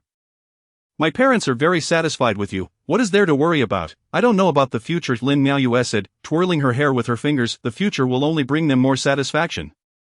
Just as I grow fonder of you, really, absolutely. Tomorrow, let us visit the hospital to see your mother. Okay. Lin Miaoyue felt slightly drowsy, her words becoming dreamy as Zhao Tingchuan could hardly bear the thought of wasting the night. Stealing soft kisses from the enchanting woman beneath him, just once, if not, I will truly be upset. Lin Miaoyue warned Zhao Tingchuan with the last of her resolve. Once again, the night unfolded with endless enchantment. On the second day of the Lunar New Year, Zhao Tingchuan brought supplies and accompanied Lin Miaoyue to the hospital to visit her mother. Before leaving, Zhao's mother specifically handed him a gift. Urging him to take the prized ginseng for Lin's mother, Zhao Tingchuan glanced at Lin Miaoyue, who was playing with Jiabao nearby, and nodded, knowing his parents had fully accepted her. I in the hospital room. Zhao Tingchuan and Lin Miaoyue arrived together. He wore a short black jacket that accentuated his tall frame, while Lin Miaoyue donned her red coat. Together, they made a striking pair. Zhao Tingchuan placed the gifts beside the bed. Politely greeting Lin's mother and mentioning the box of ginseng his mother had sent. Lin's mother, taken aback, expressed her surprise, insisting it was too extravagant. Zhao Tingchuan smiled, then turned to Lin Miaoyue, saying, Miaoyue, I left my phone in the car. Could you please fetch it for me? As Lin Miaoyue stepped out, Zhao Tingchuan addressed Lin's mother, Auntie, yesterday Miaoyue and I visited the Beima temple and happened to run into my mom and sister. That's why I invited her over for dinner last night. My father and the others all liked Miaoyue very much. Seeing a hint of satisfaction on Lin's mother's face, he continued, I understand your concerns about our relationship. But please believe me, my feelings for her are genuine. This is not a fleeting whim. Tingchuan, may I call you that? Lin's mother asked with a smile. Of course, since we're being candid, let me be straightforward. We've observed how much you care for Miaoyue, but you know her situation. Though she is beautiful, she has been divorced, and we've heard about your family background. I only have one daughter. And I truly fear that she might suffer again. Has Miaoyue shared my circumstances with you? She knows my ex-wife has passed away, and I have a daughter. Over the years, many have urged me to remarry. But I had no inclination until I met Miaoyue. My parents have no objections to our relationship because they understand my feelings for her. Pausing for a moment, he added, as for my family situation. Auntie, my parents are retired now, just two ordinary elderly folks, so please don't frighten yourself with such thoughts. Ultimately, it is I who will be with Miaoyue. She will not suffer with me around. Lin Miaoyue, listening from outside the room, felt her eyes well with tears. Lin's mother was equally moved by Zhao Tingchuan's sincerity. His willingness to openly express his concerns and make promises was heartening. As for the future, they would decide together. Tingchuan, your words have alleviated much of my worry. Auntie believes in you. Miaoyue is a wonderful child. Aside from her beauty, she has rarely caused me concern after her marriage. She endured much hardship, and while we felt heartache, there was little we could do. Now that she has met you, I can sense her happiness. Rest assured, Auntie, I will take good care of her. Zhao Tingchuan replied earnestly. As Lin Miaoyue re-entered, she heard her mother's change in tone towards Zhao Tingchuan, indicating a shift in her attitude. She looked at Zhao Tingchuan, who was smiling warmly at her. Chapter 68, Cloud Convergence, 2, a few days later. Lin's mother was discharged from the hospital. On the day of her release, Zhao Tingchuan accompanied them, and the orthopedic chief advised them repeatedly to contact him should there be any discomfort. Lin Miaoyue understood that the care her mother received during her hospital stay was largely due to Zhao Tingchuan. Watching him stand out among the doctors in his white coat, smiling gently, her gratitude deepened in a new way. Upon returning home, Zhao Tingchuan naturally assisted with carrying items, pushing the wheelchair, and arranging meals to be delivered. Lin's mother felt even more touched by his kindness. Uncle, Auntie, I have some matters to attend to at home. I must head back now, Zhao Tingchuan said as he bid farewell to Lin Feng and the others. Well, you go ahead and get busy. Please see Tingchuan off, Lin Feng replied with a smile. As the two stepped outside, Zhao Tingchuan immediately grasped Lin Miaoyue's hand, and she did not pull away, allowing him to gently squeeze her hand. Accompany me back to Qingfeng Courtyard. My mother just returned. It wouldn't be appropriate to leave. Your father and the others are at home. My brother has a flight to a city this afternoon. And it wouldn't be convenient for my dad to be alone. And Zhao Tingchuan's face fell, then he pondered. In a few days, I'll come to help you move your things back to Zifuyuan. School starts soon. Xuan, let us see then. My mother hasn't fully recovered yet. Lin Miaoyue playfully hugged Zhao Tingchuan. Heartless person. Zhao Tingchuan could only feel helpless every time he saw her like this. Lin Miaoyue smiled sweetly, tiptoed, and kissed him softly on the lips. During this time I'm so grateful to you for being there while my mother was in the hospital. Thank you. Lin Miaoyue earnestly gazed into Zhao Tingchuan's eyes as she spoke. When expressing gratitude, one cannot merely skim the surface. Allow me to teach you. Zhao Tingchuan's voice carried a hint of seduction. After saying this, he held the back of Lin Miaoyue's head, kissing her deeply, teasing her lips and tongue until she felt breathless, and he finally released her. Zhao Tingchuan, you are truly insufferable, Lin Miaoyue gasped, though her tone sounded more playful than reproachful. Yes, I am. I start work tomorrow. There are many matters left unresolved before the new year piling up, so I will be quite busy and may not be able to see you. I actually wanted to ask you. Did last year's incident affect you? A little, but it's not a significant issue. You need not worry about it, just be obedient and don't stir trouble with me. That is more important than anything. I am not causing trouble, Lin Miaoyue muttered, but with this matter coming to light, many will inevitably learn of our relationship. Do not fear, I shall be here for you. I understand. I will simply ignore the gossip. Lin Miaoyue nodded obediently. Then I shall take my leave. You go on ahead. Zhao Tingchuan kissed her forehead. Upon returning home, Lin Miaoyue was greeted by the warmth of her family gathered together, a comforting sense of security that no one else could replace.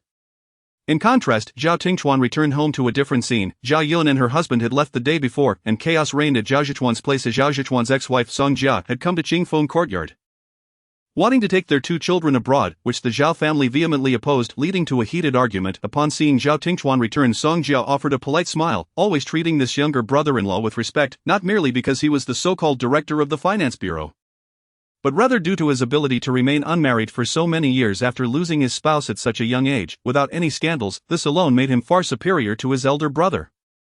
Sister-in-law, Happy New Year. Zhao Tingchuan greeted her warmly. Happy New Year, Tingchuan. Zhao Zhichuan glanced at his wife, still feeling resentful about her intentions of taking the children abroad. Jia, we cannot comment on your divorce, but we absolutely cannot agree to you taking the children abroad. Zhao Qingyun said slowly. Why not? I've already made arrangements in America. If I can provide better conditions for the children, why not do it? Better conditions, sending them to a foreign land where they know no one and cannot even communicate. How is that a good condition? Zhao Zhichuan scoffed. Zhao Zhichuan, their school is a bilingual institution. You might not even be aware of that. Jia, the children are still young. I believe this matter can be postponed. Zhao's mother, noticing the rising tensions, felt a headache coming on. Sister-in-law, shall we step aside to discuss this? Zhao Tingchuan suggested, noting his mother's distressed expression. Song Jia nodded. Sister-in-law, your divorce from my brother has already caused our parents great sadness. Now if you wish to take the children abroad directly, that would be difficult for them to accept. I should have divorced long ago. I shouldn't have had children either. Song Jia's eyes were red. I do not know what transpired between you two. Nor do I have the right to ask you to endure any longer. However, I believe that taking the children abroad right after your divorce is not in their best interest. Better to end it quickly. After all, your brother hardly cares for them. Men's concern for children is not as meticulous as that of mothers, but taking them away outright will certainly not be agreed upon. So what do you propose? Every child yearns for their parents' love. Even if you are divorced, you can still co-parent them. As for going abroad, that can wait a few years. There is no need to rush now. Besides, they surely would not want to leave with you at this moment. Song Jia sighed. I'll consider it further. There's still hope for you and my brother. Zhao Tingchuan glanced at Zhao Zhichuan and no hope. After saying this, Song Jia moved away to discuss her plans, and the rest of the family acquiesced.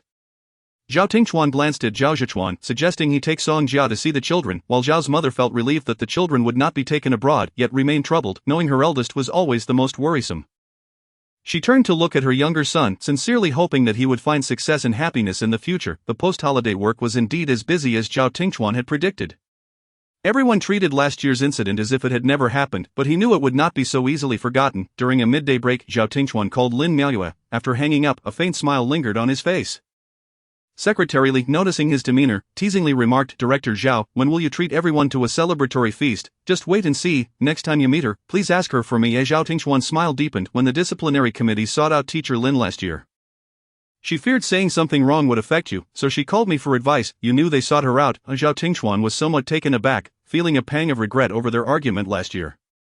Yes, it was evident she was quite worried about you. Hearing this, Zhao Tingchuan felt warmth wash over him. His little lamb also cared for him, albeit timidly. However, that was all right. He would protect her from now on.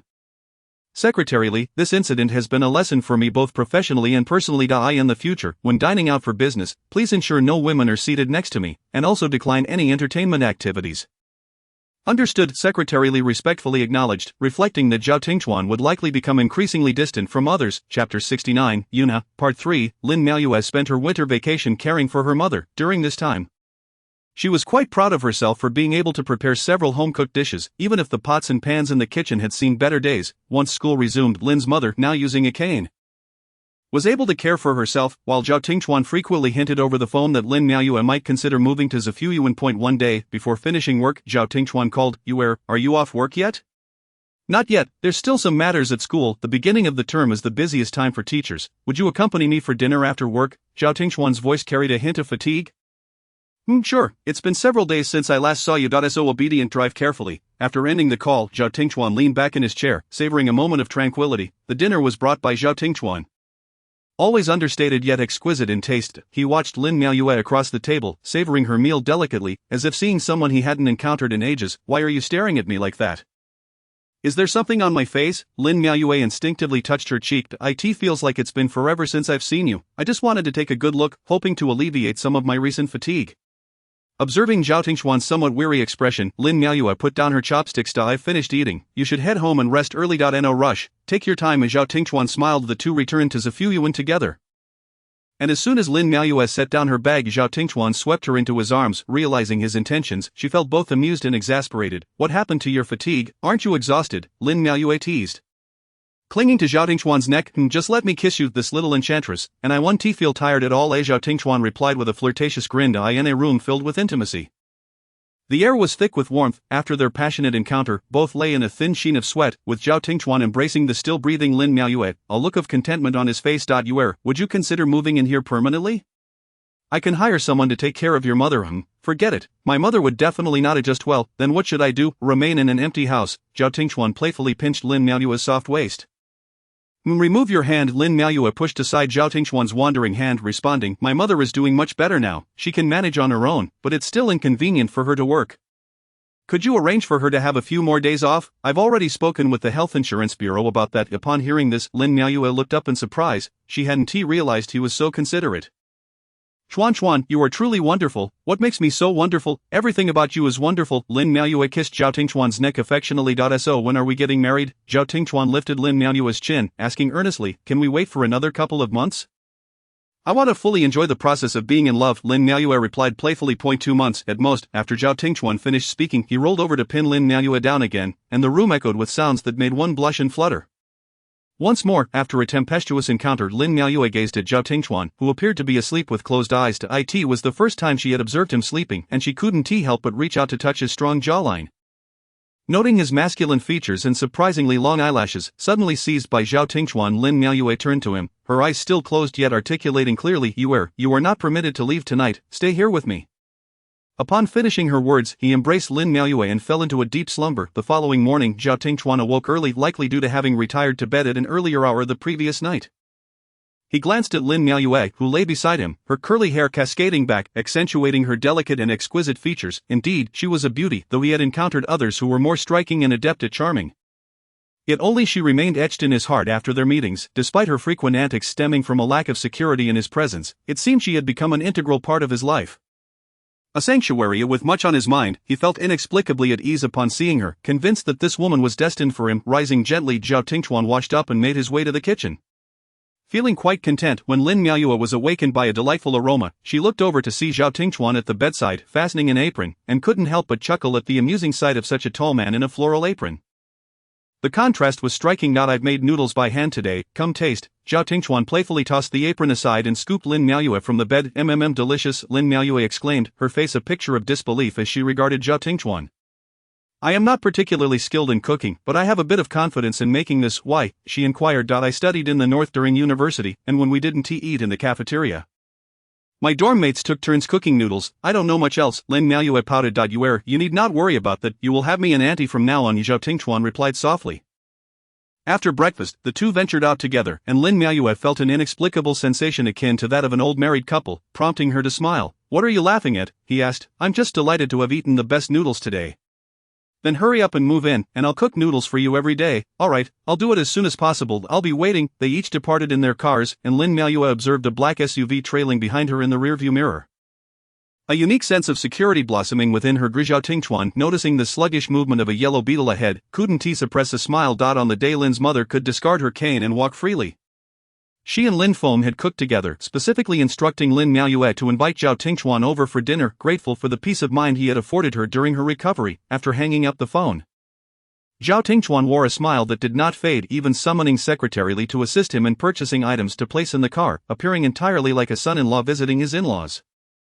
When Lin Miaoyue opened the door for Zhao Tingchuan, it reminded her of the phrase little people gaining power, for he carried gifts intended for her parents, seemingly fixated on winning their favor. Neglecting her in the process, Zhao Tingchuan chuckled, "Your gift will be presented to you tonight." His words were imbued with an unspoken intimacy, causing Lin Miaoyue's cheeks to flush as she shot him a glare.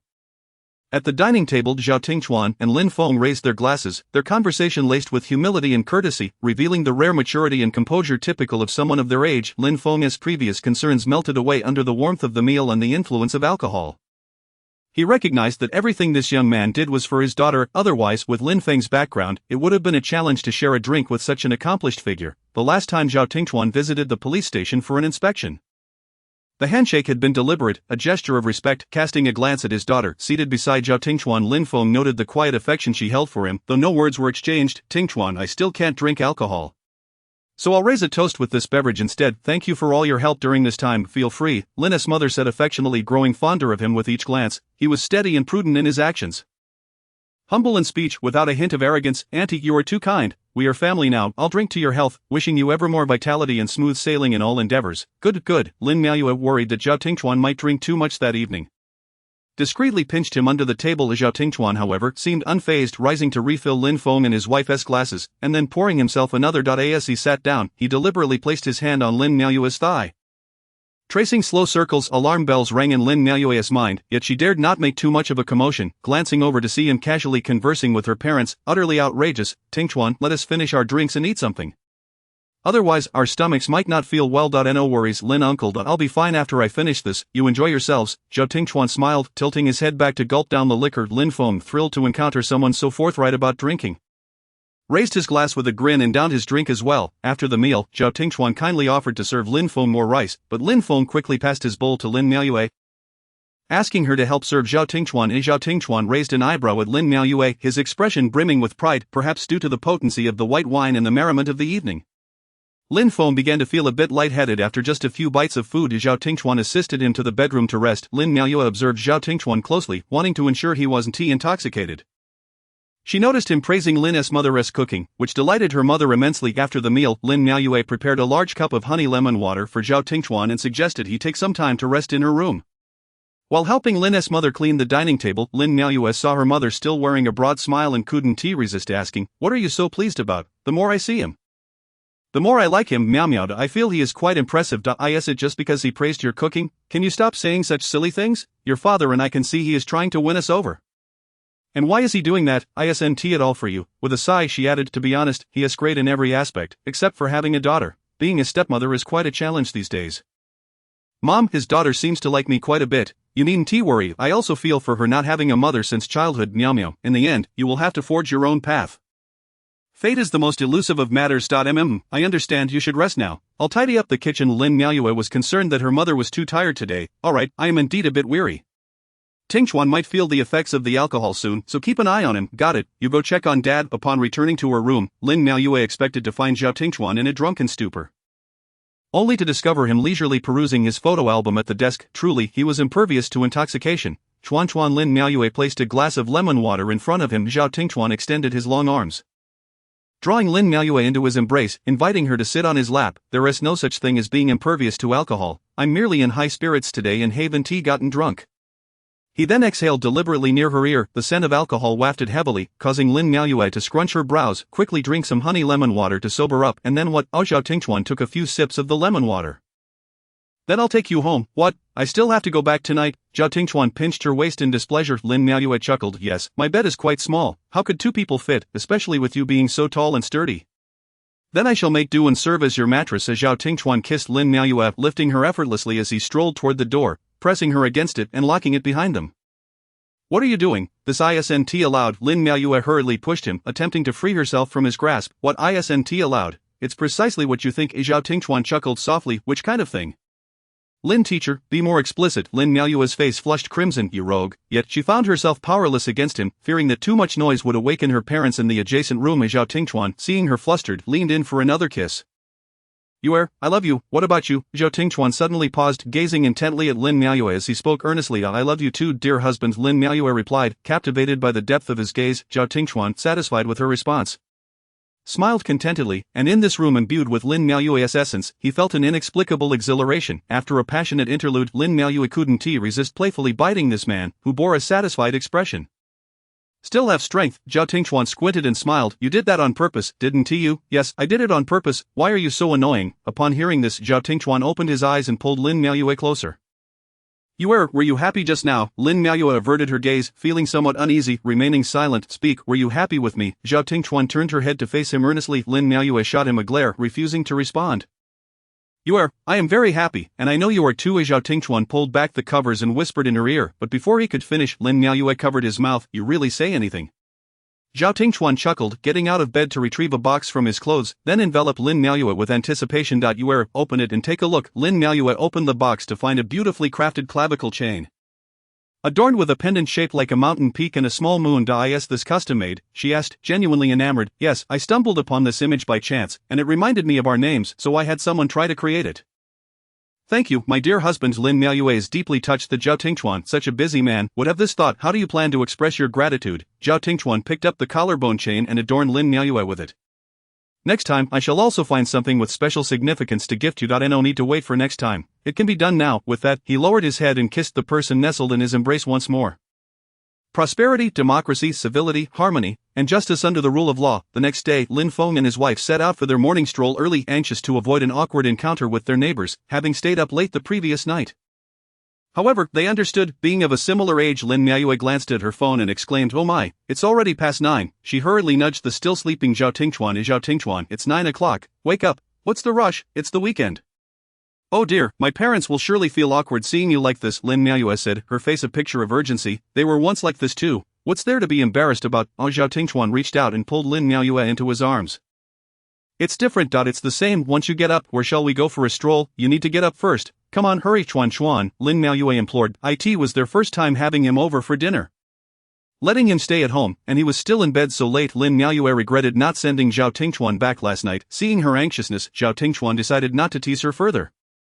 Yawning before rising, until they exited the community, the couple did not encounter Lin Feng and his wife, causing Lin Miaoyue to breathe a sigh of relief. However, just as Zhao Tingchuan's car pulled away, Lin Feng and his wife emerged from their own vehicle. Zhao Tingchuan returned to Shuefu Garden to change into another outfit before taking Lin Miaoyue to pick up Jiabao for a visit to a newly developed scenic area featuring forest landscapes, which also housed a zoo. Sister Yaya, look at that animal. What is it? Jiabao exclaimed excitedly. That is an alpaca. Jiabao, let us go get some grass to feed it. Alright, let us hurry. Along the way, Jiabao chattered endlessly to Lin Miaoyue, completely ignoring Zhao Tingchuan, who quietly followed beside them. As Zhao Tingchuan watched the two enjoy themselves with delight, feeling that Lin Miaoyue genuinely accepted Jiabao, offering not infinite indulgence but constructive criticism when necessary, alongside abundant encouragement that was more than enough. As lunchtime approached, both were feeling slightly famished since they had skipped breakfast. Upon reaching the service area of the scenic spot, they saw many families queuing up, not inclined to dine in crowded places, especially not in a line. Director Zhao frowned at the sight. Lin Miaoyue noticed his impatience and gently tugged at him, whispering, let us sit and wait a bit. You can't always pull strings, otherwise Jiabao will learn to do the same. Zhao Tingchuan smiled in agreement, suppressing his annoyance as he sat down beside her, chatting amiably with Jiabao, embodying the image of a blissful family of 3. Being a new scenic area, it attracted numerous news media and video bloggers, coinciding with mealtime, leading many to flock there. A keen-eyed reporter spotted Zhao Tingchuan but hesitated to approach him, as he was usually seen in his unchanging black official jacket or white shirt, serious and reserved. Today, however, he wore a dark gray mid-length casual coat, a light sweater, and black trousers, presenting a completely different aura from what was familiar, yet still exuding a unique charm amidst the crowd. Beside him sat a young, beautiful woman and an adorable little girl, resembling an ordinary, warm family. The reporter could not resist snapping a few photos, thinking to himself that posting these online would surely cause a sensation. Just then, Zhao Tingchuan seemed to sense someone photographing them and looked up. The reporter was taken aback, quickly lowering his camera and pretending to be nonchalant while scanning the surroundings. However, his small actions did not escape Zhao Tingchuan's notice. He furrowed his brow, considering whether to approach and say something, but ultimately decided it was merely the weekend and not worth the fuss. As Lin Miaoyue and the others entered, Zhao Tingchuan glanced back at the reporter who had just taken candid shots. Maintaining a stoic expression without uttering a word, which made the reporter wipe his forehead. Was this the pressure from someone in a higher position? The interior of the restaurant resembled a large cafeteria. And Jiabao, unaccustomed to dining in such a crowded place, was eager to impress Lin Miaoyue, eating at a speed that surprised Zhao Tingchuan's sister. "Yay, I'm eating faster than you," Jiabao proudly proclaimed. "Indeed, Jiabao is amazing." Lin Miaoyue replied, as she typically ate slowly. "Jiabao, don't be loud, let your sister Ye eat at her pace," Zhao Tingchuan said affectionately, watching the two. After finishing their meal, they continued exploring the scenic area. As the sun began to set, Jiabao finally succumbed to sleep, resting her head on Zhao Tingchuan's shoulder. By the time they returned to Qingfeng Courtyard, night had fully descended. Zhao's mother, seeing them return, greeted them with joy and instructed the maid to serve dinner. Jiabao, momentarily awakened, glanced around at her grandmother and the surroundings, mumbled that today had been so much fun, and promptly fell back asleep. Zhao Tingchuan carried her back to her room, while Lin Miaoyue changed her into pajamas, gently washing her up before allowing her to continue sleeping. Witnessing the three of them together, Zhao's mother felt a surge of contentment. Initially worried that her son's relationship would lead him to neglect Jiabao, she was pleasantly surprised to see them growing closer, undoubtedly thanks to Lin Miaoyue's influence. During dinner, Zhao Qingyun once again proposed a meal with Lin Miaoyue's parents to foster familiarity. Considering they would soon be one family, Dad, I know, let me arrange it once I'm done with these 2 busy weeks, Zhao Tingchuan replied, glancing at Lin Miaoyue. Another enchanting night unfolded. This time, Lin Miaoyue did not need to cover her mouth. As it was just her and Zhao Tingchuan on the 3rd floor, exhausted from the day, she succumbed to his whims. Days, she heard him say, "Miaoyue, you are so beautiful, I love you." Chapter 72, Yunhe, Part 6. Zhao Tingchuan was aware that photos of him had been captured by reporters over the weekend, but he did not pay much mind, merely signaling to the reporter not to release them. To his surprise, those few images quickly became headlines in the news media. When Secretary Li entered with the City Urban News in hand, Zhao Tingchuan had already seen the article shared on his phone. The text merely conveyed that he was down to earth, queuing for meals with the common folk, the most handsome director, and a symbol of a happy family. Comments below even discussed Lin Miaoyue, noting that despite the mosaic, she was clearly a stunning beauty. At least the reporter had the sense to obscure her and Jiabao's faces. Director Zhao, these reports will greatly benefit your public image. Should we have other media cover this as well?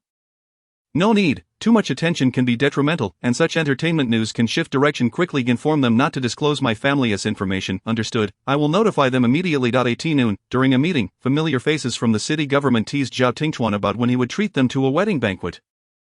Zhao Tingchuan smiled and deflected, yet the thought of arranging it soon crossed his mind. After the meeting, the municipal secretary, Meng Guoqing, jovially patted Zhao Tingchuan on the shoulder. Everyone is waiting for your wedding feast.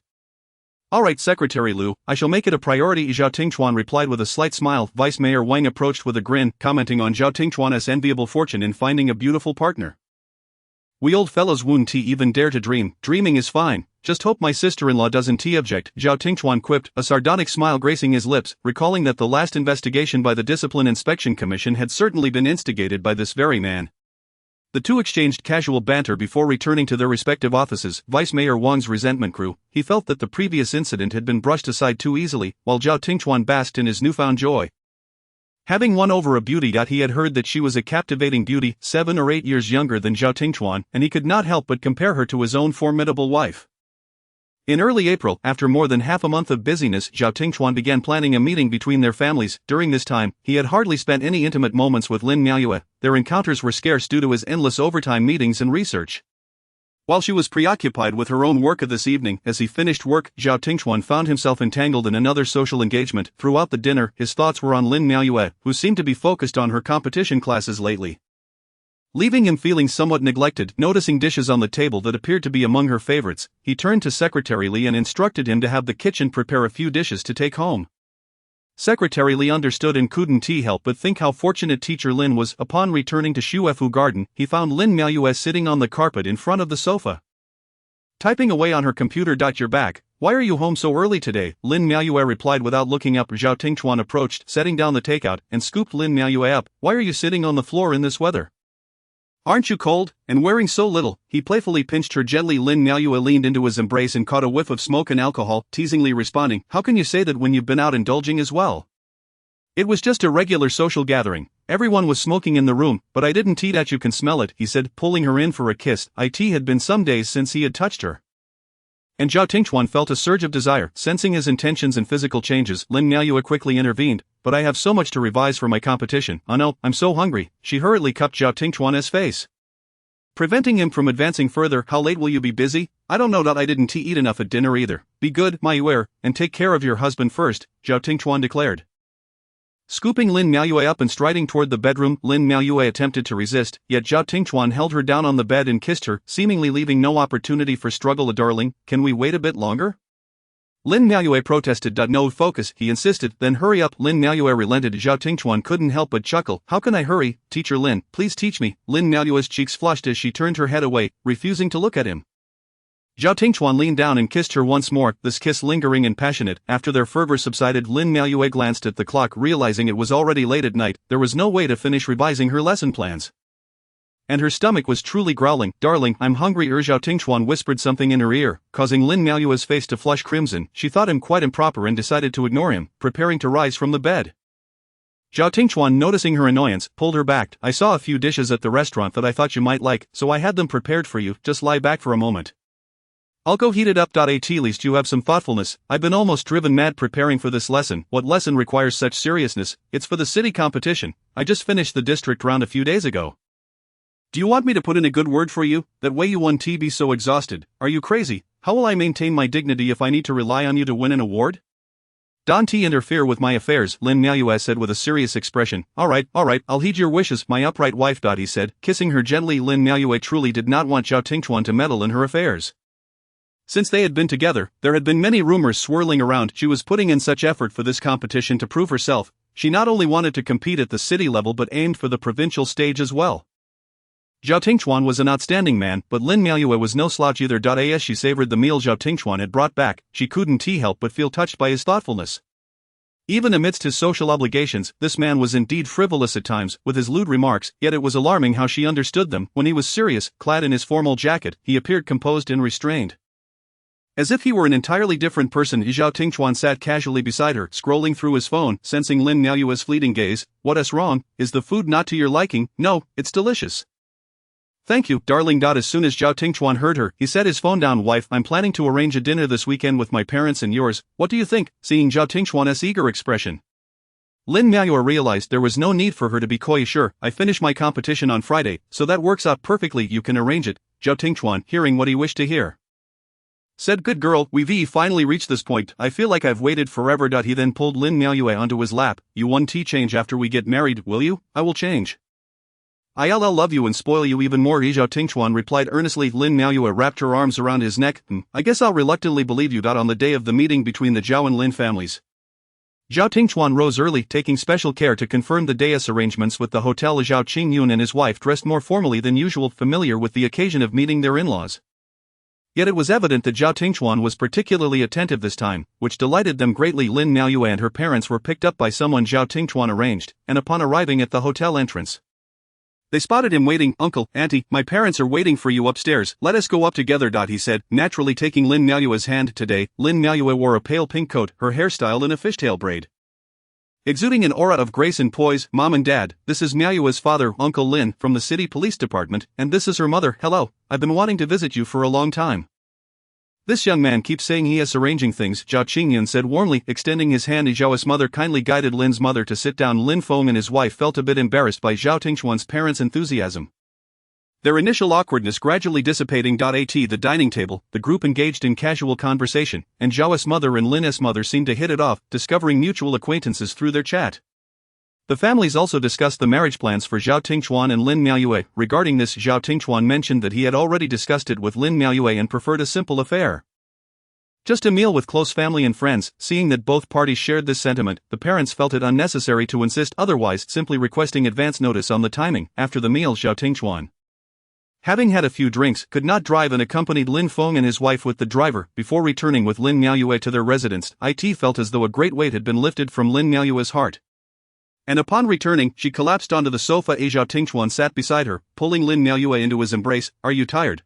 A bit mentally drained. I was initially worried that the dinner would be awkward, but they seem to enjoy themselves. I told you, my parents are just ordinary folks. Even though they once held significant positions, now they only wish for our happiness. Thank you, Chuan. Lin Miaoyue nestled against Zhao Tingchuan, Caressing his face, "Are you sure you don't want a grand wedding?" "No, weddings are for others to see, but I want to see you in a wedding dress," Zhao Tingchuan said slowly, "then I'll buy one and wear it just for you." Lin Miaoyue replied, her eyes sparkling, "That sounds good, just remember to choose something alluring." Zhao Tingchuan teased with a low chuckle, "How rude, Miaoyue, if I don't give you a grand wedding, I'll always feel unworthy of you. Right now, I don't care for such superficialities, I just want to be with you in the future. Are you worried about what others might say?" "A little, yes." A hint of disappointment flickered across Lin Miaoyue's face. "Miaoyue, compared to those who are suffering in miserable marriages, I think you are far better off. I have never cared about your past. Instead, I feel sorry for you, but I am grateful that your future belongs to me. Thus, you needn't worry about what others think. Just remember that the man in your life is Zhao Tingchuan." Lin Miaoyue couldn't help but shed tears, discreetly wiping her eyes. "Sometimes I'm quite thankful for that person surnamed Zhang. It was his shortcomings that led you to leave him, which gave me the opportunity to approach you, to possess you. Besides, I've said before, your past is not your fault. You simply chose to walk away from the wrong source." Unable to hold back any longer, Lin Miaoyue silently wept, turning to bury her face in Zhao Tingchuan's embrace, sobbing, "Thank you, darling. No, I should be the one thanking you for wholeheartedly accepting Jiabao, for being by my side. With your qualities, you could find someone much better than me. I'm old, busy, and have a child." Lin Miaoyue couldn't help but laugh. "Who told you to belittle yourself like this? It's true. Sometimes when I see you looking young and beautiful, I feel insecure, fearing you might run off with someone else. I won't run. I just want to be with you. If you ever do run away, I'll bring you back, and then I'll lock you in a small dark room. You're a bit twisted. So, Miaoyue, do you still not wish to have a proper wedding? Then let us shorten the process. We won't hire a wedding planner, just a meal with our family and friends. I'll wear a wedding dress, alright? Okay, I'll follow your lead. How about we do it on May Day?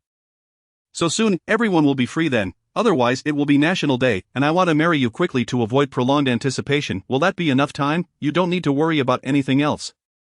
Just buy what you need. Feel free to use my salary card, alright? I won't concern myself with anything else." Lin Miaoyue nodded. "You just need to prepare to be a bride." With that, Zhao Tingchuan cupped Lin Miaoyue's face and kissed her. And she eagerly responded, wrapping her arms around his neck. Since meeting their parents, Zhao Tingchuan took the initiative to plan the wedding, ensuring Lin Miaoyue had no worries. However, Lin Miaoyue didn't refrain from wanting to be involved. She simply felt powerless. After the recent city-level quality lesson competition, where she secured first place, she was now preparing for the provincial competition. Having once been an unnoticed figure, she never anticipated the exhausting nature of competition, repeatedly refining lesson plans, teaching, and evaluating. In just 2 weeks, she lost a considerable amount of weight. Zhao Tingchuan felt heartbroken, yet Lin Miaoyue insisted on managing things herself. On the day of her provincial competition, Zhao Tingchuan specifically drove Lin Miaoyue and her colleagues to the high-speed railway station. Her colleagues in the backseat were thrilled to be riding in Director Zhao's car, too nervous to speak, fearing they might say something inappropriate. "Miaoyue, eat a bit more breakfast," Zhao Tingchuan said, noticing her untouched meal as he drove. "Michem, I know, I'll eat on the train. Make sure to eat on time. If I find out you've lost weight again when you come back, I'll throw away all your junk food at home," Zhao Tingchuan said seriously. He glanced in the rearview mirror. "Thank you for accompanying her. Please help ensure she eats well these days." "Oh, it's no trouble at all," they replied quickly. Being all women, they could see that Director Zhao cared deeply for Lin Miaoyue. Attending to her every need, they couldn't help but feel envious, knowing such luck wasn't common, and Lin Miaoyue was indeed exceptional in many ways. Upon arriving at the train station, the others got out first. Zhao Tingchuan held Lin Miaoyue's hand, placing the ring on her left hand's ring finger that she had returned after their argument. "Do not take it off." After saying this, he held Lin Miaoyue by the back of her head and planted a kiss on her. "Madam Zhao, keep it up. Come back soon." Lin Miaoyue smiled, understanding his intent, and cupped Zhao Tingchuan's face, giving him a peck. "Got it, Chuan, I love you." With that, she exited the car, after watching Lin Miaoyue's figure fade away. Zhao Tingchuan drove off at Chapter 74, The Rising Moon, Part 1. The competition took place in City N. Despite Lin Miaoyue having memorized her presentation thoroughly, she still felt a flutter of anxiety participating in such a grand event for the first time. Several colleagues were also lending their support, as Lin Miaoyue winning an award would reflect the school's prestige. Upon learning that she had secured a provincial first prize, Lin Miaoyue felt a wave of relief wash over her. Finally, she had accomplished this feat, and she embraced a few of her colleagues in excitement when Zhao Tingchuan received the photos of Lin Miaoyue in class along with her certificate during the annual economic conference. He couldn't help but smile, feeling proud of his heir. Upon returning to City C, it was still Zhao Tingchuan who came to pick her up this time. Her colleagues refrained from troubling Director Zhao. So Lin Miaoyue ordered a taxi for them. Noticing that Lin Miaoyue appeared exhausted, Zhao Tingchuan felt a pang of sympathy. "You look so worn out. Don't participate in such competitions again," Lin Miaoyue mumbled. Feeling dizzy and reluctant to speak, Zhao Tingchuan sensed something was amiss and touched her forehead. "You have a fever," he exclaimed, noting that her temperature was still quite high. Without hesitation, he started the car and rushed her to the hospital. Upon their arrival, there were still others waiting there. Seeing Zhao Tingchuan swiftly carrying Lin Miaoyue, they wasted no time in arranging for medical attention. As Zhao Tingchuan watched Lin Miaoyue lying in bed with a fever of 39.8 degrees, her small face flushed, he felt an urge to scold her. Was it really necessary to push herself for a competition? His expression was as stormy as the weather. Director Zhao, once the 4 is completed, her fever should subside. Please do not worry too much, the attending physician reassured him. Will it come back once it subsides? Should she take any medication? Zhao Tingchuan's expression softened. Even if it does return, it shouldn't be as severe. We just drew blood. It's a viral infection, and she needs to rely on her own immunity to recuperate. Alright, thank you for your hard work. What medications should I take? They are already prepared for you. Instructions for taking them are on the box. Zhao Tingchuan meticulously inquired about every detail. Lin Miaoyue eventually regained consciousness, finally free from the spinning sensation, spotting Zhao Tingchuan by her side. She asked, "What happened to me? You caught a cold and developed a high fever. You're in the hospital now," he gently explained, stroking her face. "How long will I have to stay? I want to go home." Lin Miaoyue said, feeling a bit pitiful. "Once this 4 is finished, we can head back. Be good and drink some water. By the time they returned home, night had fallen, yet Lin Miaoyue's fever had not fully subsided. Feeling weak and achy, she noticed that Zhao Tingchuan's brow remained furrowed. Throughout the night, he hardly closed his eyes, periodically checking her temperature, wiping her down, and applying physical cooling methods. In the morning, Lin Miaoyue finally felt a bit more energetic. Turning to see Zhao Tingchuan still asleep, she instinctively roused him, as if responding to a trigger. Zhao Tingchuan rose and touched her forehead, relieved to find her fever had broken. How do you feel? Is it better? I want to drink water. Seeing the fatigue etched on Zhao Tingchuan's face, Lin Miaoyue recalled how he had cared for her the previous night, a wave of warmth washing over her. Chuan, you worked hard last night. Don't say such foolish things. It's only right. Are you hungry? Shall I cook some noodles for you? No, you should rest a little longer. I need to get to work soon. You should take the day off. Don't go to school. Understood. Give me a hug. Seeing her behave like a little girl, Zhao Tingchuan felt a flutter in his heart. Once I go to exercise, you must accompany me. No slacking off. Okay, Lin Miaoyue readily agreed, though inwardly she dismissed the idea, well aware of her aversion to exercise. Don't think you can fool me. Zhao Tingchuan lifted her chin and said earnestly. Realizing her thoughts had been seen through, Lin Miaoyue snuggled closer to Zhao Tingchuan. I know, I'm not fully recovered yet. Seeing her act this way, Zhao Tingchuan couldn't help but chuckle helplessly. I'll go cook some noodles. Eating something will help you recover quickly. You can't snack on junk food while home. I won't be back for lunch. I'll have someone bring food, so remember to eat it while it's hot. After making sure Lin Miaoyue was settled, Zhao Tingchuan left for work, leaving her alone at home. Staring at the empty house, Lin Miaoyue felt an overwhelming longing for Zhao Tingchuan and couldn't resist stroking his pillow. It still carries his scent. Once she recovered from her illness, Zhao Tingchuan began to emphasize the importance of Lin Miaoyue's physical health, even arranging for a maid to come daily to prepare nutritious meals. Consequently, Lin Miaoyue could visibly feel herself gaining weight, yet her complexion improved significantly. As April drew to a close, the wedding date approached. Lin Miaoyue prepared her main wedding gown and reception dress, and she dragged Zhao Tingchuan to purchase a deep gray suit and wedding rings. While shopping, Lin Miaoyue felt elated, as opportunities for Zhao Tingchuan to accompany her were few and far between, not only due to his busy schedule but also his desire to avoid being recognized. Observing her happiness, Zhao Tingchuan recognized his shortcomings in this regard and felt touched by her understanding, thus allowing her to take the lead in selecting items. 2 days before the wedding, Lin Miaoyue suddenly felt a sense of urgency about tying the knot. Zhao Tingchuan had been the one busily arranging everything, and she felt a twinge of guilt for not contributing more. On the wedding day, Zhao Tingchuan adhered to tradition and arrived at Lin Miaoyue's home to escort her. He knew she was beautiful, but when he saw her in her wedding dress, his heart skipped a beat. She was truly breathtaking. The guests accompanying him gasped in awe, realizing Zhao Tingchuan was indeed fortunate.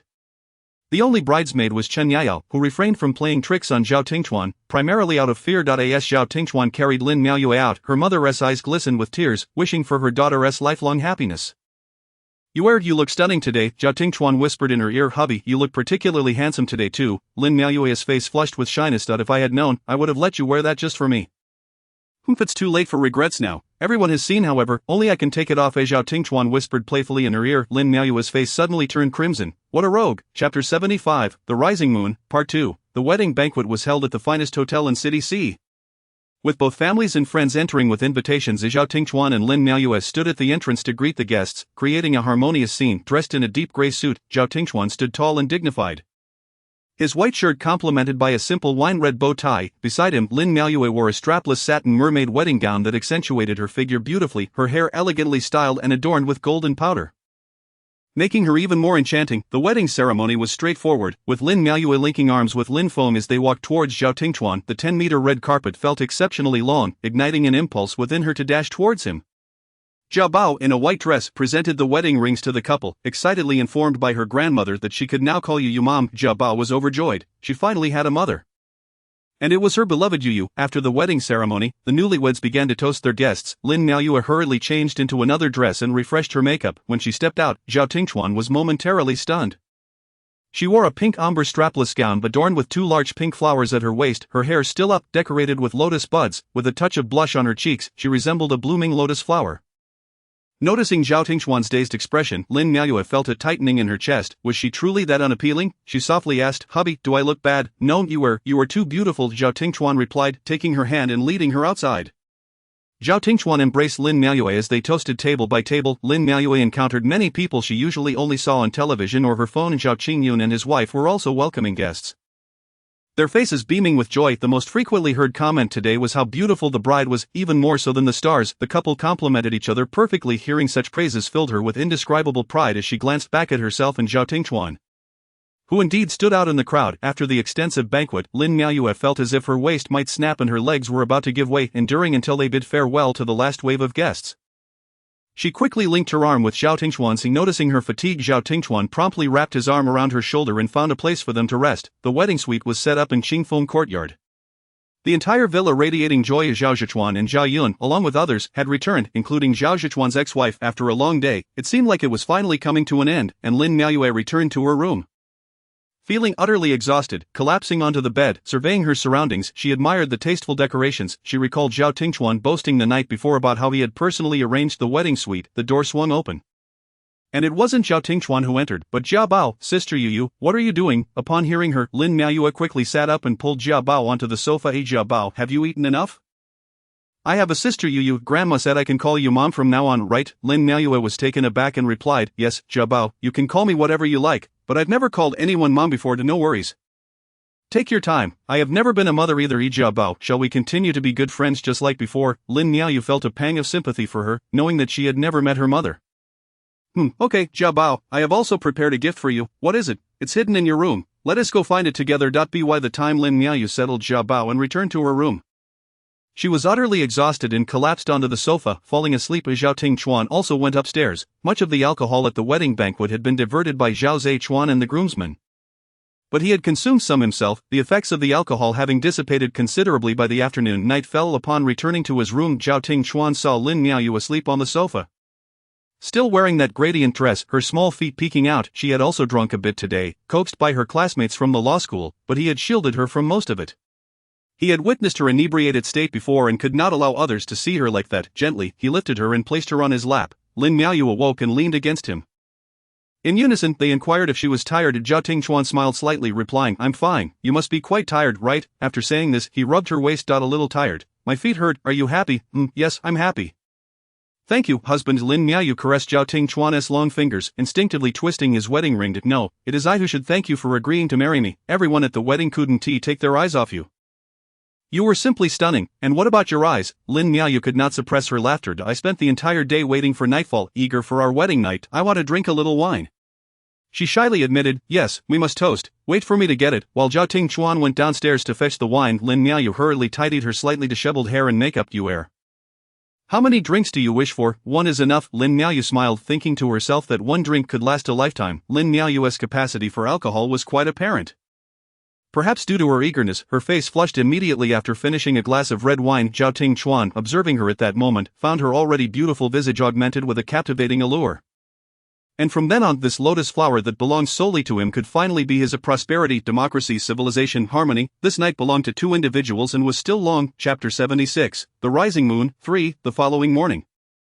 Lin Miaoyue remembered last night and felt her cheeks flush anew. The dress on the floor was utterly embarrassing to behold. As she prepared to rise, she discovered her body was sore, with several red marks on her skin and a faint bruise on her waist, clearly the result of someone's grasp. Lin Miaoyue could not help but glance at the still sleeping instigator.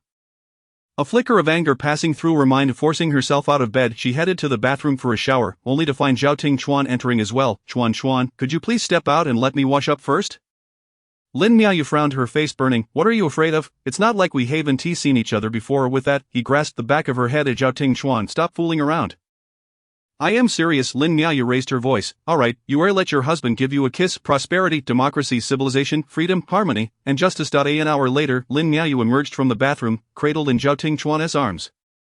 Her face clearly displaying her displeasure. Alright, it's all your fault for being too beautiful. I couldn't help myself. Don't be angry. Lin Miaoyu remained silent, pushing him away as she stood up to find clothes to change into. She lost her balance and nearly fell, but Zhao Tingchuan caught her in time. Alright, I'll carry you to find some clothes. How can I face anyone like this? It's the second day since I married in. And I'm supposed to stay upstairs. What will my parents think of me? Lin Miaoyu exclaimed, her expression one of annoyance. It's fine, I'll tell them you caught a chill yesterday and are feeling a bit unwell. I truly appreciate your thoughtfulness. Such transparent excuses could only come from Zhao Tingchuan. Lin Miaoyu changed into a fresh outfit, tidied up the room, and ignored Zhao Tingchuan no matter how much he tried to appease her.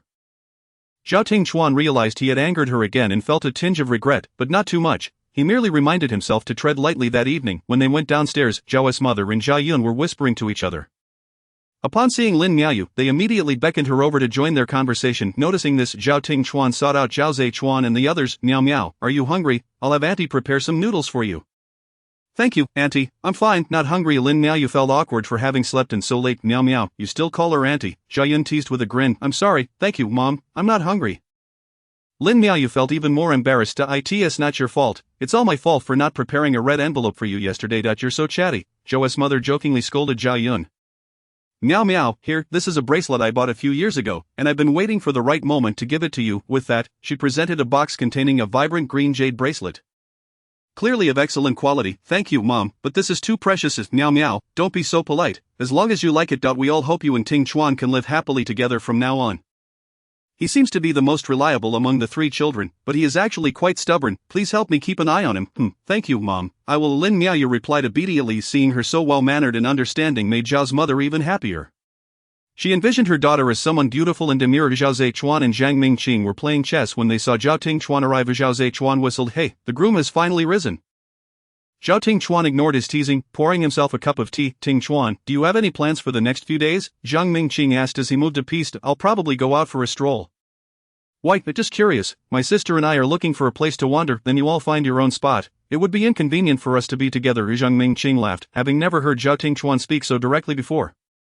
After a while, Zhao Changyun also joined them, chatting with the younger generation about recent developments. After lunch, Lin Miaoyu played with Zhao Bao for a while, then returned to her room, feeling a strong ache in her waist.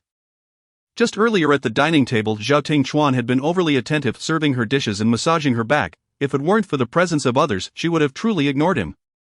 Noticing Lin Miaoyu ascend the stairs, Zhao Tingchuan followed her. Seeing her displeased face, he asked, are you still angry? How could I dare to be angry at you? Zhao Dejuzhang. Zhao Tingchuan immediately recognized the depth of her ire.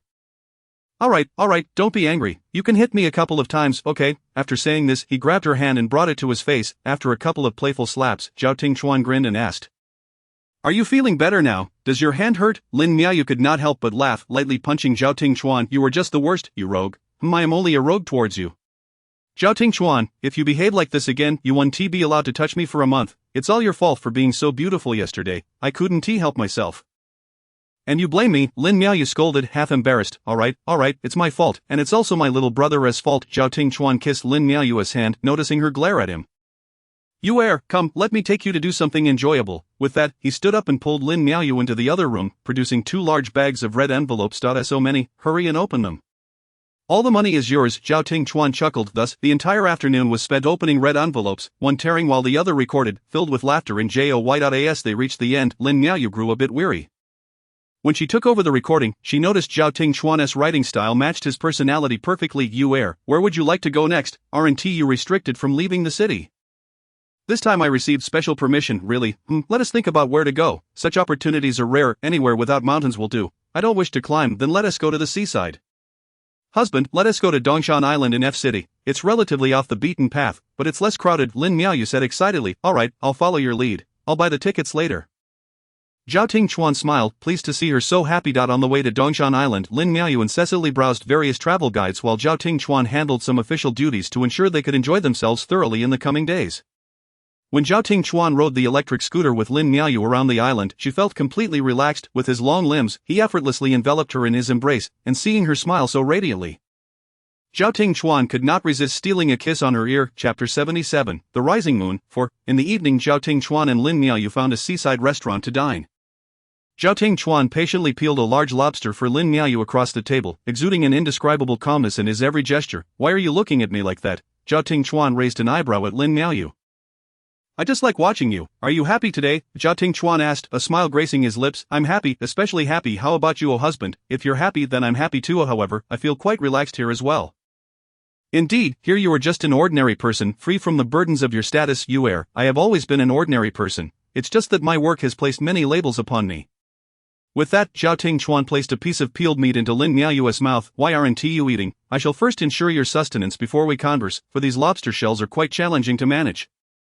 After their meal, the two stroll hand in hand along the beach, occasionally lowering their heads to whisper sweet nothings to one another, and at times engaging in playful antics, observing the increasing wind. Zhao Tingchuan, concerned that Lin Miaoyu, clad only in a strapless dress, might catch a chill, urges her to the shore. However, Lin Miaoyu, thoroughly enjoying herself, resists his insistence. Without a word, Zhao Tingchuan lifts her into his arms and strides toward the land, meticulously washing away the sand from her feet. "Be ye good, we shall return to play tomorrow." On the shore, they continue their leisurely exploration. Lin Miaoyu spots a shop selling couple outfits, adorned in typical seaside fashion, featuring floral shirts and vibrant shorts. Carelessly, she picks up an orange floral short-sleeve shirt, playfully gesturing it towards Zhao Tingchuan, whose face visibly betrays his embarrassment. He has never donned such flamboyant attire. "Darling, shall I buy this for you?" Lin Miaoyu remarks, her excitement palpable as she notes the stark contrast between the outfit and his usual style. "Absolutely not," Zhao Tingchuan retorts, promptly placing it back. "Darling, I've never worn couple outfits with you. Please," Lin Miaoyu implores, her expression one of feigned despondency. Witnessing her demeanor, Zhao Tingchuan, with a resigned sigh, suggests an alternative color, indicating a blue variant. "No, the blue one. Photograph well. I insist on this color. I beg you," Lin Miaoyu pleads. No one can withstand her charm, least of all Zhao Tingchuan, who ultimately concedes with a nod. Upon returning to their lodging, Zhao Tingchuan notices Lin Miaoyu is still beaming at the clothing they purchased. How could two garments bring her such joy? "Darling, let us wear these tomorrow when we go out," she declares. "As you wish, but it's getting late. Let us retire for the night." Zhao Tingchuan whispers softly in her ear. "You go wash up first. I'll review the photos we took today. Let us wash together." Zhao Tingchuan playfully snatches her phone away, carrying her toward the spacious bathroom, where sounds of playful intimacy soon fill the air. The following morning, Lin Miaoyu awakens to find herself alone in the room, glancing at her phone to discover it is already past 10. Zhao Tingchuan enters, carrying breakfast, smiling as he greets her. "Awake at last. Lazy lamb, and you the big bad wolf." Lin Miaoyu rolls her eyes as she peeks out from under the blanket. "Indeed, I am the wolf, and you, the little lamb, should soon rise for breakfast." As Zhao Tingchuan chuckles, tousling her curly locks. After their meal, Lin Miaoyu retrieves the floral shirt from yesterday, urging Zhao Tingchuan to wear it, having specially washed it, knowing his penchant for cleanliness. As Zhao Tingchuan gazes at the vibrant shirt with a furrowed brow, secretly hoping Lin Miaoyu would forget it, he awkwardly asks, "Miaoyu, must you truly wear this?" "Of course, I'm about to change into this floral dress," she replies, stepping into the bathroom. "Darling, you must change as well by the time I emerge." With a resigned sigh, Zhao Tingchuan reluctantly dons the orange floral shirt, turning to fetch his sunglasses from the suitcase. "Wow, darling, you look so handsome," Lin Miaoyu exclaims, rushing towards him. Having only seen Zhao Tingchuan in shades of black, white, blue, and gray, he now embodies a completely different style in his orange floral shirt paired with white shorts. "Really?" Zhao Tingchuan questions, slightly skeptical. "Truly. So handsome." Lin Miaoyu beams, planting a kiss on his cheek, observing her animated demeanor. Zhao Tingchuan relaxes, realizing there are no acquaintances around. As long as his little lamb is happy, that suffices. "Are you ready? We should be leaving soon." "Just a moment more," she calls, darting back into the bathroom. When Lin Miaoyu finally emerges, Zhao Tingchuan is taken aback by her appearance. Her hair styled into two casual braids, and the matching orange floral dress accentuates her beauty rather than appearing garish. The early May weather on Dongshan Island is still mild. As Lin Miaoyu excitedly outlines their day's itinerary, Zhao Tingchuan patiently listens, holding an umbrella over her, although Dongshan Island is relatively obscure. The holiday crowds are substantial. They attract subtle glances as they walk together. Undeniably a striking couple. Zhao Tingchuan, tall and distinguished, exudes a unique charm in his floral shirt, while Lin Miaoyu, though not petite, appears delicate beside him. Adorned with sunglasses, upon reaching the shore, with azure sea and sky, a gentle breeze caresses them. Lin Miaoyu dashes onto the sand, leaving a trail of footprints, while Zhao Tingchuan stands quietly, watching her joyous figure. A smile unfurling at the corners of his mouth. Suddenly, a gust of wind lifts Lin Miaoyu's dress and hair. She turns to Zhao Tingchuan, her eyes sparkling, as if the world revolves solely around them. Zhao Tingchuan feels a stirring in his heart, slowly approaching her and enveloping her in a warm embrace. At the beach, there are vendors offering photoshoots, and upon noticing the captivating couple, they eagerly approach to suggest their service. Zhao Tingchuan, smiling, wraps Lin Miaoyue closer, signaling his agreement. Under the photographer's guidance, they capture numerous photos, each one cherished by Lin Miaoyue, prompting Zhao Tingchuan to have them all developed. Dongshan Island is small, with limited attractions. After 2 days on the island, Lin Miaoyue expresses her desire to visit the neighboring Z province to see the Tuludat. On the eve of their departure, she insists on trying the famous four-fruit soup from a trendy eatery. Zhao Tingchuan, without a hint of impatience, rides his scooter, taking Lin Miaoyue on a quest to find it. As they traverse the island, enveloped in its vibrant nightlife, Lin Miaoyue feels a surge of happiness.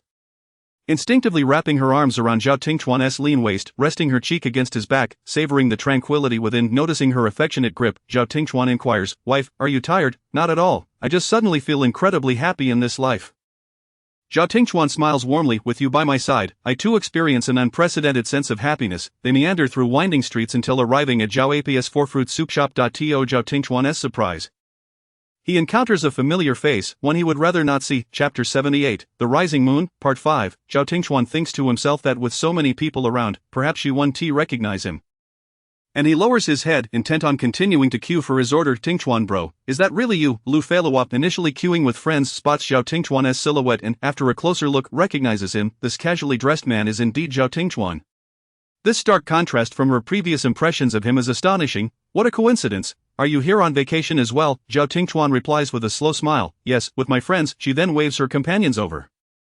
Having just commented on how Zhao Tingchuan's silhouette exuded charm, Lin Miaoyue, seated inside, grows bored waiting for Zhao Tingchuan's return. Peering outside, she is surprised to see him chatting with two young women. Upon closer inspection, one of them seems vaguely familiar. Suddenly recalling a photo Lu Su had sent her, she checks her chat history and realizes that the girl leaning against Zhao Tingchuan is indeed her. Just as she looks up, Zhao Tingchuan enters, followed closely by the two women. Lin Miaoyue quickly puts her phone down, adjusting her expression. "This is my beloved wife." Lin Miaoyue, turning to the women, Zhao Tingchuan begins to introduce them when Lu Feiluo interjects.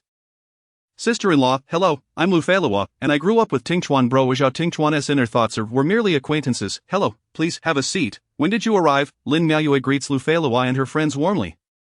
"We arrived just yesterday. How about you?" "We've been here for several days." "Tingchuan bro, you really are quite the rogue. You got married without informing me. I only heard from my mother that you wed over the May Day holiday."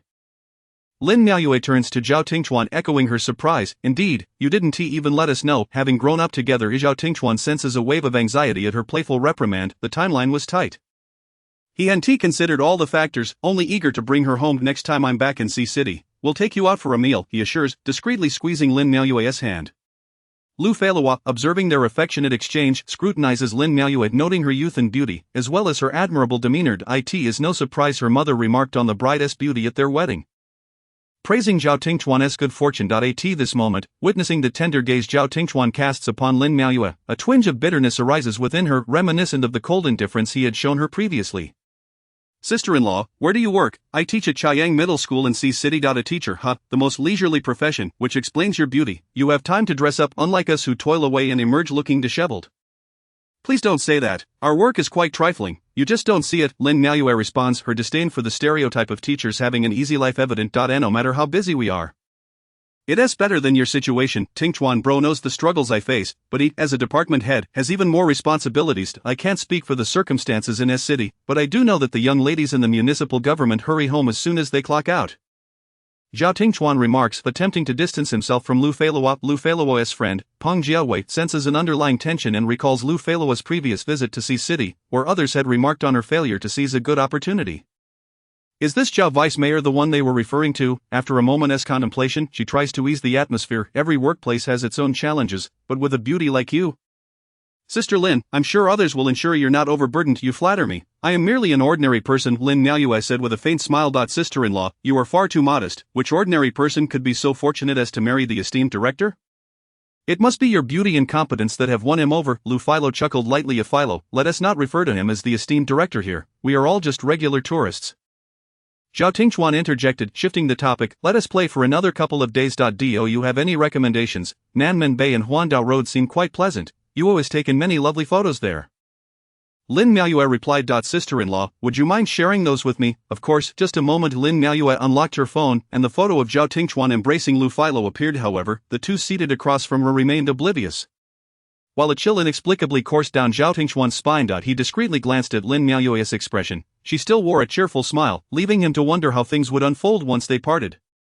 Wow, sister-in-law, you are simply stunning, Lu Philo exclaimed as she swiped through the photos, her voice filled with a it's the beautiful scenery that enhances the charm of the subjects. Tingchuan's photography skills are commendable as well. Indeed, Lin Miaoyue replied nonchalantly. After viewing the photos, they exchanged WeChat information, and Lin Miaoyue shared her travel tips for Dongshan Island. Zhao Tingchuan noted the hour was getting late and that it was time to return. Lu Philo laughed. Yes, it is rather late, we won't be a burden to you any longer, enjoy your time and stay safe. Zhao Tingchuan smiled as he naturally took Lin Miaoyue's hand. At that moment, Lu Philo felt no pangs of jealousy. Observing the harmonious interaction between the couple, she recognized that some things are fated yet unattainable. She realized she could never compare to Lin Miaoyue, aside from knowing Zhao Tingchuan a bit longer and having a slightly better family background. Sister-in-law, we're off then, wishing you both a joyful marriage and a harmonious life together. Thank you, and I hope you have a wonderful time and everything goes smoothly, Lin Miaoyue sincerely responded, once Lu Philo and the others departed.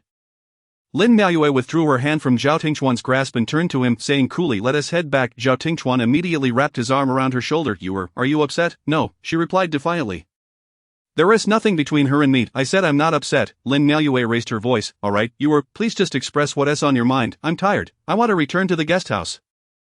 Zhao Tingchuan had anticipated this and glanced around, noting it was indeed getting late. He thought to himself that he would comfort her properly once they returned. As they approached the electric bike, Zhao Tingchuan attempted to lighten the mood, saying, wife, sit in my lap. There aren't too many people on the road now. No, I'll sit behind. Lin Miaoyue's mind drifted to the image of Lu Philo nestled in his embrace, and she felt a tinge of disdain. Zhao Tingchuan began, but she interrupted. I'm tired, let us just ride back quickly. Her calm demeanor was unnerving. On the ride back, Lin Miaoyue no longer clung tightly to Zhao Tingchuan but instead crossed her arms over her chest, leaning against the back of the bike, appearing as if she wished to distance herself from the rider. Zhao Tingchuan, the deputy mayor, felt anxious and cursed Lu Philo for stirring trouble, attempting various topics of conversation with Lin Miaoyue.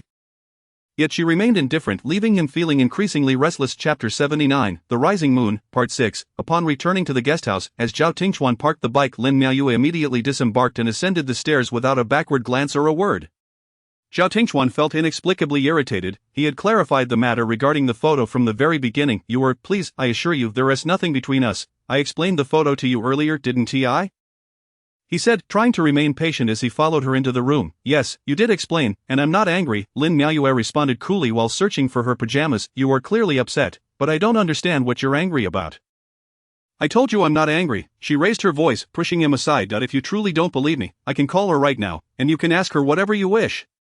Zhao Tingchuan's patience was wearing thin. I have no interest in doing that. Do as you please? What do you mean by do as we please? Do you believe I have some sort of relationship with her? Are you planning to disregard me? How could a mere ordinary person like me have any influence over you? Deputy Mayor Zhao, aren't you being a bit unreasonable? Zhao Tingchuan frowned. Yes, I'm being unreasonable. Fine, I cannot compare to others who are more understanding. Now, please step aside. I want to take a shower. You can't go until we sort this out. What is there to discuss? I've said I'm not angry.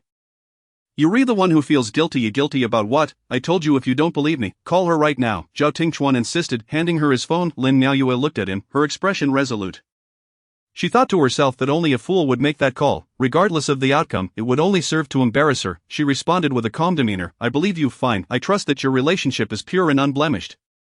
I am simply being petty. Lin Miaoyue, do you even see your own expression in the mirror? Is this what trust looks like? What exactly are you making a fuss about? Zhao Tingchuan's voice rose, revealing his dwindling patience. Zhao Tingchuan, what am I making a fuss about? Did I hit you? Did I curse you? Or did I insult your childhood friend? You know very well, I don't know, and I don't want to argue with you about this.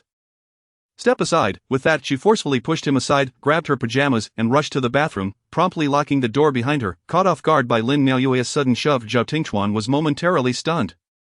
When he approached the bathroom door and knocked, there was no response. She had locked it, adding to his frustration and igniting a desire to kick the door down. Lin Miaoyue spent nearly half an hour in the bathroom, unsure of how to face Zhao Tingchuan. Although he had explained the photo long ago and she had believed him at the time, seeing Lu Philo in person that evening changed her feelings.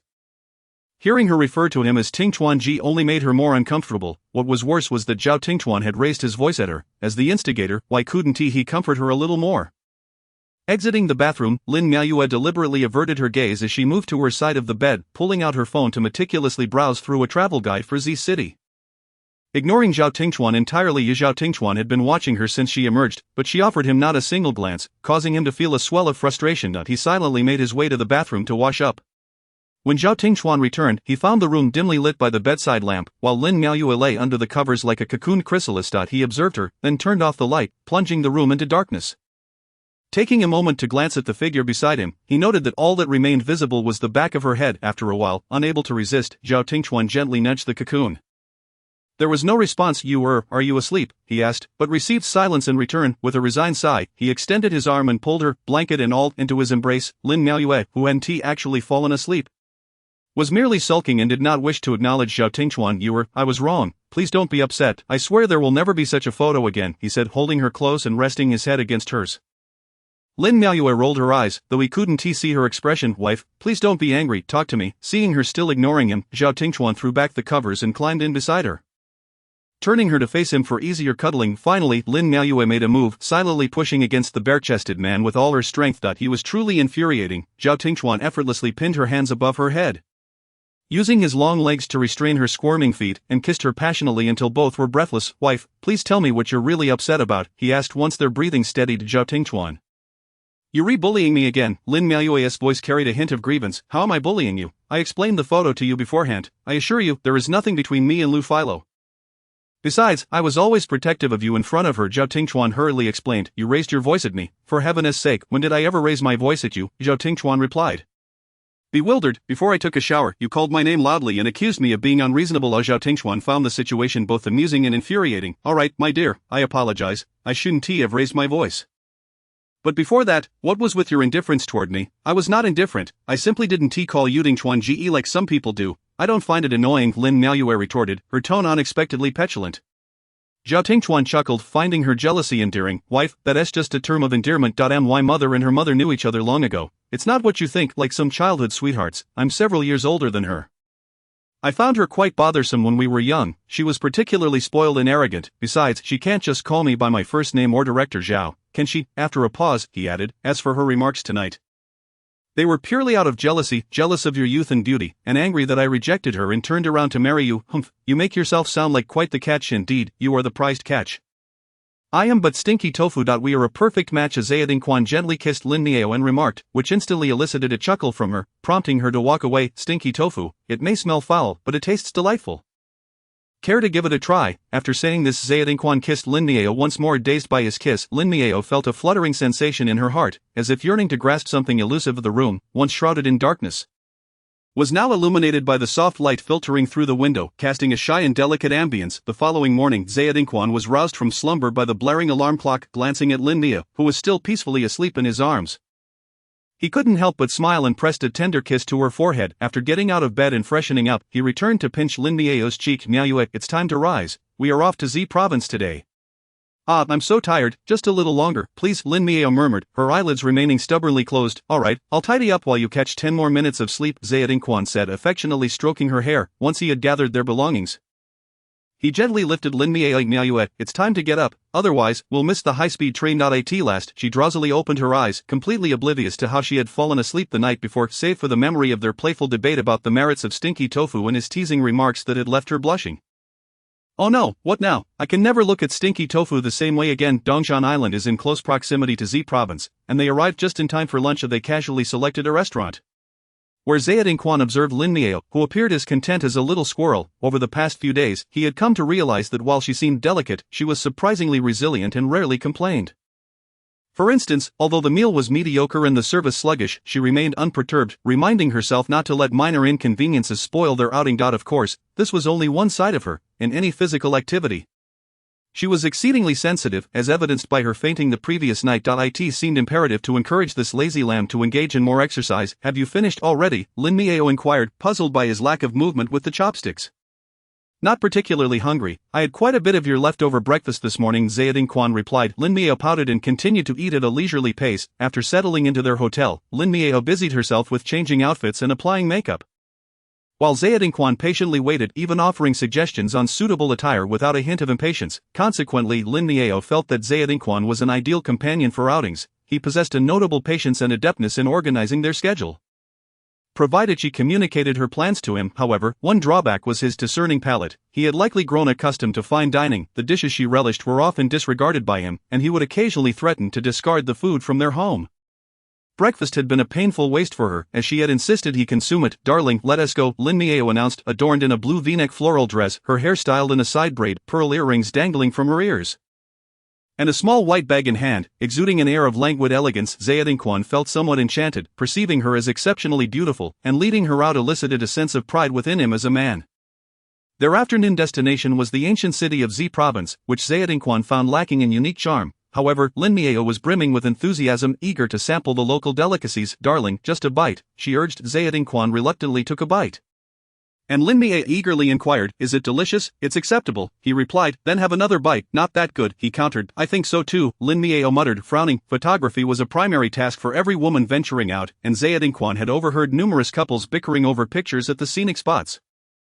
Luckily, he had dabbled in photography during his university days, and with Lin Miao's beauty, capturing her essence was hardly a challenge. As dusk descended, the ancient city took on a different allure, and hand in hand they strolled through its streets, savoring the tranquility of the moment. "Darling, my feet are sore," Lin Miao complained, looking quite pitiful. "Come here, I'll carry you." She glanced around at the throng of people, feeling embarrassed. "Never mind, let's just head back."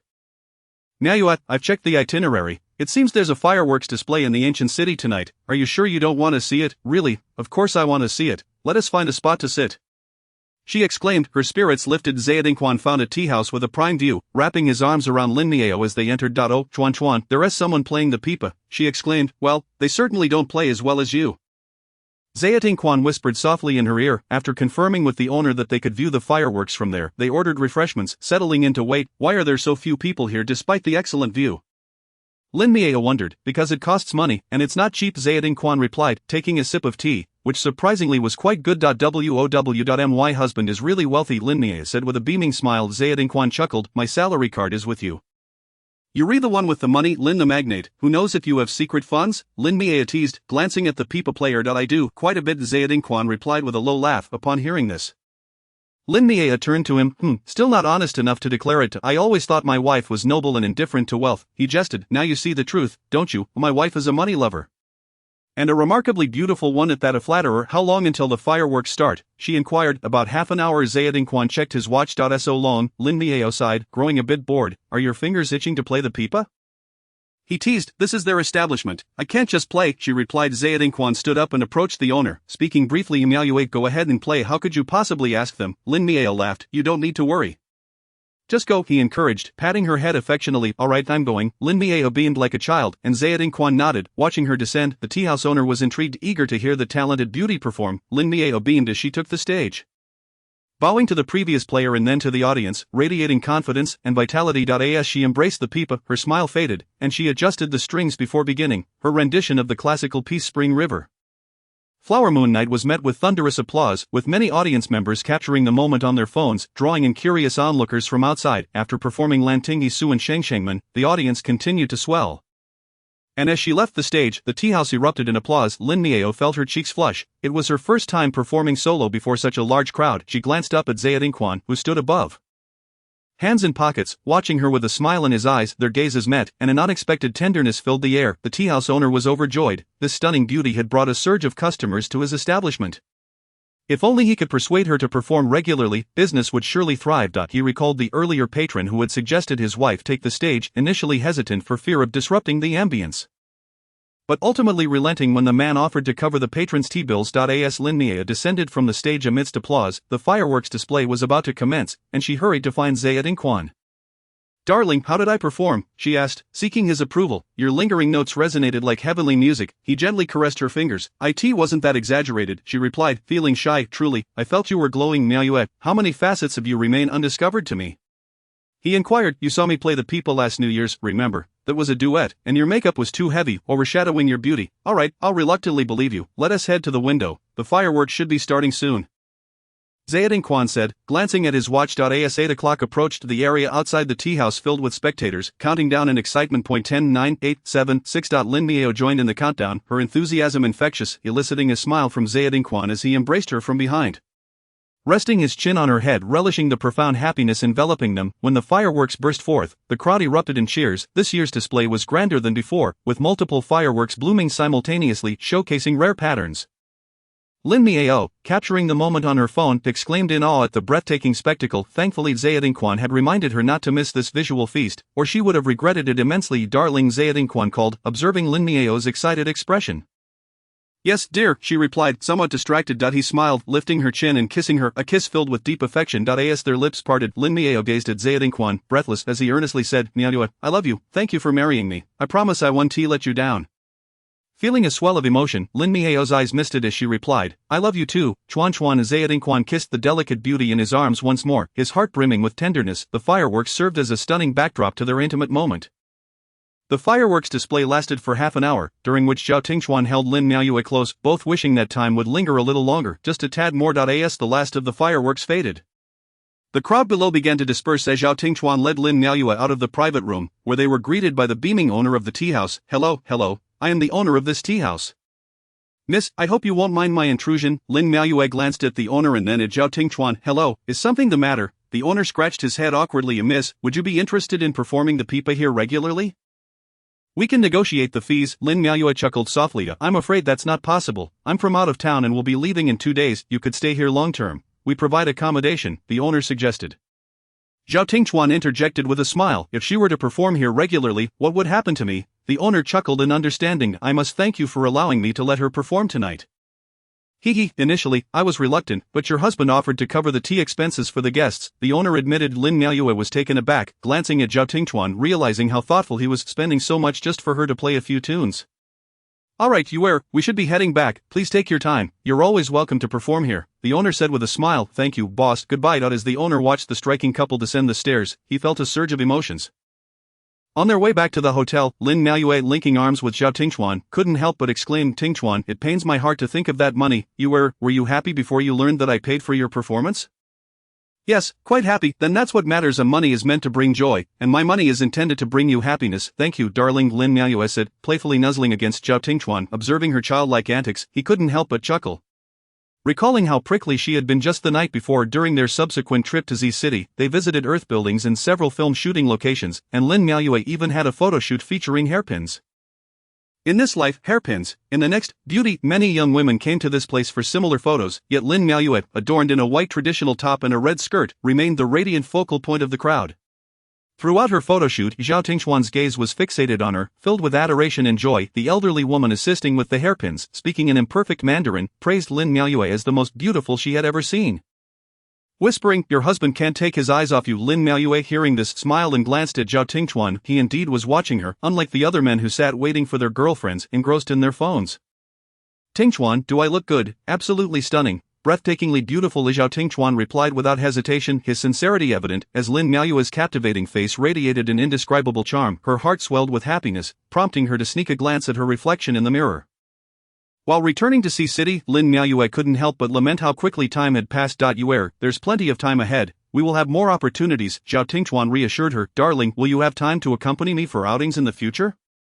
Yes, but perhaps not frequently. Alright. Be good, whenever I have the chance, I'll take you out. On the plane, Lin Miao rested against Zhao Tingchuan and soon fell asleep. He gently covered her with a blanket, closing his eyes as memories of their days together flooded his mind. The ease and comfort they shared were unprecedented. Despite some quarrels, he felt joyful, knowing that his little lamb cared deeply for him. Gradually, Zhao Tingchuan too slipped into slumber. Chapter 82, Bright Moon, Part 2, Life after marriage seemed little different from before.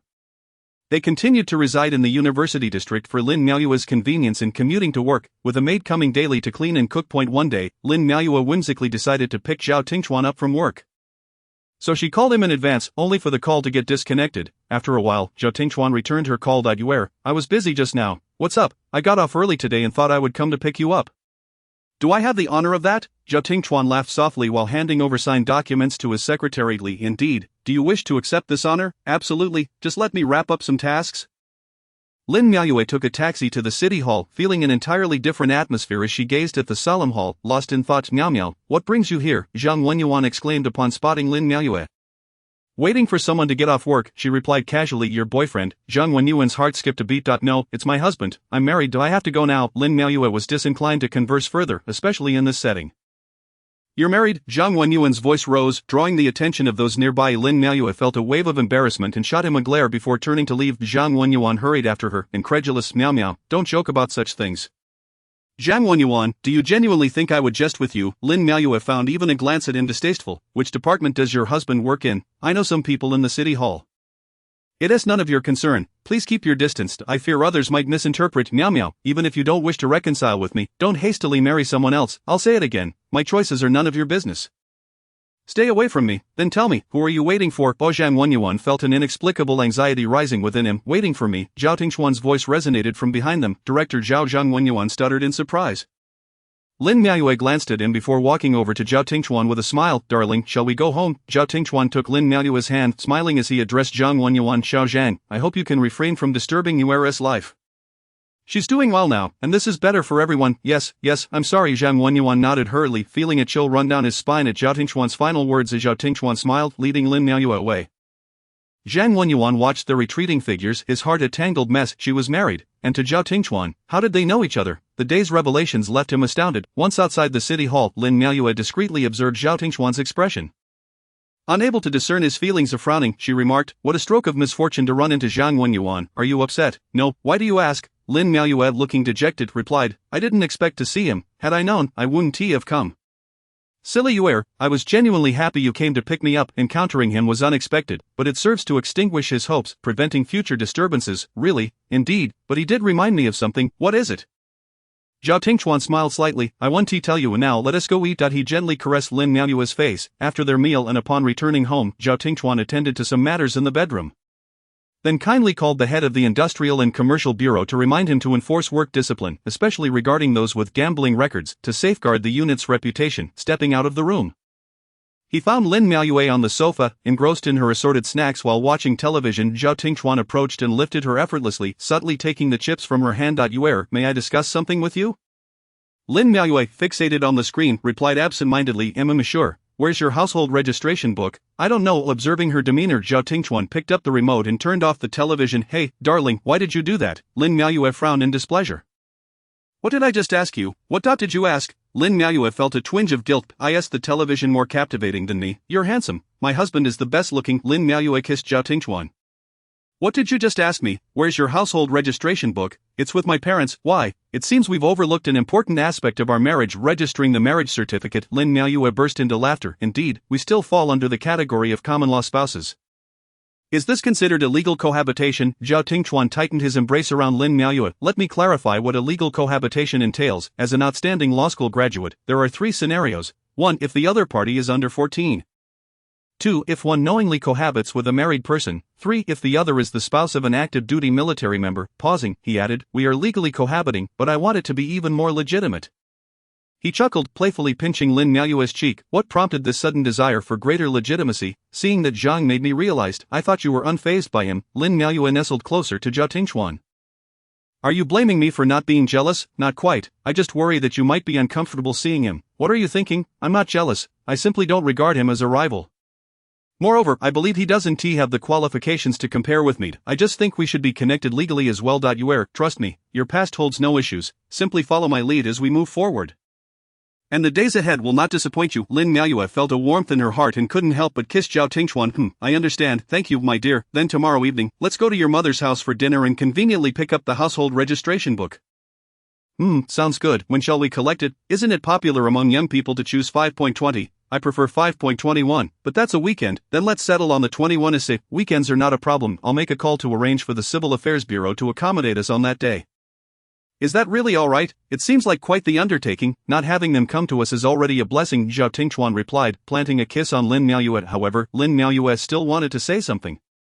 But Zhao Tingxuan interrupted, all right, no more buts.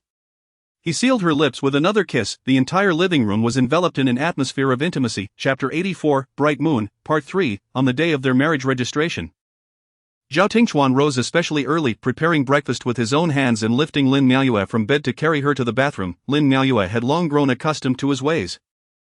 Zhao Tingxuan had a habit of rising early to exercise, often compelling her to join him, though she lacked interest and stamina for sports, frequently opting to laze about. Once everything was ready, seeing Zhao Tingxuan's earnest demeanor today, Lin Miaoyue couldn't help but chuckle inwardly, recalling that day when they went home for dinner to fetch the household registration book. Zhao Tingchuan had even brought along 2 bottles of fine wine and skincare products. Speaking humbly and earnestly to her parents, fearing they might refuse to hand over the registration book, observing the corners of Lin Miaoyue's mouth lift in a smile, Zhao Tingchuan inquired, "Yue, what are you looking at?"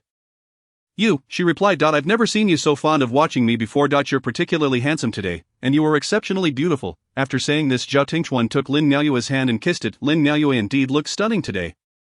Adorned in a cream-colored qipao, her hair elegantly styled, accentuated by crimson earrings, her naturally exquisite features enhanced by the meticulous makeup she had applied, making her appear even more enchanting. At the entrance of the Civil Affairs Bureau stood the staff, who had been waiting for a while. Upon seeing Zhao Tingchuan and Lin Miaoyue enter, they hurried forward, presenting the prepared flowers. "Director Zhao, these are flowers for you and your wife. May you enjoy everlasting happiness and a harmonious union." Zhao Tingchuan, pleased, accepted the flowers with a smile, saying, "Thank you for your thoughtfulness. I shall borrow these flowers to express my gratitude." He then turned to Lin Miaoyue, beaming, as only the 2 of them were registering for their marriage certificate. The process was remarkably swift. Upon their exit from the Civil Affairs Bureau, the staff let out a collective sigh of relief. Finally seeing the esteemed couple off, the director of the bureau privately rejoiced at having heeded his wife's advice to prepare flowers. Reflecting on how the usually stern and aloof director Zhao transformed entirely in the presence of his wife, after getting into the car, Zhao Tingchuan looked at the marriage certificate and said with a smile, we are now legally husband and wife." Seeing him so pleased, Lin Miaoyue couldn't help but smile back. "Indeed, thank you, Zhao Tingchuan turned to Lin Miaoyue and kissed her. After the kiss, Lin Miaoyue's cheeks flushed slightly. "Alright now, dear husband, where are we heading next? Let's visit Qingfeng Courtyard. It's been 2 weeks since we last went at Qingfeng Courtyard." Upon their return, Zhao's mother quickly instructed the housekeeper to prepare more dishes that they loved. During lunch, Zhao's mother joyfully announced that their daughter Zhao Yun was pregnant. Everyone was thrilled for her. Although Zhao Yun often claimed to leave it to fate, everyone knew she had longed to become a mother since her earlier miscarriage. Zhao's mother, beaming, said, "Miao, you truly are our family's lucky star. Ever since you married into our family, things have gone so much smoother." "Mom, that's not true. It's all thanks to my sister's good fortune. Really. By the way, I heard you 2 registered for your marriage today." Lin Miaoyue smiled and nodded. "A good thing indeed. I am genuinely happy today." Zhao Qingyun, observing his wife's joy, couldn't help but tease, "You won't feel embarrassed in front of your old friends anymore." "Well, you old Zhao, let me tell you, ever since Tingchuan and Miao's wedding preparations, I've had no worries. Who among their friends can boast a daughter-in-law as beautiful and understanding as Miao?" The family sat together, enjoying their meal and engaging in lively conversation, laughter resonating throughout. Zhao Tingchuan felt a sense of long-lost tranquility within. He glanced at Lin Miaoyue, who was animatedly chatting with his parents, feeling fortunate that he had not settled for less in the past and had not let her slip away easily. Unable to contain himself, he gently squeezed her delicate waist. After the meal, Zhao Tingchuan and Zhao Qingyun retreated to the study to discuss matters, while Lin Miaoyue accompanied Jiabao to complete her school assignment. "Aunt Yaya, when will you have a baby?" Jiabao couldn't help but ask, having overheard her grandmother and aunt discussing hopes for an early pregnancy. "Jiabao, do you want me to have a baby?" "Yes, then I can have a little brother or sister." Lin Miaoyue couldn't help but affectionately stroke Jiabao's head. "I don't know, but Jiabao, no matter when I have a baby, your father, and everyone will love you dearly. And yeah, I hope you have one soon, so I can meet my little brother or sister earlier." Lin Miaoyue smiled at this, recalling that after marrying, her mother had subtly mentioned wanting her to have children soon, but Jiabao was the first to bring it up. "Alright, Jiabao, that's an adult matter. Let's continue with our craft." Having eavesdropped on their conversation for a while, Zhao Tingchuan approached them, noticing the 2 sitting on the carpet, cutting and gluing with laughter. "Jiabao, what craft are you making?" "Daddy, we're making a big windmill collage. May I help you?" he asked as he sat down. Thus, the 3 of them spent an enjoyable time crafting in Jiabao's room, while Lin Miaoyue observed Zhao Tingchuan's affectionate demeanor toward Jiabao. Recalling the child they had lost, a pang of pain stirring within her. That night, on the 3rd floor of Qingfeng Courtyard, Zhao Tingchuan embraced Lin Miaoyue, who had just finished washing up and smelled faintly fragrant. He softly said, "Yue, let's have a child. How do you bring this up? Are your parents pressuring you?" "No, it's my own thought. Don't you want to?" "I do, but I'm a bit scared." "What are you afraid of?" "Afraid I won't be able to care for them well. There's no need to fear. I'll be here for everything." After saying this, Zhao Tingchuan rolled over, pinning Lin Miaoyue beneath him. "Yue, I know what you're thinking, but I won't let that happen, trust me." He then leaned down to kiss Lin Miaoyue. Hearing Zhao Tingchuan's words, warmth flooded Lin Miaoyue's heart as she wrapped her arms around his neck, reciprocating his passion. Chapter 85, Bright Moon, Part 4. As they prepared to conceive, Lin Miaoyue, who had never been fond of exercise, began to pay attention to her health. Although her workout routine remained minimal, Zhao Tingchuan regarded it as progress. However, despite their preparations, Lin Miaoyue found herself unable to conceive. 2 months passed, and her period arrived punctually, much like the school bell, which left her feeling somewhat disheartened. Observing her distress, Zhao Tingchuan consoled her, assuring her that the timing simply wasn't right and that they needed to try harder. Gradually, Lin Miaoyue learned to adopt a more relaxed mindset, choosing to savor the present. Inc City, the months of May and June were marked by torrential rains. Continuous downpours caused flooding in many areas, and Zhao Tingchuan was stationed in the affected counties, overseeing the evacuation efforts. Lin Miaoyue, glancing at her phone, read reports released by the municipal government, her heart filled with concern as she saw Zhao Tingchuan navigating the rain-soaked streets in a raincoat. Flashlight in hand, their phone conversations had been brief, and during video calls she noticed the redness in his eyes. He must be exhausted. With these worries weighing on her, she fervently hoped for the rain to cease so that Zhao Tingchuan could return home safely. In the dead of night, Lin Miaoyue was awakened by a phone call. Groggily, she noticed it was Secretary Li calling, which jolted her into alertness. Why would he be calling her at this hour?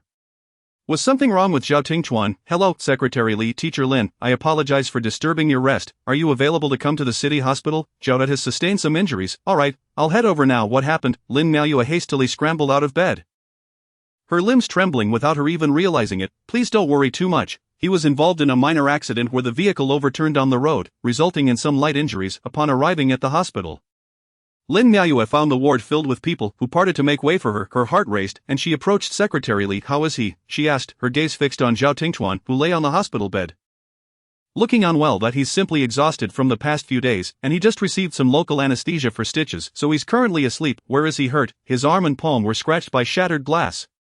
After everyone else had exited, Lin Miaoyue's heart ached at the sight of Zhao Tingchuan, usually so sturdy and protective, now looking so frail. Tears filled her eyes as she gently traced her fingers over the cuts on his face. Feeling a tumult of emotions yet grateful that he had not sustained more severe injuries, when Zhao Tingchuan awoke, he was immediately beset by an excruciating pain in his arm. He let out a deep breath, inadvertently rousing Lin Miaoyue, who had been resting by his hospital bed. Their eyes met, both bearing a hint of redness, Zhao from fatigue and Lin from concern. Darling, would you like some water? Lin Miaoyue asked in a hoarse voice. What's wrong with your throat? He inquired. It's nothing. Are you in pain? Is there anywhere else that feels uncomfortable? Miaoyue, please don't worry so much. It's just a minor injury, Zhao Tingchuan reassured her. Observing her distressed expression, now I was terrified when I received the call last night. Lin Miaoyue filled a glass with water and gently fed it to him. Look at me now. I'm perfectly fine. Zhao Tingchuan said, his mood markedly improved. By the way, don't tell my parents. I don't want them to worry. Alright, but they will find out sooner or later. Let us wait a bit before they know. He responded. Miaoyue, come sit here. Zhao Tingchuan patted the edge of the bed with his uninjured hand. Obediently, Lin Miaoyue moved closer. Yesterday, during the accident, your image was the only thing in my mind. In that moment, I was truly afraid of dying, worried that if I were gone, no one would protect you. What nonsense are you talking? We're destined to live long lives, Lin Miaoyue retorted, covering Zhao Tingchuan's mouth. Unwilling to hear such grim words, yes, let us live long together, he said, kissing her hand and smiling. I missed you so much. It felt so empty at home without you these past few days. This injury is a perfect excuse for you to rest at home for a few days, and I can keep you company. Lin Miaoyue nodded, feeling a strange sense of comfort and relief at Zhao Tingchuan's well-being. During the days spent caring for his recovery, Lin Miaoyue devoted herself wholeheartedly to the kitchen, meticulously studying online soup recipes to ensure Zhao Tingchuan healed as quickly as possible. Zhao Tingchuan found her in an apron, bustling about the kitchen, both refreshing and endearing. Despite having suggested multiple times that they could simply have the housekeeper cook, she insisted on preparing the soup herself. Miaoyue, what are you researching now? Zhao Tingchuan asked with a smile as he entered the kitchen in his loungewear. I am studying how to make yellow soybeans stewed with pig trotters. They say it's rich in protein and can help stitches heal faster, she replied, not looking up as she added various ingredients to the pot. Zhao Tingchuan approached her from behind and wrapped his uninjured arm around her waist. Thank you, Miaoyue. There is no need for thanks. You should go rest outside, she replied. I want to stay here with you, he said softly, resting his head on her shoulder. Lin Miaoyue could not persuade him otherwise, so she quickened her pace. The housekeeper outside chuckled at the sight of their affectionate interaction, having worked for Zhao Tingchuan for several years. She had always seen him composed and restrained, but this was truly a new side of him. However, she couldn't help but admire Lin Miaoyue's character, beautiful yet unpretentious, always courteous, and recently, as she learned to cook, she had become even more gentle and polite. No wonder director Zhao held her in such high regard. Chapter 86, Moonlight, Part 5. During these days at home, Zhao Tingchuan relished Lin Miaoyue's attentive care. His injury had compelled her to undertake many tasks she usually refused to do, such as bathing. Due to the numerous stitches scattered across his body, contact with water was strictly forbidden. However, it was uncomfortable to go without a bath in such weather. So Lin Miaoyue had to wipe him down. This was the most challenging aspect of caring for him at home for Lin Miaoyue. Although they had shared countless intimate moments, facing his vulnerability directly made her feel shy. To make matters worse, every time she wiped his body, she found herself hastening through the task, only for him to either wince in pain or express dissatisfaction, often uttering suggestive remarks that left her sweating profusely by the end. A week passed, and many of Zhao Tingchuan's wounds had scabbed over. Today, the doctor who came to change his dressings remarked on the excellent recovery of his injuries that evening as Lin Miaoyue prepared to wipe Zhao Tingchuan down. Her heart ached at the sight of the various scars marring his lean arms and back. Sensing her distress, Zhao Tingchuan gently pulled her close. Miaoyue, it's all right, under your careful care, I'm healing quickly. Lin Miaoyue smiled but said nothing, continuing to wipe his face and neck with a towel. With a slight effort, Zhao Tingchuan pulled her into his lap. Stop fooling around, Miaoyue, I miss you, he said, his few words laden with meaning. You re-injured. Let us talk about this once you recover, alright? It won't effect. He interrupted her by kissing her. Lin Miaoyue, seeing his urgency and anger, was too afraid to struggle too much lest she aggravate his injury. Zhao Tingchuan, stop, you'll start bleeding again. When he showed no signs of stopping, she feigned anger. No way, you're not allowed to think about that until you're healed. Zhao Tingchuan, disheartened by her firm stance and genuinely fearing the wound reopening, reluctantly conceded, alright then, okay, my love, once you're healed, I'll comply with all your wishes, alright, Lin Miaoyue said, her heart softening at his dejected expression. Wife, remember your promise, Zhao Tingchuan said with a triumphant smile. On the day Lin Miaoyue returned to work, she rose earlier than usual, thoughtfully dressing Zhao Tingchuan in his ever-present white shirt. As Zhao Tingchuan watched her buttoning his shirt, he thought that, in a sense, this injury had been worth it, although he could manage dressing and eating on his own. Lin Miaoyue had insisted on doing everything for him during this time, treating his care as her utmost mission. This feeling of being cared for by her was truly delightful. Miaoyue, what is it? Lin Miaoyue replied, tilting her head in confusion. Zhao Tingchuan leaned down to kiss her. Thank you for all your hard work during this time. Lin Miaoyue smiled. Then you should get well quickly after a week of rest. Zhao Tingchuan returned to the office, staring at the cold documents before him, suddenly longing for the intimate moments shared at home with Lin Miaoyue. His injury had allowed him to experience her meticulous care, and he had also established a positive image at work, reflecting on the continuous calls of concern he received at home. Zhao Tingchuan prepared to summon Secretary Li but was interrupted by the arrival of Secretary Lu Guoqing. Tingchuan, how is your injury? Much better, Secretary Lu, Zhao Tingchuan replied, rising to his feet. That's great to hear. You've worked hard. The provincial government has acknowledged your efforts during the flood relief efforts. It was nothing extraordinary. However, once you're fully recovered, there is another task I need you to handle. What is it? I want to do a one-year review with the companies that invested in our city last year to see if we can attract more businesses for development, thereby increasing employment and enhancing urban vitality. That's an excellent idea. I'll see what arrangements can be made on my end. As June approached, Zhao Tingchuan, robust and fit, had mostly recovered from his injuries. He had been quite busy preparing to welcome the investment delegation. Meanwhile, Lin Miaoyue was increasingly occupied as the end of term approached. One evening, upon returning home, Zhao Tingchuan found Lin Miaoyue sprawled on the sofa, looking utterly dejected while munching on potato chips. He couldn't help but chuckle. He walked over, scooped her up, and, with a smile, asked, Teacher Lin, what's going on? Don't call me teacher, I'm so annoyed. She replied, stuffing a chip into her mouth, what's wrong? Tell your husband about it. I've been reported by a student's parent for the first time in my life. What was the reason? They claimed I insulted their child's character. Did you insult him? Isn't at the end of term, all subjects have increased assignments, and that student refuses to do the homework I assigned. I merely criticized his lack of seriousness. How is that an insult? Lin Miaoyue's face was etched with frustration. Where did the parent report you? To the Education Bureau, and they even threatened to call the mayor's hotline. Darling, I feel so wrong. Did you tell them that your husband is quite familiar with the mayor? They meet every day. Zhao Tingchuan teased. Get lost, I'm really annoyed. Lin Miaoyue couldn't help but laugh at his antics. Alright, my teacher Lin. As long as you haven't crossed any lines as a teacher, you needn't worry about such complaints, no matter where they call. Really? Yes, I promise. With that, Zhao Tingchuan smiled and kissed Lin Miaoyue. Miaoyue, when will you stop this habit of eating junk food? Sorry, but I can't change it. Lin Miaoyue pouted. Is it that you can't change it, or you simply don't want to?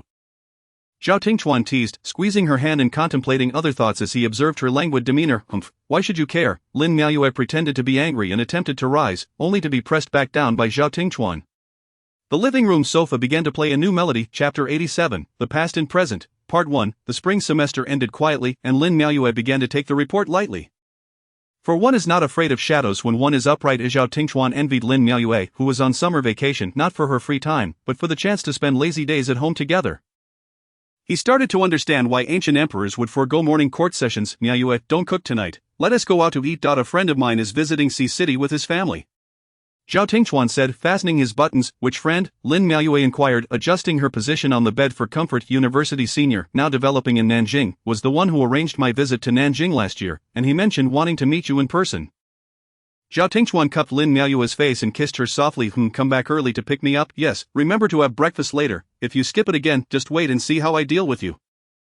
Zhao Tingchuan playfully pinched Lin Miaoyue's eye. In the evening, Zhao Tingchuan returned and was once again captivated by Lin Miaoyue, who was busy preparing herself. She appeared even more beautiful than when he first met her. Radiating a relaxed charm from within. You look stunning, Zhao Tingchuan exclaimed as he embraced her from behind. Hey darling, stop it, I'm applying lipstick. Lin Miaoyue glanced at the mirror, where Zhao Tingchuan's ardent gaze met hers.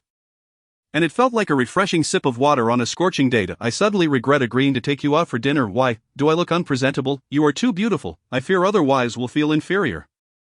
Smooth talker. I'm ready, shall we go now? They are all accompanied by their families. Let us go to Qingfeng Courtyard to pick up Jiabao, so you won't be bored later. When Zhao Tingchuan and his companions arrived, Zhang Duan's family and a few other friends were already there. Upon seeing Lin Miaoyue, Zhang Duan couldn't help but marvel at Zhao Tingchuan's good fortune. A hint of jealousy flickered in the eyes of the women present. After all, they were all women. How could she be so young and beautiful? This is Senior Zhang Duan, and this is my sister-in-law. Zhao Tingchuan introduced Lin Miaoyue one by one. Hello, at last, I meet you in person.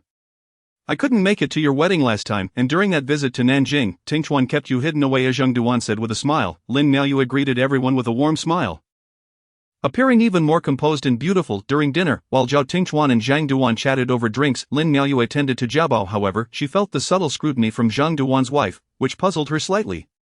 Yet she maintained her cheerful demeanor. Zhang Duan's wife, Li Wenxiu, had met Zhao Tingchuan's ex-wife before, and they shared a decent rapport. Seeing Lin Miaoyue beside Zhao Tingchuan evoked a sense of nostalgia for what once was. Jiabao, sitting next to Lin Miaoyue, tugged at her heartstrings. As a mother herself, Li Wenxiu understood the helplessness of lacking maternal love, yet, observing Jiabao's comfort around Lin Miaoyue, she hoped that this positive dynamic would endure. With that thought, Li Wenxiu raised her glass and smiled at Lin Miaoyue, saying, Teacher Lin, let's toast to our first meeting. Lin Miaoyue was taken aback by the toast, just as she was about to lift her glass. Zhao Tingchuan stood up and smiled. Sister-in-law, she can't drink. I'll drink on her behalf. Tingchuan, you're being overly protective. Teacher Lin is. Li Wenxiu remarked, glancing pointedly at Lin Miaoyue's abdomen. Zhao Tingchuan chuckled, not yet, we are preparing for it. Her tolerance for alcohol is quite poor. Sister-in-law, let me toast to you. Li Wenxiu didn't press further and clinked glasses with Zhao Tingchuan. She noticed Zhao Tingchuan's attentive care for Lin Miaoyue, especially the way he looked at her, which was markedly different from how he had been with his ex-wife, Zhang Yan. This realization stirred an unusual feeling within Li Wenxiu, but she quickly reassured herself that one must look forward. Given Zhao Tingchuan's status, it was commendable that he hadn't found someone sooner. The woman beside him was certainly admirable. In terms of character, anyone who caught Zhao Tingchuan's eye must be of good quality. Zhao Tingchuan was keenly aware of the subtle assessments from the friends around him. Having known Zhang Yan, they would inevitably compare her to Lin Miaoyue. In their minds, Zhang Yan had already established a dominant image, especially since her passing added a tragic layer to her persona. Reflecting on this, Zhao Tingchuan regretted bringing Lin Miaoyue to this gathering. It felt unfair to subject her to their scrutiny. Turning to look at her, he noticed she was whispering with Jiabao, seemingly unaware of the undercurrents swirling around them, which filled him with guilt, prompting him to gently squeeze her waist. Lin Miaoyue was startled by Zhao Tingchuan's sudden gesture and shot him a playful glare as she pushed his hand away. The others at the table observed their interaction and mused that Zhao Tingchuan was no longer the man he once was, at least not in private. As dinner progressed, the children began to express their fatigue, signaling the end of the evening's activities. Meanwhile, the men, having indulged in a few drinks, encouraged Zhao Tingchuan to join them, given his status as the host and newlywed unable to drive due to his inebriation.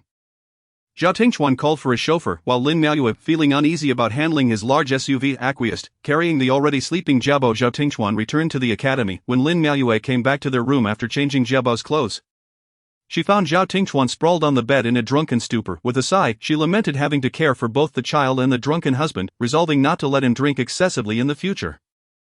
As she approached to wipe his face and change his clothes, Zhao Tingchuan suddenly grasped her hand and, with clarity in his eyes, said, Wife, I'm sorry. Lin Miaoyue was bewildered by his unexpected apology. Chapter 88, The Past and Present, Part 2, Darling. You must be intoxicated. Lin Miaoyue gently wiped Zhao Tingchuan's face. He smiled softly. Yes, I'm drunk. After saying this, he kissed Lin Miaoyue, yielding to the influence of the alcohol, witnessing such a rarely seen intoxicated side of Zhao Tingchuan. Lin Miaoyue felt a mix of helplessness and fondness. The night was filled with whispers of affection, and the lights in their room remained on well into the late hours the next morning. Accustomed to sleeping in, Lin Miaoyue was awakened by Jiao Bao, while Zhao Tingchuan had already gone for a morning run, rushing to wrap herself tightly in the covers to avoid any embarrassing revelations. Lin Miaoyue recalled the events of the previous night and wondered how to conceal the marks left behind. Aunt Yeye, lazy pig, it's time to get up. Jiao Bao is a diligent little bee. Dad is even more diligent. He woke up earlier than I did. Jiao Bao, why don't you go play outside for a bit? Aunt Yeye will get up and change her clothes soon. Okay, Jiao Bao agreed and went outside. Lin Miaoyue, suppressing her discomfort, quickly got out of bed to change clothes. She caught a glimpse of herself in the mirror and couldn't help but mutter, Zhao Tingchuan, you beast. The sight of him drunk last night inexplicably stirred a sense of maternal instinct within her, allowing him to indulge without restraint. While he appeared more invigorated than ever after changing, Lin Miaoyue emerged to find Jiao Bao comfortably watching television in the living room, prompting a smile. Jiao Bao, have you washed your face and brushed your teeth? Yes, Aunt Yeye, I want to brush with you. After they finished washing up, Zhao Tingchuan returned, carrying an assortment of breakfast items. Lin Miaoyue glanced at him without speaking, but Zhao Tingchuan sensed her displeasure and, taking advantage of Jiao Bao's distraction, pulled Lin Miaoyue back into their room. Wife, what's wrong? Nothing, just a bit miffed at how energetic some people are. Aha, that's because some people exercise regularly. Zhao Tingchuan, aware of having crossed a line the previous night, could only manage a wry smile. Lin Miaoyue, feeling somewhat weak, pouted and said, let's go eat breakfast, otherwise Jiao Bao will be alone over there. Hand in hand, Zhao Tingchuan led Lin Miaoyue out, while Jiao Bao beamed at the sight of them together.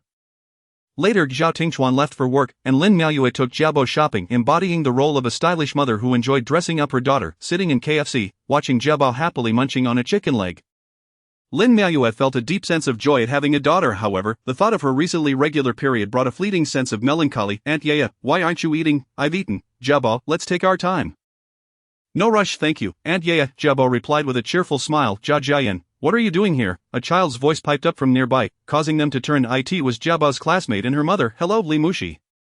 Jiao Bao greeted politely. This is my Aunt Yeye. Jiao Bao's words brimmed with pride. Aunt Yeye is so pretty. Lin Miaoyue smiled gently as she greeted the mother and daughter. The two children sat together, enjoying their meal. Li Mushi's mother eyed the youthful and beautiful Lin Miaoyue with curiosity, pondering her relationship with Zhao Jiayan. You look so young. Are you Jiayan's? I guess you could say I'm her mother, Lin Miaoyue replied with a soft smile.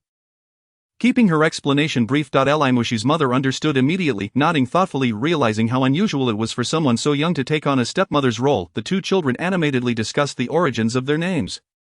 My dad's surname is Li, and my mom's name is Wanqi, so I'm called Li Muxi. My dad's surname is Zhao, and my mom's name has Yan in it, so I'm called Zhao Jiayan. The two exchanged words enthusiastically. It was the first time Lin Miaoyue learned about Jiao Bao's name's origin, reflecting on how Zhao Tingchuan must have genuinely cared for Jiao Bao's mother in the past, stirring a sense of envy within her. By the time they returned home, it was already afternoon. Lin Miaoyue and Jiao Bao dropped their shopping bags on the floor and collapsed onto the sofa. Aunt Yeye, I want to sleep. Jiao Bao, go wash your hands and face first. Then you can sleep. Be good. I want you to sleep with me. Upon returning from work, Zhao Tingchuan found the floor littered with bags, but Lin Miaoyue and Jiao Bao were nowhere to be seen. Upon opening the door to the small room, he was greeted by the sight of two individuals nestled comfortably under the same blanket, lost in the depths of a sweet slumber. A wave of tender emotions surged within him. And at that moment, he felt an overwhelming sense of gratitude for having married Lin Miaoyue. Unable to resist, he gently caressed her face, which was scarcely larger than Jiao Bao's, yet inadvertently disturbed Lin Miaoyue's beautiful dreams. In her dazed state, she caught a glimpse of Zhao Tingchuan gazing at her and wondered, what time is it? Almost 6, he replied, and with that, he lifted Lin Miaoyue out of the blanket and carried her to the living room. I'm thirsty, Lin Miaoyue lazily remarked as Zhao Tingchuan filled a glass with water and cheerfully offered it to her. Are we going shopping today? He continued to hold her close, as if he could not bear to let her go. Yes, I bought some clothes, Lin Miaoyue replied, her interest seemingly waning as she refrained from mentioning her encounter with Jiao Bao. Did you not enjoy shopping? Sensing her lack of enthusiasm, Zhao Tingchuan inquired further. Not really. What are we having for dinner? Lin Miaoyue deftly shifted the topic. We'll be having dinner at King Fenjuan tomorrow. My mother will take Jiao Bao to the provincial capital. What are they going there for? My mother is going to visit my sister, and Jiao Bao will be staying with her grandmother for a while. Lin Miaoyue nodded in response, making a valiant effort to conceal her inner turmoil. Zhao Tingchuan's past was unchangeable, so why should she care now? Furthermore, she too had a past. Lin Miaoyue, do not be so petty. Upon returning to King Fenjuan, twilight was approaching. Jiao Bao cheerfully stepped out of the car, clutching the items Lin Miaoyue had bought for her, eager to show them to Zhao's mother. Observing the array of bags, Zhao's mother felt an indescribable sense of satisfaction. Everyone could see Lin Miaoyue's affectionate demeanor towards Jiao Bao, and her balanced approach in other aspects of life made it no wonder that her son was so enamored with her. Noticing Lin Miaoyue's somewhat gloomy disposition, Zhao Tingchuan felt perplexed. However, she remained tight-lipped. Leaving him to ponder the situation, he decided to ask Jiao Bao about it instead, finding a quiet spot to do so. Jiao Bao, where did Auntie Yaya take you today? To the mall. We bought clothes and even had KFC. Oh, and Dad, I ran into a classmate. Really, what a coincidence to meet a classmate. Yes, we ate together there. Did you know, Dad, my classmate's name is a combination of her parents' names? What do you mean? My classmate is named Li Mushi. Her father's surname is Li, and her mother's name has Shi in it, so they called her Li Mushi. I told her that my name is also a combination of yours and Mom's names. Were you with Auntie Yaya when you said that? Zhao Tingchuan asked, his expression turning cold as he began to understand the source of Lin Miaoyue's discontent. Yes, Li Mushi's mother was right there too. With a sigh, Zhao Tingchuan asked, Jiao Bao, do you miss your mother? I don't know, how can you not know? Dad, I don't even know what my mother looks like. Do you like Auntie Yaya? I do. Auntie Yaya likes you very much too, since you don't know what your mother looks like. Would you consider treating Auntie Yaya like your mother? But Auntie Yaya feels more like an older sister. Isn't having a mother who feels like an older sister even better? Besides, your mother is more beautiful than your classmate's mother. Ha, that's true. Alright, let's go check if Grandma Zhang has finished preparing dinner, Zhao Tingchuan suggested, steering Jiao Bao away as he rubbed his temples and turned to find Lin Miaoyue. At that moment Lin Miaoyue was in the study. Zhao Qingyun gazed at the characters Lin Miaoyue had written with a sense of admiration. He was pleasantly surprised to see that the seemingly delicate woman had written with such vigor and elegance. Earning her a newfound respect in his eyes, Zhao Qingyun took out a few cherished pieces from his collection. Although Lin Miaoyue was not well versed in collectibles, she had a keen appreciation for calligraphy. The two engaged in a pleasant exchange, creating a harmonious atmosphere. Noticing Zhao Qingyun writing the Lantinggi Su, Lin Miaoyue felt inspired and exclaimed, Dad, I have the urge to try writing as well. Wonderful, let us each create a piece and have someone critique them later. Zhao Qingyun replied, visibly excited, perhaps we should skip the critique, I might be merely showing off. Lin Miaoyue laughed in response to her earlier negativity. As Zhao Tingchuan entered, he was greeted by the sight of Zhao Qingyun's hearty laughter and Lin Miaoyue's dynamic writing. He was taken aback, knowing that his father rarely allowed anyone near his calligraphy desk, a space filled with his treasured writing tools. Tingchuan, you arrived just in time. Lin Miaoyue and I are each writing a piece of Lantinggi Su. Come and judge our work later. How can an amateur like her possibly compare to you? Zhao Tingchuan remarked, though his eyes were filled with approval. Do not underestimate Miaoyue. She just wrote a square piece that surpasses the work of many in our calligraphy association. Lin Miaoyue listened to the banter between the father and son, smiling softly while continuing to write. Indeed, practicing calligraphy brought her a sense of tranquility as Zhao Tingchuan approached her, admiring her focused expression. Her hair was styled in a side braid, and her long lashes fluttered as she concentrated, making her face appear even smaller. Her fingers were slender and graceful as she held the brush, exuding a unique elegance, although her characters differed somewhat in style from Zhao Qingyun's, which were characterized by their bold strokes. Lin Miaoyue's flowing script conveyed a sense of grace and fluidity. Zhao's mother called from downstairs for dinner, but when no one responded, she decided to ascend the stairs herself. Upon opening the study door, she found Zhao Qingyun wielding the brush while Lin Miaoyue sat writing, with their son standing proudly beside her, eyes gleaming with admiration. Have you all forgotten about dinner amidst your writing? Zhao's mother chuckled, unable to contain her amusement. Huizhen, you all go ahead and eat. Miaoyue and I will finish our calligraphy first. Zhao Qingyun replied. There's no reason you can't eat first and write later. Miaoyue, don't mind him. Let's eat first. Zhao's mother insisted. Mom, you all go ahead. I'll finish up and join you. Lin Miaoyue responded with a smile, fully engrossed in her work. Indeed, you all should eat first. Do not disturb us. Writing requires tranquility, Zhao Qingyun added as he dipped his brush in ink. Really, I can't do anything with you two. Zhao's mother laughed helplessly. Seeing her husband so enthusiastic brought her joy. After retiring, Zhao Qingyun had taken to this hobby. Yet none of their children shared his interest, making it difficult to engage with him on the subject. To her surprise, Lin Miaoyue not only connected with him but also impressed him with her writing, making her increasingly endearing in her eyes. Zhao Qingyun, a daily practitioner of calligraphy, swiftly completed his piece. Glancing over at Lin Miaoyue's work, he noted that she was also nearing completion, and her writing was genuinely commendable. Feeling some strain in her back and hands from writing, Lin Miaoyue lamented her lack of practice and physical activity. She set down her brush, stretched her wrist, and exchanged a smile with Zhao Tingchuan. Their gazes locking momentarily. Are you tired? Zhao Tingchuan asked, taking her hand and gently massaging her wrist. Lin Miaoyue attempted to withdraw her hand but found it firmly held, her ears flushing with embarrassment. This was indeed a delicate situation with his father present. Zhao Qingyun, noticing their interaction, feigned a cough to regain their attention. Zhao Tingchuan continued for a moment before finally releasing her hand. Miaoyue, why don't you take a break and eat? You can return to writing afterward. A few minutes won't make a difference. I'm almost done, Dad. Just a little longer. Lin Miaoyue replied, picking up her brush once more as Zhao Tingchuan observed her as she continued writing. Lost in thought, Zhao Qingyun, unable to contain his amusement at his son's rapt attention, stepped out of the room. Just how many surprises do you hold that I am unaware of? Zhao Tingchuan mused. Leaning down to speak softly above Lin Miaoyue's head, I mentioned before that I practiced calligraphy for a few days, she replied, your skill is far beyond what could be achieved in just a few days. I possess no remarkable skills. Merely dabbling, she said, playfully adding, oh shush, you mustn't distract me until I finish. Zhao Tingchuan, seeing her in such a focused state, remained silent, simply watching her work. As Lin Miaoyue completed her characters, a sense of relief washed over her, and she felt a small surge of accomplishment as she admired her work. Zhao Tingchuan regarded her piece, the Lantingyi Su, with appreciation, gently squeezing her hand. Are you tired?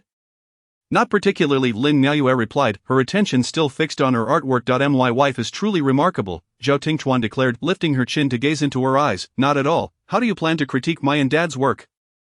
She teased. Naturally, I shall declare that my wife's piece is superior, Zhao Tingchuan responded, wrapping an arm around her, then prepare for Dad's disapproving glare. As Zhao Qingyun entered the study, he found the two in an intimate embrace, while Lu Huizhen, following closely behind, shot him a playful glare for not knocking. Miaoyue, have you finished? Yes, I have, though it may not be particularly impressive. Zhao's mother approached to inspect her work, marveling at the depth of Lin Miaoyue's calligraphic skills.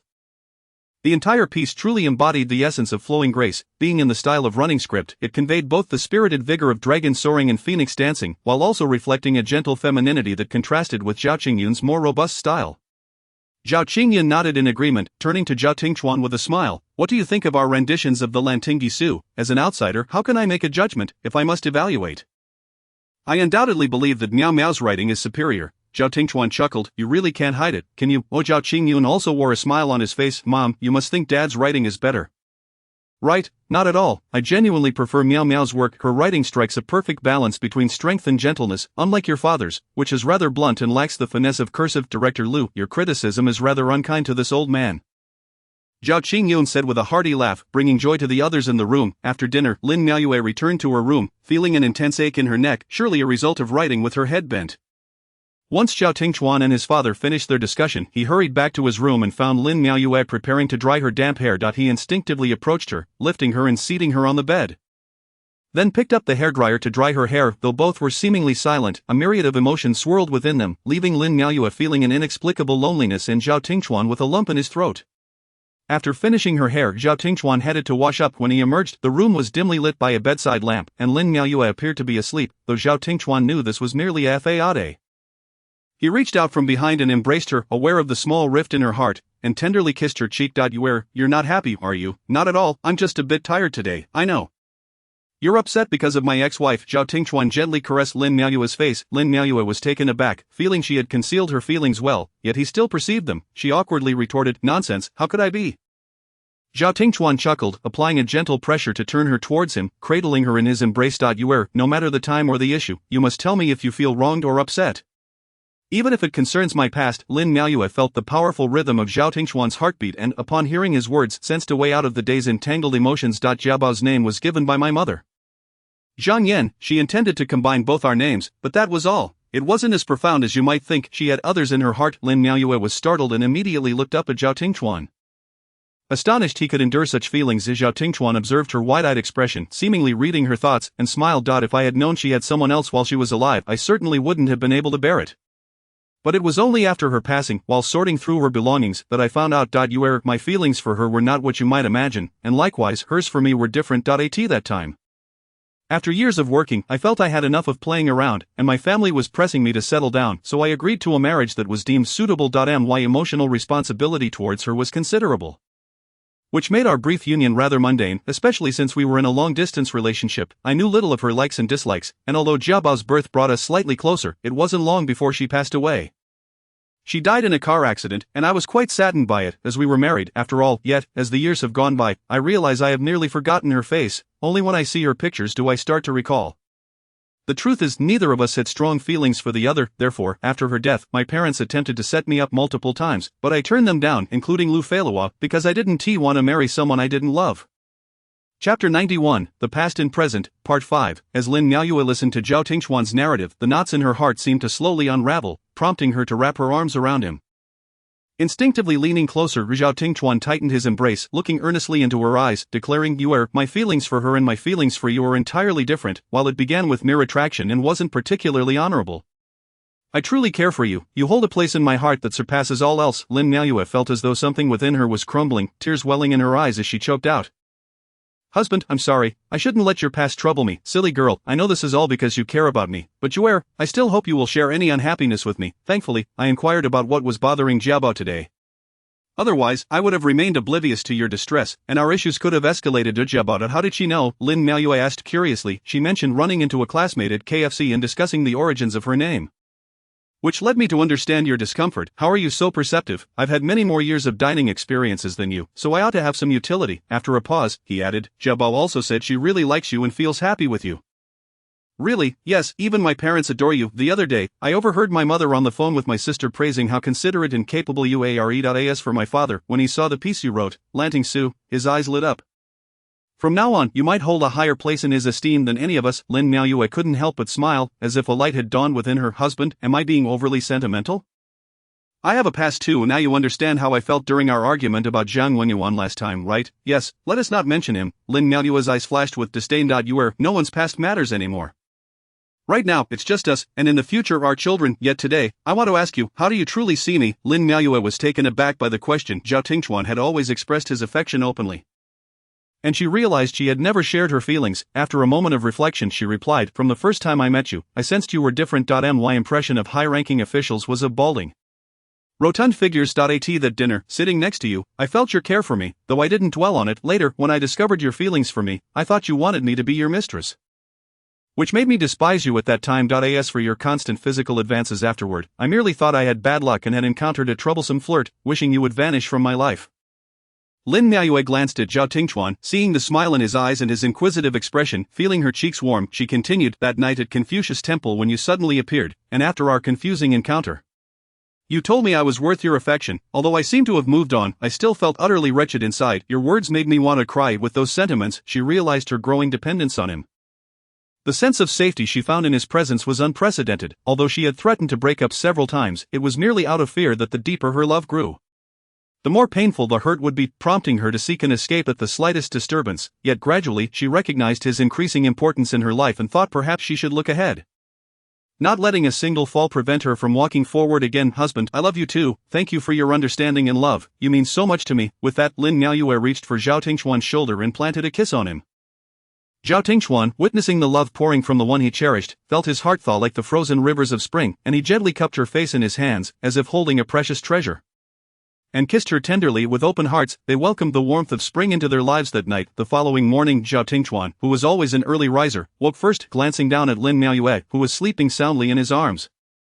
He recalled her words from the previous night and her rare display of enthusiasm, causing warmth to swell within him. His little moon not only possessed beauty but also a heart that clearly distinguished love from hate. Pure and kind, for someone like him, navigating through the complexities of life, encountering her felt like a stroke of luck. As with her, there was no need for convoluted maneuvers, and their marriage was devoid of superficiality. He couldn't help but lean down and kiss her forehead, taking in her slumbering beauty, then rubbed his stubbled chin against her smooth face. What are you doing? That tickles.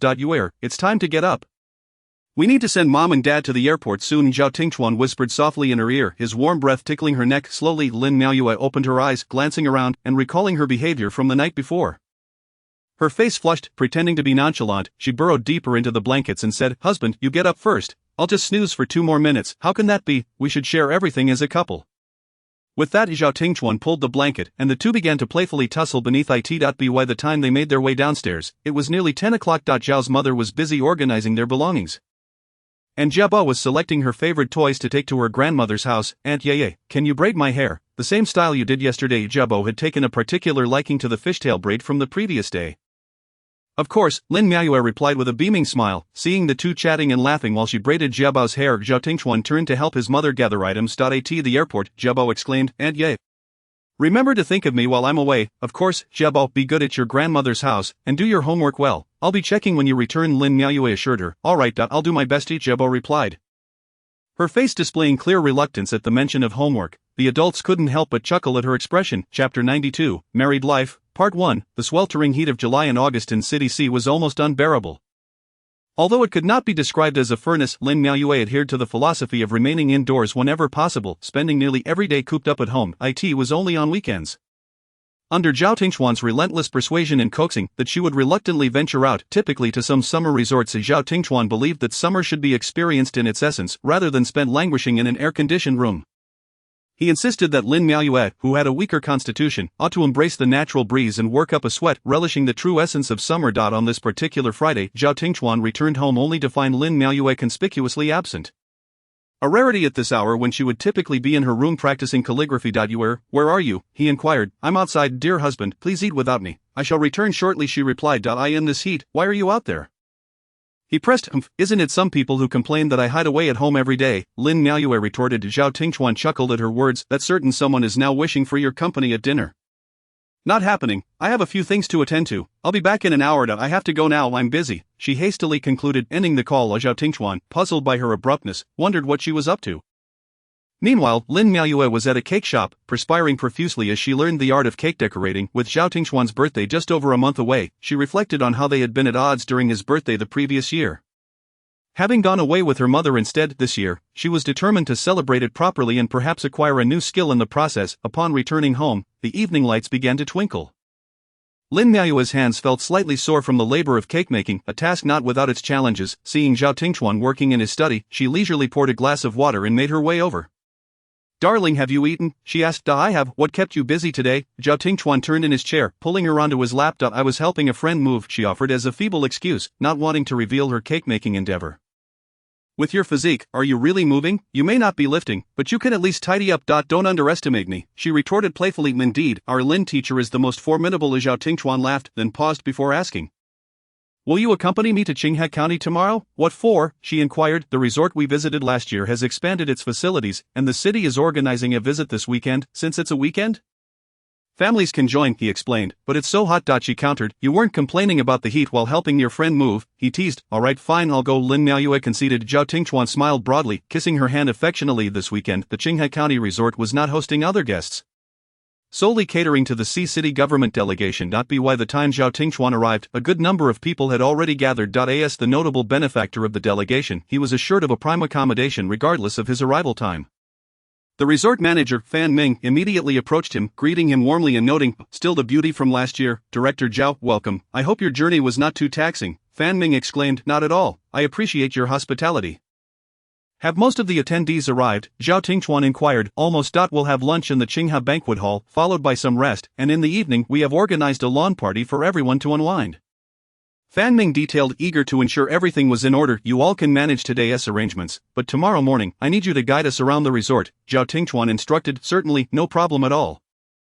I'll ensure our leaders receive a thorough tour. As they reached their room, Lin Miaoyue could not help but exclaim at its splendid decor, spacious, bright, complete with a terrace and a small swimming pool.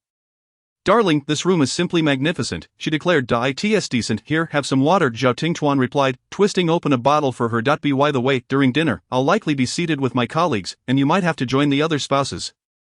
I hope that's alright with you. Of course, I understand. You attend to your business. Just don't let it be like this for every meal, or I shall be dreadfully bored, she responded. No worries.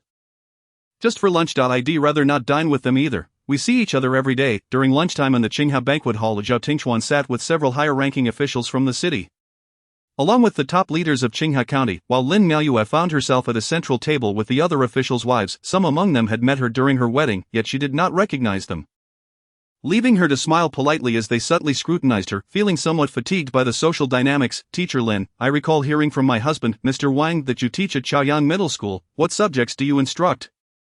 Inquired Zhang Xiaohong, the vice mayor's wife. With a bright smile, Lin Miaoyue replied, I teach Chinese and history. May I ask how you are addressed? I am Zhang, and my husband is Wang Xiaoming. Allow me to introduce you to everyone, she said, proceeding to introduce the other ladies. Lin Miaoyue soon realized she was seated among the spouses of prominent city officials, all of whom were significantly older than her, making her presence feel particularly striking. Teacher Lin and Director Zhao truly are a match made in heaven. On your wedding day, I remarked to my husband that I had never seen such a beautiful bride, noted Yang Liping, the wife of Minister Zhang from the organization department, who appeared to be the eldest among them. Oh, not at all, you flatter me, Lin Miaoyue replied with a somewhat awkward smile. As they chatted, Lin Miaoyue began to relax, discovering that these women were, after all, just ordinary individuals. The filter of their husbands' positions faded away, revealing them as relatable rather than elevated figures. Chapter 93, Daily Life After Marriage, Part 2, After the Meal. Lin Miaoyue and the others dispersed. Returning to her room, she collapsed onto the bed, too tired to move, and unknowingly drifted off to sleep. Zhao Tingchuan, noticing how deeply she slept, gently tucked her in before heading to take a shower. Having consumed some alcohol at lunch, mingled with the lingering scent of smoke from the older gentleman in the private room, Lin Miaoyue found the odors particularly disagreeable. She was awakened by a call from the vice-mayor's wife, which simultaneously roused Zhao Tingchuan. Teacher Lin, do you play mahjong? We're short one player, Zhang Xiaohong cheerfully announced, having gathered the same group from lunch. A few of the older ladies were uninterested or busy with their children, making Lin Miaoyue a suitable choice. But I don't know how to play, she politely declined. No problem, we'll teach you, just come and have a go, Zhang Xiaohong insisted. I don't want to ruin your fun. Lin Miaoyue hesitated. Not at all. Teacher Lin, Director Zhao is known for his decisiveness. You can't shy away, Zhang Xiaohong encouraged. Alright then, where are you? Lin Miaoyue relented. At Mingyue residence on the first floor, we'll be waiting for you, Zhang Xiaohong exclaimed excitedly, akin to a wolf spotting a tender lamb. In his drowsy state, Zhao Tingchuan observed Lin Miaoyue's reluctant expression and said, if you don't want to go, it's fine. Just hand me your phone, and I'll speak to her. Never mind, I've already agreed. When will you be back? She asked. I'll return shortly, you go have fun. I had a bit too much to drink at lunch and want to catch a little more sleep. He replied, darling, if I play with them, should I aim to win or just enjoy myself? I'm not sure how to approach this. She mused. Zhao Tingchuan chuckled. Do you really think you can win against a bunch of seasoned players? But if you do win, don't hold back. I'd rather you be yourself than feel constrained around them. Oh, then I just hope I don't lose too much. Losing is inconsequential. Just enjoy yourself, Zhao Tingchuan reassured her, affectionately ruffling her hair. Dressed in a simple white t-shirt and blue jeans, with her hair tied in a casual bun, Lin Miaoyue still managed to dazzle upon arriving at Mingyue residence. Zhang Xiaohong warmly welcomed her to sit down. Lin Miaoyue looked around the room, noting several mahjong tables that resembled a small mahjong parlor, but with a more elegant ambience, complemented by an array of fruits and snacks on display. The four women seated at the table had shared lunch, so they were somewhat familiar with each other. Maintaining her usual humility, Lin Miaoyue said, ladies, I must confess, my mahjong skills are rather lacking. If I make mistakes, please don't take offense. Oh, we're just playing for fun to pass the time, they reassured her. Let us play the first 3 rounds without betting, and then we'll see, Zhang Xiaohong suggested jovially, thinking that with Lin Miaoyue's presence, they would likely not suffer any losses. In the initial rounds, Lin Miaoyue sensed that the other players were concealing their true skills, their moves lacking any discernible strategy. Once the stakes were introduced, however, their true talents began to shine through. As they played, casual conversations flowed, and the ladies did not treat Lin Miaoyue as an outsider. They chatted about family matters, work, and life in general. And she soon realized that this teacher Lin was far from lacking in skill. Hey sisters, I just drew a winning hand, Lin Miaoyue announced gleefully. Little Lin, your luck is impressive, Zhang Xiaohong exclaimed. It's not just luck, it has skill, chimed in another player with a smile. Lin Miaoyue reveled in the leisurely atmosphere, enjoying the game with players who exhibited both skill and good sportsmanship, making for a delightful experience. Later, the Mingyue residence attracted quite a crowd due to the presence of card tables. After all, with the sweltering heat outside, playing cards served as a delightful diversion. I found myself somewhat astonished as I watched Lin Miaoyue engage in a lively exchange with a few older ladies who were leaders' spouses. Lingering by the table for a while, Lin Miaoyue had grown accustomed to being the center of attention in the card room, but the other ladies were not so used to it. Gradually, they became a bit flustered, unable to express their irritation, which allowed Lin Miaoyue to gain the upper hand. Noticing the discomfort on the faces of the other ladies, she scanned her surroundings, made a few playful moves, and lightened the mood by suggesting, oh dear, my luck seems to be waning, shall we take a break? The others, sharing the sentiment, readily agreed. After a brief respite, they switched seats and resumed play. Lin Miaoyue maintained a mindset of moderation regarding winning and losing, treating herself merely as a companion in the game. After all, she was young, and these ladies were married to the esteemed Director Zhao, men she encountered frequently. Moreover, even if she won money, the question remained whether she would accept it. Thus, the afternoon passed with Lin Miaoyue experiencing little in the way of gains or losses. Zhang Xiaohong playfully remarked, this is the pinnacle of card playing. She had discerned that Lin Miaoyue was a classic example of playing the fool to catch the wise, as she was merely there to accompany the game. While they mistakenly perceived her as an easy target, the other ladies were also tacitly aware of Lin Miaoyue's skill, recognizing her considerate and tactful demeanor. They understood that given her age and status, it would not reflect well if she were to win excessively today. In truth, it was entirely unnecessary. Their husbands had already reached the pinnacle of their careers, while her husband Zhao Tingchuan was in the prime of his life, possessing a significant background, thus holding boundless prospects. Contemplating this, I couldn't help but feel a twinge of envy for Lin Miaoyue, who, at such a young age, was not only the director's wife but also undeniably beautiful and intelligent. After the card game concluded, Lin Miaoyue returned to her room but found no sign of Zhao Tingchuan upon calling him.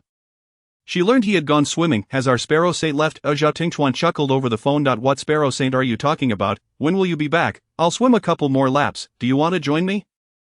No, I can't swim, I'll teach you, Zhao Tingchuan replied, his tone warm and inviting. You am not interested. Zhao Tingchuan glanced around. There weren't many people, but they were all men, making it unnecessary for her to come and be seen. Then wait for me in the room, I'll change and return shortly. As Zhao Tingchuan emerged from the water, his well-maintained physique made the onlookers feel a twinge of shame, as they were all accustomed to socializing. Yet none of them bore a protruding belly. Chapter 94, Daily Life After Marriage, Part 3, Dinner was a buffet at the Qinghe banquet, with the resort informing everyone in advance about the barbecue buffet and live band performance on the lawn that evening. Zhao Tingchuan held Lin Miaoyue's hand as they strolled leisurely onto the lawn, where not only city government officials were present, but also some from the Qinghe County government, creating a lively atmosphere. Lin Miaoyue eyed the barbecue stall, her inner cravings stirring, and glanced at Director Zhao, letting out a sigh, for he usually disapproved of her indulging in such fare. If you want to eat barbecue tonight, go ahead and try it. Zhao Tingchuan discerned her thoughts. Why, don't you usually dislike me eating this? The ingredients for their barbecue are fresh, the beef, lamb, and pork were all slaughtered today. There's no comparison to what you find outside. Let's go take a look, Zhao Tingchuan suggested, leading Lin Miaoyue toward the stall. There, he procured some food for her and chuckled at her satisfied expression while she savored her meal. No wonder she always claimed she wasn't hungry at dinner. She had been saving room for this. Hubby, why aren't you eating? I don't particularly like these foods, Zhao Tingchuan replied, pouring her a glass of water. You've made me realize what it means to be an old cadre, Lin Miaoyue remarked after taking a sip. Not eating these things makes me an old fogey. Well, it seems that whatever I enjoy, you tend to dislike, but I have always indulged you. I've never stopped you from doing what you wish. That does seem to be the case, Lin Miaoyue reflected, acknowledging that aside from culinary preferences, Zhao Tingchuan had never constrained her in other aspects. Teacher Lin, are you here enjoying skewers? Zhang Xiaohong and her husband approached. Lin Miaoyue felt a bit awkward, realizing that these high-ranking leaders likely did not partake in such foods, and she smiled sheepishly. After Zhao Tingchuan greeted the group, he noticed Lin Miaoyue's unease and nonchalantly picked up a beef skewer. Bringing it to his lips, his graceful movements captivating her. Seeing so many leaders seated together, some freshly grilled food was promptly served, observing Zhao Tingchuan and his wife enjoying their meal with such gusto. Others began to partake as well. The summer evening breeze in the mountains was exceptionally refreshing, as everyone sat there relishing various barbecues, sipping beer, and engaging in lively conversation. Even the most serious leaders shed their formalities in this moment. The band began to perform, not overly raucous, knowing their audience was not comprised of rowdy youths, yet the lead singer still warmly invited audience members to join on stage. Vice Mayor Wang had always felt a twinge of envy toward Zhao Tingchuan. Although he currently held a slightly lower position than Wang, he knew the tides could turn now. Witnessing Zhao Tingchuan's charming wife at his side and his significant authority, Wang felt an imbalance within himself and quipped after taking a sip of his drink. Tingchuan, after last year's cultural performance, I heard your Mrs. Lin plays the pipa remarkably well. Why not let her showcase her talent for us? She hardly claims to be remarkable. She merely joined in for fun during the square dance led by Zhang Jie, which truly shone at the national sports meet. Zhao Tingchuan replied with a knowing smile. Vice Mayor Wang's smile faltered. The distinction between square dancing and pipa playing was vast. Just as he was about to respond, he was interrupted by his wife. Director Zhao, please don't say that. My participation was merely for middle-aged activities. I wouldn't dare compare pipa playing to such refined art. Zhang Xiaohong spoke candidly. In truth, whether square dancing or pipa playing, both are merely hobbies. There is no hierarchy, Lin Miaoyue added sincerely. I actually find square dancing more enjoyable since it combines dance and exercise. I'm simply too lazy to move. I love hearing Teacher Lin speak. It is all about hobbies. The trailing words elicited laughter from the crowd. Oh, the Qinghe County government is truly talented. Several individuals have taken to the stage to sing and play. Deputy Director of the Development and Reform Commission, Li Jiahong remarked, gazing at the small stage. Director Li, you and your spouse should also perform a piece. Vice Mayor Wang encouraged. Let us skip that. Singing costs money for others, but for us it could cost our lives. Lin Miaoyue joked, Teacher Lin, you and Director Zhao should sing a few songs to showcase the spirit of Qinghe County, otherwise people might think we can't compete with the county, Zhang Xiaohong casually suggested. Striking a chord in her husband's heart, how about you and Mayor Wang take the lead? You go first, and we'll follow suit, Zhao Tingchuan replied with a smile. Forget it, after so many years of marriage, I haven't even heard him hum a tune. I'll embarrass myself with the song, but you all better cheer me on. Lin Miaoyue found Zhang Xiaohong's optimistic and straightforward nature quite appealing. She seemed much easier to get along with than her husband. Zhang Xiaohong's rendition of Lotus Pond Moonlight was fitting for the cool night. Even without a lotus pond, it lifted everyone's spirits. Vice Mayor Wang couldn't help but chuckle at his wife's performance. Teacher Lin, come, you must sing, Zhang Xiaohong exclaimed as she stepped off the stage, urging Lin Miaoyue to take her turn. Zhao Tingchuan, concerned she might feel nervous alone, intended to join her but was declined, as it would be inappropriate for a high-ranking official to sing in such a setting. Zhao Tingchuan watched eagerly as Lin Miaoyue took the stage. Knowing she played the pipa well, but he had never heard her sing, she exchanged a few words with the band's lead singer, then placed the microphone on the stand and took out her phone. As Lin Miaoyue stood before the microphone, she captured the attention of many. Some recognized her as Zhao Tingxuan's wife, while others simply admired her beauty, wondering how such a stunning woman could sing without being taken seriously. Hello everyone, I'd like to share a Cantonese song, The Evening Breeze in My Heart, hoping you all enjoy it and have a great time. As she sang, if one day the wind and flowers seem golden, I can only wait for you to return. The audience was enchanted, her voice was melodious and enchanting, reminiscent of a nightingale, captivating everyone present. As the final note faded, thunderous applause erupted from the crowd. What a hidden gem! Not only does teacher Lin excel at the pipa, but her singing is equally remarkable, Zhang Xiaohong praised without reservation. Lin Miaoyue felt her cheeks warm. Director Zhang, please refrain from teasing me. She glanced at Zhao Tingxuan, whose eyes brimmed with astonishment and pride as he held her hand tightly, as if fearing he might lose her. The lawn event continued until after 10 p.m. And Lin Miaoyue was invited on stage by the band's female lead to duet on 2 more songs. Many were eager to inquire about the identity of the beautiful singer, some even approaching Zhao Tingxuan for details. Upon learning she was the director's wife, their restless hearts settled down. Chapter 94, Pregnancy, Part 1. As soon as they returned to their room from the lawn event, Lin Miaoyue found herself pressed against the door by Zhao Tingxuan, who kissed her passionately. Having contemplated this moment all night, that evening, she seemed to reveal a different facet of herself at the sight of her standing on stage.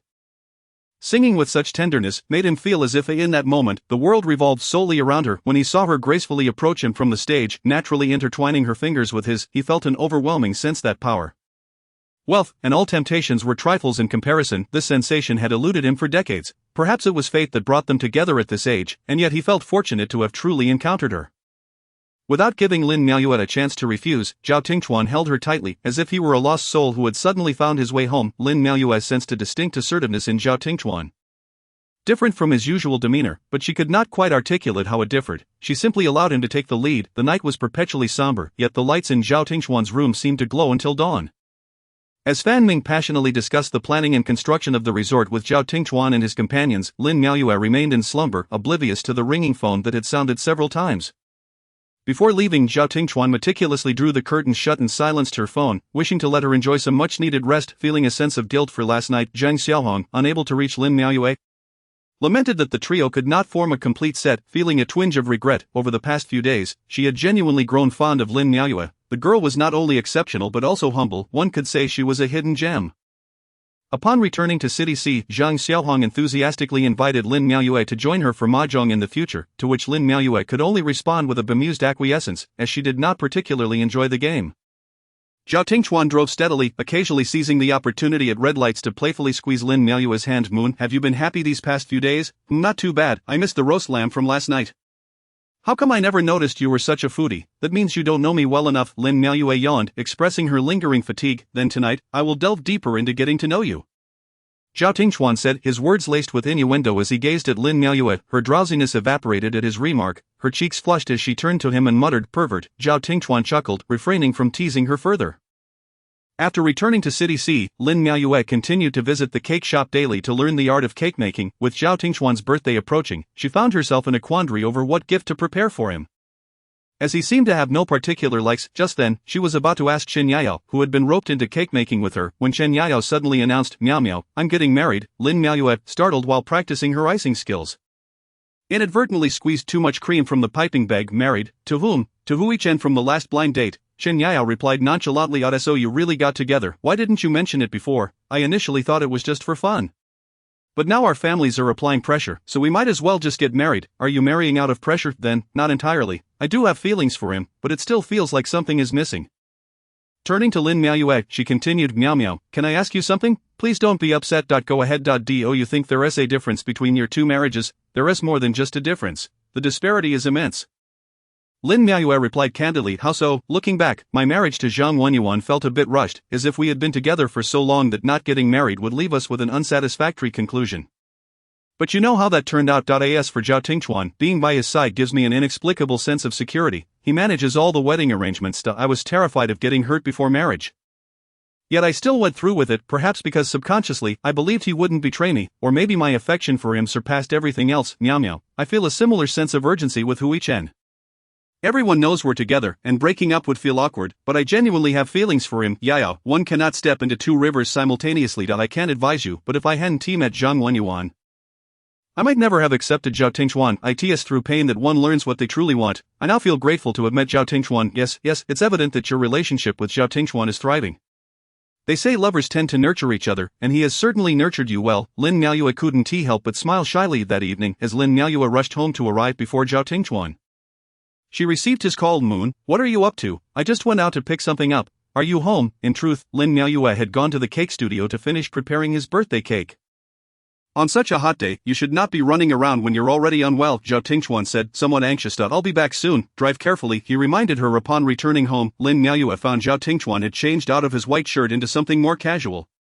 Yet he still exuded an air of elegance. Honey, why are you home so early? I wanted to check on you. You haven't looked well lately, Zhao Tingchuan observed as he scrutinized Lin Miaoyue's empty hands. You said you were just picking something up. Where is it? It's in the car. I've made dinner reservations for us tonight. What a coincidence. I've made reservations too, Zhao Tingchuan replied with a smile. No, we must go to my chosen place. Alright, I'll defer to you. Lin Miaoyue had chosen a music-themed restaurant, and before stepping out, she had donned a light purple dress and applied subtle makeup. Radiating an indescribable elegance, because Zhao Tingchuan disliked noisy places, she had asked the waiter to seat them in a quiet corner. Observing the unusually cheerful woman before him, Zhao Tingchuan felt relieved. He had worried that his recent absence had affected her mood and complexion. Honey, what would you like to eat? Lin Miaoyue gently pushed the menu toward him. Just choose whatever you like, Zhao Tingchuan replied, his gaze never leaving Lin Miaoyue's delicate face. As they awaited their food, Lin Miaoyue frequently glanced at the projection screen in the restaurant, seemingly anticipating something. Today was an ordinary yet extraordinary day, as a lady named Lin Miaoyue dedicated a song titled Little Luck to her husband, Mr. Zhao, wishing him a happy birthday. She longed to express that meeting Mr. Zhao was her greatest fortune. Zhao Tingchuan was momentarily taken aback. Was today his birthday? He realized that he hadn't celebrated his birthday in many years. Lin Miaoyue looked at him with a smile in her eyes, and Zhao Tingchuan's heart stirred. No wonder she had insisted on coming to this restaurant. Honey, I originally planned to sing it for you myself, but I thought it better to keep it low-key in public. Moon, thank you, Zhao Tingchuan said sincerely. Meeting you has also been my good fortune. With that, he took Lin Miaoyue's seemingly delicate hand in his. As they dined, surrounded by the soft melodies of music, the dim lighting, and Lin Miaoyue's graceful presence, Zhao Tingchuan found himself appreciating this trendy music restaurant more than expected. Upon returning home, Zhao Tingchuan embraced Lin Miaoyue, eager for intimacy, but she solemnly declined, citing a surprise. Shortly thereafter, the cake studio delivered the cake Lin Miaoyue had personally crafted. Zhao Tingchuan gazed at the cartoon rendition of himself on the blue cake. Wearing a white shirt, with a thermos beside him, he couldn't help but chuckle, his heart swelling with warmth akin to honey dissolving in water. Honey, this is my handiwork, Lin Miaoyue exclaimed, her eyes sparkling. Moon, is this for real? Zhao Tingchuan was astonished. Of course, just take a look. Lin Miaoyue had even edited a short video documenting her cake-making journey and her birthday wishes for Zhao Tingchuan. As Zhao Tingchuan watched the vibrant and lively Lin Miaoyue in the video, showcasing her cake-making process and concluding with her heartfelt birthday wish, he was profoundly touched by her thoughtfulness. He set down his phone, swept her into his arms, and kissed her, murmuring, Moon, thank you, this is the first time anyone has celebrated my birthday like this. Honey, make a wish as you light the candles. Having never believed in deities or the notion of wishes, Zhao Tingchuan gazed at the excited Lin Miaoyue and, with closed eyes, made a heartfelt wish, to live a long life together with the person before him. After extinguishing the candles, Lin Miaoyue playfully inquired, Husband, are you happy? I am extraordinarily happy, Zhao Tingchuan replied, his eyes brimming with tenderness. I am delighted not only by the surprise you bestowed upon me but even more so by the thoughtfulness behind it. Have you forgotten to ask about your birthday gift? Lin Miaoyue leaned against Zhao Tingchuan, her hand instinctively caressing her belly. You are the greatest gift given your eloquence. I shall bestow upon you another present. Close your eyes. Obediently, Zhao Tingchuan shut his eyes, patiently awaiting the unveiling of his birthday gift, his heart swelling with anticipation. With a beaming smile, Lin Miaoyue produced a box, urging Zhao Tingchuan to open it while watching his reaction intently. Upon unveiling the contents, he found a pregnancy test, 2 lines. His pupils widened in shock as he stammered, Are you pregnant? Lin Miaoyue shyly nodded, gesturing toward the folded ultrasound report beneath. As Zhao Tingchuan beheld the image of that round little life, a tempest of emotions surged within him. Though he had anticipated this day, the joy he felt at that moment was indescribable after Lin Miaoyue had so thoughtfully surprised him. Thank you, truly, thank you. He kissed her, his voice laced with profound affection. When did you find out? Why didn't you tell me sooner? Just a couple of days ago. My period has always been irregular, and yet you still made a cake. I am not so delicate. It's not like I was baking under the sun. You are indeed a delicate flower, and now you must take extra care of yourself. Concern flickered in Zhao Tingchuan's eyes. Knowing her health had always been frail, and now it was even more crucial. Tomorrow, I will have Aunt Kai come stay with us to help take care of you. Lin Miaoyue nodded at the thought of having someone nearby for support.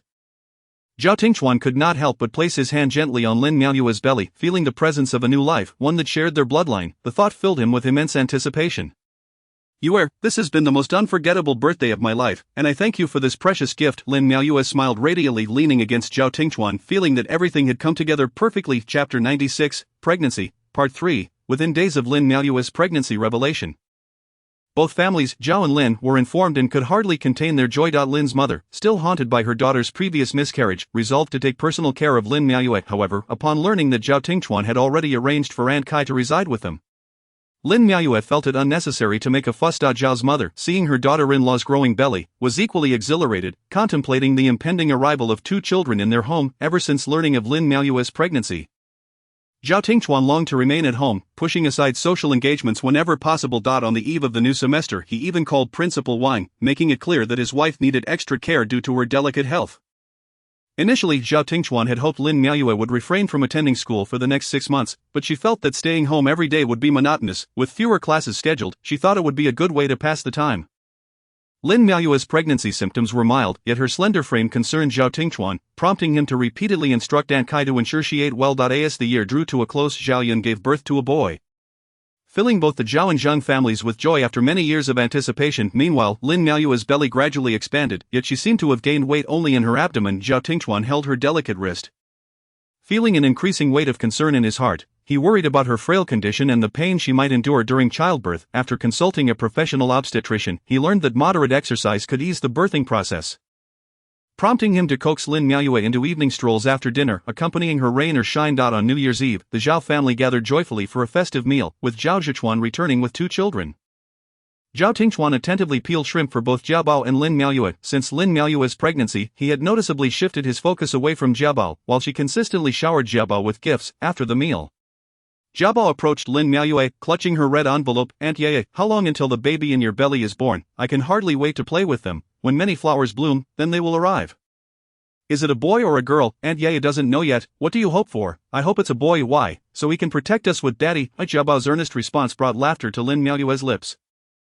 Regardless of whether it's a boy or a girl, they will surely adore you as their big sister. They even told me in a dream that they have a gift for you. Really, what gift? Jiabao's curiosity was piqued. What do you think it is? Lin Miaoyue asked with a smile. A noodlemaker. Perhaps, she mused, realizing Jiabao's desire for a noodlemaker. After enjoying fireworks with the children, Zhao Tingchuan took Lin Miaoyue's hand and led her upstairs.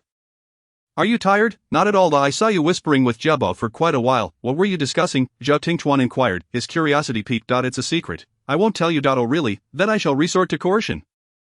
Zhao Tingchuan's playful demeanor returned. Since Lin Miaoyue's pregnancy, he had become quite the devoted husband. Having consumed a bit of wine, coupled with Lin Miaoyue's newfound allure during her pregnancy, he found himself unable to resist temptation as she sat gracefully on his lap. Husband, I'm pregnant. Lin Miaoyue blushed, her cheeks flushed. Fear not, I consulted the doctor, and gentle movements are permissible. Lin Miaoyue felt embarrassed at his boldness. What followed was a tender embrace that fulfilled Zhao Tingchuan's desires. Afterward, as he held Lin Miaoyue close, his eyes gleamed with relief and satisfaction. Have you thought of a name for the baby? Not yet, I still don't know the gender. I like both genders, but we can prepare names in advance. Do you have any ideas? Lin Miaoyue asked curiously. How about you choose a boy's name, and I will select a girl's name. That sounds good. What do you have in mind? Zhao Tingchuan pondered for a moment, gently placing Lin Miaoyue down before retrieving a piece of paper from another room. With a flourish, he wrote, nurturing spirit and vitality, the moonlight shines upon the cloud stream. If it's a girl, shall we name her Zhao Yunxi? It sounds gentle, just like you. Lin Miaoyue gazed at the name he had penned, feeling warmth in her heart. That's lovely, a beautiful name. Then the boy's name will be up to you.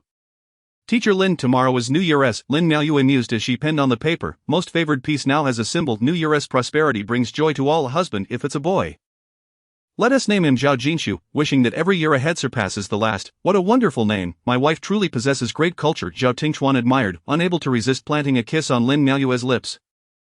Before long, the fatigue of pregnancy took hold, and Lin Miaoyue fell asleep as Zhao Tingchuan studied the names on the paper, noting their stark stylistic differences. His own script was wild and free, while Lin Miaoyue's was neat and elegant.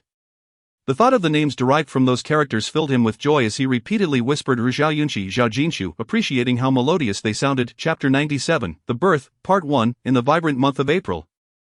With sunlight pouring down, Lin Miaoyue gazed at the freshly washed tiny garments, her heart swelling with contentment. Lin's mother, witnessing her daughter immersed in joyful anticipation, felt equally elated. As Lin Miaoyue approached her due date, she chose to stay home to accompany her, despite Zhao Tingchuan having arranged for two aunts to be on standby. That early morning, Lin Miaoyue suddenly felt an unsettling discomfort, her abdomen contracting painfully, prompting her to rouse Zhao Tingchuan. "Husband, my stomach hurts." Upon hearing her words, Zhao Tingchuan sprang from the bed, shedding his usual calm demeanor, despite having read numerous books on pregnancy. As they drove to the hospital, Lin Miaoyue was in so much pain she could hardly speak. Zhao Tingchuan, while focused on the road, stole anxious glances in the rearview mirror at Lin Miaoyue, who was slumped in her mother's embrace, his heart racing with worry. Despite the early hour, the hospital staff, including the chief obstetrician and head nurse, were already awaiting their arrival. Seeing the tall Zhao Tingchuan rush in with Lin Miaoyue in his arms, a wave of inexplicable tension filled the air. As Lin Miaoyue was assisted into the delivery room, Zhao Tingchuan felt a mix of concern and heartache. She appeared so fragile, standing amidst the medical team,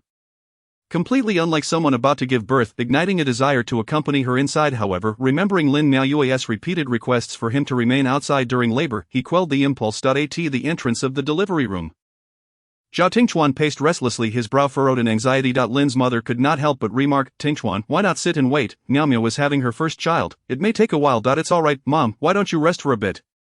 "I'll wait here," he replied. "How can I rest easy?" Lin Mu, sharing the same concern as a fellow woman, felt a surge of worry. Historically, childbirth had always been akin to traversing the gates of hell for women. Although medical advancements had improved the process, Miao had always been frail, and the doctor had mentioned the baby's weight was nearly 7 pounds. Soon after, Zhao Qingyun and Lin Feng arrived. Zhao Tingchuan greeted them but continued his anxious pacing at the door of the delivery room, occasionally pressing his ear against the door to listen for any sounds from within. Each cry he heard tightened the knot in his stomach. Zhao Qingyun observed his son and exchanged glances with Zhao's mother, realizing it was the first time she had seen him in such a state. When the delivery room door swung open, Zhao Tingchuan rushed forward almost instantly. "Is Lin Miao's family here?" Yes, how is she? Is she alright? Has she given birth?" The head nurse smiled reassuringly. "Do not worry, she is progressing well, but we are short on some supplies in the delivery bag." Lin's mother hurried over to inquire what was missing and promptly went to fetch the items. Zhao Tingchuan, hearing the cries from inside, felt an even greater urgency and struggled to resist the impulse to enter. The head nurse, noticing Zhao Tingchuan's anxious demeanor, said, "Director Zhao, please do not fret, your wife is doing well. She has received an epidural, and the cries you hear are not from her." Upon hearing this, Zhao Tingchuan's tense expression eased, and he expressed his gratitude. "Thank you for your hard work." As the door closed once more, his anxiety remained unabated. As dawn broke, a group of leaders from the city hospital arrived. Observing Zhao Qingyun and others seated stiffly on hard chairs, they silently criticized the obstetrics and gynecology staff for their lack of attentiveness and hastily suggested that they wait in the doctor's office. Zhao Qingyun kindly replied that it was of no concern. When the delivery room door opened again, accompanied by the sound of a baby crying, the head nurse announced, "Family of Lin Miao, congratulations, you have a baby boy weighing 6 pounds and 6 ounces." Expecting Zhao Tingchuan to rush to hold the child, the nurse was surprised when he instead asked, "How is the mother? Is she alright?" Completely neglecting the newborn in her arms, "The mother is fine. Though she is a bit weak after giving birth. Amitba, may the Buddha bless us. Please hand me the child." Zhao's mother, seeing that he had not yet taken the baby, took the child from the nurse. Lin's mother gazed at the infant, tears welling in her eyes. Her daughter had endured so much. As Lin Miao was wheeled out, Zhao Tingchuan's heart ached at the sight of her pale face. She weakly murmured, "Darling, I feel like I'm dying from the pain." Zhao Tingchuan's voice trembled as he replied, "It's all my fault. We won't have any more children in the future." Seeing Zhao Tingchuan like this, Lin Miao felt a little less pain, while others around were taken aback. Was this really the decisive Director Zhao of the City Finance Bureau? Once back in the ward, Zhao Tingchuan gently laid Lin Miao on the bed. Meticulously inquiring about the postpartum care from the doctor, he devoted himself entirely to caring for her, remaining by her side even as she slept, holding her hand, feeling a profound sense of having regained something precious. Thus, on the very first day of Zhao Jinxiu's arrival into the world, he was grandly overlooked by his father, with only his grandparents by his side. When Lin Miao awoke, feeling somewhat revitalized, she glanced at Zhao Tingchuan and asked, "Where is the baby? Your parents are watching him over there. Are you feeling any better?" "Yes, I am." "Have you held the baby yet?" "Not yet. I was too busy watching you." Lin Miao playfully scolded. "What kind of father are you?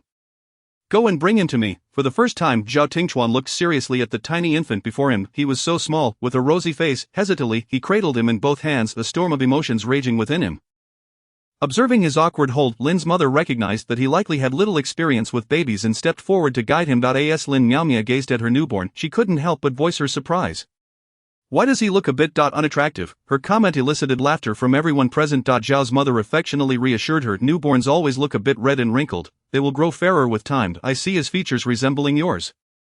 Meow meow, he will surely be handsome. Lin Meow Meow gently caressed his face, whispering, this is my child. After 10 months of pregnancy, he has finally arrived. Welcome to the world. Zhao Jinshu, Chapter 98, The Birth of a Child, Part 2. Lin Meow Meow returned to King Fengjuan to recuperate after childbirth. As it was spacious and convenient for two caregivers to attend to mother and child, after taking a half-month leave, Zhao Tingchuan gradually transformed into a seasoned father, adept at cradling the baby and preparing formula. Meanwhile, Lin Meow Meow felt a bit aimless, spending most of her time resting except for occasional walks. With Lin Meow Meow producing little breast milk, Zhao Tingchuan decided that she should stop breastfeeding altogether, having observed that it required her to wake multiple times at night. How can you rest well during confinement if you're up all night? It's better to stop and let you rest properly. One day, Zhao Tingchuan was outside, cradling the well-fed Zhao Jinshu under the sun. In the warm light, the tall Zhao Tingchuan donned comfortable home attire, holding the tiny infant with his gaze fixed intently upon the child's face, a gentle smile gracing his lips. Lin Meow Meow felt her heart warm at the sight. As she approached and took a seat, Zhao Tingchuan looked at Lin Meow Meow, still showing signs of fatigue, and felt a pang of sympathy. Why aren't you lying down, if you keep lying around? Ull turned to mush. After a moment, he added, darling, let us give him a nickname. Lin Meow Meow, holding Zhao Jinshu, gazed at him with infinite tenderness. You choose. Zhao Tingchuan gently tucked a loose strand of hair behind her ear. Though she looked somewhat haggard with her hair styled in two braids, she still radiated a certain beauty. Let us call him Yuanbao. It's catchy and pleasant. Lin Meow Meow cooed to the baby. Yuanbao, I'm your mommy, and this is daddy. Watching Lin Meow Meow's childlike demeanor as she held Yuanbao in the sunlight, Zhao Tingchuan understood the essence of maternal brilliance and could not help but say, thank you. He had wanted to express this sentiment for several days. Lin Meow Meow playfully shot him a glance. What are you thanking me for? Such words aren't necessary between us. Without you, I wouldn't have this happiness now. Your thoughtfulness towards our family and Jia Bao humbles me. Lin Meow Meow recognized that this referred to the gifts she had purchased in advance for Jia Bao, which made her feel acknowledged and had strengthened her bond with Yuan Bao. Since returning home from the hospital, Jia Bao had made it a point to check on Yuan Bao after school or to spend time chatting with her, his words brimming with affection for the little one. Darling, it's only right, she replied. You promise me that whenever you feel distressed, you must let me know. I will always stand by your side. I will. Lin Meow Meow nodded appreciatively. On the day of Zhao Jinshu's, Yuan Bao's, full moon celebration, King Fengjuan was filled with joy and activity as Zhao Yun also brought her child back to her parental home for a short stay, observing Lin Meow Meow, who had retained her slender figure after childbirth. She couldn't help but exclaim, youth is truly wonderful, you've recovered so quickly. Cradling the now 3-pound heavier Yuan Bao, Lin Meow Meow exuded a gentle maternal aura. Yuan Bao had shed his initial rosy hue, now appearing fair and tender. With features reminiscent of Lin Meow Meow, though he had inherited Zhao Tingchuan's prominent nose, after the elders of both families adorned him with longevity locks and bracelets, he appeared even more adorable. Lin Meow Meow had specifically asked Zhao Tingchuan to prepare 3 jars of Mount Ai liquor for preservation, each corresponding to 3 significant moments in life: the Guanli liquor for the coming-of-age ceremony, sealed by grandparents; the Zhuang Yuan liquor for when he achieves academic success, sealed by maternal grandparents; and the Hideng liquor for his matrimonial union, sealed by parents. That evening, as Lin Meow Meow held the drowsy Yuan Bao, her heart brimmed with sentimentality. A year ago, she was preparing for her wedding. And this year she was already cradling her child, watching her baby grow day by day. Memories of the day he was born flooded her mind. She knew childbirth was painful but had never anticipated the extent of the agony. The sensation of being torn apart would occasionally resurface in her thoughts, causing her to shudder involuntarily. Fortunately, the existence of epidurals made it bearable, otherwise she feared she might have fainted from the pain. After receiving the epidural, she had heard the nurse mention how anxious Zhao Tingchuan was outside the delivery room, almost wanting to rush in. Thankfully, she had threatened him multiple times, forbidding him from entering during the birth. This was not out of a desire to appear strong, but rather from the fear that he might witness the embarrassing moments of childbirth. She secretly wished for him to see only her most polished self. When she emerged from the delivery room, Zhao Tingchuan's reddened eyes and choked voice had eased her suffering, revealing his genuine concern for her well-being. During her confinement, he took meticulous care of her, following the caregiver's instructions to the letter. Anxious that he might overlook something, his unexpected words of gratitude had left her momentarily speechless. She realized she should also thank him for providing her with a stable life and a profound sense of security and importance. As Zhao Tingchuan ascended the stairs, the sky had darkened. The family had been in high spirits that evening, enjoying a few drinks, spotting Lin Meow Meow on the sofa with Yuan Bao in her arms. A serene aura surrounded her. Her downward gaze upon the baby was breathtakingly beautiful, radiating femininity, yet she remained oblivious to his presence as he stood there for several minutes, creating a slight commotion. Their eyes met as Zhao Tingchuan approached, gently taking Yuanbao from her arms and placing him in the crib before turning back to his wife. "I in your eyes and heart, all that occupies your thoughts are the golden ingots." Zhao Tingchuan gently cradled Lin Miaoyue in his lap, speaking softly. Lin Miaoyue gazed at him and couldn't help but smile. "Are you really jealous of the golden ingots? Is that not permissible?" Zhao Tingchuan replied. Planting a kiss on the person in his arms at Director Zhao. "Do not be so petty. It's not pettiness, I love you," Zhao Tingchuan declared, his words laced with the warmth of wine, yet his eyes brimmed with sincerity. "I love you too, my husband." The couple embraced in tranquil silence, savoring this moment of serenity. "A husband, have I gained a lot of weight?" "Not at all, you remain quite slender." "I often ponder how others tend to gain weight after having children.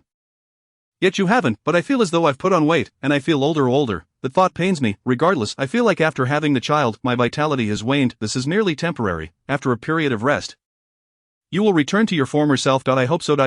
I adore you regardless of your size, and I cherish you no matter how you change." With that, Zhao Tingchuan tenderly kissed her hand. Chapter 99, Caring for the Child, Part 1, When Yuanbao turned 1. It marked the most exhausting phase of parenting. After Lin Miaoyue concluded her maternity leave and returned to work, the child was entrusted to Lin's mother, who had opted for early retirement. Zhao Tingchuan had, long before Lin Miaoyue's pregnancy, acquired a duplex villa situated conveniently close to her school. During the renovation, he inquired about her preferred style, and Lin Miaoyue, having browsed online, presented him with several images of her favorite aesthetics. Albeit without much hope of achieving such a look, as the seller's portrayal often diverges from reality. Upon completion of the renovations, when Zhao Tingchuan took her to see it, Lin Miaoyue was astonished to find it was indeed her dream home. The entire house resonated with an American retro charm, featuring walnut wood flooring throughout. Upon entering the living room, a set of deep brown leather sofas exuded both comfort and sophistication. The walls were adorned with several art pieces, enhancing the artistic ambience. The dining room housed a substantial wooden table, accompanied by a vase brimming with fresh flowers, evoking warmth and romance. Ascending the wooden staircase to the second floor, the bedroom's decor left Lin Miaoyue utterly delighted. The four-poster bed boasted intricately carved headboards, and the bathroom featured an expansive bathtub, allowing for indulgent soaks. Wandering through this dream abode, Lin Miaoyue's heart swelled with happiness and contentment. Observing her joy, Zhao Tingchuan inquired, "What do you think of our new home? Do you like it?" "I adore it. It is truly my dream house. As long as you are pleased, husband." "This house must have been quite costly from purchase to renovation." "Right, not excessively. It is not a burden. Your husband can indeed afford a house." Lin Miaoyue looked at Zhao Tingchuan and couldn't help but chuckle. "You are truly impressive, god of wealth. By the way, your salary card is with me. How did you manage to buy it?" "Relying solely on that meager salary. How could I support you all? My brother's business ventures in other provinces have allowed me some financial participation." Zhao Tingchuan lifted Lin Miaoyue and sat her before the floor-to-ceiling window, casually inhaling her fragrant essence, relishing their rare moment of togetherness. Since the birth of their child, Lin Miaoyue had devoted most of her energy to Yuanbao, and at times, Zhao Tingchuan couldn't help but lament. Had he known to wait 2 more years before having children, they could have enjoyed more time as a couple. "Once you finish your maternity leave and return to work, let us move here." "Yes, that sounds perfect," Lin Miaoyue replied softly in Zhao Tingchuan's embrace, her gentle demeanor stirring a yearning within him. Unable to resist the impulse, he carried her toward the bedroom. Prosperity, democracy, civilization, and harmony. Afterward, Zhao Tingchuan, blushing as he held the bashful Lin Jia, wandered around the house, discussing what further items they needed to purchase. Lin Miaoyue dutifully noted everything down, planning for a grand shopping spree. Upon returning home, Zhao Tingchuan merely smiled indulgently, knowing that a simple phone call would procure whatever they required. Yet he appreciated Lin Miaoyue's desire to assume the role of the home's mistress, fostering her sense of involvement. Many of Lin Miaoyue's colleagues remarked that parenting was a blissful yet unfulfilling endeavor. Yet she found immense joy and fulfillment in it. The arrival of Yuanbao seemed to enrich her life, and although Zhao Director occasionally voiced his grievances about being solely focused on the child, when he returned home without commitments, his affection for Yuanbao matched her OWN.AT times. She felt as though the man in his administrative jacket and the one tending to the child were two different beings. The former was serious and clear-eyed, while the latter was all warmth and tenderness. As for himself, Zhao Tingchuan, apart from the occasional complaint, was the epitome of a devoted husband, fearing that carrying Yuanbao while he learned to walk might strain his back. He took it upon himself to be hands-on, all while claiming that children raised by fathers tend to be braver, even though it was undoubtedly more taxing for him. Given his stature, Yuanbao's favorite pastime was to perch upon Zhao Tingchuan's shoulders, babbling gleefully. During such moments, Lin Miaoyue would quietly observe Jiabao's demeanor, concerned that she might feel neglected. On this mid-autumn festival, the fragrant osmanthus wafted through the courtyard. Yuanbao played with a newly acquired toy car alongside Zhao Qingyun, while Lin Miaoyue noticed that Jiabao had recently become particularly withdrawn, often retreating to her room. Already in 3rd grade, she was blossoming into a young lady. Observing her silence stirred a pang of sympathy in Lin Miaoyue. But it became evident that Jiabao was beginning to harbor her own secrets. After some contemplation, Lin Miaoyue resolved to have a heartfelt conversation with her. Chapter 100, Caring for the Child, Part 2, Knocking Gently.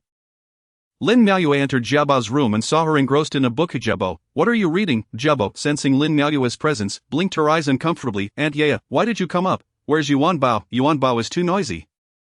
Jiabao is the obedient one. Lin Miaoyue settled beside Jiabao on the floor. Hearing this, Jiabao smiled, realizing that someone was paying attention to her. Jiabao, are you feeling down lately? Is it because Yuan Bao has been too mischievous? Aunt Yaya, it's not about Yuan Bao. That's good to hear. Yuan Bao truly adores you as his sister. Really, absolutely. We all cherish you, but perhaps since Yuan Bao is learning to walk and is prone to accidents, we adults have been more concerned about him. Does that make you upset? Upon hearing this, Jiabao's eyes welled with tears, her mouth pouting as she whimpered, Grandpa and Grandma only care about Yuan Bao. They don't pay attention to me. Lin Miaoyue immediately embraced Jiabao, gently patting her back, allowing her to cry freely. Once the sobs began to subside, she spoke softly. Jiabao, and Ye also has a younger brother who was born when I was in second grade, before he arrived. I was the only cherished child in the family, and everyone adored me, but when my brother was born, I felt that my parents only focused on him, which made me quite sad, and I resented him. However, one day, when my mother took my brother and me to the amusement park, someone snatched my toy away. I was too timid to reclaim it. Do you know what happened? My little brother bravely ran over and declared, "That's my sister's. Give it back to her." Even at such a young age, he knew to protect me and my possessions. From that day forth, I no longer disliked him. With his presence, I gained a protector and a brother who loves me. Yuan Bao is the same. Having him around will not diminish our love for you. Instead, it will add another person who adores and protects you. Jiabao listened, her understanding gradually dawning, her previous gloom dissipating. Lin Miaoyue continued. Jiabao, if you ever wish for Grandpa, Grandma, or your father to spend time with you, you must tell them directly. Don't hold back just because they are with Yuan Bao. He is still a baby. But you are our big girl, you should express your feelings, alright? Hearing the term big girl brought a sparkle to Jiabao's eyes. Okay, thank you, and yeah, good to Jiabao. Above all, I hope you can share any problems with us, no matter when they arise, because we will always love you. Zhao Tingchuan had initially intended to seize the fine weather to take the family out for a stroll and was on his way to call Jiabao when he overheard Lin Miaoyue's conversation with her. His heart swirled with mixed emotions, feeling both joy at Lin Miaoyue's thoughtfulness and guilt over his neglect of Jiabao. At that moment, he felt unworthy to face them, turning away to retreat to the third-floor room. After comforting Jiabao, Lin Miaoyue noticed that her spirits had lifted, and she happily went off to find Yuan Bao, reflecting on the fact that she was indeed still a child, while reminding herself to pay more attention to Jiabao's feelings in the future. When she spotted Zhao Tingchuan sitting by the window looking somewhat forlorn, her heart skipped a beat, for she had never seen him like this before. Husband, what are you doing? Zhao Tingchuan turned to her with a smile. Come here. He extended his arms, drawing Lin Miaoyue into his embrace. What's wrong? Are you unhappy? Lin Miaoyue ventured softly. I just heard you chatting with Jiabao. What of it? Did I say something wrong? Zhao Tingchuan chuckled lightly. It seems I have been neglectful of her all along. Thank you, my dear wife. You are a man. It's natural to be less attentive. Besides, as an elder sister, I understand this feeling best, unlike you. The youngest in the family, who has always been showered with affection, Lin Miaoyue fiddled with the wedding ring on Zhao Tingchuan's finger, which he had not removed since their marriage. His fingers were long and slender, with delicate joints, exuding an air of elegance that suggested he could easily be a hand model. It was truly my inadequacy. Please remind me more often in the future, if you would. Zhao Tingchuan planted a gentle kiss on her lips and continued. Are you aware of the drawbacks of being the youngest? What do you mean? When I was a child, whenever my siblings broke something at home, I was always the one to take the blame. Lin Miaoyue couldn't help but laugh. She found it hard to envision this person being bullied by his older siblings during his childhood. On a whim, she asked, what did you look like as a child? Our family's roots are in B City, and we all grew up there. It was only after my father got a job in the provincial capital that we moved as a family. Those old photographs are in our house in the provincial city. What a pity it is that I cannot see them. It is nothing to worry about. When we have some free time, we can go there and take a look, bringing Jiabao along as well. Sounds good. Zhao Tingchuan gazed at the gentle and considerate person before him, a sudden wave of guilt washing over him. She had managed the complex role of a stepmother with such grace, yet she was also newly initiated into motherhood. This thought made him tighten his embrace around her. When the family visited the park, the two children were brimming with excitement. Jiabao chattered away to Lin Miaoyue about the upcoming school field trip, while Yuan Bao squirmed joyfully in Zhao's mother's arms. Upon arriving at the park, they spread out a mat. Zhao Tingchuan took Jiabao to fly a kite, while Yuan Bao crawled around on the mat. Lin Miaoyue seized the opportunity to subtly raise the issue of Jiabao feeling envious. Zhao's mother felt a sense of pride and approval for her attentiveness. Grateful that Zhao Tingchuan had married such a perceptive and kind-hearted person, young and beautiful, yet possessing a generous spirit, reflecting on the previous conversation with Jiabao's grandmother who had inquired about Lin Miaoyue's treatment of Jiabao. She thought about how she, too, had recently become a mother and wanted to bring Jiabao to live with the Zhang family. She had deftly deflected those inquiries, for Lin Miaoyue truly had no shortcomings in any regard. Yuan Bao, unable to contain his desire to walk, refused to play on the mat any longer. Lin Miaoyue took his hand, leading him gently across the lawn. Zhao's mother watched the family's figures retreating, a smile spreading across her face.